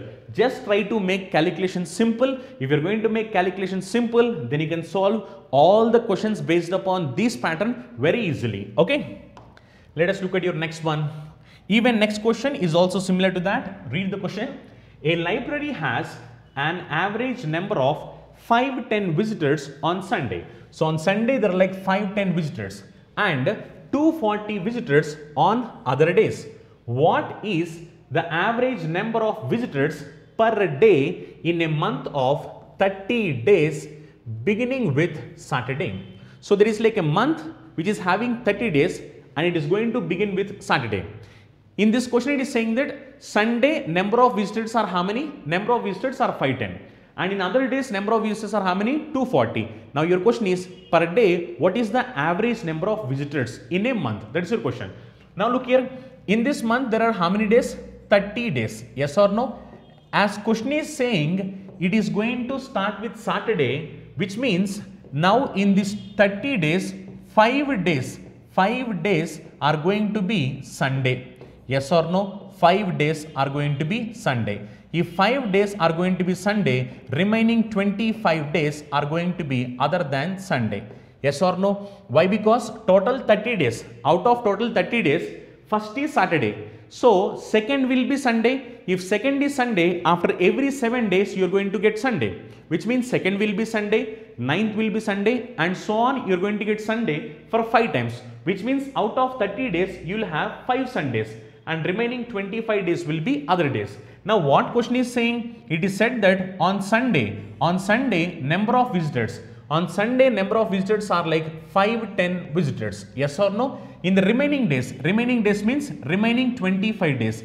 Remaining 25 days number of visitors are nothing but 240. Now your question is what is the number of visitors for the whole month? That is your question. Now look here, you can cancel here. 5 table cancels here 1 time, 5 table cancels here 5 times. So total it is going to be 1 plus 5, 6. Now I need to assume average. Now this is 510 and this is 240. I am assuming average as 240. When I assume average as 240, each and every number has to be 240, 240, 240. Now if you look here, my assumption is 240, even here it is 240. As there is no deviation, now it is going to be 0. Why? Because there is no deviation. But if you observe here, now my assumption is 240, but here I have 510, which means I am getting more. I am getting how much more? I am getting here 270 more. Yes or no? This 270 for how many days? Only for 1 day, which means I am going to get 270 extra. Now this 270 has to be distributed equally. So distribute this 270 equally. When I distribute this 270 equally, so equally means total for how many days? Total for 6 days. I need to distribute. Yes or no? 6 4 times it is going to be 24, which is like 240, and you're left with 30 remainder. So 6 5 times it is going to be 30. So new average is nothing but 240 plus 45, which is going to be 285. So we can say that average is nothing but 285. Very simple questions. So whenever you have questions in this way, just try to use your common sense and make sure that you make the calculation simple. Once if your calculations are simple, you can solve all these type of questions very easily. Okay. Let us look at your next one. What is the next question? It is saying that a man bought 13 articles at 70 each, 15 at 60 each, 12 at 65 each. The average price per article. So we need to say what is the average price per article. So let us look at that. So what man has done? Man has bought 13 articles. Yes or no? Man has bought 13 articles. 13 articles of 70 each. Similarly, he has bought 15 articles. Now this 15 articles is 60 each. Similarly, he has bought 12 articles. Now this 12 articles is 65 each. Now he is saying what is the average price per article. Now if you look here, when you try to cancel on your left hand side, there is no cancellation on your left hand side. So try to add all of them. Now 13 plus 12. 13 plus 12 is nothing but 25. 25 plus 15. Now it is going to be 40. Yes or no? Which means I need to find what is the average price for all these 40 articles. Now what I am trying to do is like I am trying to assume the average. I am assuming the average as 65. When I assume average as 65, each and every article should be 65, 65, 65. Let us check. Now if you look here, this is 70, which means it's more than my assumption. How much more than my assumption? 5 more than my assumption. Yes or no? Similarly, this is 60, which means it is less than my assumption. How much less than my assumption? It is 5 less than my assumption. So minus 5. If you look at this one, my assumption is 65, even this is 65, as there is no deviation, so it is going to be 0.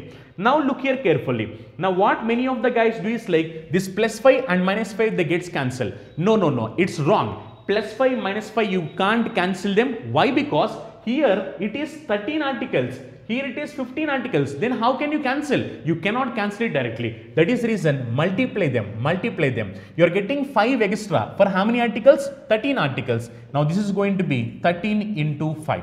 Okay, this is plus. Similarly, you are getting 5 lesser for how many articles? For how many articles means 15 articles. So that is the reason minus 15 into 5.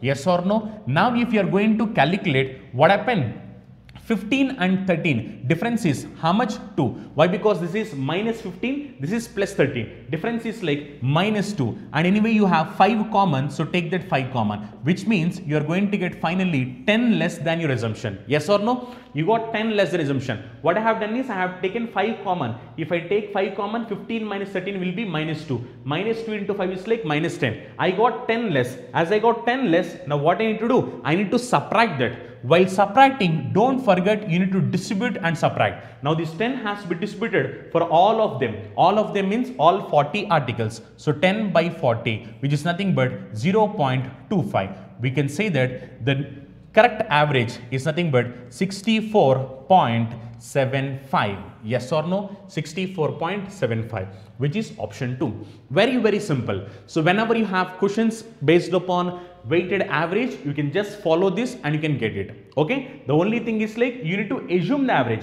and you can assume any number, but make sure that this number is close to these numbers. If the number is close to these numbers, then your calculation is going to become much easier. So make sure that your number is close to these numbers, so your calculation will be easy and you can get your answer much faster. Okay, let us look at your next one. In a class of 100 students, there are 70 boys whose average marks in a subject are 75. If average marks of the complete class is 72, then what is the average marks of girls? Now look here. Now this question is similar to the second one, whatever I have told you. Now what happened in the first, I have told you when 3 groups are given, and if I ask you to calculate average of all those 3 groups combined together, that is what I have told you initially. Next, what I have told you, if a total average is given and out of 3 groups, if 2 groups average is given, and if they ask you to find the next group, then how to calculate, that is what I have told you. Now even this question is similar. Now total whole class average is given. It is said that in a class of 100 students, there are 70 boys. So total there are like 100 students. Yes or no? Out of these 100 students, it is saying that there are 70 boys. If 70 are boys, the remaining 30 should be girls. Yes or no? Remaining 30 should be girls. Now what it is saying, out of 100 students, there are 70 boys whose average marks are 75. So boys average marks is 75. And similarly, if the average marks of complete class means complete 100 students is how much? 72. Then what is the average of girls? We are supposed to find average of girls. We need to find this particular value. So this is same as whatever I have told you in the second. I am going to mention total group average. Out of that, one group average is mentioned. I am trying to find the next group average. Okay. Now look here. Now even this question is similar to whatever we have discussed earlier. Now look here. Now total average is already given. Initially, when I am trying to find the total average, I am assuming it. And I am calculating it. But now what happened? In this total average is given. Total average is how much? 72. If total average is 72, each and every person should be 72, 72, 72, 72. Yes or no? But if you look here, this is 75. As it is 75, now this is more. How much more? How much more means 3 more. Yes or no? As it is 3 more, and look here once. Now you can simplify this one. So better what you will do, simplify it. When you simplify it, 10 cancels here 10 times, 10 cancel here 7 times, 10 cancels here 3 times. Now what happened?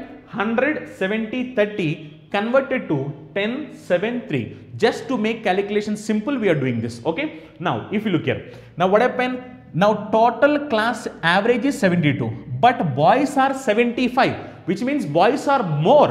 How much more? 3 more. 3 more for how many boys? How many boys means 7 boys. So 7 into 3, 21 extra. Yes or no? Which means boys are having 21 extra. If boys are having 21 extra, if I need to balance means girls should have 21 less. Yes or no? Why? Because boys are having 21 more. If boys are having 21 more, if I need to balance the class, then girls should have 21 less. Yes or no? Now girls are going to be how much means girls should be actual average 72, but girls are going to be 72 and girls should be 21 less. Why? Because boys are having 21 more. So girls are going to be 72 minus 21. But don't forget, this 21 has to be distributed for all the girls. Now this 21 distributed for all the girls are nothing but 3. So 21 divided by 3. Now how many times it get cancelled? 7 times. So we can say that girls average is going to be 65. Yes or no? So answer for this question is going to be option 2. Very, very simple. And don't forget, why am I doing minus means? Initially what happened means, initially you are trying to find the total group average. Initially you are trying to find total group, but now in this question you are not finding total group. Already total group average is given, and out of this total one group is also given. You are trying to find the next left out group. That is the reason to balance this what you need to do is like, if you are getting more, you need to subtract. If you are getting less, you need to add. Why? The reason means you need to balance it. As you need to balance it, now you got 21 extra. As you got 21 extra, now this 21 has to be subtracted. Now while you are subtracting, you need to distribute and you need to subtract. Okay? Is that clear with everyone? Let us look at next question with similar example. The mean marks obtained by 300 students in a subject are 60. The mean marks of top 100 students was found to be 80. And the mean marks of last 100 students was found to be 50. The mean marks of remaining 100 students. Mean or average, both of them are like same. Okay. So in a class total there are how many? Total there are 300 students. Out of those 300 students, these 300 students average marks are how many? Average marks are like 60. It is said that first 100 or like top 100 students average. Top 100 students average is how much? 80. Similarly, last 100 students average. Last 100 students average is like 50. Now we are supposed to find remaining 100. Yes or no? We are supposed to find remaining 100 students. Remaining 100 students average is how much? Now this is like very simple. Observe here carefully. If you look here, do the cancellation. 100 cancels here 3 times. 100 cancels here 1 time, 100 cancel here 1 time, 100 cancel here 1 time. Now I need to find the remaining one. Now if you observe here, I need not assume the average. Already average for the whole class is already given. Now I need not assume. Now if you look here, whole class average is 60. If whole class average is 60, each and every person should be 60, 60, 60. Yes or no? Now if you look here, this is 80, which means more than 60. How much more than 60? Now this is 20 more than 60. Now if you look at this one, now this is less than 60. Yes or no? How much less than 60? 10 less than 60. Okay. Now if you observe here carefully, now 20 more for how many children? 1 children. So 1 into 20, it is going to be 20. Similarly, if you look here, this is 10 less for how many? 1. So 1 into minus 10, it is going to be minus 10. If you calculate it overall, I am getting 10 more. As I am getting 10 more, as I need to balance this, what it should happen means, as I am getting 10 more, now this person should come with 10 less. Yes or no? Why? Because I got 10 more. Now as I got 10 more, now if I need to balance means this fellow should have 10 less. 10 less means actual average is 60. Yes or no? But this fellow should have 10 less. Now this 10 has to be distributed for all. All means only one person you have. So 10 by 1, which is going to be 10. Yes or no? So 60 minus 10, we can say that average of the remaining students is going to be how much? 50. Okay? Very, very simple. So whenever you have questions in this way, these questions are like second type of questions. In the second type of questions, as you need to balance the whole equation, you need to make it a 0. As you need to make it a 0, if you are getting more value, you need to subtract it. If you are getting less value, you need to add it. Why? Because you are trying to balance it. As you are trying to balance it, that is the reason you need to do in this way. Okay, let us look at your next question. The average age of a class of 65 boys was 14 years. The average age of 20 of them was 14 years. And that of another 15 was 12 years. Find the average of the remaining boys. Even this is similar to whatever we have discussed earlier. So initially class is having how many? 65 boys. Now the 65 boys average is how much? 14. Out of those 65 boys, 20 of them, what is the average? 20 of them average is 14. And another 15, there are like another 15 boys. Another 15 boys average is 12. Yes or no? Another 15 boys average is 12. Now they are asking about the remaining. Look here, out of 65, 20 plus 15, 35 completed. Then remaining is how many? 30. Now I need to find the remaining boys average. Yes or no? Very simple. Observe here carefully. Now total 65 boys average is how much? 14. If total 65 boys average is 14, each and every number should be 14, 14, 14, 14. Let us look. Now if you look here, even this is 14. So there is no deviation. As there is no deviation, you will take it as 0. Yes or no? But if you look at this one, now this is like 2 less. Why? Because actual average is 14. But this is 12, which is 2 less. Yes or no? As you say 2 less. 2 less for how many? 2 less for how many means 15. Now if you look here, if you want, you can simplify this one also. Why? Because I have told you already, you can make this calculation simple, so you can simplify it. If you are going to simplify, 5 cancels here. How many times? 5 is going to get cancelled for, look here, 5 is going to get cancelled for how many times? 5 cancels here 13 times. 5 cancels here 4 times. 5 cancels here 3 times. 5 cancels here 6 times. Okay. Now if you observe here, now 2 less for how many persons? 3 persons. So 3 into minus 2 is nothing but minus 6. As I got 6 less, now what I need to do? To balance this, I need to add this 6 for the remaining persons. Yes or no? As I got 6 less, if I need to balance it, I need to add this 6 extra. If I need to add that 6 extra, actual average is 14. Actual average is 14. When I add this 6 extra, now we need to distribute and add. You need to distribute for total how many persons? 6 persons. So when you distribute for 6 persons, 6 by 6 is like 1. So 14 plus 1, we can say that remaining group of students average is going to be 14 years. Very, very simple.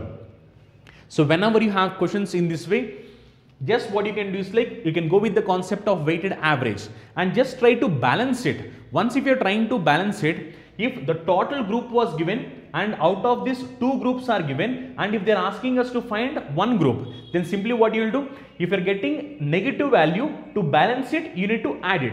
If you are getting positive value, to balance it, you need to subtract it. But don't forget, while adding or subtracting, you need to distribute them and add. Similarly, you need to distribute them and practice. Okay. And look here, all this is going to come only with practice. If you're going to practice more and more examples, then these concepts are going to be clear. Or else what happen, if you're unable to practice, then what happen, if you're going to listen it for one time and if you're going to leave it for so many days, then after few days you may forget the concept.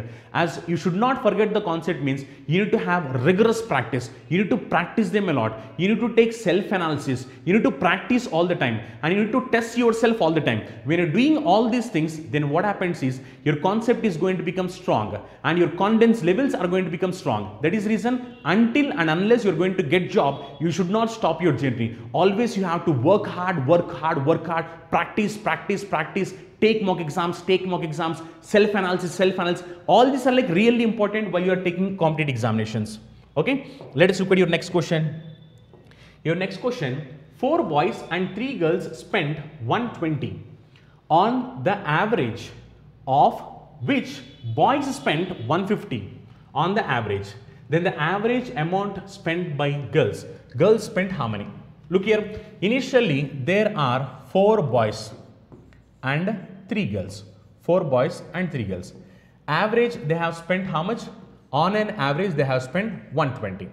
It is mentioned like boys have spent, which is like 4 boys. So 4 boys they have spent how much it seems? They have spent 150 each.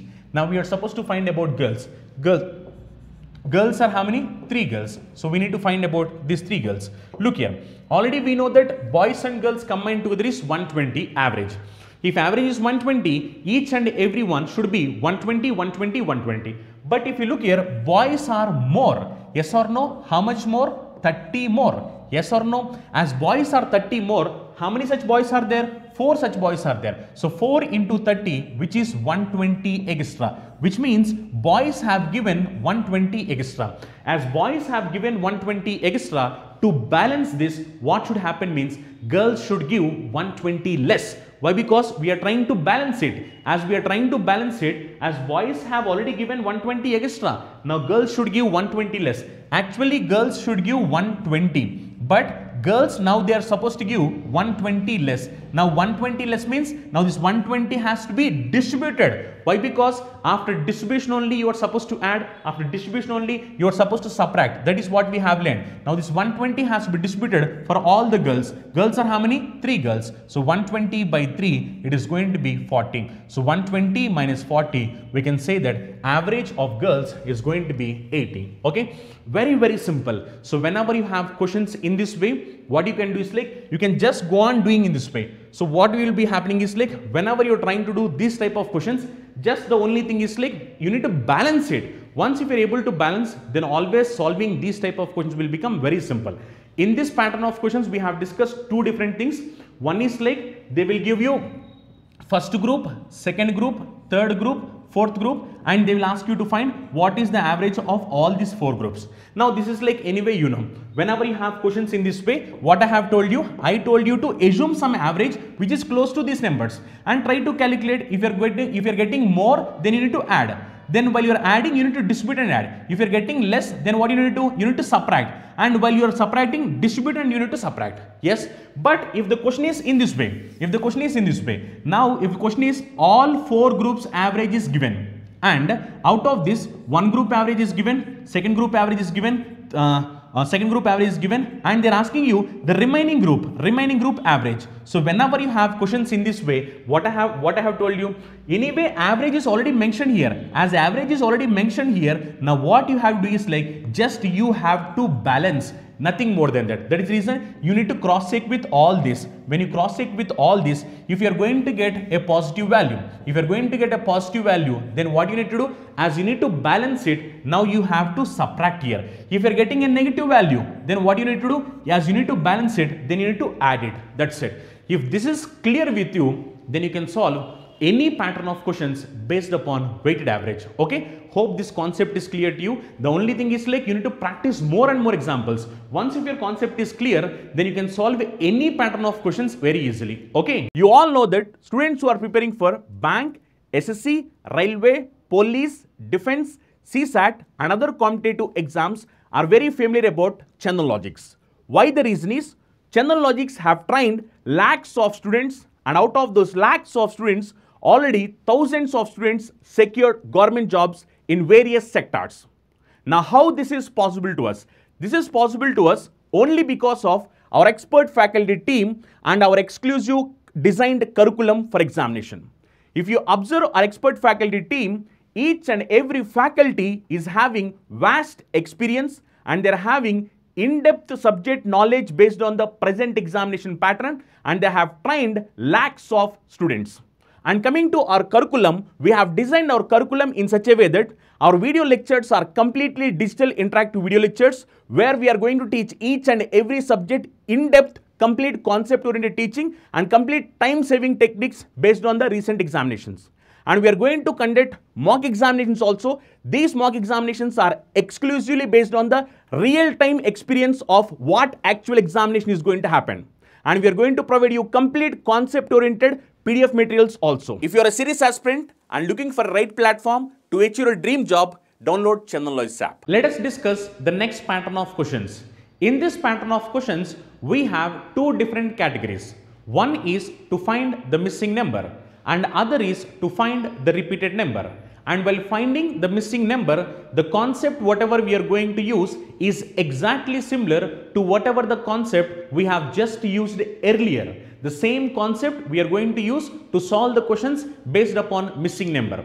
This concept is really important, and even these type of questions comes in examination frequently, and this is like very simple as well. You just observe how I am solving those questions so that even you will understand how to solve those questions very easily. Okay, so let us look at the question. So what question is saying is the average age of A, B and C is 26 years. If the average age of A and C is 29 years, what is the age of B? So we need to find the age of B. Look here, if I need to solve this question normally if I need to solve this question, 3% average is how much? 3% average age is 26 years. Out of these 3%, 2% average age is how much? Average age is 29 years. We are supposed to find the remaining percent. Yes or no? Now if I need to do this in a traditional way, then how do I calculate it? How do I calculate it? Means total 3% sum. Total 3% sum is going to be 3 into 26. Out of this total sum, we need to subtract the 2%, which is 2 into 29. Yes or no? Now I am going to get what is the value of that left out percent. If I am going to simplify, if you want, you can cross check it also. Simplify it. When you are going to simplify it, it is going to be 60 plus 18, which is going to be 78 minus 2 into 29. So 2 into 29 is going to be how much? It is going to be 58. Yes or no? Now if you are going to simplify, we'll come to know that answer is going to be 60.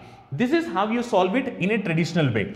But in examination point of view, you cannot do all this procedure. Yes or no? Then how to solve these type of questions? Very simple. Observe here carefully. In the question it is said like 3%. Now this 3% average age is how much? 26 years. Similarly, out of those 3%, 2% average is 29 years. You are asked to find one more person who is left out. His average is how much? Look here, if you observe this question carefully, in this 3% are A, B, C. Yes or no? In this 2% are A, C. Yes or no? In this 1% is nothing but B. Now if you observe here, this question is exactly similar to whatever the questions we have solved earlier. In earlier, whatever I have told you is when group average is given and out of the group, if two groups average is given and if they are asking us to find the remaining group average, then how to calculate? That is what I have told you earlier. The same concept we are going to use. Now here you have total persons average. Out of this total persons, we already know some persons average. They are asking us to find the remaining persons average, which is the same as the concept whatever we have discussed earlier. Yes or no? The same concept I am going to apply. Look here carefully. If you observe here carefully, total 3% average is 26. If total 3% average is 26, which means each and every person should be 26, 26, 26. Yes or no? But if you observe here, this is 29. As this is 29, this is more. This is more. Yes or no? How much more? How much more means 3 more. 3 more for how many percents? 2%. So 2 into 3, now this is 6 more. As I got 6 more, now to balance the equation, what should happen? The left out person should get 6 less. Yes or no? That is what we have learned. As I got 6 more, to balance it, this fellow should get 6 less. As this fellow should get 6 less, actual average is 26. but this fellow should get 6 less. So 26 minus 6, we can say that this left out person is going to be 20. So B in terms of years is nothing but 20 years, which is same as answer whatever we got earlier. Yes or no? So these are like very, very simple questions. Now this is similar to whatever the concept we have discussed earlier. The same concept I am going to use. Now total will be mentioned. Out of this, sum will be mentioned and they will ask us to find the left out one. So simple, you try to balance it. Once if you are trying to balance it, if you are getting a positive value, you need to subtract. If you are getting a negative value, you need to add. That's it. Nothing more than that. Okay. Let us solve some more questions. Let us look at the next one. What is the next question? The average temperature of first 3 days is 27 degrees Celsius and of the next 3 days is 29 degrees Celsius. If the average temperature of whole week means total how many days? 7 days. 7 days is 28.5 degrees Celsius. What is the temperature of the last day? Which means one last day is left. Now you are supposed to find that one particular day temperature. Very simple.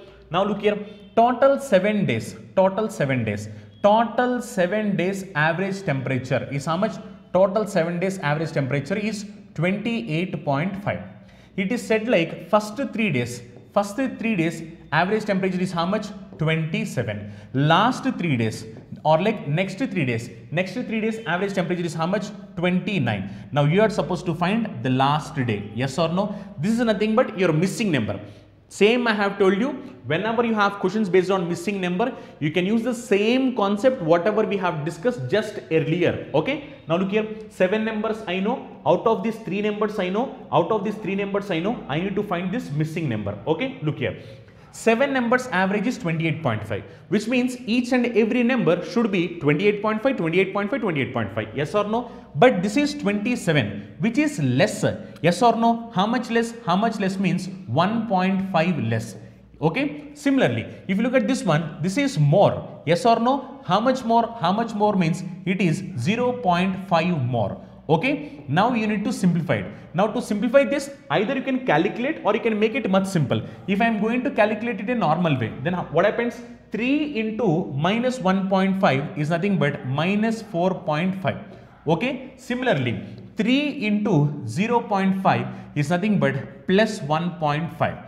Now if you do this, you are going to get minus 3, which means you are going to get 3 less. As you are going to get 3 less, now this last fellow should have 3 extra. Why? Because I need to balance. If I need to balance means I am getting 3 less. Overall for these 6, I got 3 less. As I got 3 less, if I need to balance means this fellow should have 3 more. As this fellow should have 3 more, actual average is 28.5. Yes or no? But this fellow should have 3 more. So 28.5 plus 3. So we can say that answer is going to be 31.5. So we can say that answer is 31.5. Okay. Now if you want to make calculation simple, either you can do here also calculation. Instead of doing this, if you look here, even here, if you observe here you have how many? 3 days. Here you have how many? 3 days. So simply what you can do, as you have 3 days in common, what I can do is like directly instead of simplifying it,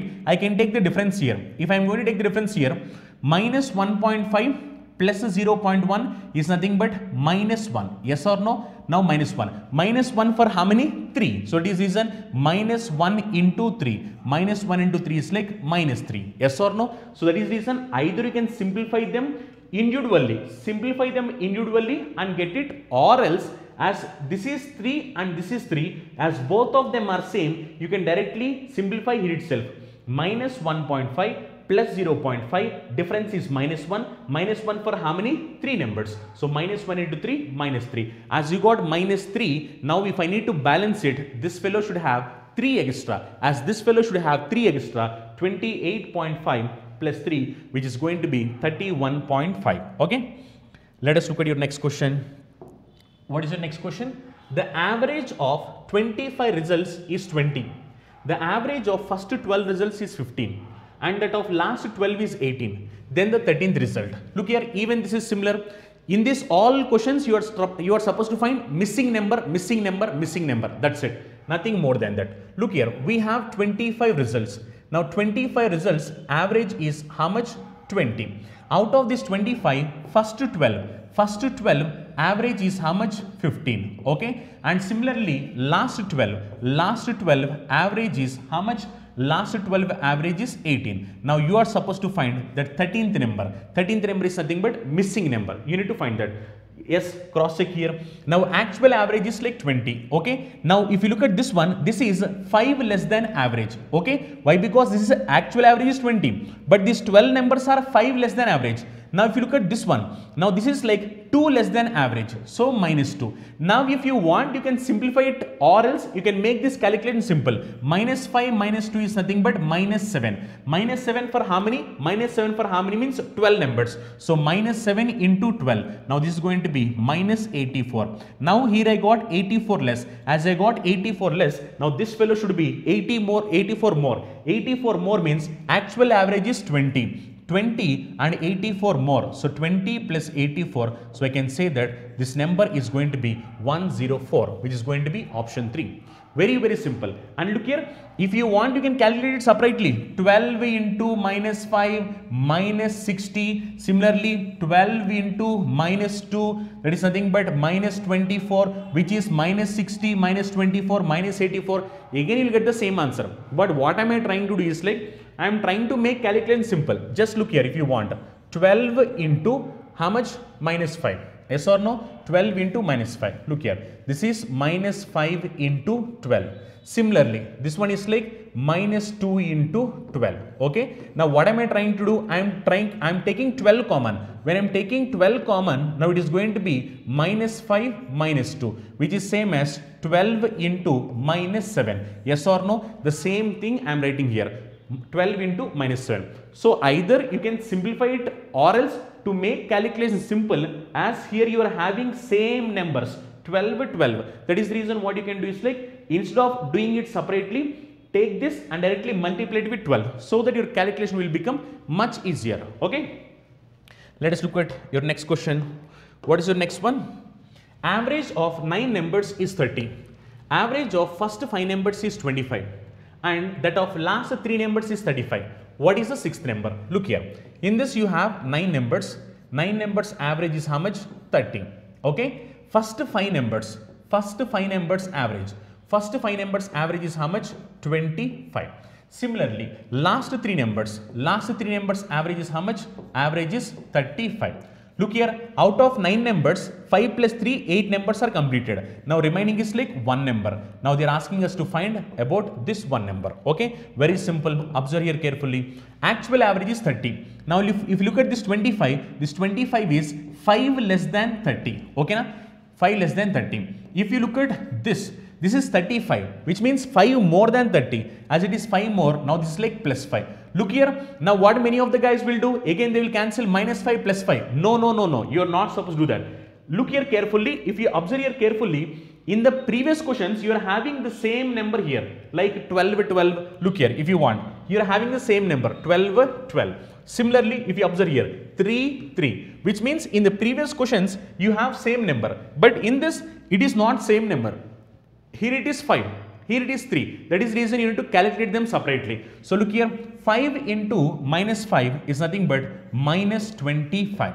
Okay. Similarly, 3 into plus 5 is nothing but plus 15. Overall, if you check here, you are going to get 10 less. As you are getting 10 less, now what should happen means this last number should have 10 more. To balance this last number should have 10 more. 10 more means actual average is 30, but this should have 10 more. Why? Because I need to balance this. As I need to balance this, it should have 10 more. So last number is going to be 40. So we can say that the 6th number, what is the 6th number means? 40. Why? Because actual average is 30. But as I am getting 10 less, as I need to balance it, this should be 10 more. As it should be 10 more, 30 plus 10, it is going to be 40. Okay. Look at the next one. The sum of 5 numbers is 150. So look here, this is like really important. Again, many of the guys get confused here. Now it is mentioned as sum, not average. Okay, it is sum. Now what many of the guys will do? Again, they will take it as average. No, this is sum. Sum of 5 numbers is 150. The average of first 2 numbers is 25. And third number is 60. What is the average of last two numbers? We are supposed to find average of last two numbers. Look here, 5 numbers sum is how much? 5 numbers sum is 150. If sum is 150, average is going to be how much? Average is going to be 30, which means 5 numbers average is going to be 30. It is said that out of these 5 numbers, first two numbers average is going to be how much? 25. And third number which is like only 1. So third number is going to be 60. Okay. Now they are asking last two numbers. We are supposed to find about the last two numbers. Look here carefully. If you observe here carefully, actual average is 30. If actual average is 30, each and every number should be 30. If you look at this one, this is 25, which means it is less. Yes or no? How much less? How much less means 5 less. If you look at this one, this is more than 30. How much more than 30? 30. So 30 more than 30. So plus 30. Now you need to multiply this. 2 into minus 5 is nothing but minus 10. Similarly, 1 into plus 30 is nothing but plus 30. If you do it overall, you are going to get it as plus 20. Yes or no? Now what happened? As you are getting 20 more, now what you need to do is like you need to subtract the 20. As you need to subtract the 20, now this is going to be how much means these two numbers should be 30.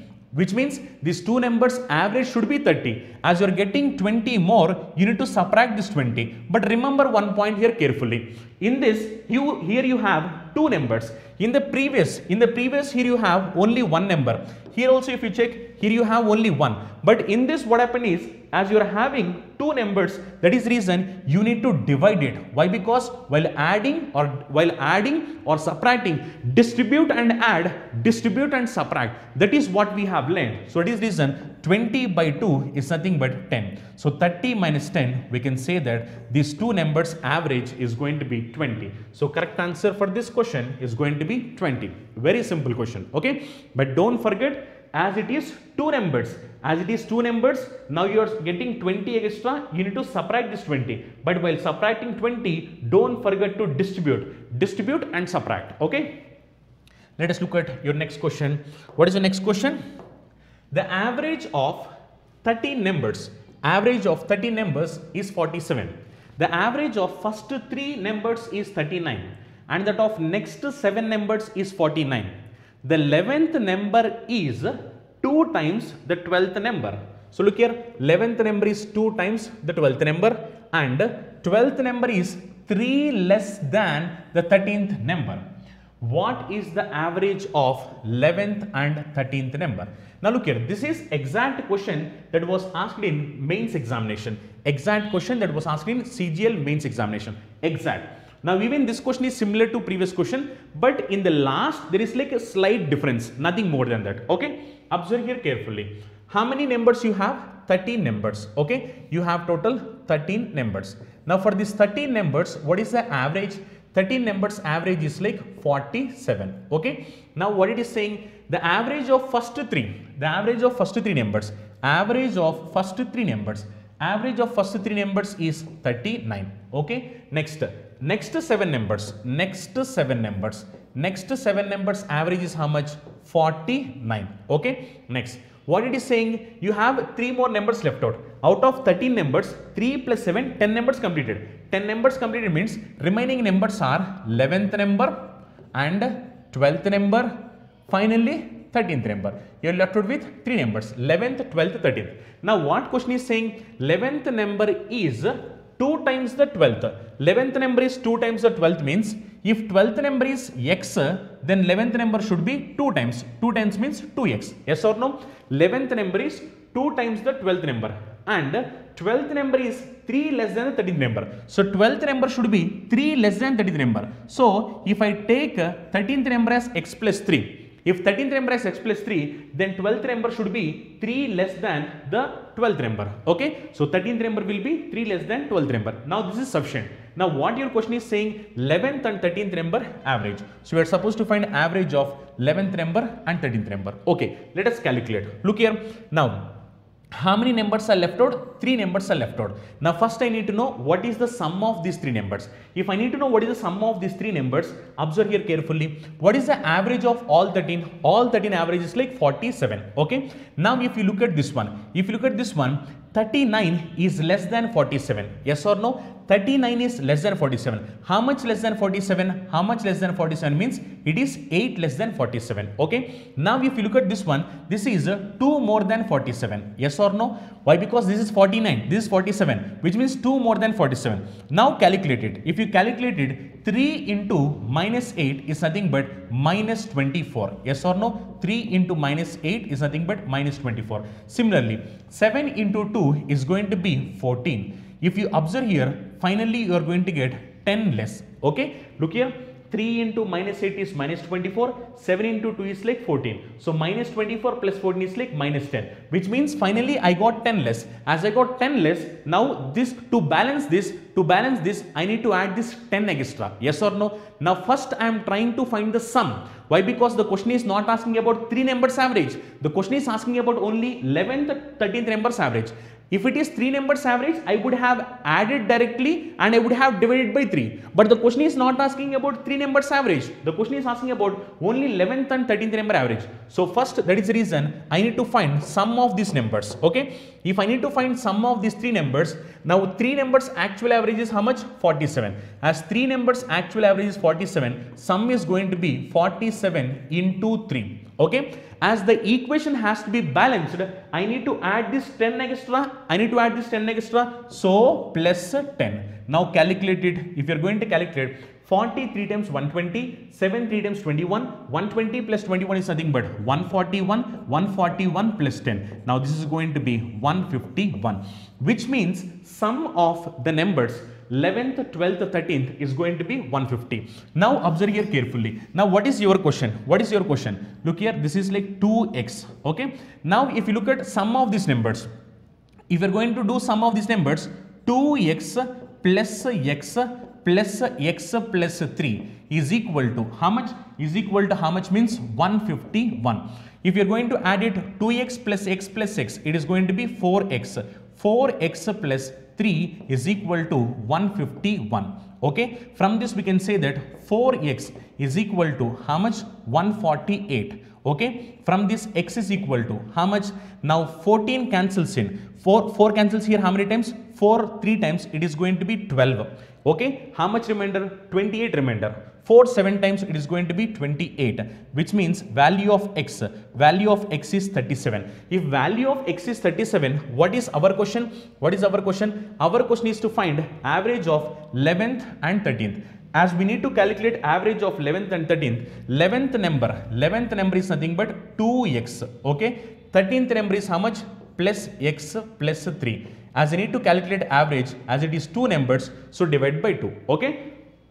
11th number is 2x, 13th number is x plus 3. As I need to calculate average, when you are going to add it, 2x plus x is nothing but 3x. 3x plus 3. In this 3x plus 3, what I am doing is like I am taking 3 common. If I take 3 common, this would be 3 into x plus 1 divided by 2. Okay. Why? Because 2x plus x is nothing but 3x. From this 3x, if I take 3 common, it is 3 by 2 into x plus 1. Anyway, you know what is the value of x? Value of x is nothing but 37. As value of x is nothing but 37, now this is going to be 3 by 2 into x plus 1 means 37 plus 1, it is going to be 38. Now 38 cancels into how many times? 19 times. Now 3 into 19 is going to be 30 plus 27, which is going to be 57. Okay. So we can say that answer for this question is going to be 57. Look here, this question is like very good question, but the concept whatever we have learned, concept is like same. But the only thing is like here it is not mentioned directly to say what is the average of these 3 numbers. The question is asking about average of 11th and 13th. That is the reason we have calculated sum, then we need to find the value of x, and then we need to find the average of that. Simple. I am explaining it one more time. Listen here carefully. 13 numbers average is 47. Out of these 13 numbers, 3 numbers average is 39. 7 numbers average is 49. Now remaining numbers are how many? Remaining numbers are like 3 numbers. Now I need to find about these 3 numbers. Okay. Now what you have done? 39 is less than 47. How much less? 8 less. 49 is more than 47. How much? 2 more. Now 3 into minus 8 is like minus 24. 7 into 2 is like 14. Minus 24 plus 14 is nothing but minus 10. Which means this 3 numbers should get the 10 extra. Why? Because to balance the equation, these 3 numbers should get the 10 extra. Which means as these 3 numbers should get 10 extra, sum of these 3 numbers will be 47 into 3. Why? Because average is 47. As it is 3 numbers, 47 into 3 plus a 10 extra. As I have told you 10 extra, so plus 10 extra. Now this is going to be sum of 3 numbers. If sum of 3 numbers is 151, already in the question it is clearly said that 11th number is twice the 12th number and 13th number is 12th number is 3 less than 13th number. Now using this, if you calculate the sum of 11th, 12th, 13th and equal to 151, then you will come to know what is the value of x. Once you know what is the value of x, you are supposed to find average of 11th and 13th number. 11th number is 2x, 13th number is x plus 3. So if you need to calculate the average, means it is going to be 3 by 2 into x plus 1. Anyway, you know value of x. When you substitute here 3 by 2 into x plus 1, if you calculate, your answer is going to be 57. Okay. Let us look at next one. Even the next question is also something similar to that. The average of 24 numbers is 56. The average of first 10 numbers is 71.7 and that of next 11 numbers is 42. The next 3 numbers, that is 22nd, 23rd, 24th, are in the ratio. What is the ratio? 1 by 2 ratio 1 by 3 ratio 5 by 12. Now what are these numbers? What are these numbers means? 22nd number, 23rd number, 24th number. Okay. What is the average of 22nd, 24th? We are supposed to find average of these 2 numbers. Okay. Let us calculate. We have total how many numbers? 24 numbers. Okay. We have total 24 numbers. Now this 24 numbers average is how much? 56. Now it is said that first 10 numbers average. First 10 numbers average is nothing but 71.7. First 10 numbers. Similarly, next 11 numbers average is how much? 42. Now if you observe, you are left out with 3 more numbers. Now observe here carefully. If you observe here carefully, 5671 difference, 5671.7 difference is how much? Now for 60 it is going to be 4 less. Now this is 11.7 plus 4, which is going to be 15.7. Now this is going to be 15.7 more. Okay. Why? Because 56 is 4 less than 60 and 71.7 is 11.7 more than 60. So 11.7 plus 4, which is going to be 15.7. Similarly, if you look at 42 is less than 56. Yes or no? 42 is how much less than 56? 42 is 14 less than 56. Okay. 42 is 14 less than 56. Now cancel. Now if you are going to calculate them, what is going to happen? 10 into 15.7 is nothing but 157. Now this is like plus 157. Similarly 11 into minus 14 is nothing but 140 plus 14. So 140 plus 14, it is going to be 154. This is minus 154. If you calculate it, this is going to be plus 3, which means we are going to get 3 extra. As we are going to get 3 extra, now this 3 has to be subtracted here to balance it. Okay, this 3 has to be subtracted to balance it. Now look here, this is not like 22nd, 23rd, 24 number average. If it is all of them combined together, directly I can subtract and I can distribute it. But it is about 22nd and 24th. That is the reason you need to calculate the sum. If you calculate the sum is going to be, total average is like 56. So that is the reason 56 into 3 numbers. As this is plus 3, to balance it, it has to be minus 3. Okay. Now 56 3 times will be 150 plus 18. 150 plus 18 is nothing but 168. So 168 minus 3. Now this is going to be 165. Okay. So sum of these numbers is nothing but 165. Now look here. If the sum of numbers is 165, now take the LCM for this ratio. Now if you take the LCM for this ratio, 2, 3, 12, LCM is like 12. Now what is the ratio of this? Ratio would be 6 ratio 4 ratio 5. Okay, 6 ratio 4 ratio 5. Total how many parts? Total how many parts means 15 parts. Yes or no? Now this 15 parts value is equal to how much? 165. If 15 parts is 165, we can say that one part is equal to how much? One part is 11. If one part is 11, our question is to find 22nd, 24th number average. Now 22nd, 24th number average means 22nd number is how many parts? 6 parts. 24th number is how many parts? 5 parts. Now 6 plus 5, total how many parts? Look here, we are supposed to calculate average. As we are supposed to calculate average, 22nd is 6 parts. 24th is 5 parts. 6 plus 5, 11 parts. So 11 by 2. Now we know that one part is 11. If one part is 11, 11 by 2 is nothing but 5.5 parts. Now as it is 5.5 parts, now it is going to be 5.5 into 11. Now 5.5 into 11 is nothing but 55 plus 5.5. 55 plus 5.5 is going to be 60.5, which means answer for this question is going to be 60.5. Okay, very simple. Just what it is like 5.5 into 11, which is 55 plus 5.5, that is nothing but 60.5. Just the same procedure whatever we have done earlier. We are going to do the same procedure, but the only thing is like here you need to take LCM. When you take LCM and when you calculate the ratio, the question is saying about 22nd, 24th number average. So 22nd, 24th number average means 22nd number is 6 parts. 24 number is 5 parts. So 6 plus 5 is 11, 11 by 2. Why? Because you are calculating average. So 11 by 2 is nothing but 5.5 parts. If one part is 11, 5.5 is nothing but 5.5 into 11, which is nothing but 60.5.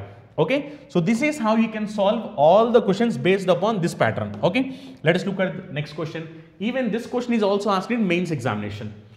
Of the 3 numbers whose average is 26. So there are like 3 numbers whose average is 26. It is saying that the first is 2 by 11 times the sum of other 2. The first number is, we are supposed to find the first number. Look here, it is said like 3 numbers average is 26. If 3 numbers average is 26, then what is the sum? What is the sum? Sum is going to be 26 into 3. Yes or no? Why? Because if average is 26, then sum should be 26 into 3. Now already it is said like first number is 2 by 11 times the sum of other 2 numbers. Other 2 numbers means second number and third number. Yes or no? Which means I can say that this 2 by 11 is nothing but complete 3 numbers in terms of parts. Now 2 plus 11, it is going to be 13 parts. Yes or no? Now this 13 parts is nothing but sum of first number, second number and third number. Why? Because in the question it is clearly mentioned 2 by 11 is nothing but first number is 2 by 11th of sum of 2 by 11 times the sum of other 2 numbers, which means first number is 2 parts, second number and third number. Second number and third number are nothing but 11 parts. That is what mentioned in the question, which means 11 plus 2 total 13 parts, which means first number, second number, third number. All of them combined together 11 plus 2 total 13 parts. So 13 parts is nothing but first, second, third numbers combined together. Now this 13 parts sum should be equal to how much? Sum should be equal to 26 into 3. Okay. Now we are supposed to find the first number. First number is how many parts? First number is 2 parts. So we are supposed to find what is 2 parts value. Now calculate here. If we calculate here, 26 cancels in 13. How many times? 2 times. So 2 into 3, 6. Which means one part is 6. If one part is 6, 2 parts is going to be 12. Yes or no? So I can say that answer for this question is going to be 12. Very, very simple question. This is the exact question that was asked in CGL mains examination. And whatever the questions we are going to discuss, all these are nothing but questions that was asked in bank examinations, SSC examinations, railway examinations, CAT examinations, defense examinations. We are covering all the pattern of questions, all the examinations, so that it will be helpful for you to crack any pattern of examination. Okay, I am explaining it one more time. Observe here carefully. It is said that here first is 2 by 11 times the sum of second and third. That is what it was mentioned, which means this is like first number. Now this is like second and third number, which means first plus second plus third is going to be 12, 2 plus 11, total 13 parts. In terms of parts, sum of first, second, third is like 13 parts.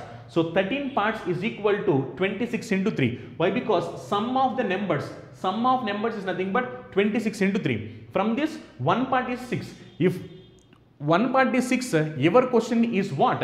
Your question is nothing but 2 parts. 2 parts means first number. Your question is to find the first number. First number is like 2 parts. So we can say that 2 parts is nothing but 12. Okay. Very, very simple. Now this is how you will solve questions based upon missing number. So all the questions based upon missing number are similar to whatever we have discussed earlier. Okay. Now if you learn that one single concept, then what happened is whenever you have questions based upon missing number, the only thing is like you need to just balance it. Once if you know the concept of balancing, if you are getting a negative value here, then what you need to do? You need to add here. If you are getting a positive value here, you need to subtract here. That's it. If you are just balancing it, all the questions related to missing numbers can be solved in fraction of seconds. Is it clear? You all know that students who are preparing for bank, SSC, railway, police, defense, CSAT and other competitive exams are very familiar about Chandan logics.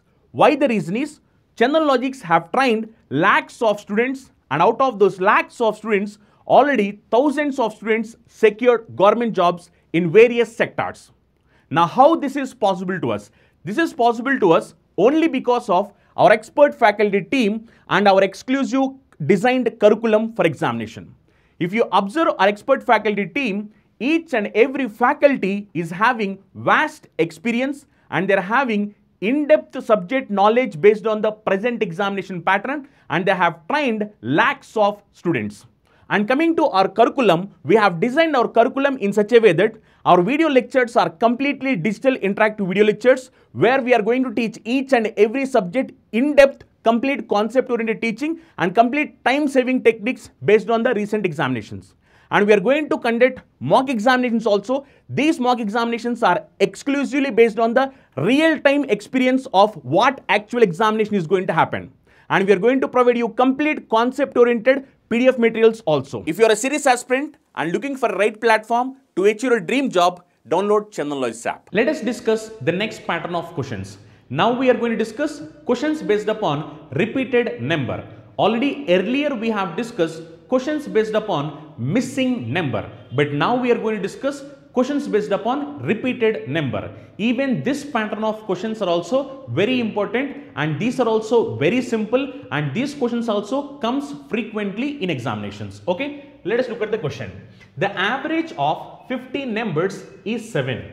If the average of first 8 numbers be 6.5 and the average of last 8 numbers be 9.5, then the middle number is. We are supposed to find what is the middle number. Middle number or repeated number, both are like same. Let us look at that. Initially we have how many numbers? Initially we have 15 numbers. Yes or no? Initially we have 15 numbers. Now what question is saying? For this 15 numbers average. 15 numbers average is how much? 7. Okay. Next it is said that first 8 numbers. First 8 numbers average is how much? 6.5. Okay. Similarly, last 8 numbers average is how much? Last 8 numbers average is 9.5. Now we are supposed to find this middle number. So middle number or repeated number, both of them are going to be same. So first I will say you how to solve this question in a normal way. If you look here, how many numbers are there? We have total 15 numbers. Look here, 1, 2, 3, 4, 5, 6, 7, 8, 9, 10, 11, 12, 13, 14, 15. We have total 50 numbers. Now in the question it is clearly mentioned first 8 numbers. First 8 numbers average is 6.5. First 8 numbers. Similarly, it is mentioned as last 8 numbers. Last 8 numbers average is how much? Last 8 numbers average is 9.5. And in the question it is clearly mentioned as total 15 numbers average. Total 15 numbers average is how much? Total 15 numbers average is nothing but 7. Okay. Now if you look here, we need to find the middle number. This middle number is nothing but repeated number. Now if you have observed here, this 8th number is counted in first 8 numbers. Similarly, the same 8th number is counted in last 8 numbers. which means the same number is repeated for 2 times. Okay, now I need to find that particular number. Let us calculate. So we need to calculate what is that 8th number. Look here, this is like very simple. Observe here carefully. So if you observe here carefully, now the sum of these first 8 numbers, first 8 number sum is going to be 8 into 6.5. First 8 number sum. Similarly, last 8 number sum is going to be 8 into 9.5. Yes or no? Now what I need to do from this I need to subtract all 15 numbers sum. All 15 numbers sum is nothing but 15 into 7. Yes or no? Now when I am going to calculate this, I am going to get my answer. Now look here. To make calculation simple, what am I trying to do is like I am taking 8 common. If I am going to take 8 common, now this is going to be 8 into 6.5 plus 9.5. Now 6.5 plus 9.5, can I write it as directly 16? Yes or no? Minus 15 into 7. Okay, now look here. Now if you calculate 8 into 16 is nothing but 80 plus 48. 80 plus 48 is nothing but 128 minus 15 into 7 is nothing but 70 plus 35, which is nothing but 105. Now when you are going to simplify, we need to get answer as 23, which means the middle number is going to be 23. Now if you observe here, in examination point of view, you cannot do all this calculation. Yes or no? In examination point of view, you cannot do all this calculation. Then how to solve this question much faster without using all this calculation? Observe here carefully. Now I am going to explain you the same question without doing all this calculation. We can get this answer much faster. Observe here carefully. Okay? Just look here carefully. In the question, it is mentioned like 15 numbers. 15 numbers average is how much? 15 numbers average is 7. Next it was said like 8 numbers. First 8 numbers average is how much? 6.5. Similarly, last 8 numbers average is how much? Last 8 numbers average is 9.5. Now we are supposed to find the repeated number or middle number, both of them are like same. Okay. Now observe here carefully. If you look here, 15 numbers average 7 means each and every number should be 7, 7, 7, 7, 7. That is nothing but concept of equal distribution. Now if you look here, now this is 6.5. This is not 7, which means this is less than 7. How much less than 7? 0.5 less than 7. So that is reason minus 0.5. Okay. Similarly, if you look here, now if you look at these numbers, now this is 9.5, which is more than 7. How much more than 7? How much more than 7 means 2.5 more than 7. Okay. Now if you have observed here, this is 8, this is 8. So to make calculation simple, I am not calculating individually. I am calculating it combined. So this is minus 0.5, this is plus 2.5. Now both of them combined together, it is going to be plus 2. Okay, plus 2.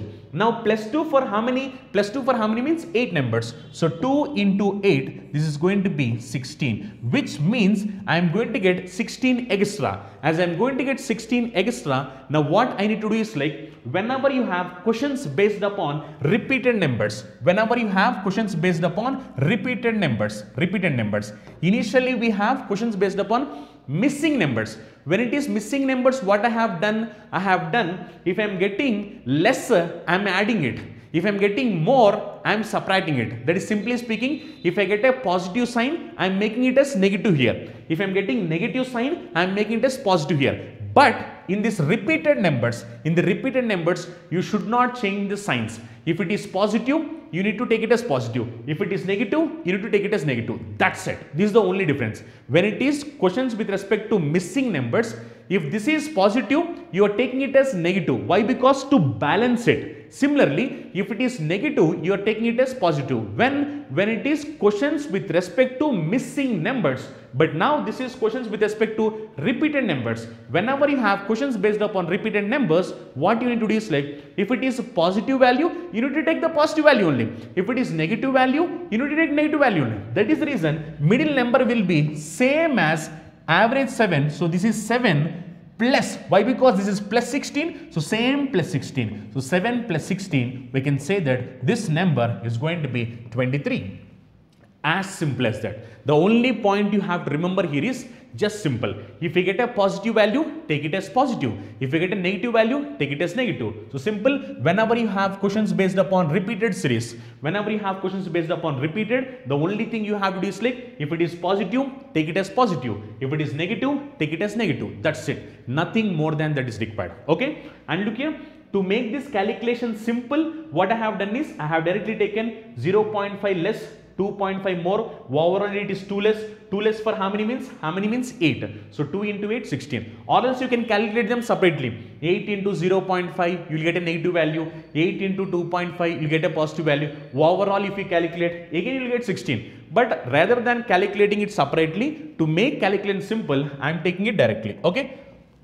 Let us look at your next question. So what is your next question? The average of 13 results is 60. So the average of 13 results is like 60. Okay. Next, average of first 7. Average of first 7 is 59. And average of last 7. Average of last 7 is 58. Now they are asking what is the 7th number. 7th number is nothing but repeated. So we need to find that repeated number. Very simple, cross check it. Now this is 59, which is less. Yes or no? How much less than 60? Now this is 1 less than 60. Now this is 58, which is less than 60. How much less than 60? 2 less than 60. That is the reason minus 1 minus 2 is nothing but minus 3. Minus 3 for numbers, number is like 7. So minus 3 into 7, that is nothing but minus 21. As it is minus 21, now this should be 21 less. As this should be 21 less, actual average is 60. Now this is 21 less. So minus 21. So we can say that this number is going to be 39. Okay. So answer for this question is going to be 39. Very, very simple. Just what you need to do is like, whenever you have questions based upon repeated numbers, the only thing you have to remember is that if it is negative, take it as negative. If it is positive, take it as positive. That's it. Nothing more than that. Okay. Again, the calculation, rest everything will be same as it is. The only thing is, if it is positive, take it as positive. If it is negative, take it as negative. That's it. Next one. The average of runs scored by a cricket player in 11 innings. So in 11 innings, cricket player average is how many? 63 runs. Similarly, and the average of his first 6 innings. First 6 innings average is 60. Okay. The average of last 6 innings. Last 6 innings average is 65. Okay. Now they are asking runs scored by him in the 6th, which means you are supposed to find repeated one you are supposed to find. Simple, go with the same thing. Now this is less. How much less than 63? Now this is 3 less than 63. Now this is 65, which is more than 63. How much more than 63? 63, 2 more. Minus 3 plus 2 is nothing but minus 1. Now this minus 1 for how many? 6 numbers. Minus 1 into 6, which is like minus 6, which means this value should be 6 less. Now actual average is 63. Now it should be 6 less. So 63 minus 6, we can say that this number is going to be 57. Yes or no? We can say that answer is going to be option 4, 57. Very simple. The only key point you have to remember in this format of questions is take the same sign. If it is negative, take it as negative. If it is positive, take it as positive. That is the only difference. Rest everything is going to be the same thing. The thing is like you have to practice more and more. When you are going to practice more and more, application is going to become easy in examination. Let us look at the next one. The average temperature of the week, average temperature of first 4 days of a week was 37 degrees Celsius and that of last 4 days of week was 41 degrees Celsius. If the average temperature of the whole week is 39 degrees Celsius, the temperature of the 4th day was. Again the same question, whole week is like how many days? 7 days. Yes or no? For the 7 days, temperature is how much? 39 degrees Celsius.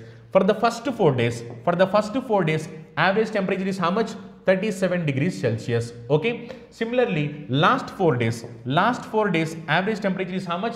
Last 4 days average temperature is 41. Now we are supposed to find repeated. So what is that? Repeated day temperature, that is like fourth day temperature is what, that's it. Now look here, this 37 is less than 39. How much less than 39? 2 less than 39. Now this 41 is more than 39. How much more than 39? 2 more than 39. Minus 2 plus 2 is nothing but 0, which means now 0 into 4, that is nothing but 0, which means there is no change. You should not add extra, you should not subtract. There is no change. That is the reason initial average is 39. Now this repeated number or the fourth day temperature also should be 39. Why? Because there is no change here. As there is no change, now it should be same as the actual average. Actual average is 39. Now even this should be 39. So answer is like 39 degrees Celsius. Okay. Let us look at your next question. In an examination, the average marks obtained by John in English, Maths, Hindi, drawing. So total how many? English, Maths, Hindi, drawing. So 4 subjects. So average marks in these 4 subjects is how much? 50. Okay. Now what are those 4 subjects? 4 subjects are like English subject you have 1, Maths subject you have 1, Hindi subjects you have 1, drawing also you have 1. So all these 4 subjects average is 50. His average marks in Maths, Science, Social Studies, Craft. Look here, his average marks in Maths, Science, similarly Social Studies and Craft. Now all these 4 subjects, average is how much? Average is nothing but 70. Similarly, if the average marks of all the 7 subjects is 55. So all the 7 subjects is going to be 55. Now they are asking what is the score in Maths. So we are supposed to find Maths score. Okay. Now Maths is nothing but repeated. Okay. So the repeated one you need to find. Look here, if you observe the question carefully, here also you have Maths, here also you have Maths, which is nothing but repeated one. Repeated one is like Maths. They are asking us to find the Maths. Okay.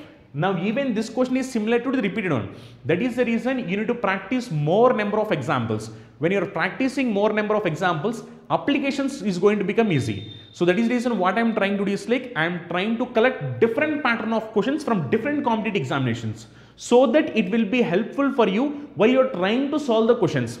So when you are trying to solve all the different pattern of questions that are going to come in examination, and if you are going to practice them, then application is going to become easy for you in examination. Okay, let us look at that. 7 numbers 58. Now 4 numbers 50, which means this is less. Yes or no? How much less? How much less means 8 less. Now if you look at this one, this is 70, which is more. How much more? How much more means 12 more. Now minus 8 plus 12 is nothing but plus 4. Now plus 4 how many? Plus 4 for how many subjects? 4 subjects. So 4 into 4, now this is nothing but plus 16, which means this should be 16 more. Max should be 16 more than average. As max should be 16 more than average, actual average is 58. Now this should be 16 more. So 58 plus 16 more, now this is going to be 74. So I can say that marks scored in max subject, is nothing but 74. Very, very simple. This concept is like really beautiful concept. Once if you are going to use this concept in this way, then solving questions from averages will become really, really simple. Okay, let us look at the next question. So what is your next question? Your next question is saying like the average revenues of 7 consecutive years. So 7 consecutive years revenues was mentioned. 7 consecutive years revenues of a company was rupees 75 lakh. Okay, rupees 75 lakhs. Next, it is said that for the first 4 years, it was mentioned as 70 lakh. For the first 4 years, it is 70 lakhs. And that of last 4 years, and for the last 4 years, it was 82 lakh. For the last 4 years, it was 82 lakh. What will be the revenue for the 4th year, which is like repeated one? Okay, we are asked you to find the repeated one. This is nothing but 4th year. Very simple. You need to go with the same concept. You are supposed to find the repeated year. Now look here, actual average is 75. Now this is less. How much less? How much less means 5 less. Now this is more. Yes or no? How much more? How much more means 7 more. Now minus 5 plus 7 is nothing but plus 2. Now plus 2 for how many? Plus 2 for how many means 4. So 2 into 4, now this is going to be 8. Now this is going to be plus 8, which means this 4th year is going to be 8 more than actual average. Yes or no? Actual average is 75. Now this is going to be 75 plus 8, which is going to be 83. So I can say that revenue is going to be 83 lakhs, which is like option 2. Very, very simple question. The same concept you need to use. This is 5 less, this is 2, 7 more. Now, if you take overall, it is 2 extra. 2 for how many means 4. So 2 into 4 is like 8, which means you need to add 8 extra for the actual average. Actual average is 75. 75 plus 8, it is going to be 83. Okay. So fourth year revenue is going to be 83 lakhs. Okay. Let us look at the next question. Okay. The average of 33 numbers is 34.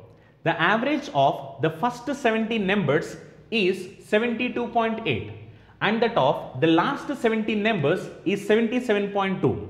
If the 17th number is excluded, now look here, in this question it is saying if 17th number is excluded, then what will be the average of remaining numbers correct to one decimal place? Now even this question is similar to whatever we have discussed earlier, but little difference, nothing more than that. Okay, look here, total how many numbers are there? 33 numbers. For these 33 numbers, what is the average? Average is 74. Now it is said that first 17 numbers average is how much? 72.8. Okay. Similarly, if you look here, last 17 numbers, what is the average? Last 17 numbers average is nothing but 77.2. If 17th number is excluded, means actually first I need to know what is that 17th number. Now 17th number is nothing but repeated number. Yes or no? Now we need to find what is that number. If I need to exclude that number means first I need to know what is that number. Yes or no? Look here. Actual average is how much? 74. If actual average is 74, now this 17 numbers average is 72.8, which means this is less than 74. Yes or no? How much less than 74? Now this is 1.2 less than 74. Okay. Now if you look at this one, this is more than 74. Yes or no? How much more than 74? This is 3.2 more than 74. If you simplify this one, minus 1.2 plus 3.2 is nothing but plus 2. Plus 2 for how many numbers? 17 numbers. So 2 into 17, now it is going to be 34, which is plus 34, which means the 17th number should be 34 extra than the average. Average is how much? 74. If average is 74, 34 extra. So it is going to be 74 plus 34, 108, which means 17th number is going to be 108. Now what is your question? Your question is saying that if 17th number is excluded, actually 17th number is how much? 108. Now actually if 17th number is excluded, actually 33 numbers average is 74. If 33 numbers average is 74, if I exclude 17th number, then what is going to happen? Now out of 108, if I subtract 34, out of 108, if I am going to subtract 74, if I am going to subtract 74, then I am going to get 34 extra, which means this 17th number is going to take 34 extra. As 17th number is taking 34 extra, now this 34 has to be distributed for all the remaining numbers. Why? Because 33 numbers average 74. If 33 numbers average is 74, each and every number should be 74, 74, 74. But 17th number is how much? 108, which is 34 more than 74. As it is 34 more than 74, now 34 extra went. As 34 extra went, now this 34 has to be distributed for all the remaining persons. Yes or no? Which means this remaining 32 numbers average is going to be, actual average is 74, and we got a loss of 34 there. Why? Because this 17th number is taking 34 extra, so we got a loss of 34. Now this 34 loss has to be distributed for all the remaining numbers. Out of 33 numbers, if 17th number is removed, remaining numbers are 32 numbers. Yes or no? Now 34 divided by 32 is going to be 32 one times, it is going to be 32, and it left would be 2 remainder. So 2 by 32. So 2 by 32 is nothing but 1 by 16. So 1 by 16 is nothing but 6.25%. Yes or no? Now it's going to be 0.625. Okay. When you're going to simplify this, 74 minus 1.065, approximately it is going to be how much? Means 72.9. So we can say that answer for this question is going to be 72.9. This question is exactly similar to whatever we had discussed earlier, but a slight difference. the question is not saying what is 17th number. The question is slightly different, saying like if 17th number is excluded, what is the average of remaining numbers? The question is not asking us to find 17th number. If I need to exclude, first I need to find what is 17th number. Once if I find 17th number and then if I am going to exclude that number, then the average of remaining numbers is going to be 72.8. Okay. Let us look at the next question. So what is your next question? Your next question is, a man spends rupees 1800 monthly on an average for the first 4 months and rupees 2000 monthly for the next 8 months and saves 5600 a year. Look here, this is monthly and this is year, which means savings was mentioned in terms of year, but expenditure was mentioned in terms of monthly. Now what they are asking, average monthly income they are asking. Very simple. Look here. Now they are asking us to calculate average monthly income. Income is nothing but expenditure plus savings. This is what we already know. Out of income, whatever we get, we will have some expenditure and we will have some savings. So income is nothing but expenditure plus savings. Now in this question it is said that they are going to spend how much for the first 4 months? For the first 4 months, spending 1800 rupees per month. Okay. Next, similarly, for the next 8 months, spending 2000 rupees. Okay. Now, what I need to do? First, I need to know what is the expenditure for the whole year. Whole year means total 12 months. 12 months expenditure I need to find.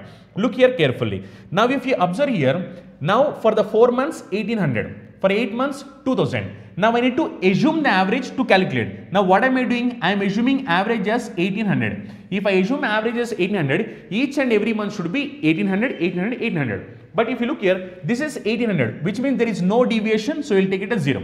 But this is 2000, which is more than 800. How much more than 800? 200 more than 800. So it is an 8 into 200, which is going to be 1600 extra. Yes or no? This 1600 has to be distributed. For all the months. All the months means total how many months are there? 12 months. Now it is going to be 1600 by 12. Now look here, this is going to be expenditure. Now don't simplify this one. Don't simplify. This is expenditure. Anyway, in the question it is mentioned savings per year. Savings per year is how much? 5600. Per year 5600 means then per month it is going to be 5600 by 12. Now look here, you have savings, you have expenditure. Now can you calculate what is the income? Yes, calculating income is very simple. Now calculate the income. If you calculate the income, expenditure is how much? Expenditure is 1800 plus 1600 divided by 12. Plus, what is the savings? Savings is 5600 divided by 12. Yes or no? Now simplify this. If you are going to simplify this one, it is going to be 1800 plus 1600 plus 5600 is nothing but 7200 divided by 12. Now 7200 cancels in 12. How many times? 600 times. Now 1800 plus 600, it is going to be 2400. So what we can say is average monthly income is going to be 2400 rupees. Very, very simple. Look here, to make calculation easy, what you have to do is like, don't simplify it earlier. If you are going to simplify it earlier, then what happens is calculation is going to become complicated. Rather than simplifying earlier, simplify it in the final stage. Now calculation is going to become simple and we'll come to know that answer is going to be 2400. Very, very simple. So whatever the questions we are discussing, all these are questions nothing but that were asked in different competitive examinations. Now what we are trying to do is like, we are collecting all the good questions that are come across in different competitive examinations and we are discussing all of them model wise. Now it is going to be very easy for you to understand and for the purpose of practice. But what you guys need to do is like, you have to practice them a lot. If you are going to practice them a lot, then application is going to be easy for you in examination. Your calculation speed is going to increase. Your smart applications are going to increase. And this is going to happen only if you are going to practice them a lot. If you are not going to practice them and if you are just listening and leaving them, just listening and leaving them will not help you to crack the examinations. If you need to crack the examination, you need to practice all this for at least 2 to 3 times. You need to practice, revise, self-analysis. You need to write mock examination. You need to do it all the time. If you're going to do it all the time, then what happens is like, you're going to get good score in examination. Okay. You all know that students who are preparing for bank, SSC, railway, police, defense, CSAT and other competitive exams are very familiar about Chandan logics. Why the reason is, Chandan Logics have trained lakhs of students, and out of those lakhs of students, already thousands of students secured government jobs in various sectors. Now, how this is possible to us? This is possible to us only because of our expert faculty team and our exclusive designed curriculum for examination. If you observe our expert faculty team, each and every faculty is having vast experience and they are having in-depth subject knowledge based on the present examination pattern, and they have trained lakhs of students. And coming to our curriculum, we have designed our curriculum in such a way that our video lectures are completely digital interactive video lectures where we are going to teach each and every subject in depth, complete concept oriented teaching and complete time saving techniques based on the recent examinations. And we are going to conduct mock examinations also. These mock examinations are exclusively based on the real-time experience of what actual examination is going to happen. And we are going to provide you complete concept-oriented PDF materials also. If you are a serious aspirant and looking for the right platform to achieve your dream job, download Chandan Logics app. Let us look at the next pattern of questions. Now, whatever the questions we are going to discuss now, even these type of questions comes in examination. Okay? Let us look at that. 9 persons went to a hotel for taking their meals. 8 of them spent rupees 12 each of their meals. And the 9th spent rupees 8 more than the average expenditure of all the 9. Total money spent by them was. We need to find what is the total money spent by all the 9 persons. In the question it is clearly said that 8 persons spent rupees 12. But 9th person has spent rupees 8 more than the average. Okay, but what is average we does not know. Now what question said is all the 8 persons have spent 12 rupees, 12 rupees, 12 rupees. So look here. Now all the persons, 8 persons have spent 12 rupees, 12 rupees, 12 rupees, 12 rupees, 12 rupees, 12 rupees, 12 rupees. Now total how many? 1, 2, 3, 4, 5, 6, 7, 8.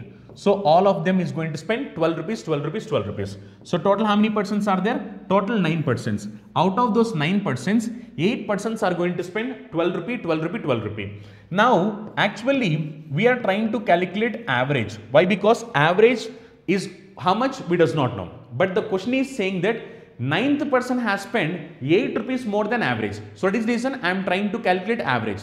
Average is nothing but sum of numbers divided by number of numbers. So sum of numbers means 12 plus 12 plus 12 plus 12 plus 12 plus 12 plus 12 plus. Now this 9th person, how much he has spent we does not know. But as it is average, so it should be number of persons 9. Let us say average is going to be X. If average is going to be X, then 9th person should spend X plus 8. Why? Because 9th person has spent 8 rupees more than average. If average is X, I am assuming average is X. If I assume average is X, then 9th person should spend X plus 8 rupees. Okay. Now observe here carefully. First I am trying to say this question in a normal way. After I will say how to solve this question directly by just looking at the question itself. Okay. Look here. Now this 9th person, what happened? 9th person has 8 extra. If 9th person has spent 8 extra, which means this 8 has to be distributed for all the remaining persons. All the remaining persons means how many persons are remaining here? 8 persons are remaining. So this 8 rupees has to be distributed for all the 8 persons. If 8 rupees distributed for all the 8 persons, each of them will increase by 1. So if each of them increases by 1, then what happened? It is going to be 12 plus 1. Similarly, it is going to be 12 plus 1. It is also 12 plus 1. It is also 12 plus 1. It is also 12 plus 1. Even this is 12 plus 1. 12 plus 1. 12 plus 1, which means each of them is going to have 13. So I can say that average is going to be 13. Yes or no? Why? Because each of them is having 13. If 13 each of them have, then average should be 13. Now our question is what? Our question is like total money spent.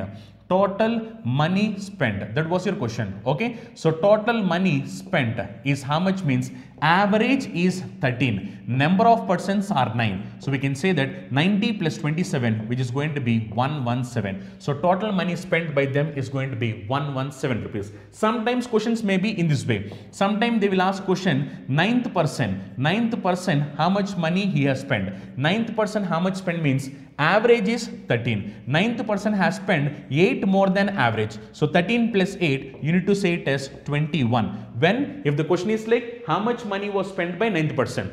If the question is like total money spent is like 117. Why? Because average is 13 and number of persons are 9. 13 into 9, you can say answer is 117. So either question may be total money spent by them, or else the question may be what is the amount spent by the ninth person. If the question is like total money spent by them, answer is 117. If the question is like ninth person, how much amount spent, then answer is going to be 21. Now how to solve this question without doing all this? Actually what I have done is, to understand it for everyone, I have simplified it in detail. Now how to solve this question directly? Look here, how to solve this question directly means, observe here carefully. In this question what happened? It is said like each person is going to spend 12 rupee, 12 rupee, 12 rupee. Yes or no? Each person will spend 12 rupee, 12 rupee, 12 rupee.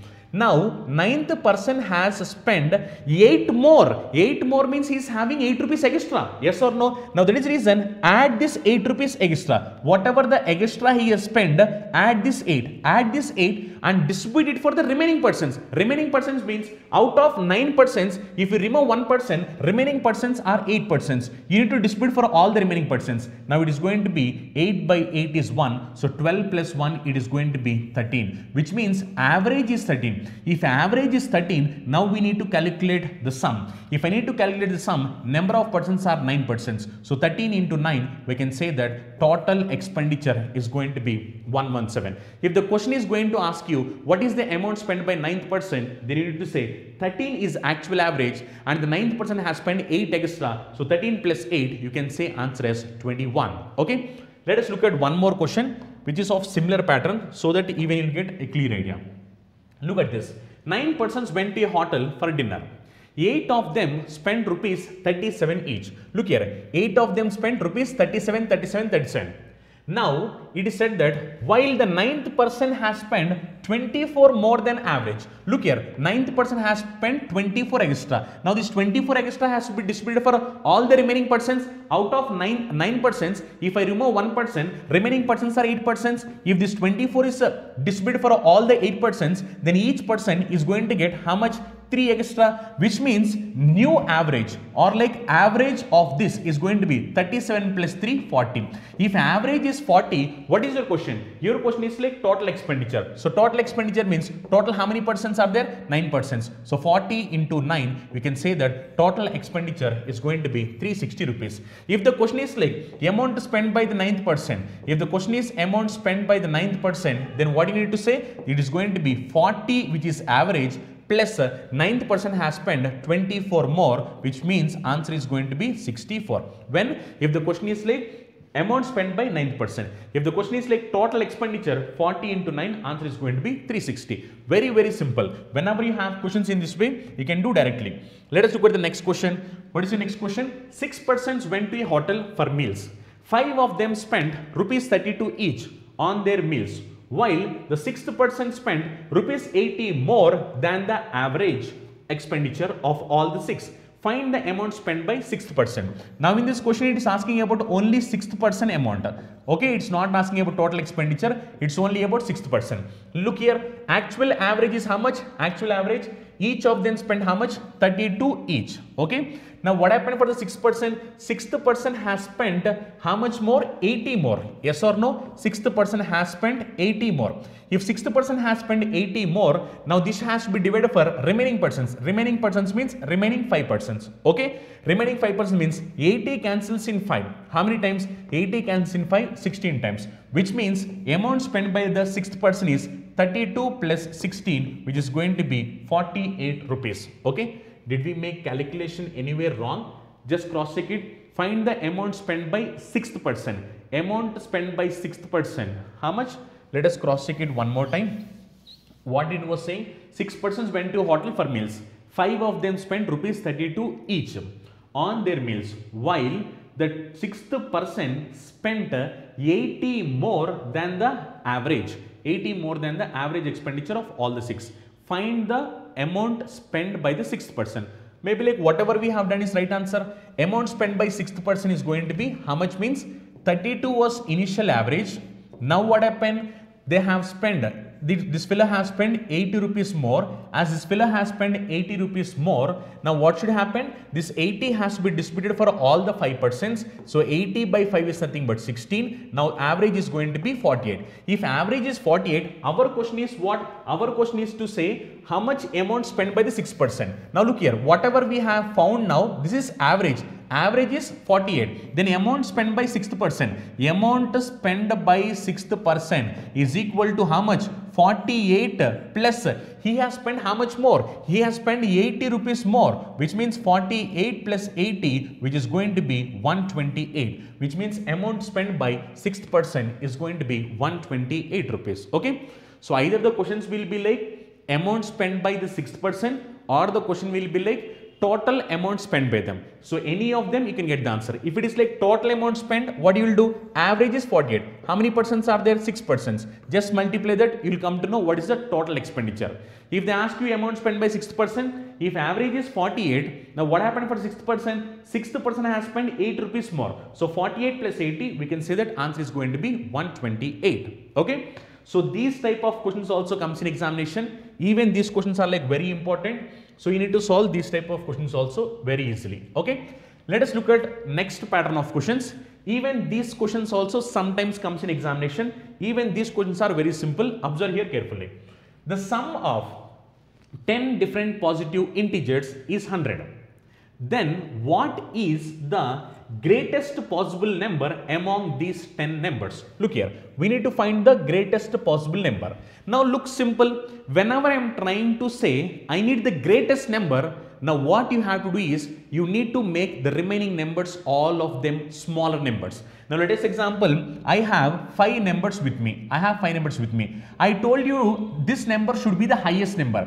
If I ask you this number should be the highest number, then what you will try to do? You will try to do maximum these numbers to be smaller numbers. When these numbers are smaller numbers, obviously this number is going to be the greatest number. So the same concept I am going to use here. Okay. Now what I will do is like, to get the largest number or to get the maximum value for the number, I need to make remaining values minimum. If I make remaining values minimum, then obviously I can get maximum number. Okay, let us look at that. The question is saying sum of 10 positive numbers is 100, which means if I add 10 numbers, sum is going to be 100 it seems. Look here, sum is going to be 100 when if I add 10 numbers. Now they are asking what is the maximum possible number among those 10 numbers. Now it is clearly mentioned different positive integers. Different positive integers means numbers should not be repeated. Now you can't say like 1 1 1 1, 2 2 2 2, 3 3 3. You can't take it. Now numbers should be different. Different numbers means you need to take 1, 2, 3, so on in that way. Okay. Now what I will do? I will take out of those 10 numbers, I am trying to take 9 numbers as smallest numbers. If I am trying to take 9 numbers as smallest numbers, then I can make the 10th number should be highest number. Okay. Now as the numbers should be different numbers, I am taking numbers as 1, 2, 3, 4, 5, 6, 7, 8, 9.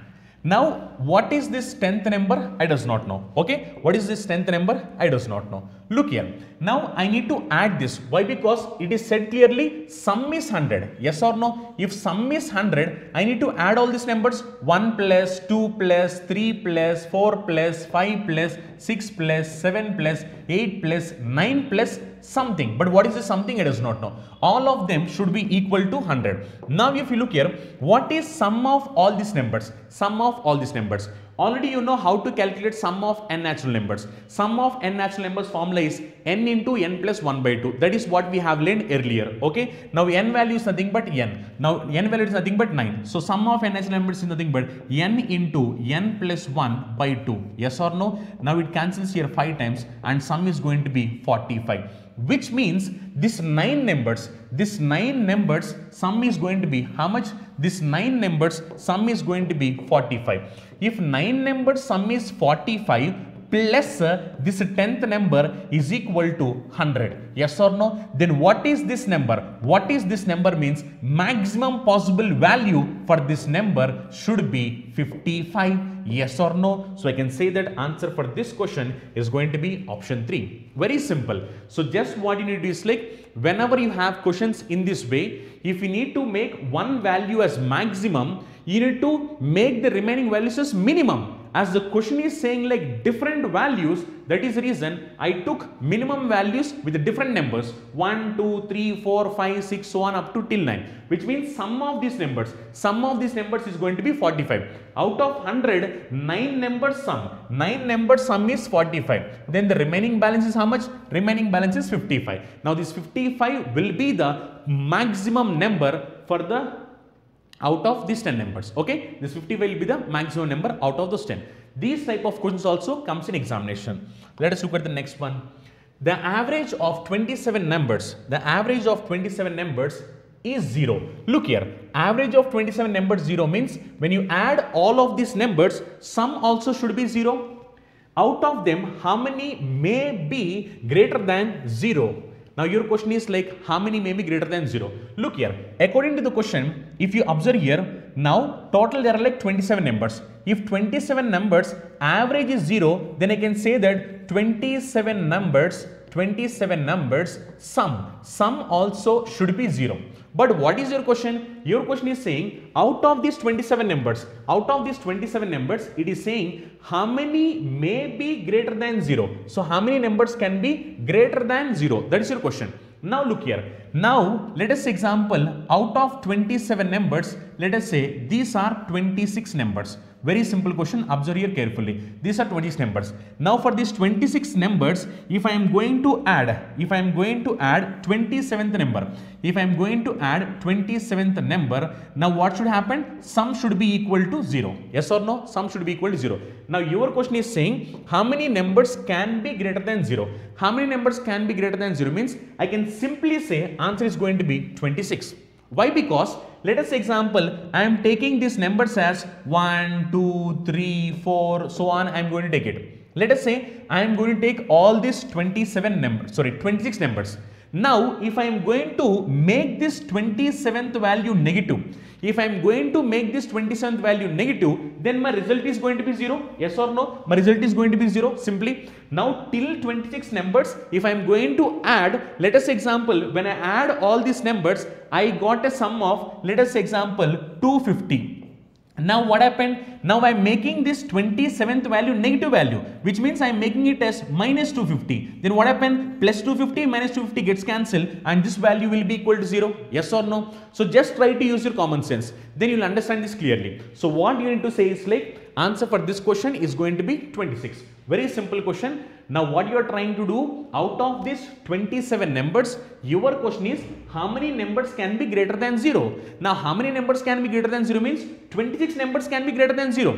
If 26 numbers are greater than 0, when you add all these 26 numbers, you will get a positive value. Yes or no? You will get a positive value. Now what you will do? To make it 0, I will make this as a negative value. When I make this as a negative value, this positive value will be get cancelled with negative value and the sum will be equal to 0. Which means how many numbers are greater than 0 means I can say 26 numbers can be greater than 0. Okay, let us look at the next one.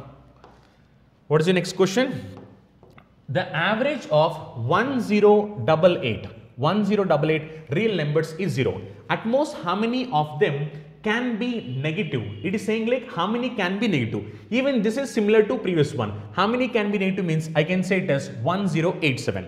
Why? Because out of this 1088, let us example out of this 1088, if I am going to take 1087 numbers as negative numbers, 1087 numbers as negative numbers. If I am going to take 1087 numbers as negative numbers, and if I am going to take the last number as positive number, and the last number as positive number, then what happen? When I am going to add both of them, this negative and positive gets cancelled and the sum will be equal to 0. Yes or no? So if I apply the same concept whatever we have used earlier, then how many negative values can be possible means I can say that negative values possible are nothing but 1087 negative values are possible. Okay, so maximum number of values possible negative is 1087. If all these numbers are negative and only if one number is going to be positive, then what happened? This negative number value will be cancelled with this positive number value and the sum will be equal to 0.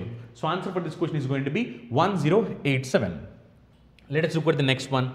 What is your next question? Your next question, if the average of 13 distinct integers is 24. So 13 distinct integers is 24. Then find the largest number in those numbers. We are supposed to find what is the largest number in those numbers. Let us look at that. So it is saying like 13 distinct numbers, 13 distinct integers is 24.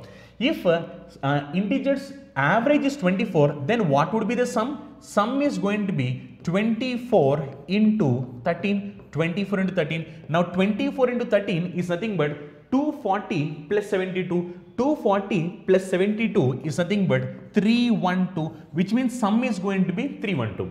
Now what is your question? Then find the largest number in those numbers. Now we need to find the largest number. Now look here. Now out of these 13 distinct numbers, what I will do? I will try to make 12 numbers as minimum. If I try to make 12 numbers as minimum, then what happened? This is going to be 12 numbers. Okay, this is going to be 12 numbers. Now these 12 numbers plus 13th number. 12 numbers plus 13th number. Now 12 numbers plus 13th number. 12 numbers plus 13th number is equal to sum 312.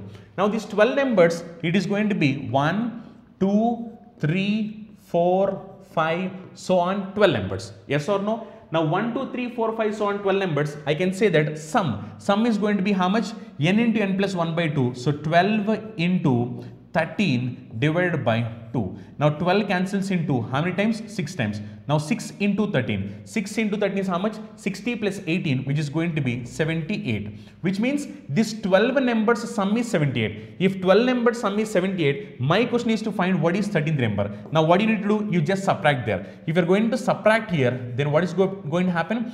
78 is how much less than 100? 22 less than 100. Now this 22 plus 12, it is going to be 34, which is going to be 234. Yes or no? So we can say that 13th number is going to be 234. Very, very simple question. Okay. Just what you need to do is like, just understand the question clearly. If you understand the question clearly, it is said that average of 13 distinct integers. So average of 13 distinct integers means they should be different. So that is the reason I have taken out of 13 numbers 12 numbers. 12 numbers as 1, 2, 3, 4, 5, 6, so on. Why? Because I need minimum values. To make it maximum, I need to do all this as minimum. So 1 plus 2 plus 3 plus 4 plus 5 plus 6 plus till 12 I have to add. So what is the formula for sum of n natural numbers? N into n plus 1 by 2. So 12 into 13 by 2, if you calculate, sum is going to be 78.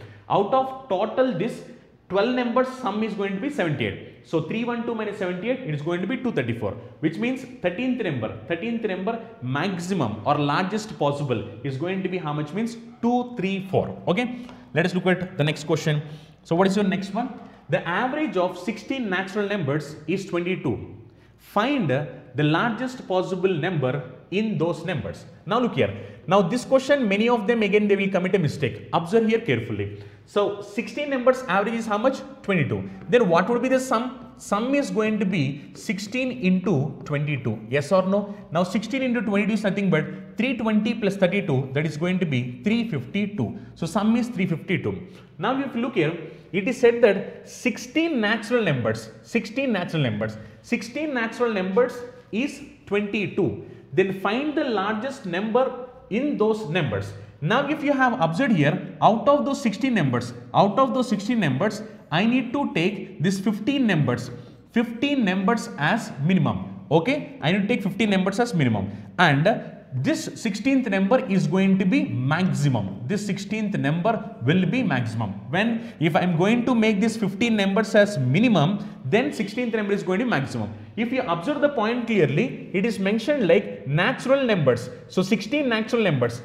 It is not mentioned like different numbers. As it is not mentioned like different numbers, I can take the same repeated number. In the previous questions, it is mentioned like different numbers. Observe here. In the questions, it is mentioned like distinct or different. Both of them are like same. It is mentioned as distinct numbers. But in this question, it is not mentioned as distinct numbers. Which means I can take the same number. As I can take the same number, if I need the minimum value, I can take all 15 numbers as 1 plus, 1 plus, 1 plus, 1 plus, so on. I can take till 15 numbers. Which means the sum of these numbers should be 15. Why? Because we are taking all the 15 numbers as 1, 1, 1, 1, 1. Then sum is going to be 15. Then what is the 16th number means? 16th number is going to be 352 minus 15. Yes or no? So 12 minus 5 is going to be how much? 7. So 34 minus 1 is going to be 33. So we can say that answer is going to be 337.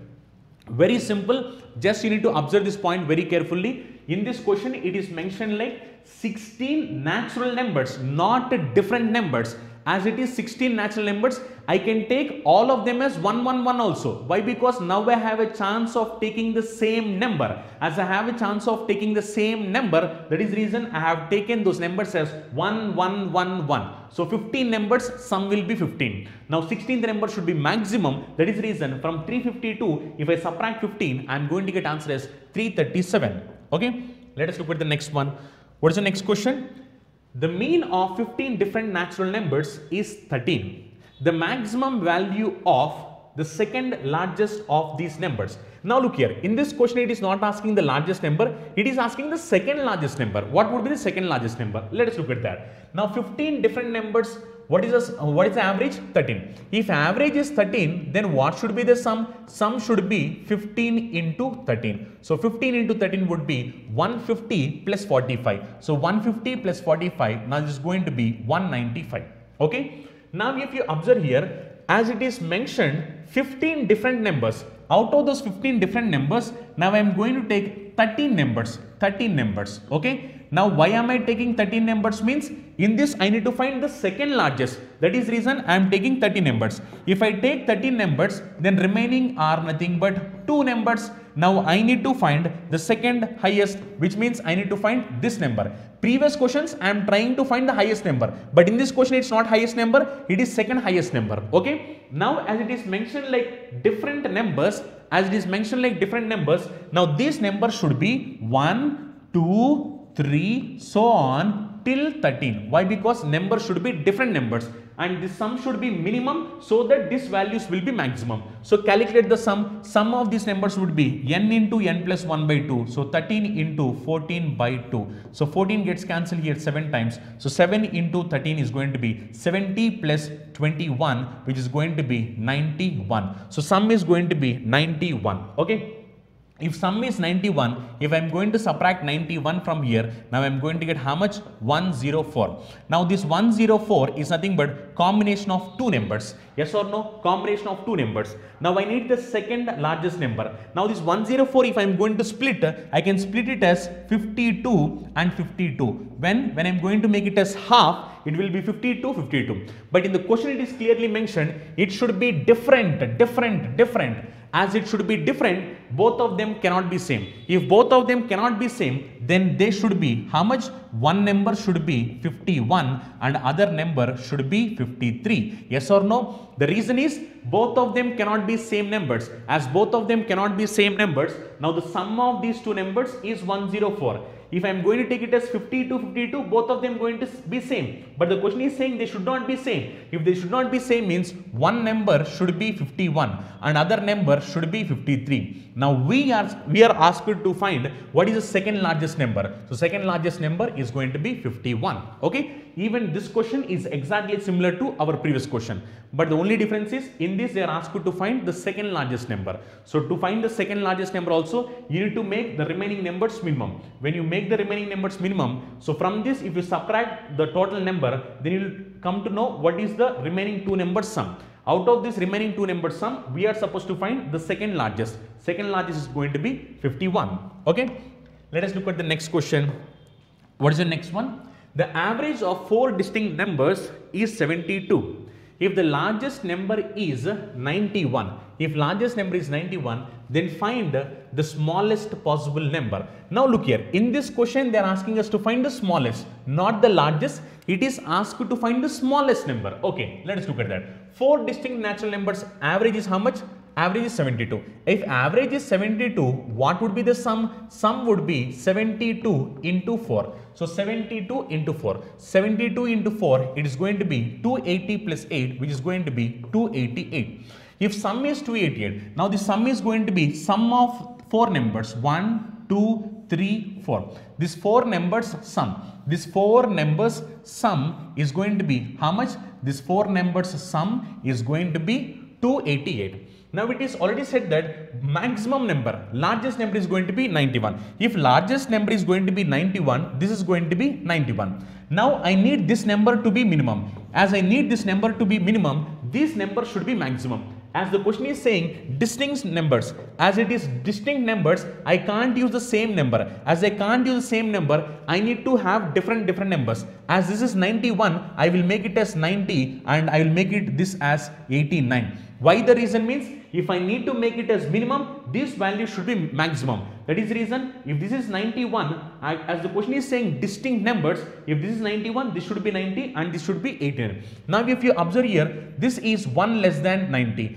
and this is 1 more than 90. Now can I say sum of these numbers is nothing but 90 into 3? Can I say that? So 90 into 3 is nothing but 270. So from this, if you are going to subtract 270, we are going to get a difference of 18, which means I can say that this number is going to be 18. So answer for this question is going to be 18. Very simple. Just what you need to do is like, in this question they are asked us to find smallest possible number. If you need to find the smallest possible number, what you need to do is like, you need to make remaining values maximum. If you need to make remaining values maximum, it is also clearly said that this value can maximum take a 91 number. If this is 91, as it is distinct numbers, this should be 90 and this should be 89. When you add all of them, sum is going to be 270. If sum is 270, out of 288, if you subtract 270, then it is going to be 18, which means the possible number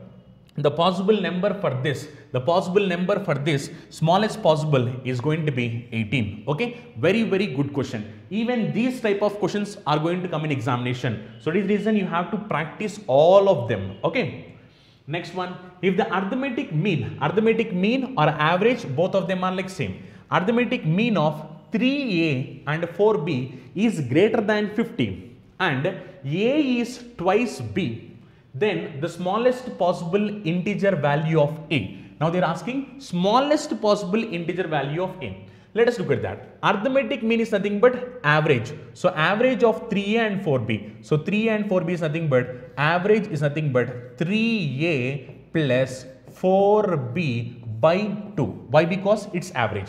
Now it is what? It is greater than 50. It is greater than 50. And it is also mentioned that a is 2 times of b. Yes or no? As a is 2 times of b, now here can I replace it? As a is 2 times of b, now 2b is nothing but a. Then 4b, can I say it as 2a? Yes or no? 4b can be 2a, which means in place of 4b, I can replace it with 2a. If I replace it with 2a, now it is going to be 3a plus 2a divided by 2 greater than 50. Yes or no? From this I can say that 5a by 2 greater than 50. Yes or no? Now 50 cancels in 5. How many times? 10 times. So I can say that a should be greater than 20. If a should be greater than 20, your question is saying what is the smallest possible integer value of a? Smallest possible integer value means it should be greater than 20. It should be greater than 20 means the smallest possible value can be 21. Why? Because a value can be just greater than 20. Greater than 20 means 21, 22, 23, 24, 25, so on. But I need the smallest number. Out of this, which is the smallest number means 21 is going to be my smallest number. Okay. So answer for this question is going to be 21. So all these questions are like questions that were asked in various competitive examinations. Now what we are trying to do is like we are trying to cover all the pattern of questions, and what is your work is like you have to practice them a lot. If you're going to practice them a lot, as we are covering all the models and all the patterns and all the different questions that were asked in examination, it will be really helpful for you if you're going to practice them.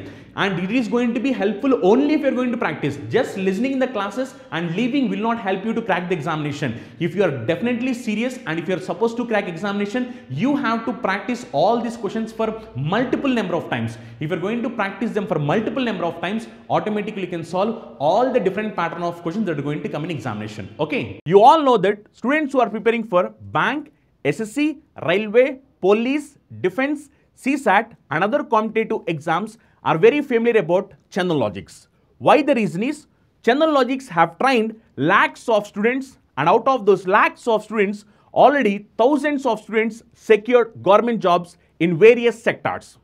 Now how this is possible to us? This is possible to us only because of our expert faculty team and our exclusive designed curriculum for examination. If you observe our expert faculty team, each and every faculty is having vast experience and they are having in-depth subject knowledge based on the present examination pattern, and they have trained lakhs of students. And coming to our curriculum, we have designed our curriculum in such a way that our video lectures are completely digital interactive video lectures where we are going to teach each and every subject in-depth, complete concept-oriented teaching and complete time-saving techniques based on the recent examinations. And we are going to conduct mock examinations also. These mock examinations are exclusively based on the real-time experience of what actual examination is going to happen. And we are going to provide you complete concept-oriented PDF materials also. If you are a serious aspirant and looking for the right platform to achieve your dream job, download Chandan Logics app. Let us discuss some more miscellaneous questions. Now these questions are asked in various exams like SSC exams, CAT exams, bank exams and defense exams. Let us solve these questions. The number of students in a class is 75, out of which 33 1/3% are boys and the rest are girls. The average score in mathematics of the boys is 66 2/3% more than that of the girls. If the average score of all the students is 66, then the average score of the girls, we are supposed to find the average score of girls. In the question it is mentioned boys are how many? Boys are 33 1/3%, which means boys are 33 1/3% means 1/3. If boys are 1/3, girls should be how much? Girls should be 2/3. Yes or no? From this I can say that boys to girls ratio. From this, boys to girls ratio is nothing but 1:2. Yes or no? Similarly, in the question, it is mentioned average score of boys and girls. Average score of boys and girls, it is mentioned as boys' average score is 66 2/3% more than that of girls. Now 66 2/3% in terms of fraction is 2/3. As it is said as more, which means boys should be 2 more when compared to girls. Which means if girls is 3 parts, boys should be 2 extra. Which means boys is going to be 5 parts and girls is going to be 3 parts. Okay. So average score of boys and girls is 5:3 in terms of ratio. Now if you observe here, in the question it is clearly mentioned average score of all students. Average score of all students is 66. What is the average score of girls? That is what we are supposed to find. Now if I need to calculate, I need to know total average. As I need to know total average, which means I need to find average of boys and girls combined together.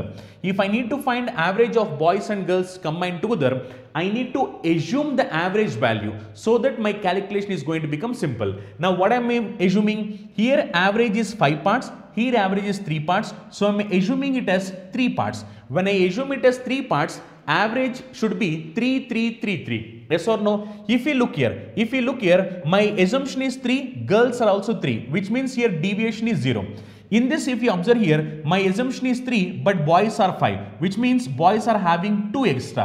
Now 2 extra for how many boys? For how many boys means 1. So 1 into 2, which means I am going to get 2 extra. Now this 2 extra has to be distributed for all of them. For all of them means boys and girls combined together, which means 1 plus 2, it is going to be 3 parts. Now this is nothing but total boys and girls average in terms of parts. Okay, now if you are going to simplify, it is going to be 3 into 3, 9, 9 plus 2, 11. So 11 by 3 parts. In terms of parts, it is 11 by 3 parts. In the question, it is clearly mentioned boys and girls total average is nothing but 66, which means 11 by 3 parts is going to be 66. Now what happened? 66 cancels in 11. How many times? 6 times. So from this we can say that one part is going to be 18. If one part is 18, our question is to find girls average. Yes or no? Girls average. Girls average is like how many parts? Girls are like 3 parts. As girls are like 3 parts, now it is going to be 3 into 18. Yes or no? What is 3 into 18? So 3 into 18 is going to be 54,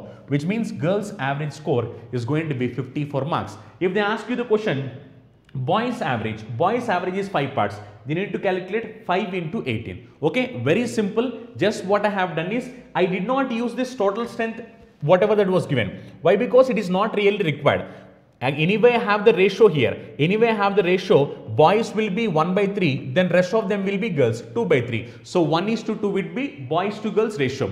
Anyway, I have average score ratio also. Average score ratio will be 5:3. From this, I came to know assumed average. Assumed average, using that I have calculated and I came to know that boys to girls average is nothing but 11 by 3 parts. Now this 11 by 3 parts equal to 66. Now from this we can say that one part is equal to 18. If one part is 18, we need to calculate girls. Girls is nothing but 54. Okay, let us look at the next question. What is the next one? The average age of 120 students in a group is 13.56 years. So average is like 13.56 years. 35% of the number of students are girls. Look here, 35% are girls and the rest are boys. If the ratio of average age of boys and girls is 6:5, then what is the average age of girls? Now even this is similar to the previous question. Let us look at that. Now if you observe here, boys to girls ratio. Even here the total strength is not required. Boys to girls ratio. Boys to girls ratio, it is said that 35% of students are girls. Now look here, if 35% are girls, which means the remaining should be boys. Boys should be like 65%. Yes or no? Now if you are going to cancel them, what happened? 5 cancels here 7 times. Yes or no? Similarly, 5 cancels here. How many times? 13 times. Which means I can say that boys to girls ratio is nothing but how much? 13:7. Okay. Similarly, in this question, it was mentioned their average ratio was also mentioned.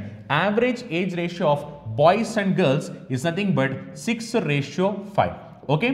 Now from this, can I calculate average of boys and girls combined together? Yes, I can calculate average of boys and girls combined together. So I am assuming average as 5. If I assume average as 5 parts, now even it should be 5.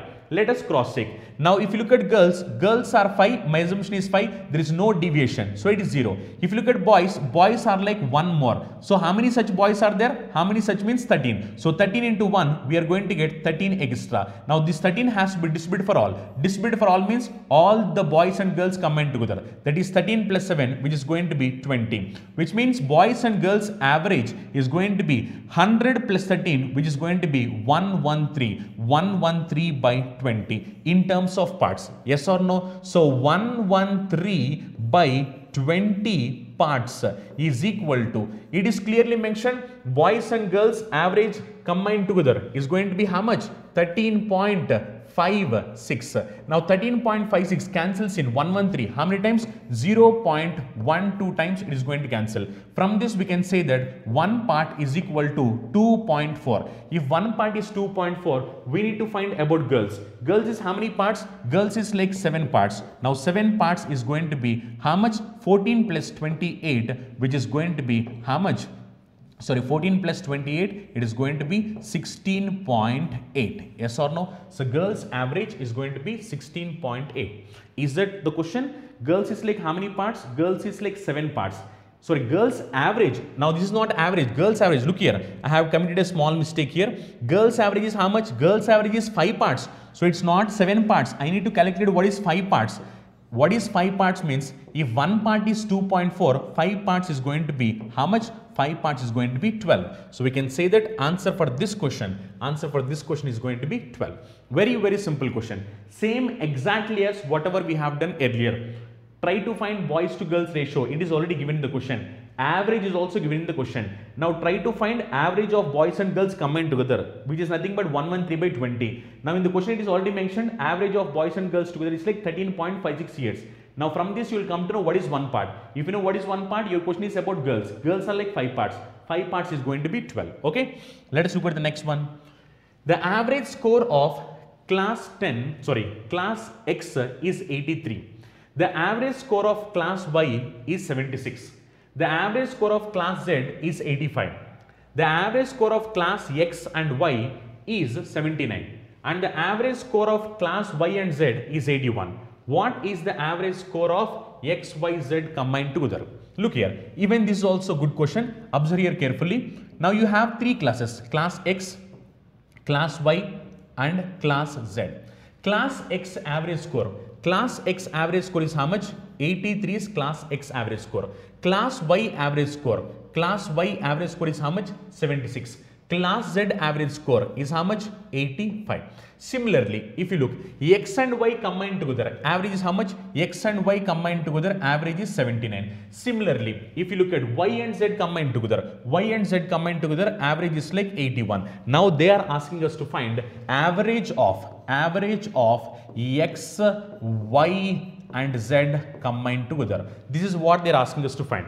Look here, whenever you have questions in this way, if you are going to calculate all this calculation, then calculation is going to become complicated. So simply we are going to use alligation rule. Regarding this alligation rule, we will have a concept, we will discuss them later.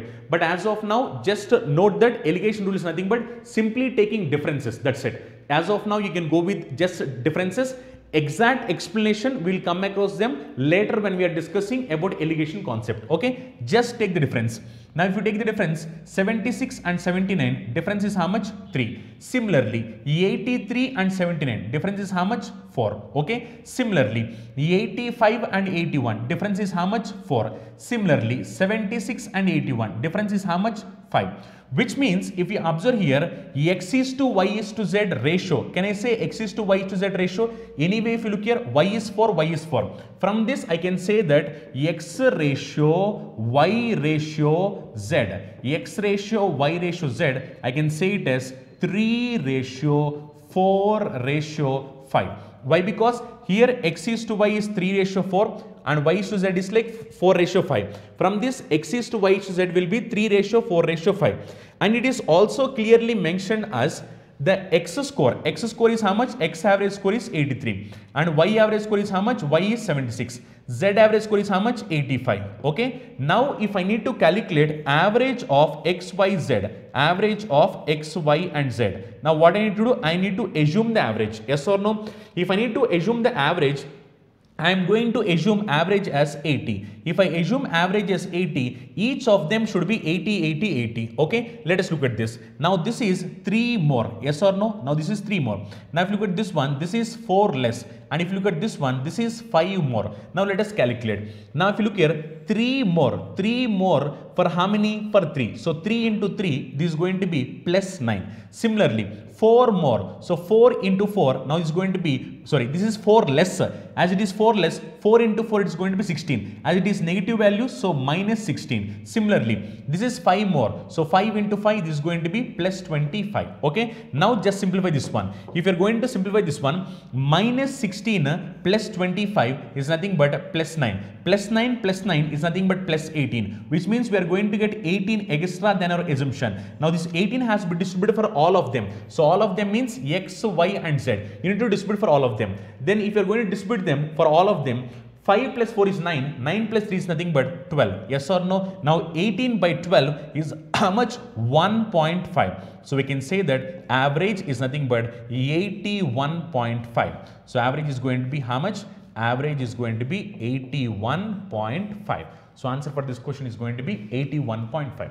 Very simple question, okay? But question, if you does not know how to calculate this, it is going to be complicated, okay? So just I am going to explain you one more time. What I have simply done is, X, Y, Z average already given. X, Y, Z average is given, Y, Z average is given. I have just calculated the ratio. X is to Y is to Z ratio I have calculated. Okay. After that, what happened? Anyway, X average how much, Y average how much, Z average how much is already mentioned in the question.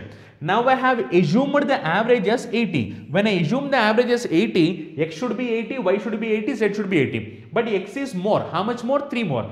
If you look at Y, Y is less. How much less? 4 less. If you look at Z, Z is more. How much more? 5 more. So 3 into 3, now it is going to be 9 more. Similarly, 4 into minus 4, it is going to be minus 16. Similarly, 5 into 5, it's going to be plus 25. When you calculate all of them, you got 18 extra. Now, this 18 has to be added. While you are adding, you need to distribute them for all. Distribute them for all means X, Y, Z, you need to distribute. So, 18 by 12, it is going to be 1.5 extra, which means 80 plus 1.5, it is going to be 81.5. Okay, let us look at the next question.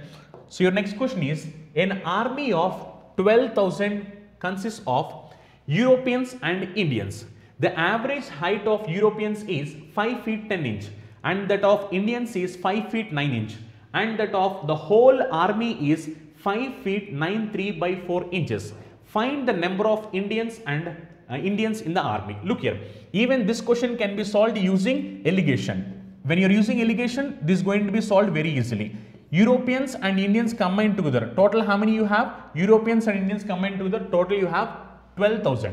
It is said like Europeans average height. Europeans average height is how much?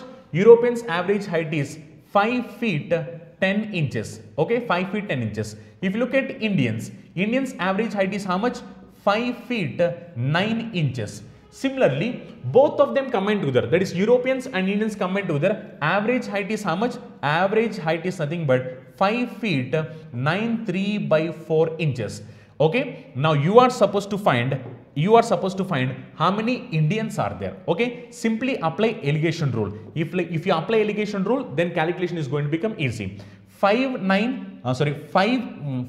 feet 9 inches and 5 feet 9.3 by 4 inches. If you take the difference, it is going to be 3 by 4. Similarly, if you are going to take difference here, if you are going to take difference here, this is going to be 1 by 4. When you calculate the ratio 4 and 4 gets cancelled. Now ratio is going to be Europeans to Indians. Europeans to Indians, ratio is nothing but 3:1, which means total it is going to be 4 parts. Yes or no? So 4 parts is equal to how much? 12,000. If 4 parts is 12,000, from this we can say that 1 part is going to be 3,000. If 1 part is 3,000, Indians are how many parts? Indians are 1 part. So we can say that 1 part value is 3,000. So answer for this question is going to be how much?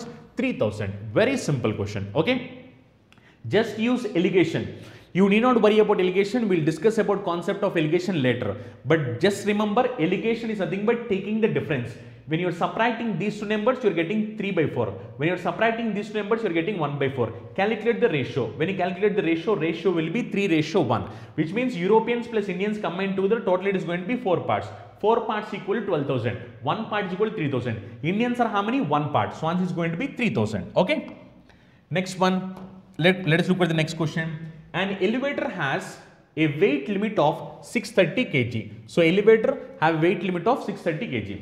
It is carrying a group of people of whom the heaviest weight is 57 kg and the lightest weight is 53 kg. What is the maximum possible number of people in the group? So maximum how many people can travel in that elevator? Look here. According to the question, it is saying that total capacity of that elevator is 630 kg. Okay, total capacity 630 kg. In this, it is already clearly mentioned that the heaviest weight is how much? 57 kg. Okay, and similarly lightest weight is how much? 53 kg. When you add both of them, it is going to be how much? 110 kg. Yes or no? Now out of 630 kg, 2 persons are already 110 kg. Then remaining balance is how much? 530 kg. Yes or no? Sorry, 520 kg. If remaining balance is 520 kg, now the question is asking maximum how many people can travel. Look here, in the question it is clearly said that highest is 57, lowest is 53. If lowest is 53 means the remaining persons should be more than 53 kg only. if the remaining percent should be more than 53 kgs only means if weight is going to be 520 kgs left out, then maximum how many extra persons can travel means the minimum weight is 53. So 520 divided by 53. How many times it cancels? Approximately 9 times. Which means you can have 9 persons more. If you have 9 persons more, which means 520 divided by 53 kg. So 9 persons more you can get extra. As you can get 9 persons more, initially you have 2 persons. Now you can get 9 persons extra. So total you can have 9 plus 2, 11 persons in that. So elevator have a capacity of 11 persons. Okay, very simple. Why the reason I have divided 53 means minimum weight is like 53. If minimum is 53, the persons whoever are inside, they should be like more than 53. So that is reason 520 divided by 53, which means extra I can have approximately 9 persons. 9 point something you neglected, which means you will have 9 persons extra. So 9 persons extra plus 2 more persons earlier. So 9 plus 2 total you will have like 11 persons. Okay. Next one, 15 movie theaters average 600 customers per day. Per theater per day. If 6 of the theaters close down, but the total theaters attendance stays the same, which means some theaters are closed, but number of persons who are going to come, they have attended in the same way. There is no change, it seems. And it is saying that then the average daily attendance per theater among the remaining theaters is how much? Look here, in this question what happened is, initially there are 15 theaters. Okay. For these 15 theaters, average how many customers means average 600 customers are going to come per theater per day. Now what happened if 6 of the theaters are closed down? 6 of the theaters are closed down means now left out are only 9 theaters. Out of 15 theaters, if 6 theaters closed down means remaining are like 9 theaters. But the total theater attendance stays the same. Total theater attendance stays same means whatever the persons that are going to come earlier, even now all the persons are coming for the theater. But what happened? Initially all the persons have shifted to 15 theaters. They are segregated to 15 theaters. Now what happened? As some 6 theaters are shut down, now all these persons should go to only these 9 theaters. Now the question is saying what was the average attendance per theater among those 9 theaters? Simple. In this both of them, like what happened is number of theaters decreased, but the attendance is like same. So it is reason 15 into 600 is nothing but total number of persons that are going to watch movie. Now all these persons should watch in only 9 theaters. Then how many persons are going to attend on an average? That is your question. Now cancel them. If you are going to cancel them, 3 cancels here. How many times? 3 cancels here 3 times. 3 cancels here. How many times? Look here, 3 cancels here. How many times? 3 cancels here 5 times. Similarly, 600 cancels in 3. How many times? 200 times. So the value of x is going to be 1000, which means the theaters on an average attendance is going to be 1000. Very, very simple question. Just the only difference is initially we have 15 theaters. Now when 6 theaters are shut down, it is going to be 9 theaters. But as attendance is remaining same, now all these persons should be adjusted in these 9 theaters. So when you balance this equation, you will come to know that now the average number of persons coming for those theaters, those 9 theaters, is going to be 1000 persons. Okay, so answer is like 1000. Let us look at the next one. What is the next one? The average amount of savings of 10 students is rupees 600. 3 of the students having no savings. So 3 students have no savings at all, and each of the other having at least 250, including Nihar, who has exactly rupees 1300. The largest amount in rupees that any one student could have. So this is like very good question. If you understand the question, solving this question will become simple. So look here, total how many persons are there? Total how many persons? Saving of 10 students. Look here, out of these 10 students, it is said like 3 of them have no savings. So 1 person, 2 persons, 3 persons. Now these 3 persons does not have any savings. 0 rupee, 0 rupee, 0 rupee. Okay. Now these 3 persons, 0 plus 0 plus 0. Now they don't have any savings.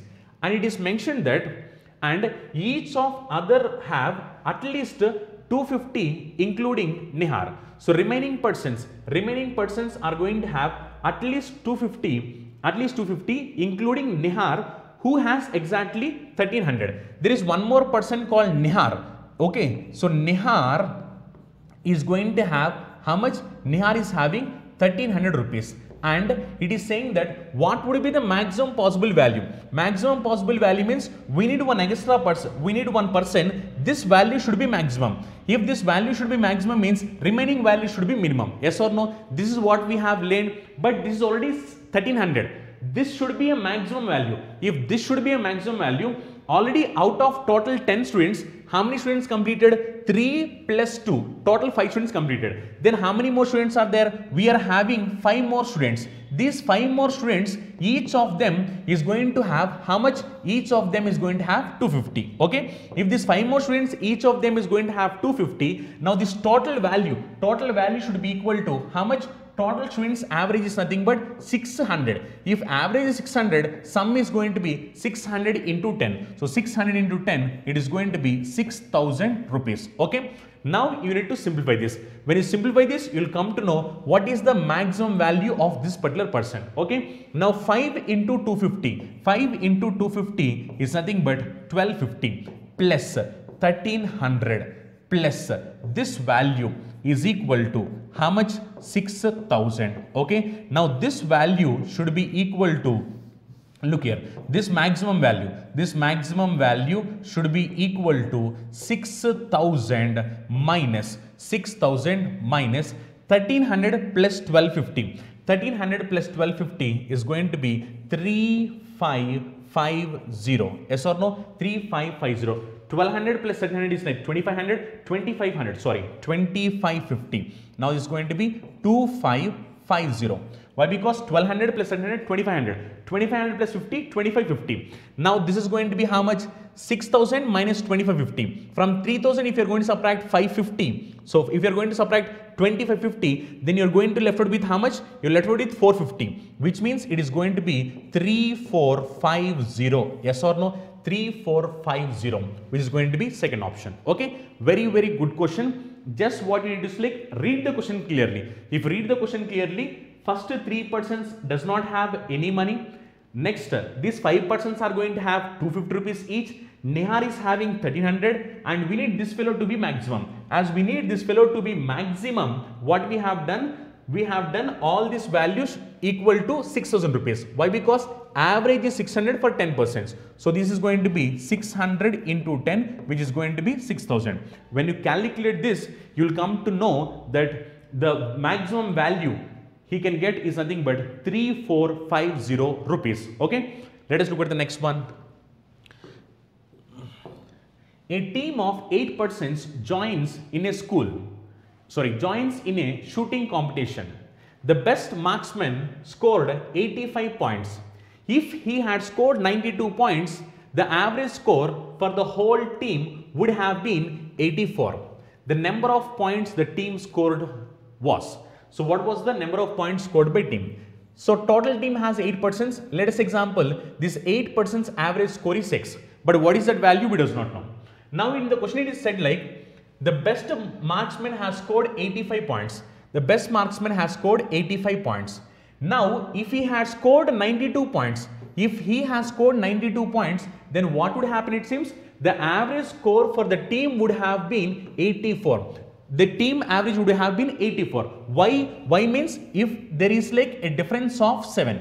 If there is a difference of 7, then what happened? Average score of the team would be 84 it seems. Now we are supposed to find total number of points scored by the team. Look here, 8 members team average score X means total points will be 8x. Okay. Now, if the best marksman has scored 92 points instead of 85 points, which means 7 points extra. If he is going to score 7 points extra, then what happened? Average score is going to be 84. Average score is going to be 84 means 84 into number of persons are how many? Number of persons are like 8 persons. We are supposed to find the total score. Total points scored by them. Total points scored by them is nothing but 8x. Why? Because 8% average is x, means total will be 8 into x, 8x. So we can say that 8x is equal to 84 into 8 is nothing but 640 plus 32. 640 plus 32, it is going to be 640 plus 32, 672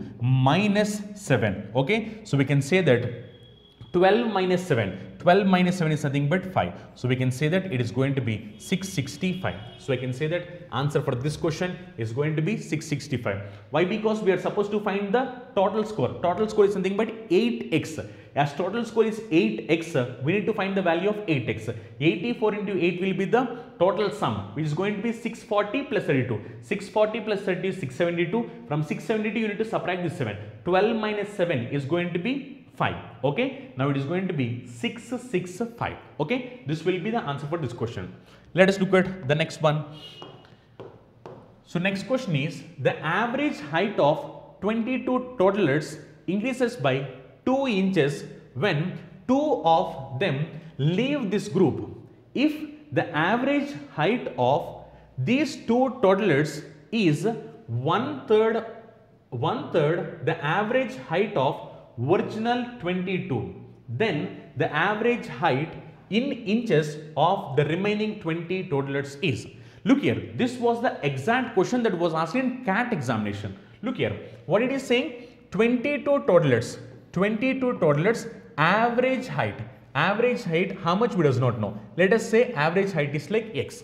If I say average height is x, it is saying if the average height of 22 toddlers increases by 2 inches when 2 of them leave. 2 of them leave means then only 20% will be. If there is 20%, average increase by 2 inches. If initially x inches means now it is going to be x plus 2 inches. Okay, and it is saying that if the average height of these 2 toddlers is one third the average height of original 22. So if these 2 toddlers, whoever the left, those 2 toddlers average weight is how much it seems? Sorry, these 2 toddlers average height is how much it seems? One third of the original of 22%. 22% average height is x inches. Now this is going to be one third of them. So one third of them means x by 3. Now they are asking us to find what is the height of this remaining 20 toddlers. Okay. Now what you need to do? If you need to find this remaining 22, so you need to subtract this 2. When you are,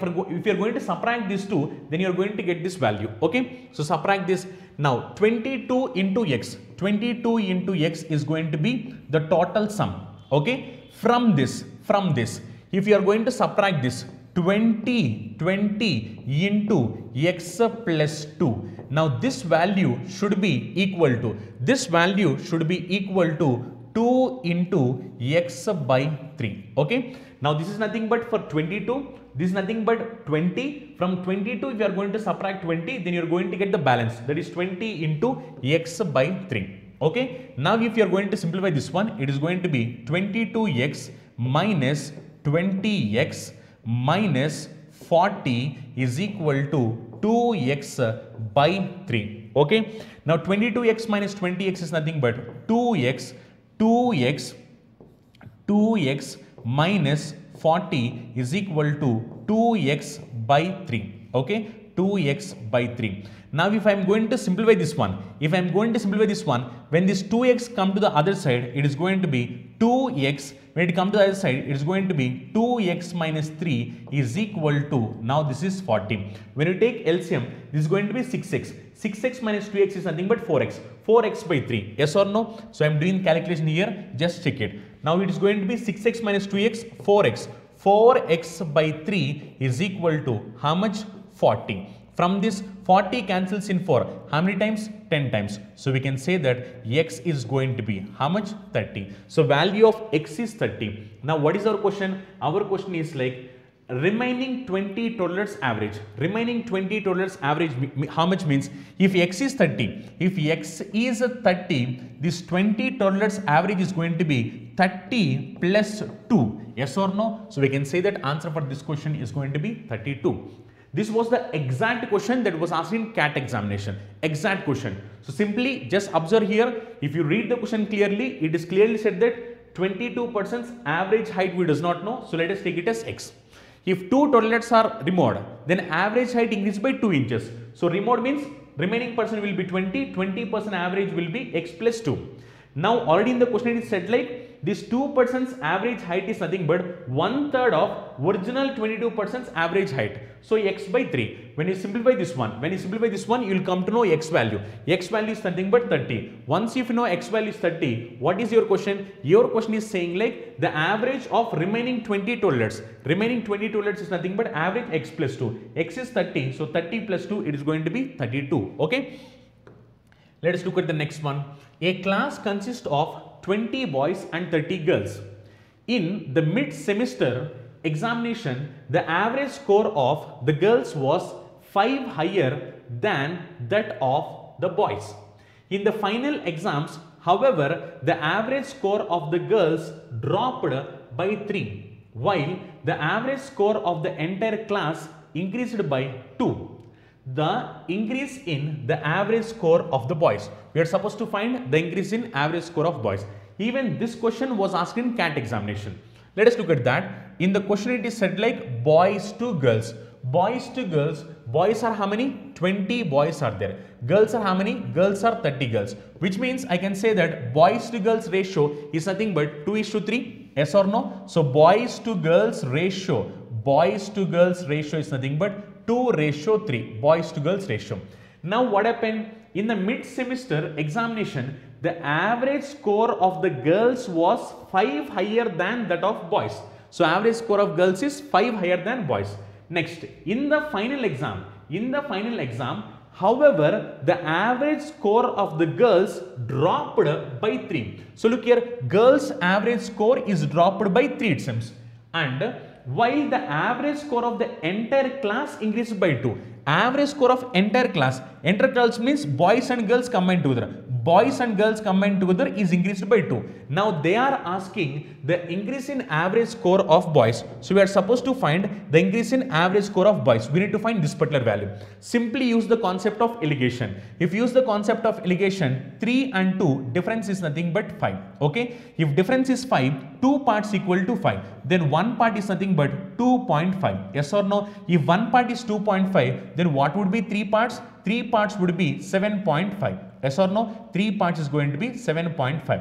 Now if you observe here, according to the alligation rule, this value should be more than this value. Why? Because this value is already less than this value. And we already know that according to alligation rule, this middle value should be moderate value for these two values. Now anyway this value is less than this value, then this value should be more than this value. If this value should be more than this value, 7.5 plus 2, I can say it as 9.5, which means boys average is increased by 9.5. So I can say that answer for this question is going to be first option, 9.5. Okay, very good question. Just what you need to do is like girls decreased by 3, so minus 3, overall increased by 2, so plus 2. Anyway, boys to girls ratio is like 2:3. If you take the difference, it is going to be 5. So 2 parts equal to 5 means 1 part is equal to 2.5. If 1 part is 2.5, we will know that 3 parts is 7.5. And we know that this value should be more than this value. So 7.5 plus 2, we can say that it is going to be 9.5. Okay. This was the exact question that was asked in CAT examination. Exact question that was asked in CAT examination. Okay. Let us look at the next one. A person was asked to find the average of n consecutive numbers starting with 1. He added a number twice. Then he finds the wrong average 4511 by 18. Find the number which was added twice. So we are supposed to find what is the number added for 2 times. Look here, what the question is saying, a person was trying to find the average of n consecutive numbers starting with 1, which means he is finding average of 1, 2, 3, 4, 5, 6, so on. He is finding in this way. Now in this process, what happened is, in this process, unfortunately, he has written the same number twice. Now same number twice means he has written one number for 2 times.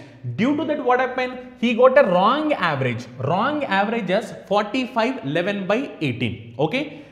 Now average is nothing but 4511 by 18. Now this is wrong average. Okay. Now your question is saying what is that number which is written for 2 times? Okay, let's calculate here. Now if you observe here, now all these numbers average is how much? 4511 by 18 when one number is repeated for 2 times, and it is going to be wrong average. Now if you have observed, you know what is sum of n natural numbers. Sum of n natural numbers formula is n into n plus 1 by 2. Okay, now I am going with a trial and error. As this is 45, now what can be the number of numbers?